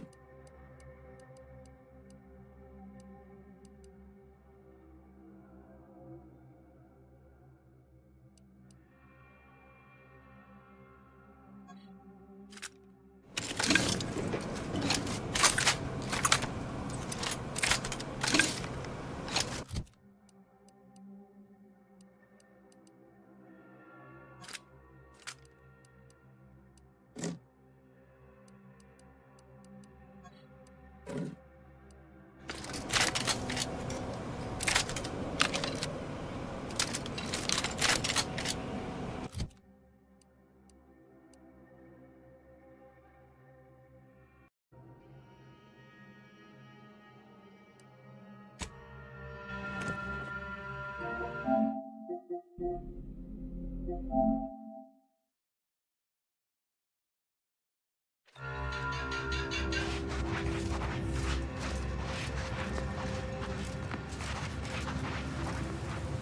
returned.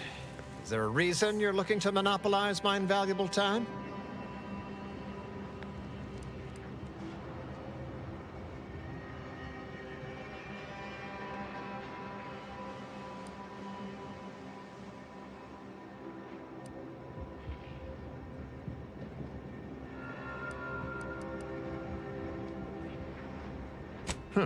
Well, I suppose it can't reflect badly on me to simply report the facts.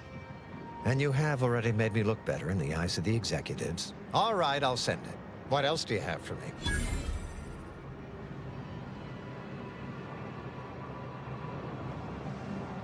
Wonderful. I do love a subordinate that can honor their obligations and make me look good. And if that concludes our business for the moment, I kindly ask you to vacate my outpost. I have much to do.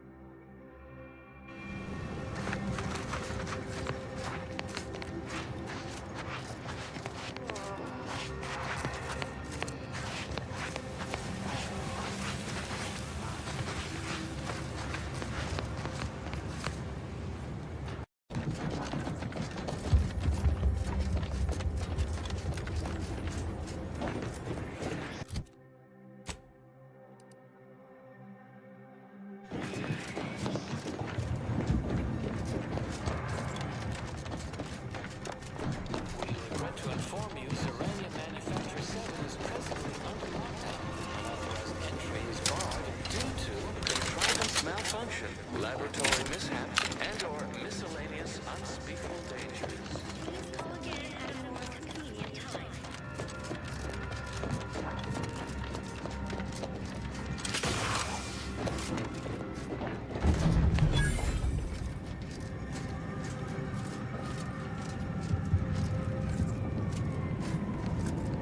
Hello? Someone there? Yes? Did the missive not play, or was it garbled in some way? Are you somehow struggling with coherence? If so, to be clear, Zerania Manufactory 7 presently and for an indeterminate time is in lockdown. That means no external transmissions, no visitors.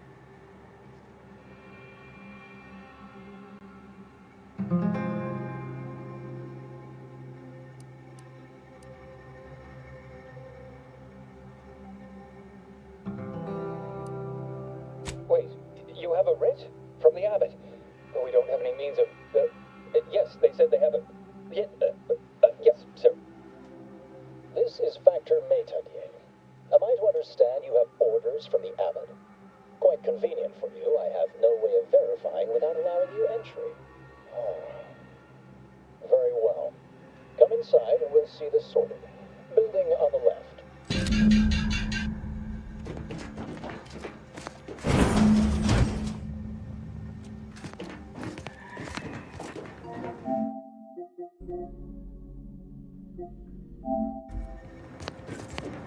Yes, right over here.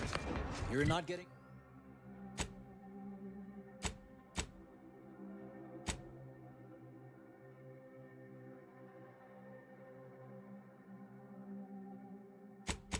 You're not getting down below until you talk to me. So, the abbot deigned to send someone whilst we're contending with all manner of emergencies, did he? Wait, is that an Auntie's Choice enhanced soldier with you? Oh, I see what this is. Stay back. We have no desire to escalate things further. Don't do something you'll regret. We want answers, not a fight. And if indeed there's any retribution to be had, it won't be by my hand. Tell him, Commander.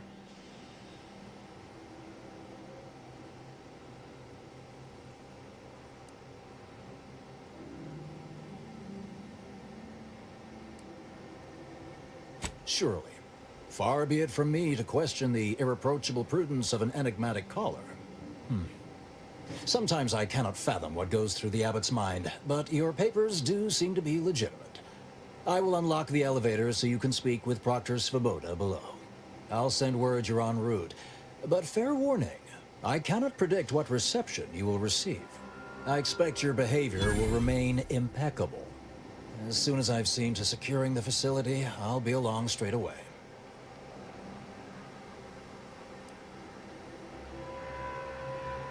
We have a working hypothesis about who is responsible.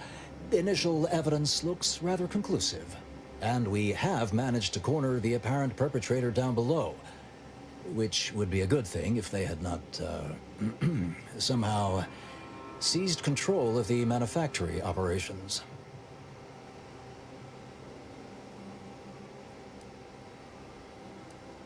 Our suspect, one Initiate Alva, previously supervised launch controls. Though steadfastly maintaining her innocence, she has also barricaded herself in the operations control room below.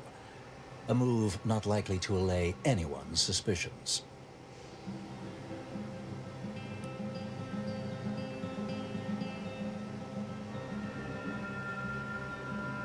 An understandable perspective. I fear I must concur. I admit I'm to a reasonable degree pleased you were on hand to corroborate current suppositions. May your query yield favorable results. May fate and fortune converge.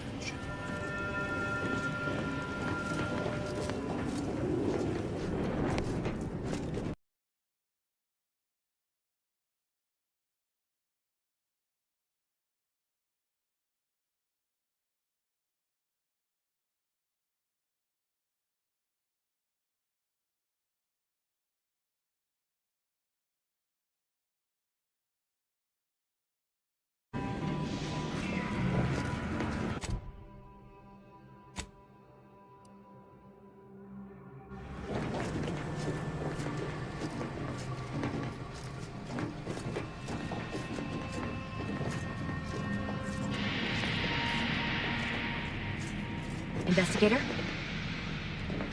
May circumstances proceed toward intended results.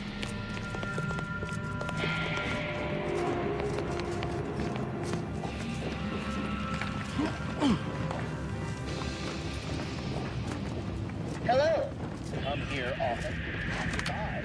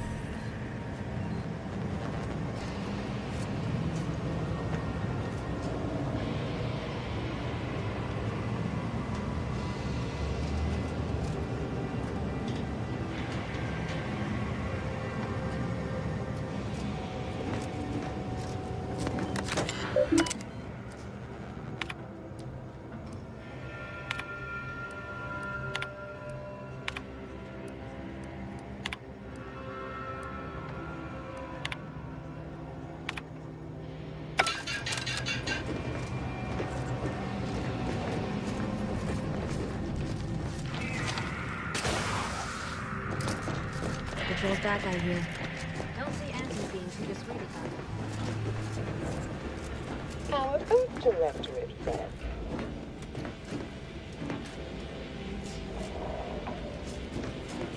Well, hello. Have an update to share with Initiate Alva? Hello. I've been conversing with Factor Matadier here while you were away.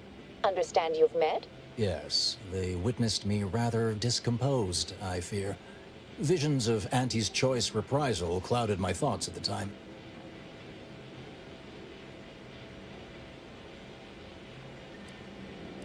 Troops now guard the entrance above. Our safety addressed, I have turned my attention to the cause of our situation here, and I have deemed it wise to investigate further. Do not let my position fool you. All within the Order are scienticians, and hence we seek the truth of any hypothesis based on evidence. The Proctor's accusation is no different.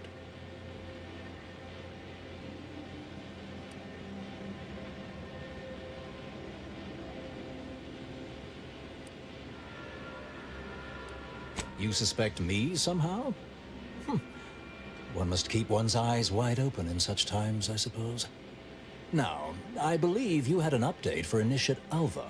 You've examined the launch records, yes? What did you find?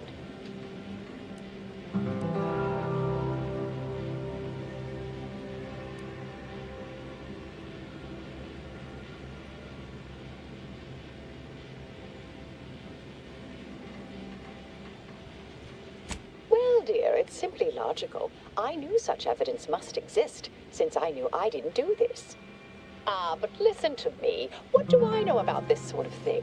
I know I've watched too many Aetherwave serials. Suppose they fuel my fervent imagination. But still, even the most junior scientician knows the best explanation is one requiring the fewest assumptions. Ergo, I set the correct coordinates. Someone overrode them.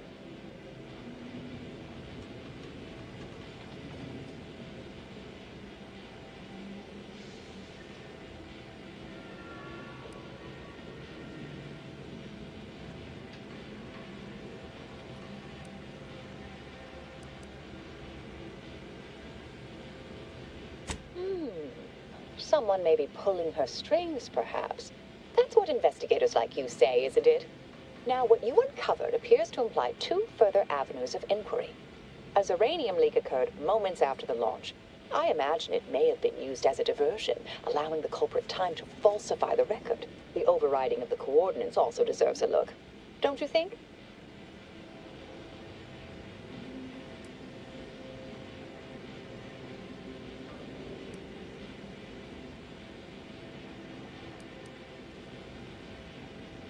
I can speak to the coordinate override, I believe. All commands are routed through the hub in central processing. If one meant to accomplish what you're suggesting, they would likely look to do it there. I expect the Zeranium leak stemmed from alterations to the control boards and refinement logistics. I'd look for any signs of tampering that may point to the culprit.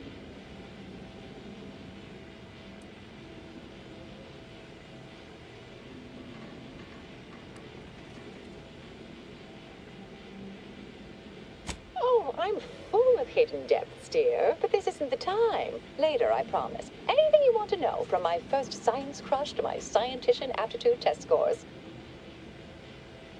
All right. There. I've unsealed both areas. With hope, what you discover will help us determine the responsible party. I'll stay here and play for more time. If the Proctor sends anyone, I'll say I'm close to convincing you to surrender.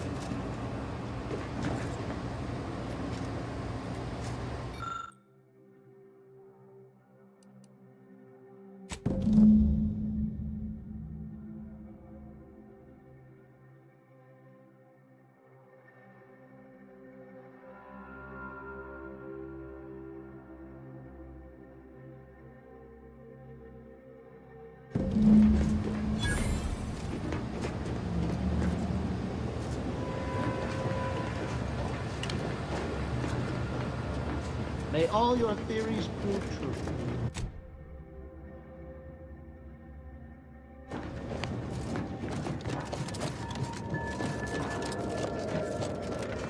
Time to earn my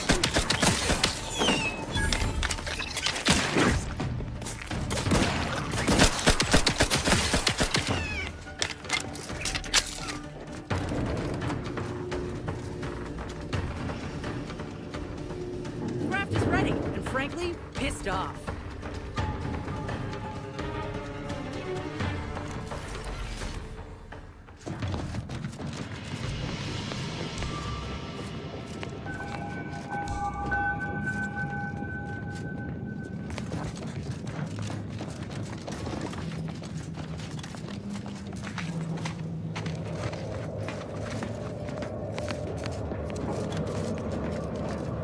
Yeah.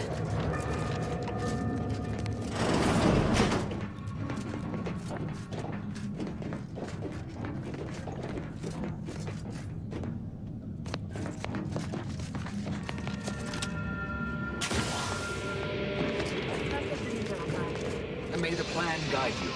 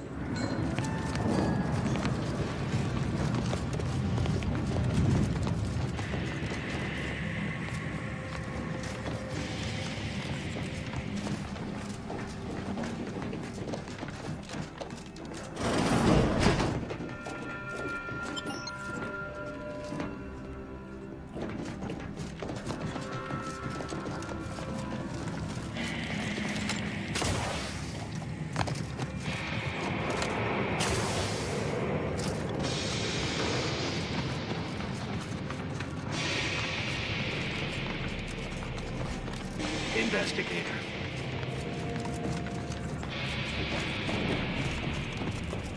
May all your endeavors add to the equation. Something about that Alva doesn't square. And she called me sad. I'm not sad. Just for the record.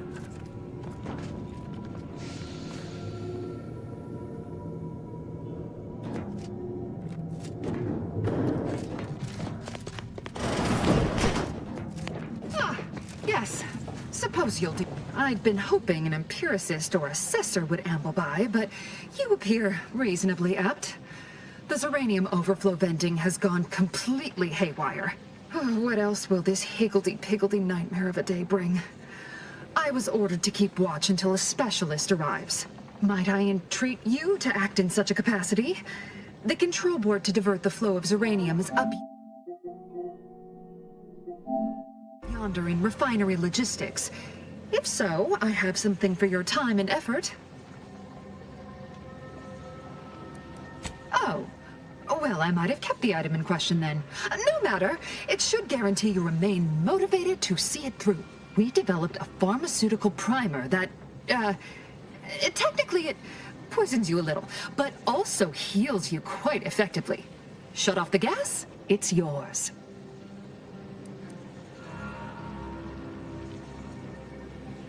Tremendous. Why, this day may average toward the positive yet. May deliberate endeavors beget expected results.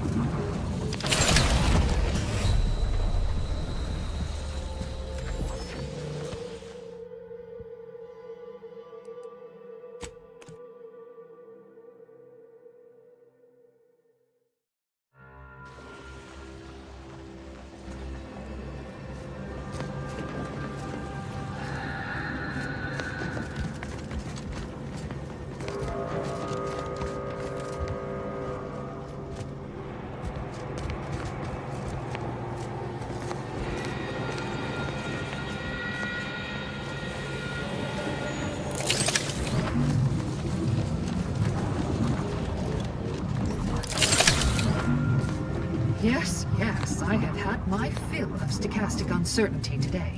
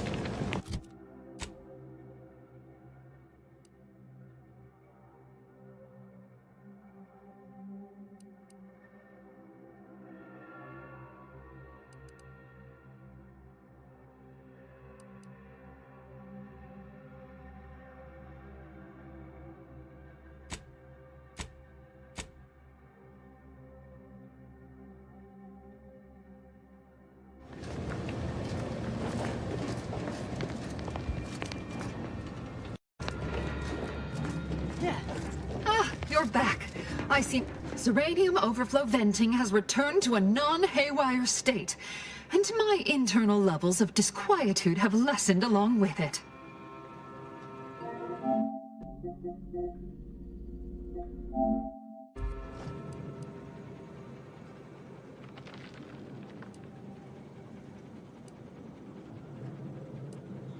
With the leak abated, I am fully prepared to be peppered with queries.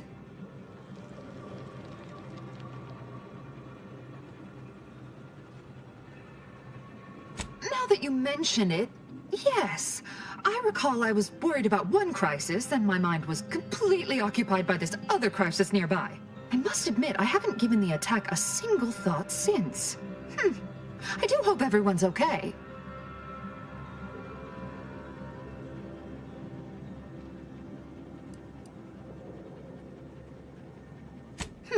Not much. Keeps to herself mostly. Or that is entirely. Like all of us, she resided in the barracks 15 degrees to the northeast from here.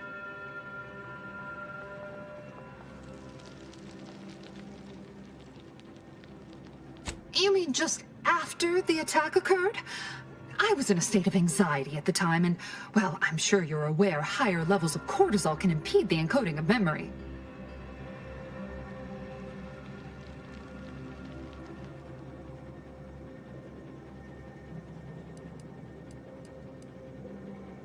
I am greatly grateful you were helpful and effective. Farewell. This card will allow you into our humble little research lab. It's right past operations. Can't miss it. Unless you do. The pharmaceutical primer I mentioned is inside on display.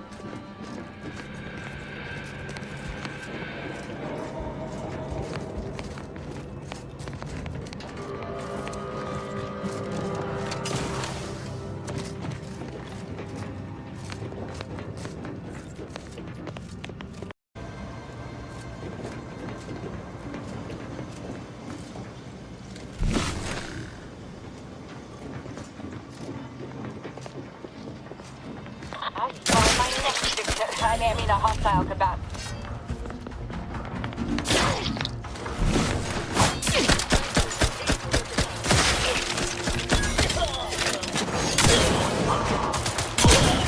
Torpificator is adversary vulnerabilities identified.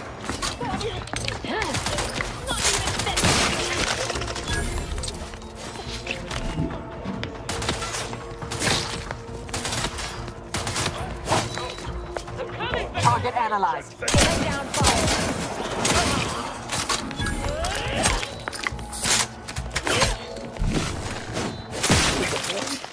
You leave at once.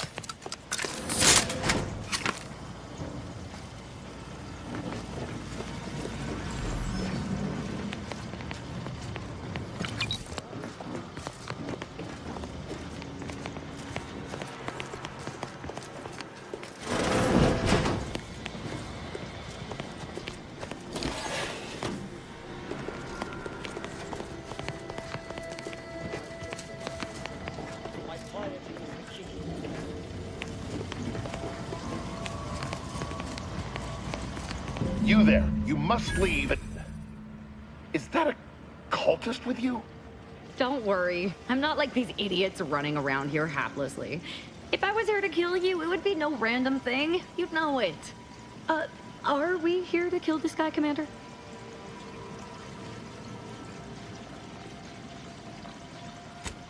Good point. We'll kill him after we get the information.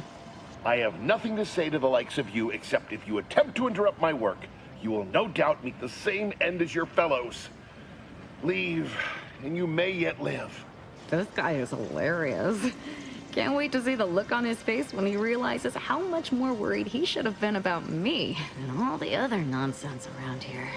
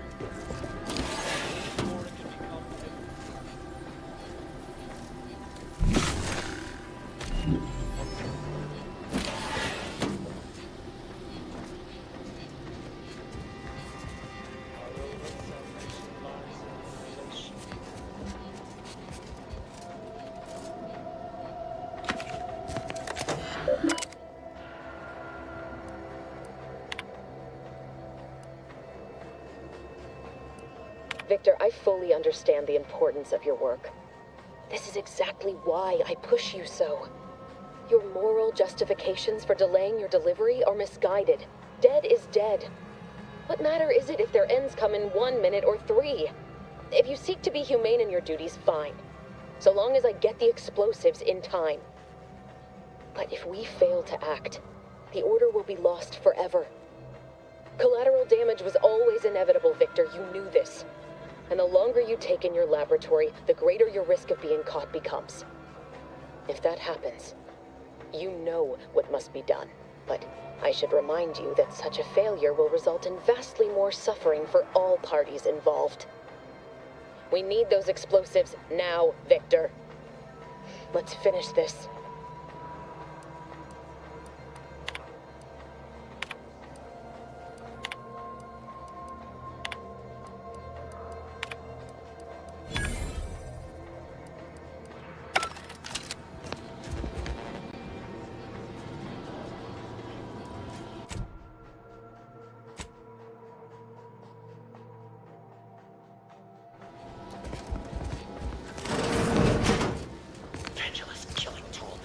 Isolated you from the game. How dare you? Enemy spotted. But they were meant to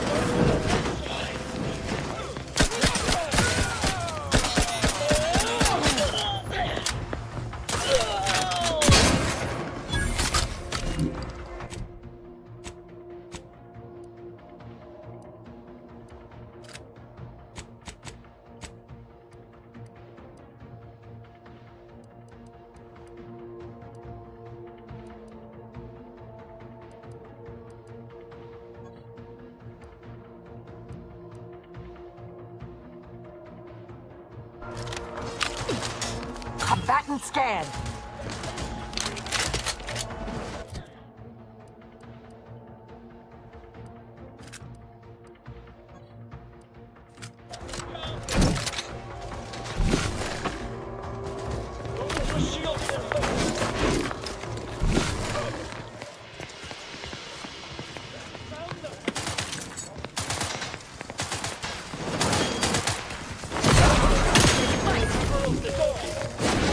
Wasn't intentional.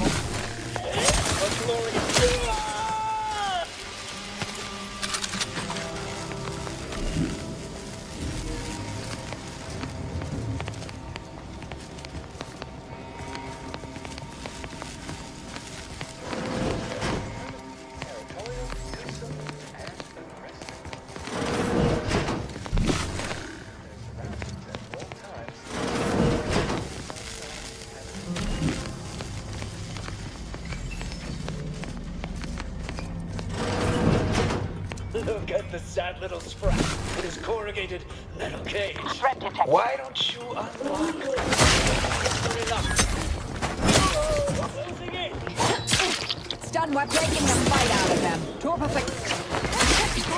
Supposed to shoot the enemy. You, friend of friends, are a greater ally than any number of fellow scientists. Oh, thank you very, very much for dealing with those cult... it seems you missed one. What? Where? I thought we dispatched with all of those traitorous charlatans. Fine. Just trying to add some levity into this pathetic creature's drab existence.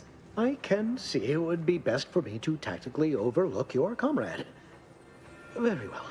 I see you possess our N-ray scanner. Ooh, ingenious device. If I'd had it, I may have evaded being trapped here. Oh, I shouldn't have had to worry. Damn that Victor and damn his hubris. Fitting that his experiment would cause so much strife, that he would be untouched by the ensuing pandemonium.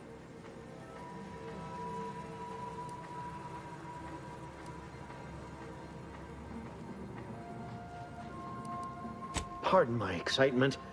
It's been an eventful day.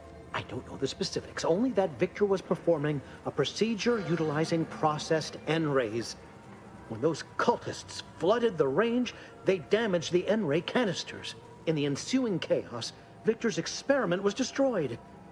I know some cultists were killed, but many more still live, moving unseen through the range.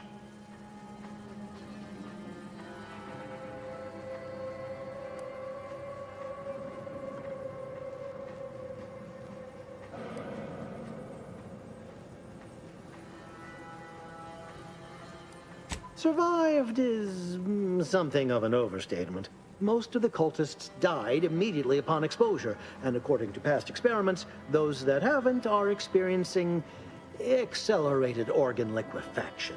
I would be more sympathetic to their collective plight, had they not promised to insert every item in this room down my throat in reverse alphabetical order. Because he refused to follow procedure. He didn't take an assistant or allow anyone to see his data, and now it's all consigned to oblivion. What a waste.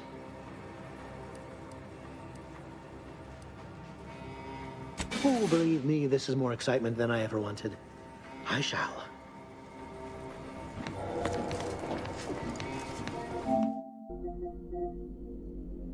Whole bop liftoff on a dare.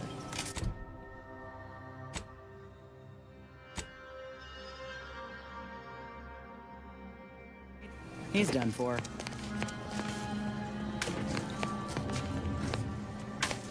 When all is consumed, all will become.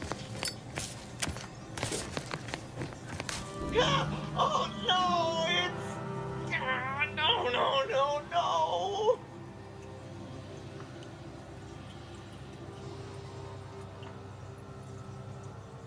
No! No, I'm really not! There was uranium on my hands when I came in here, and now it's... Why didn't I wash them first?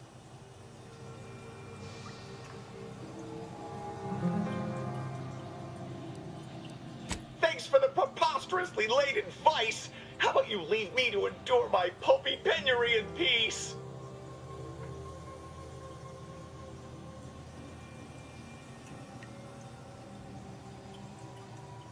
Now?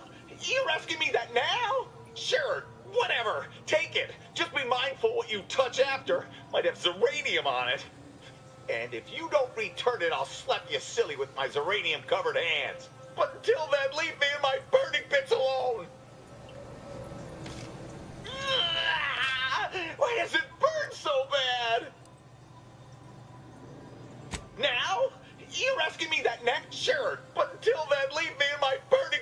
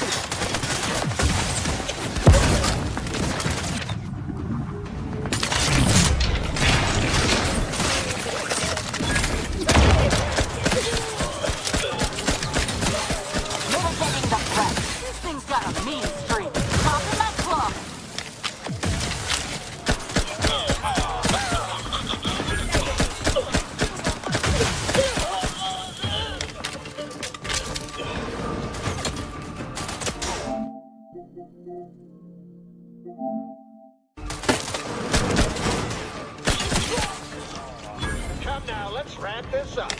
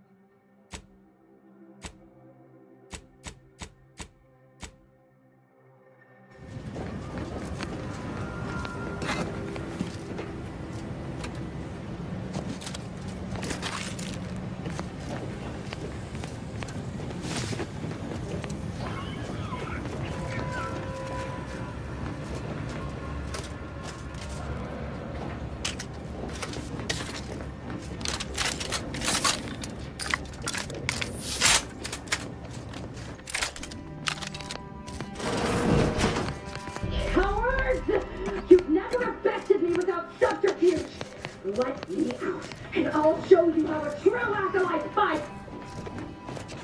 Hey, you! Let me out of here! Architect's balls! That was some fine killing! Would have preferred you'd left one or two of those traitorous miscreants for me to sharpen my blade on, but no matter. Serves me right trying to help those sorely lacking in the gray matter. But they rightly paid for their transgression. Betraying someone sent by the exalted leader of the glorious dawn herself warrants a painful death. Name's Zaza. You are?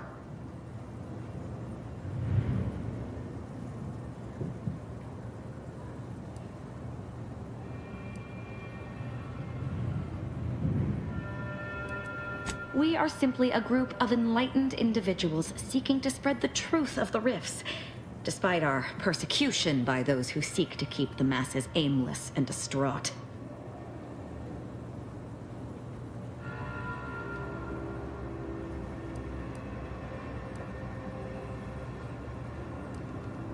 The rifts only seem destructive because we are looking at them from the point of view of imperfect, mortal bodies. To be deconstructed by a rift is to be reborn in perfection. The rifts are a device of the architect to hasten humankind's perfection.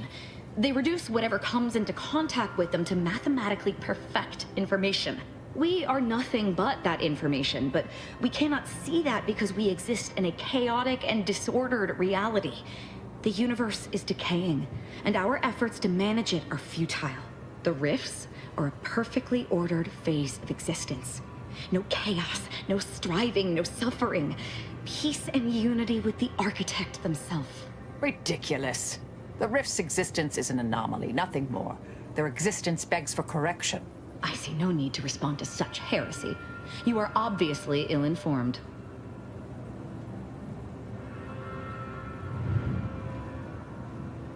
I have similar business at the N-Ray range. These fools were only part of the contingent that betrayed me. I aim to see them pay the same price, though maybe with more disemboweling. I could use your help there, and I'm sure my particular talents could be of service to you. If you'd deign to take me on, of course. Nothing that will live to regret, but it seems like you've already a full contingent with you.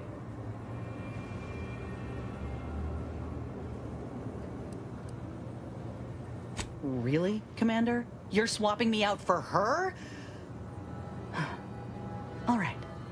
When you need someone you can actually trust, you know where to find me. Well, what are we waiting for? Let's go kill us some traitors. I can't believe I'm surrounded by idiots. Not you, I mean the other idiots. They betrayed not just me, but the exalted leader herself. I was sent on her behalf to help them scavenge for old order technology to further investigate the wonders of the rifts. So, they need to die. Any other questions?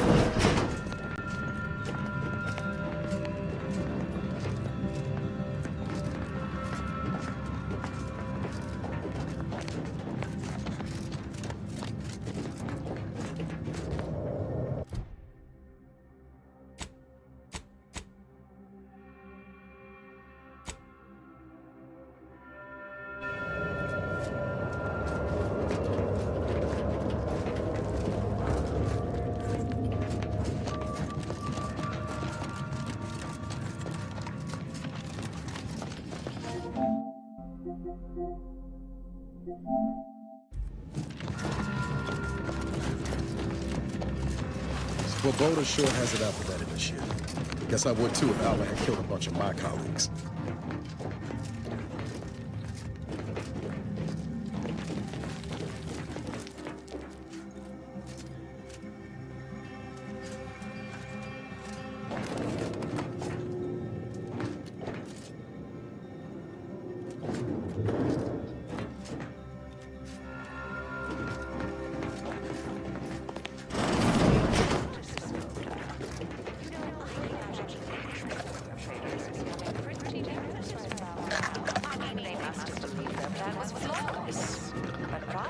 Ready to take the heat off you, Commander. Just say when. Liquidate 'em.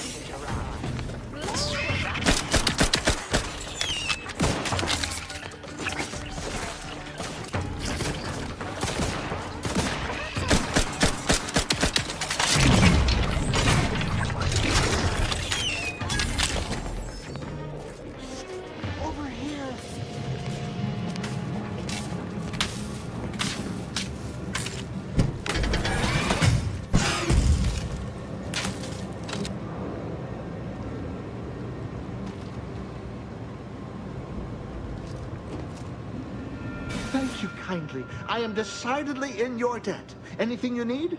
Anything I, a lowly archivist, can provide you, a heroic individual who is handy with doors?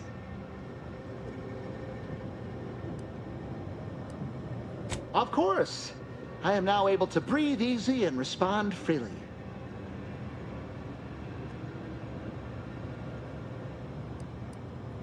Strange question, but yes, all commands pass through the hub here.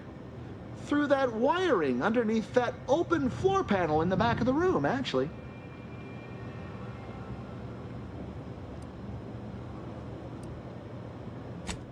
Well, in my professional opinion, looks like someone rerouted some commands from operations. Not sure which ones.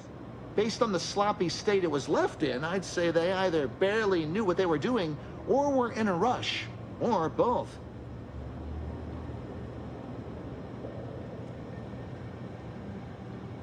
I was in my cot doing advanced equations. After the explosion occurred, I rushed here to check my terminal. The door was creaky to open. I should have known it would lodge in place when it closed, but I was distracted by the disheveled state of the room and rushed inside.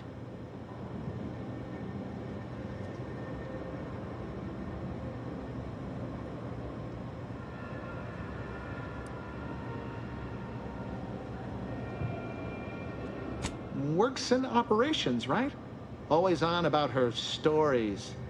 Wish I had time to watch serials and read all day.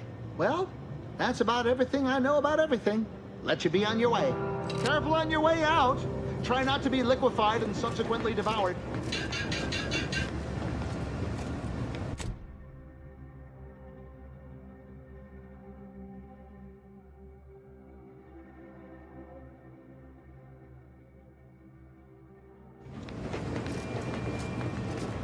May all your endeavors elicit expected results.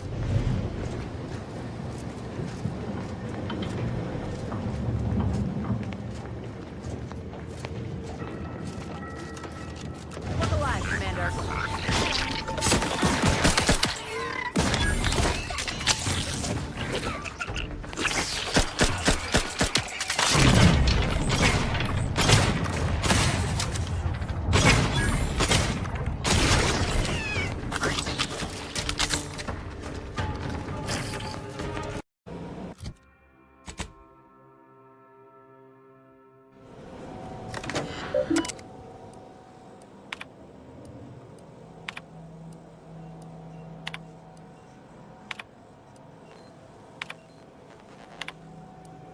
The terminal unsealed the effluvium repository. That's traditionally off limits. Ideal spot to hide something. We should take a look.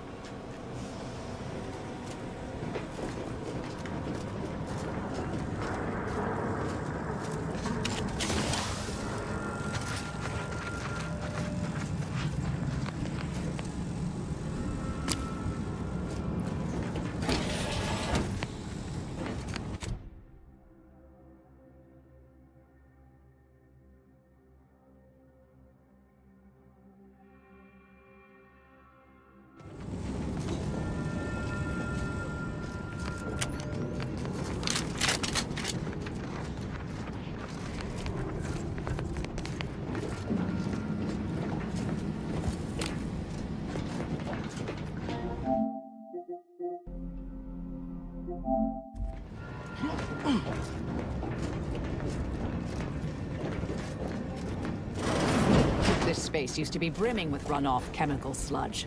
It's been renovated, I see. Another terminal. Go ahead. You should have the honors.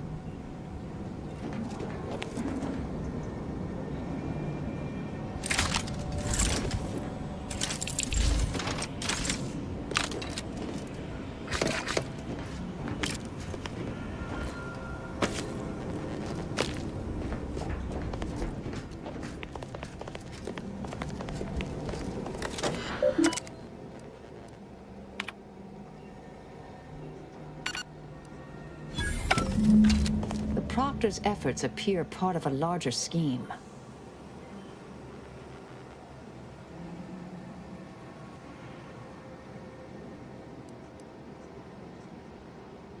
Ah, of course.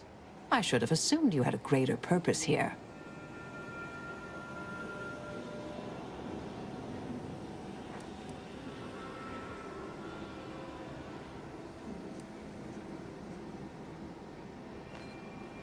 I have some unfinished business I need to get back to. I could use help from an operator like you. Believe my specific skills could benefit your efforts as well. I'd propose a strategic partnership. You help me, I help you. What do you say?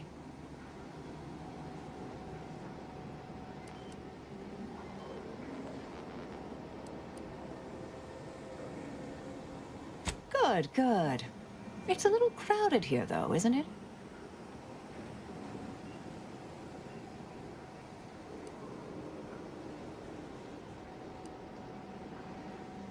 Sure, I could use a few ticks off my feet. Leg has been aching a bit. But hey, you need me, you know where to find me. And don't let that one stray outside your peripherals, if you take my meaning. Excellent. Well then, I am quite ready to leave this place.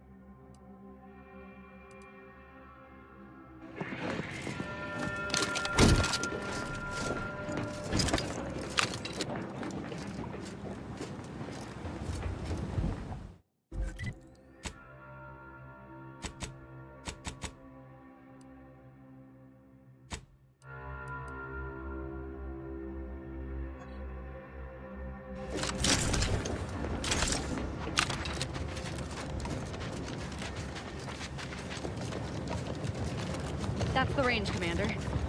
This will be glorious. Hope my enthusiasm doesn't get the better of me. Look sharp! It's a fight!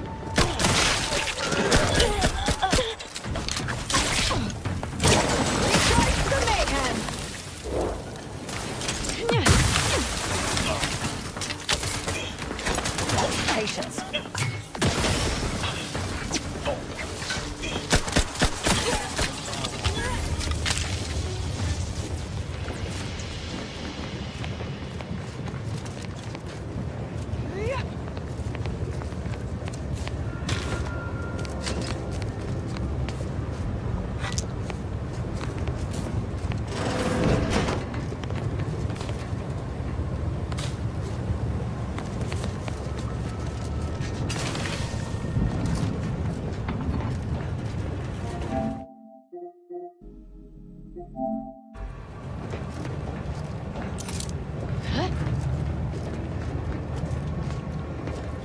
Damn it all!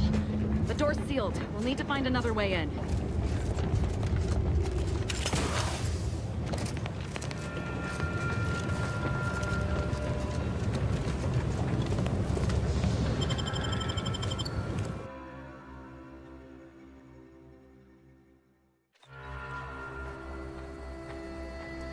Now this is just sloppy. If I wasn't already here to kill all these traitorous fools, I'd be forced to use one or two as an example to the rest.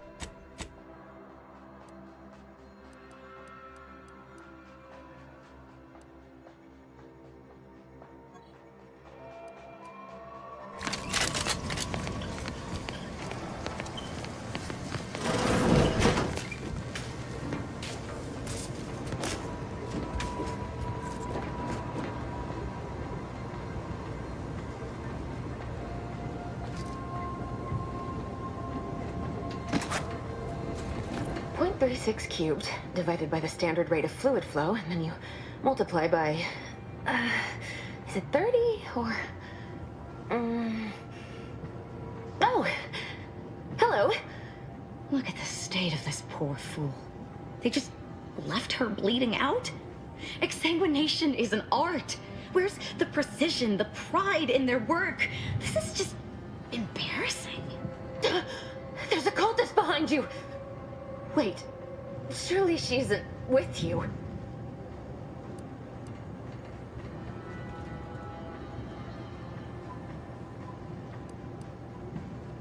Fine. Just please keep her away from me.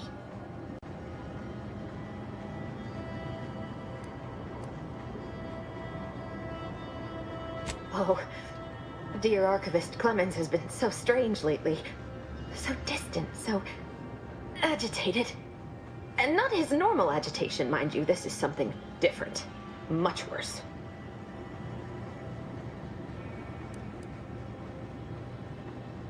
He's deeper in the facility, working on something he deemed to be of the utmost importance. Either he is still below, continuing said work, or he is quite dead. And with all those cultists gallivanting about, I don't fancy his odds. Please, with the way my so-called brethren are comporting themselves, he's more likely to die of boredom. If I was in charge here, all of you'd be dead. He soon will be. Yes. I'm sure you'll kill them quite well.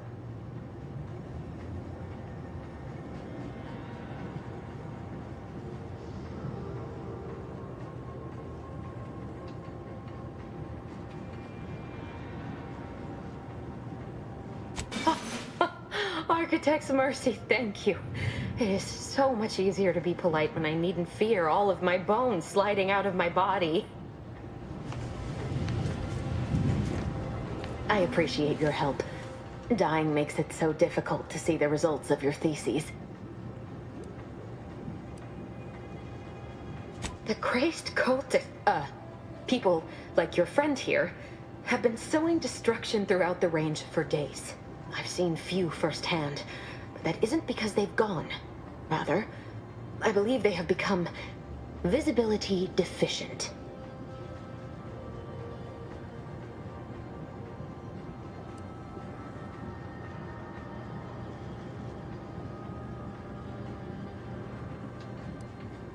Oh, there's no such thing as invisibility. I can only theorize that their visual forms were sent out of phase when they haphazardly tampered with pressurized N-rays. Their actions are inexcusable. Science allows us to unveil the wonder of the rifts. We do not disrespect it. Now, is there any science around here we can use to find and kill them? It's a shame the facility is in shambles. We've an N-ray scanner device that may render the cultists far easier for one to locate.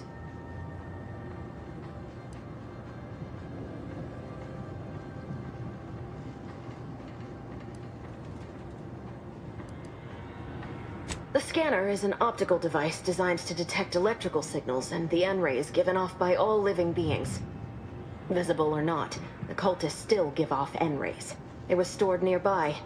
But with the damage to the facility, you'll likely need to use the maintenance vent on the wall there behind the screen to get anywhere near it. I appreciate your aid. I'm going to wait here and try to prevent my wounds from reopening.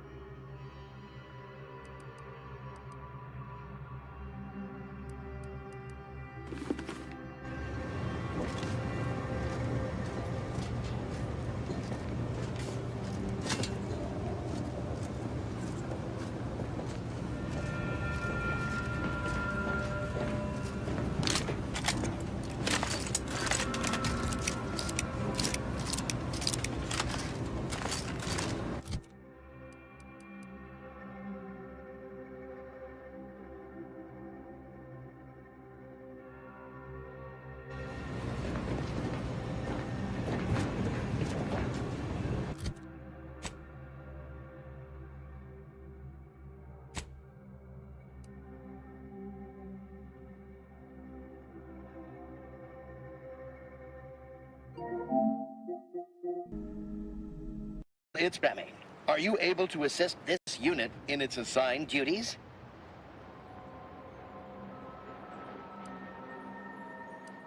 This unit is unable to execute its programming due to tampering. Navigational and other systems have been compromised. This unit is now being used as a target, which is not among its designated functions. This unit must return to Matriarch's Mercy to dispense medical care in order to fulfill its programming.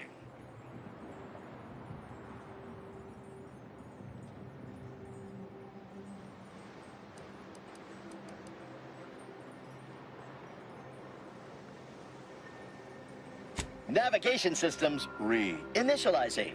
Processing optimal path toward Matriarch's Mercy. Return sequence will be initiated once path is determined.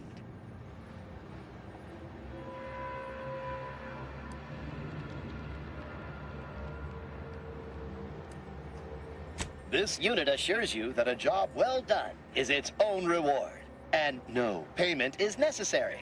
Thank you, qualified engineer.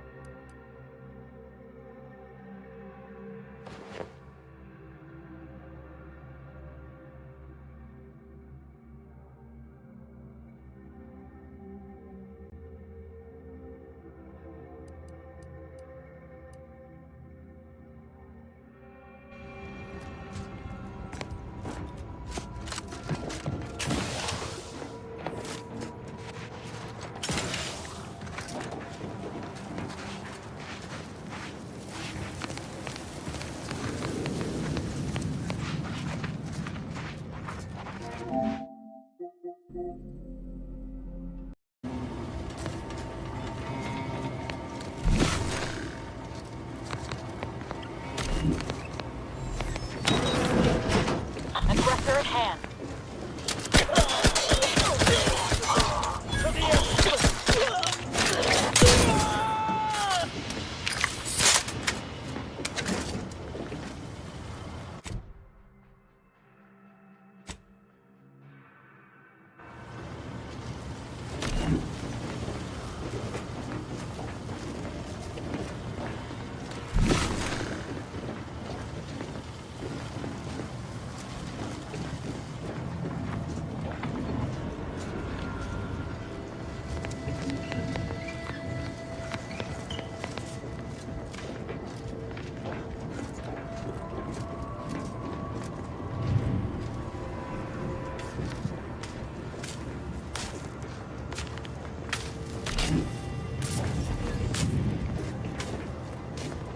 I appreciate your help. Dying makes it so difficult to see the results of your theses. You can use it to see the wires connecting this door to the nearest override panel. Try not to electrocute yourself. I appreciate your aid.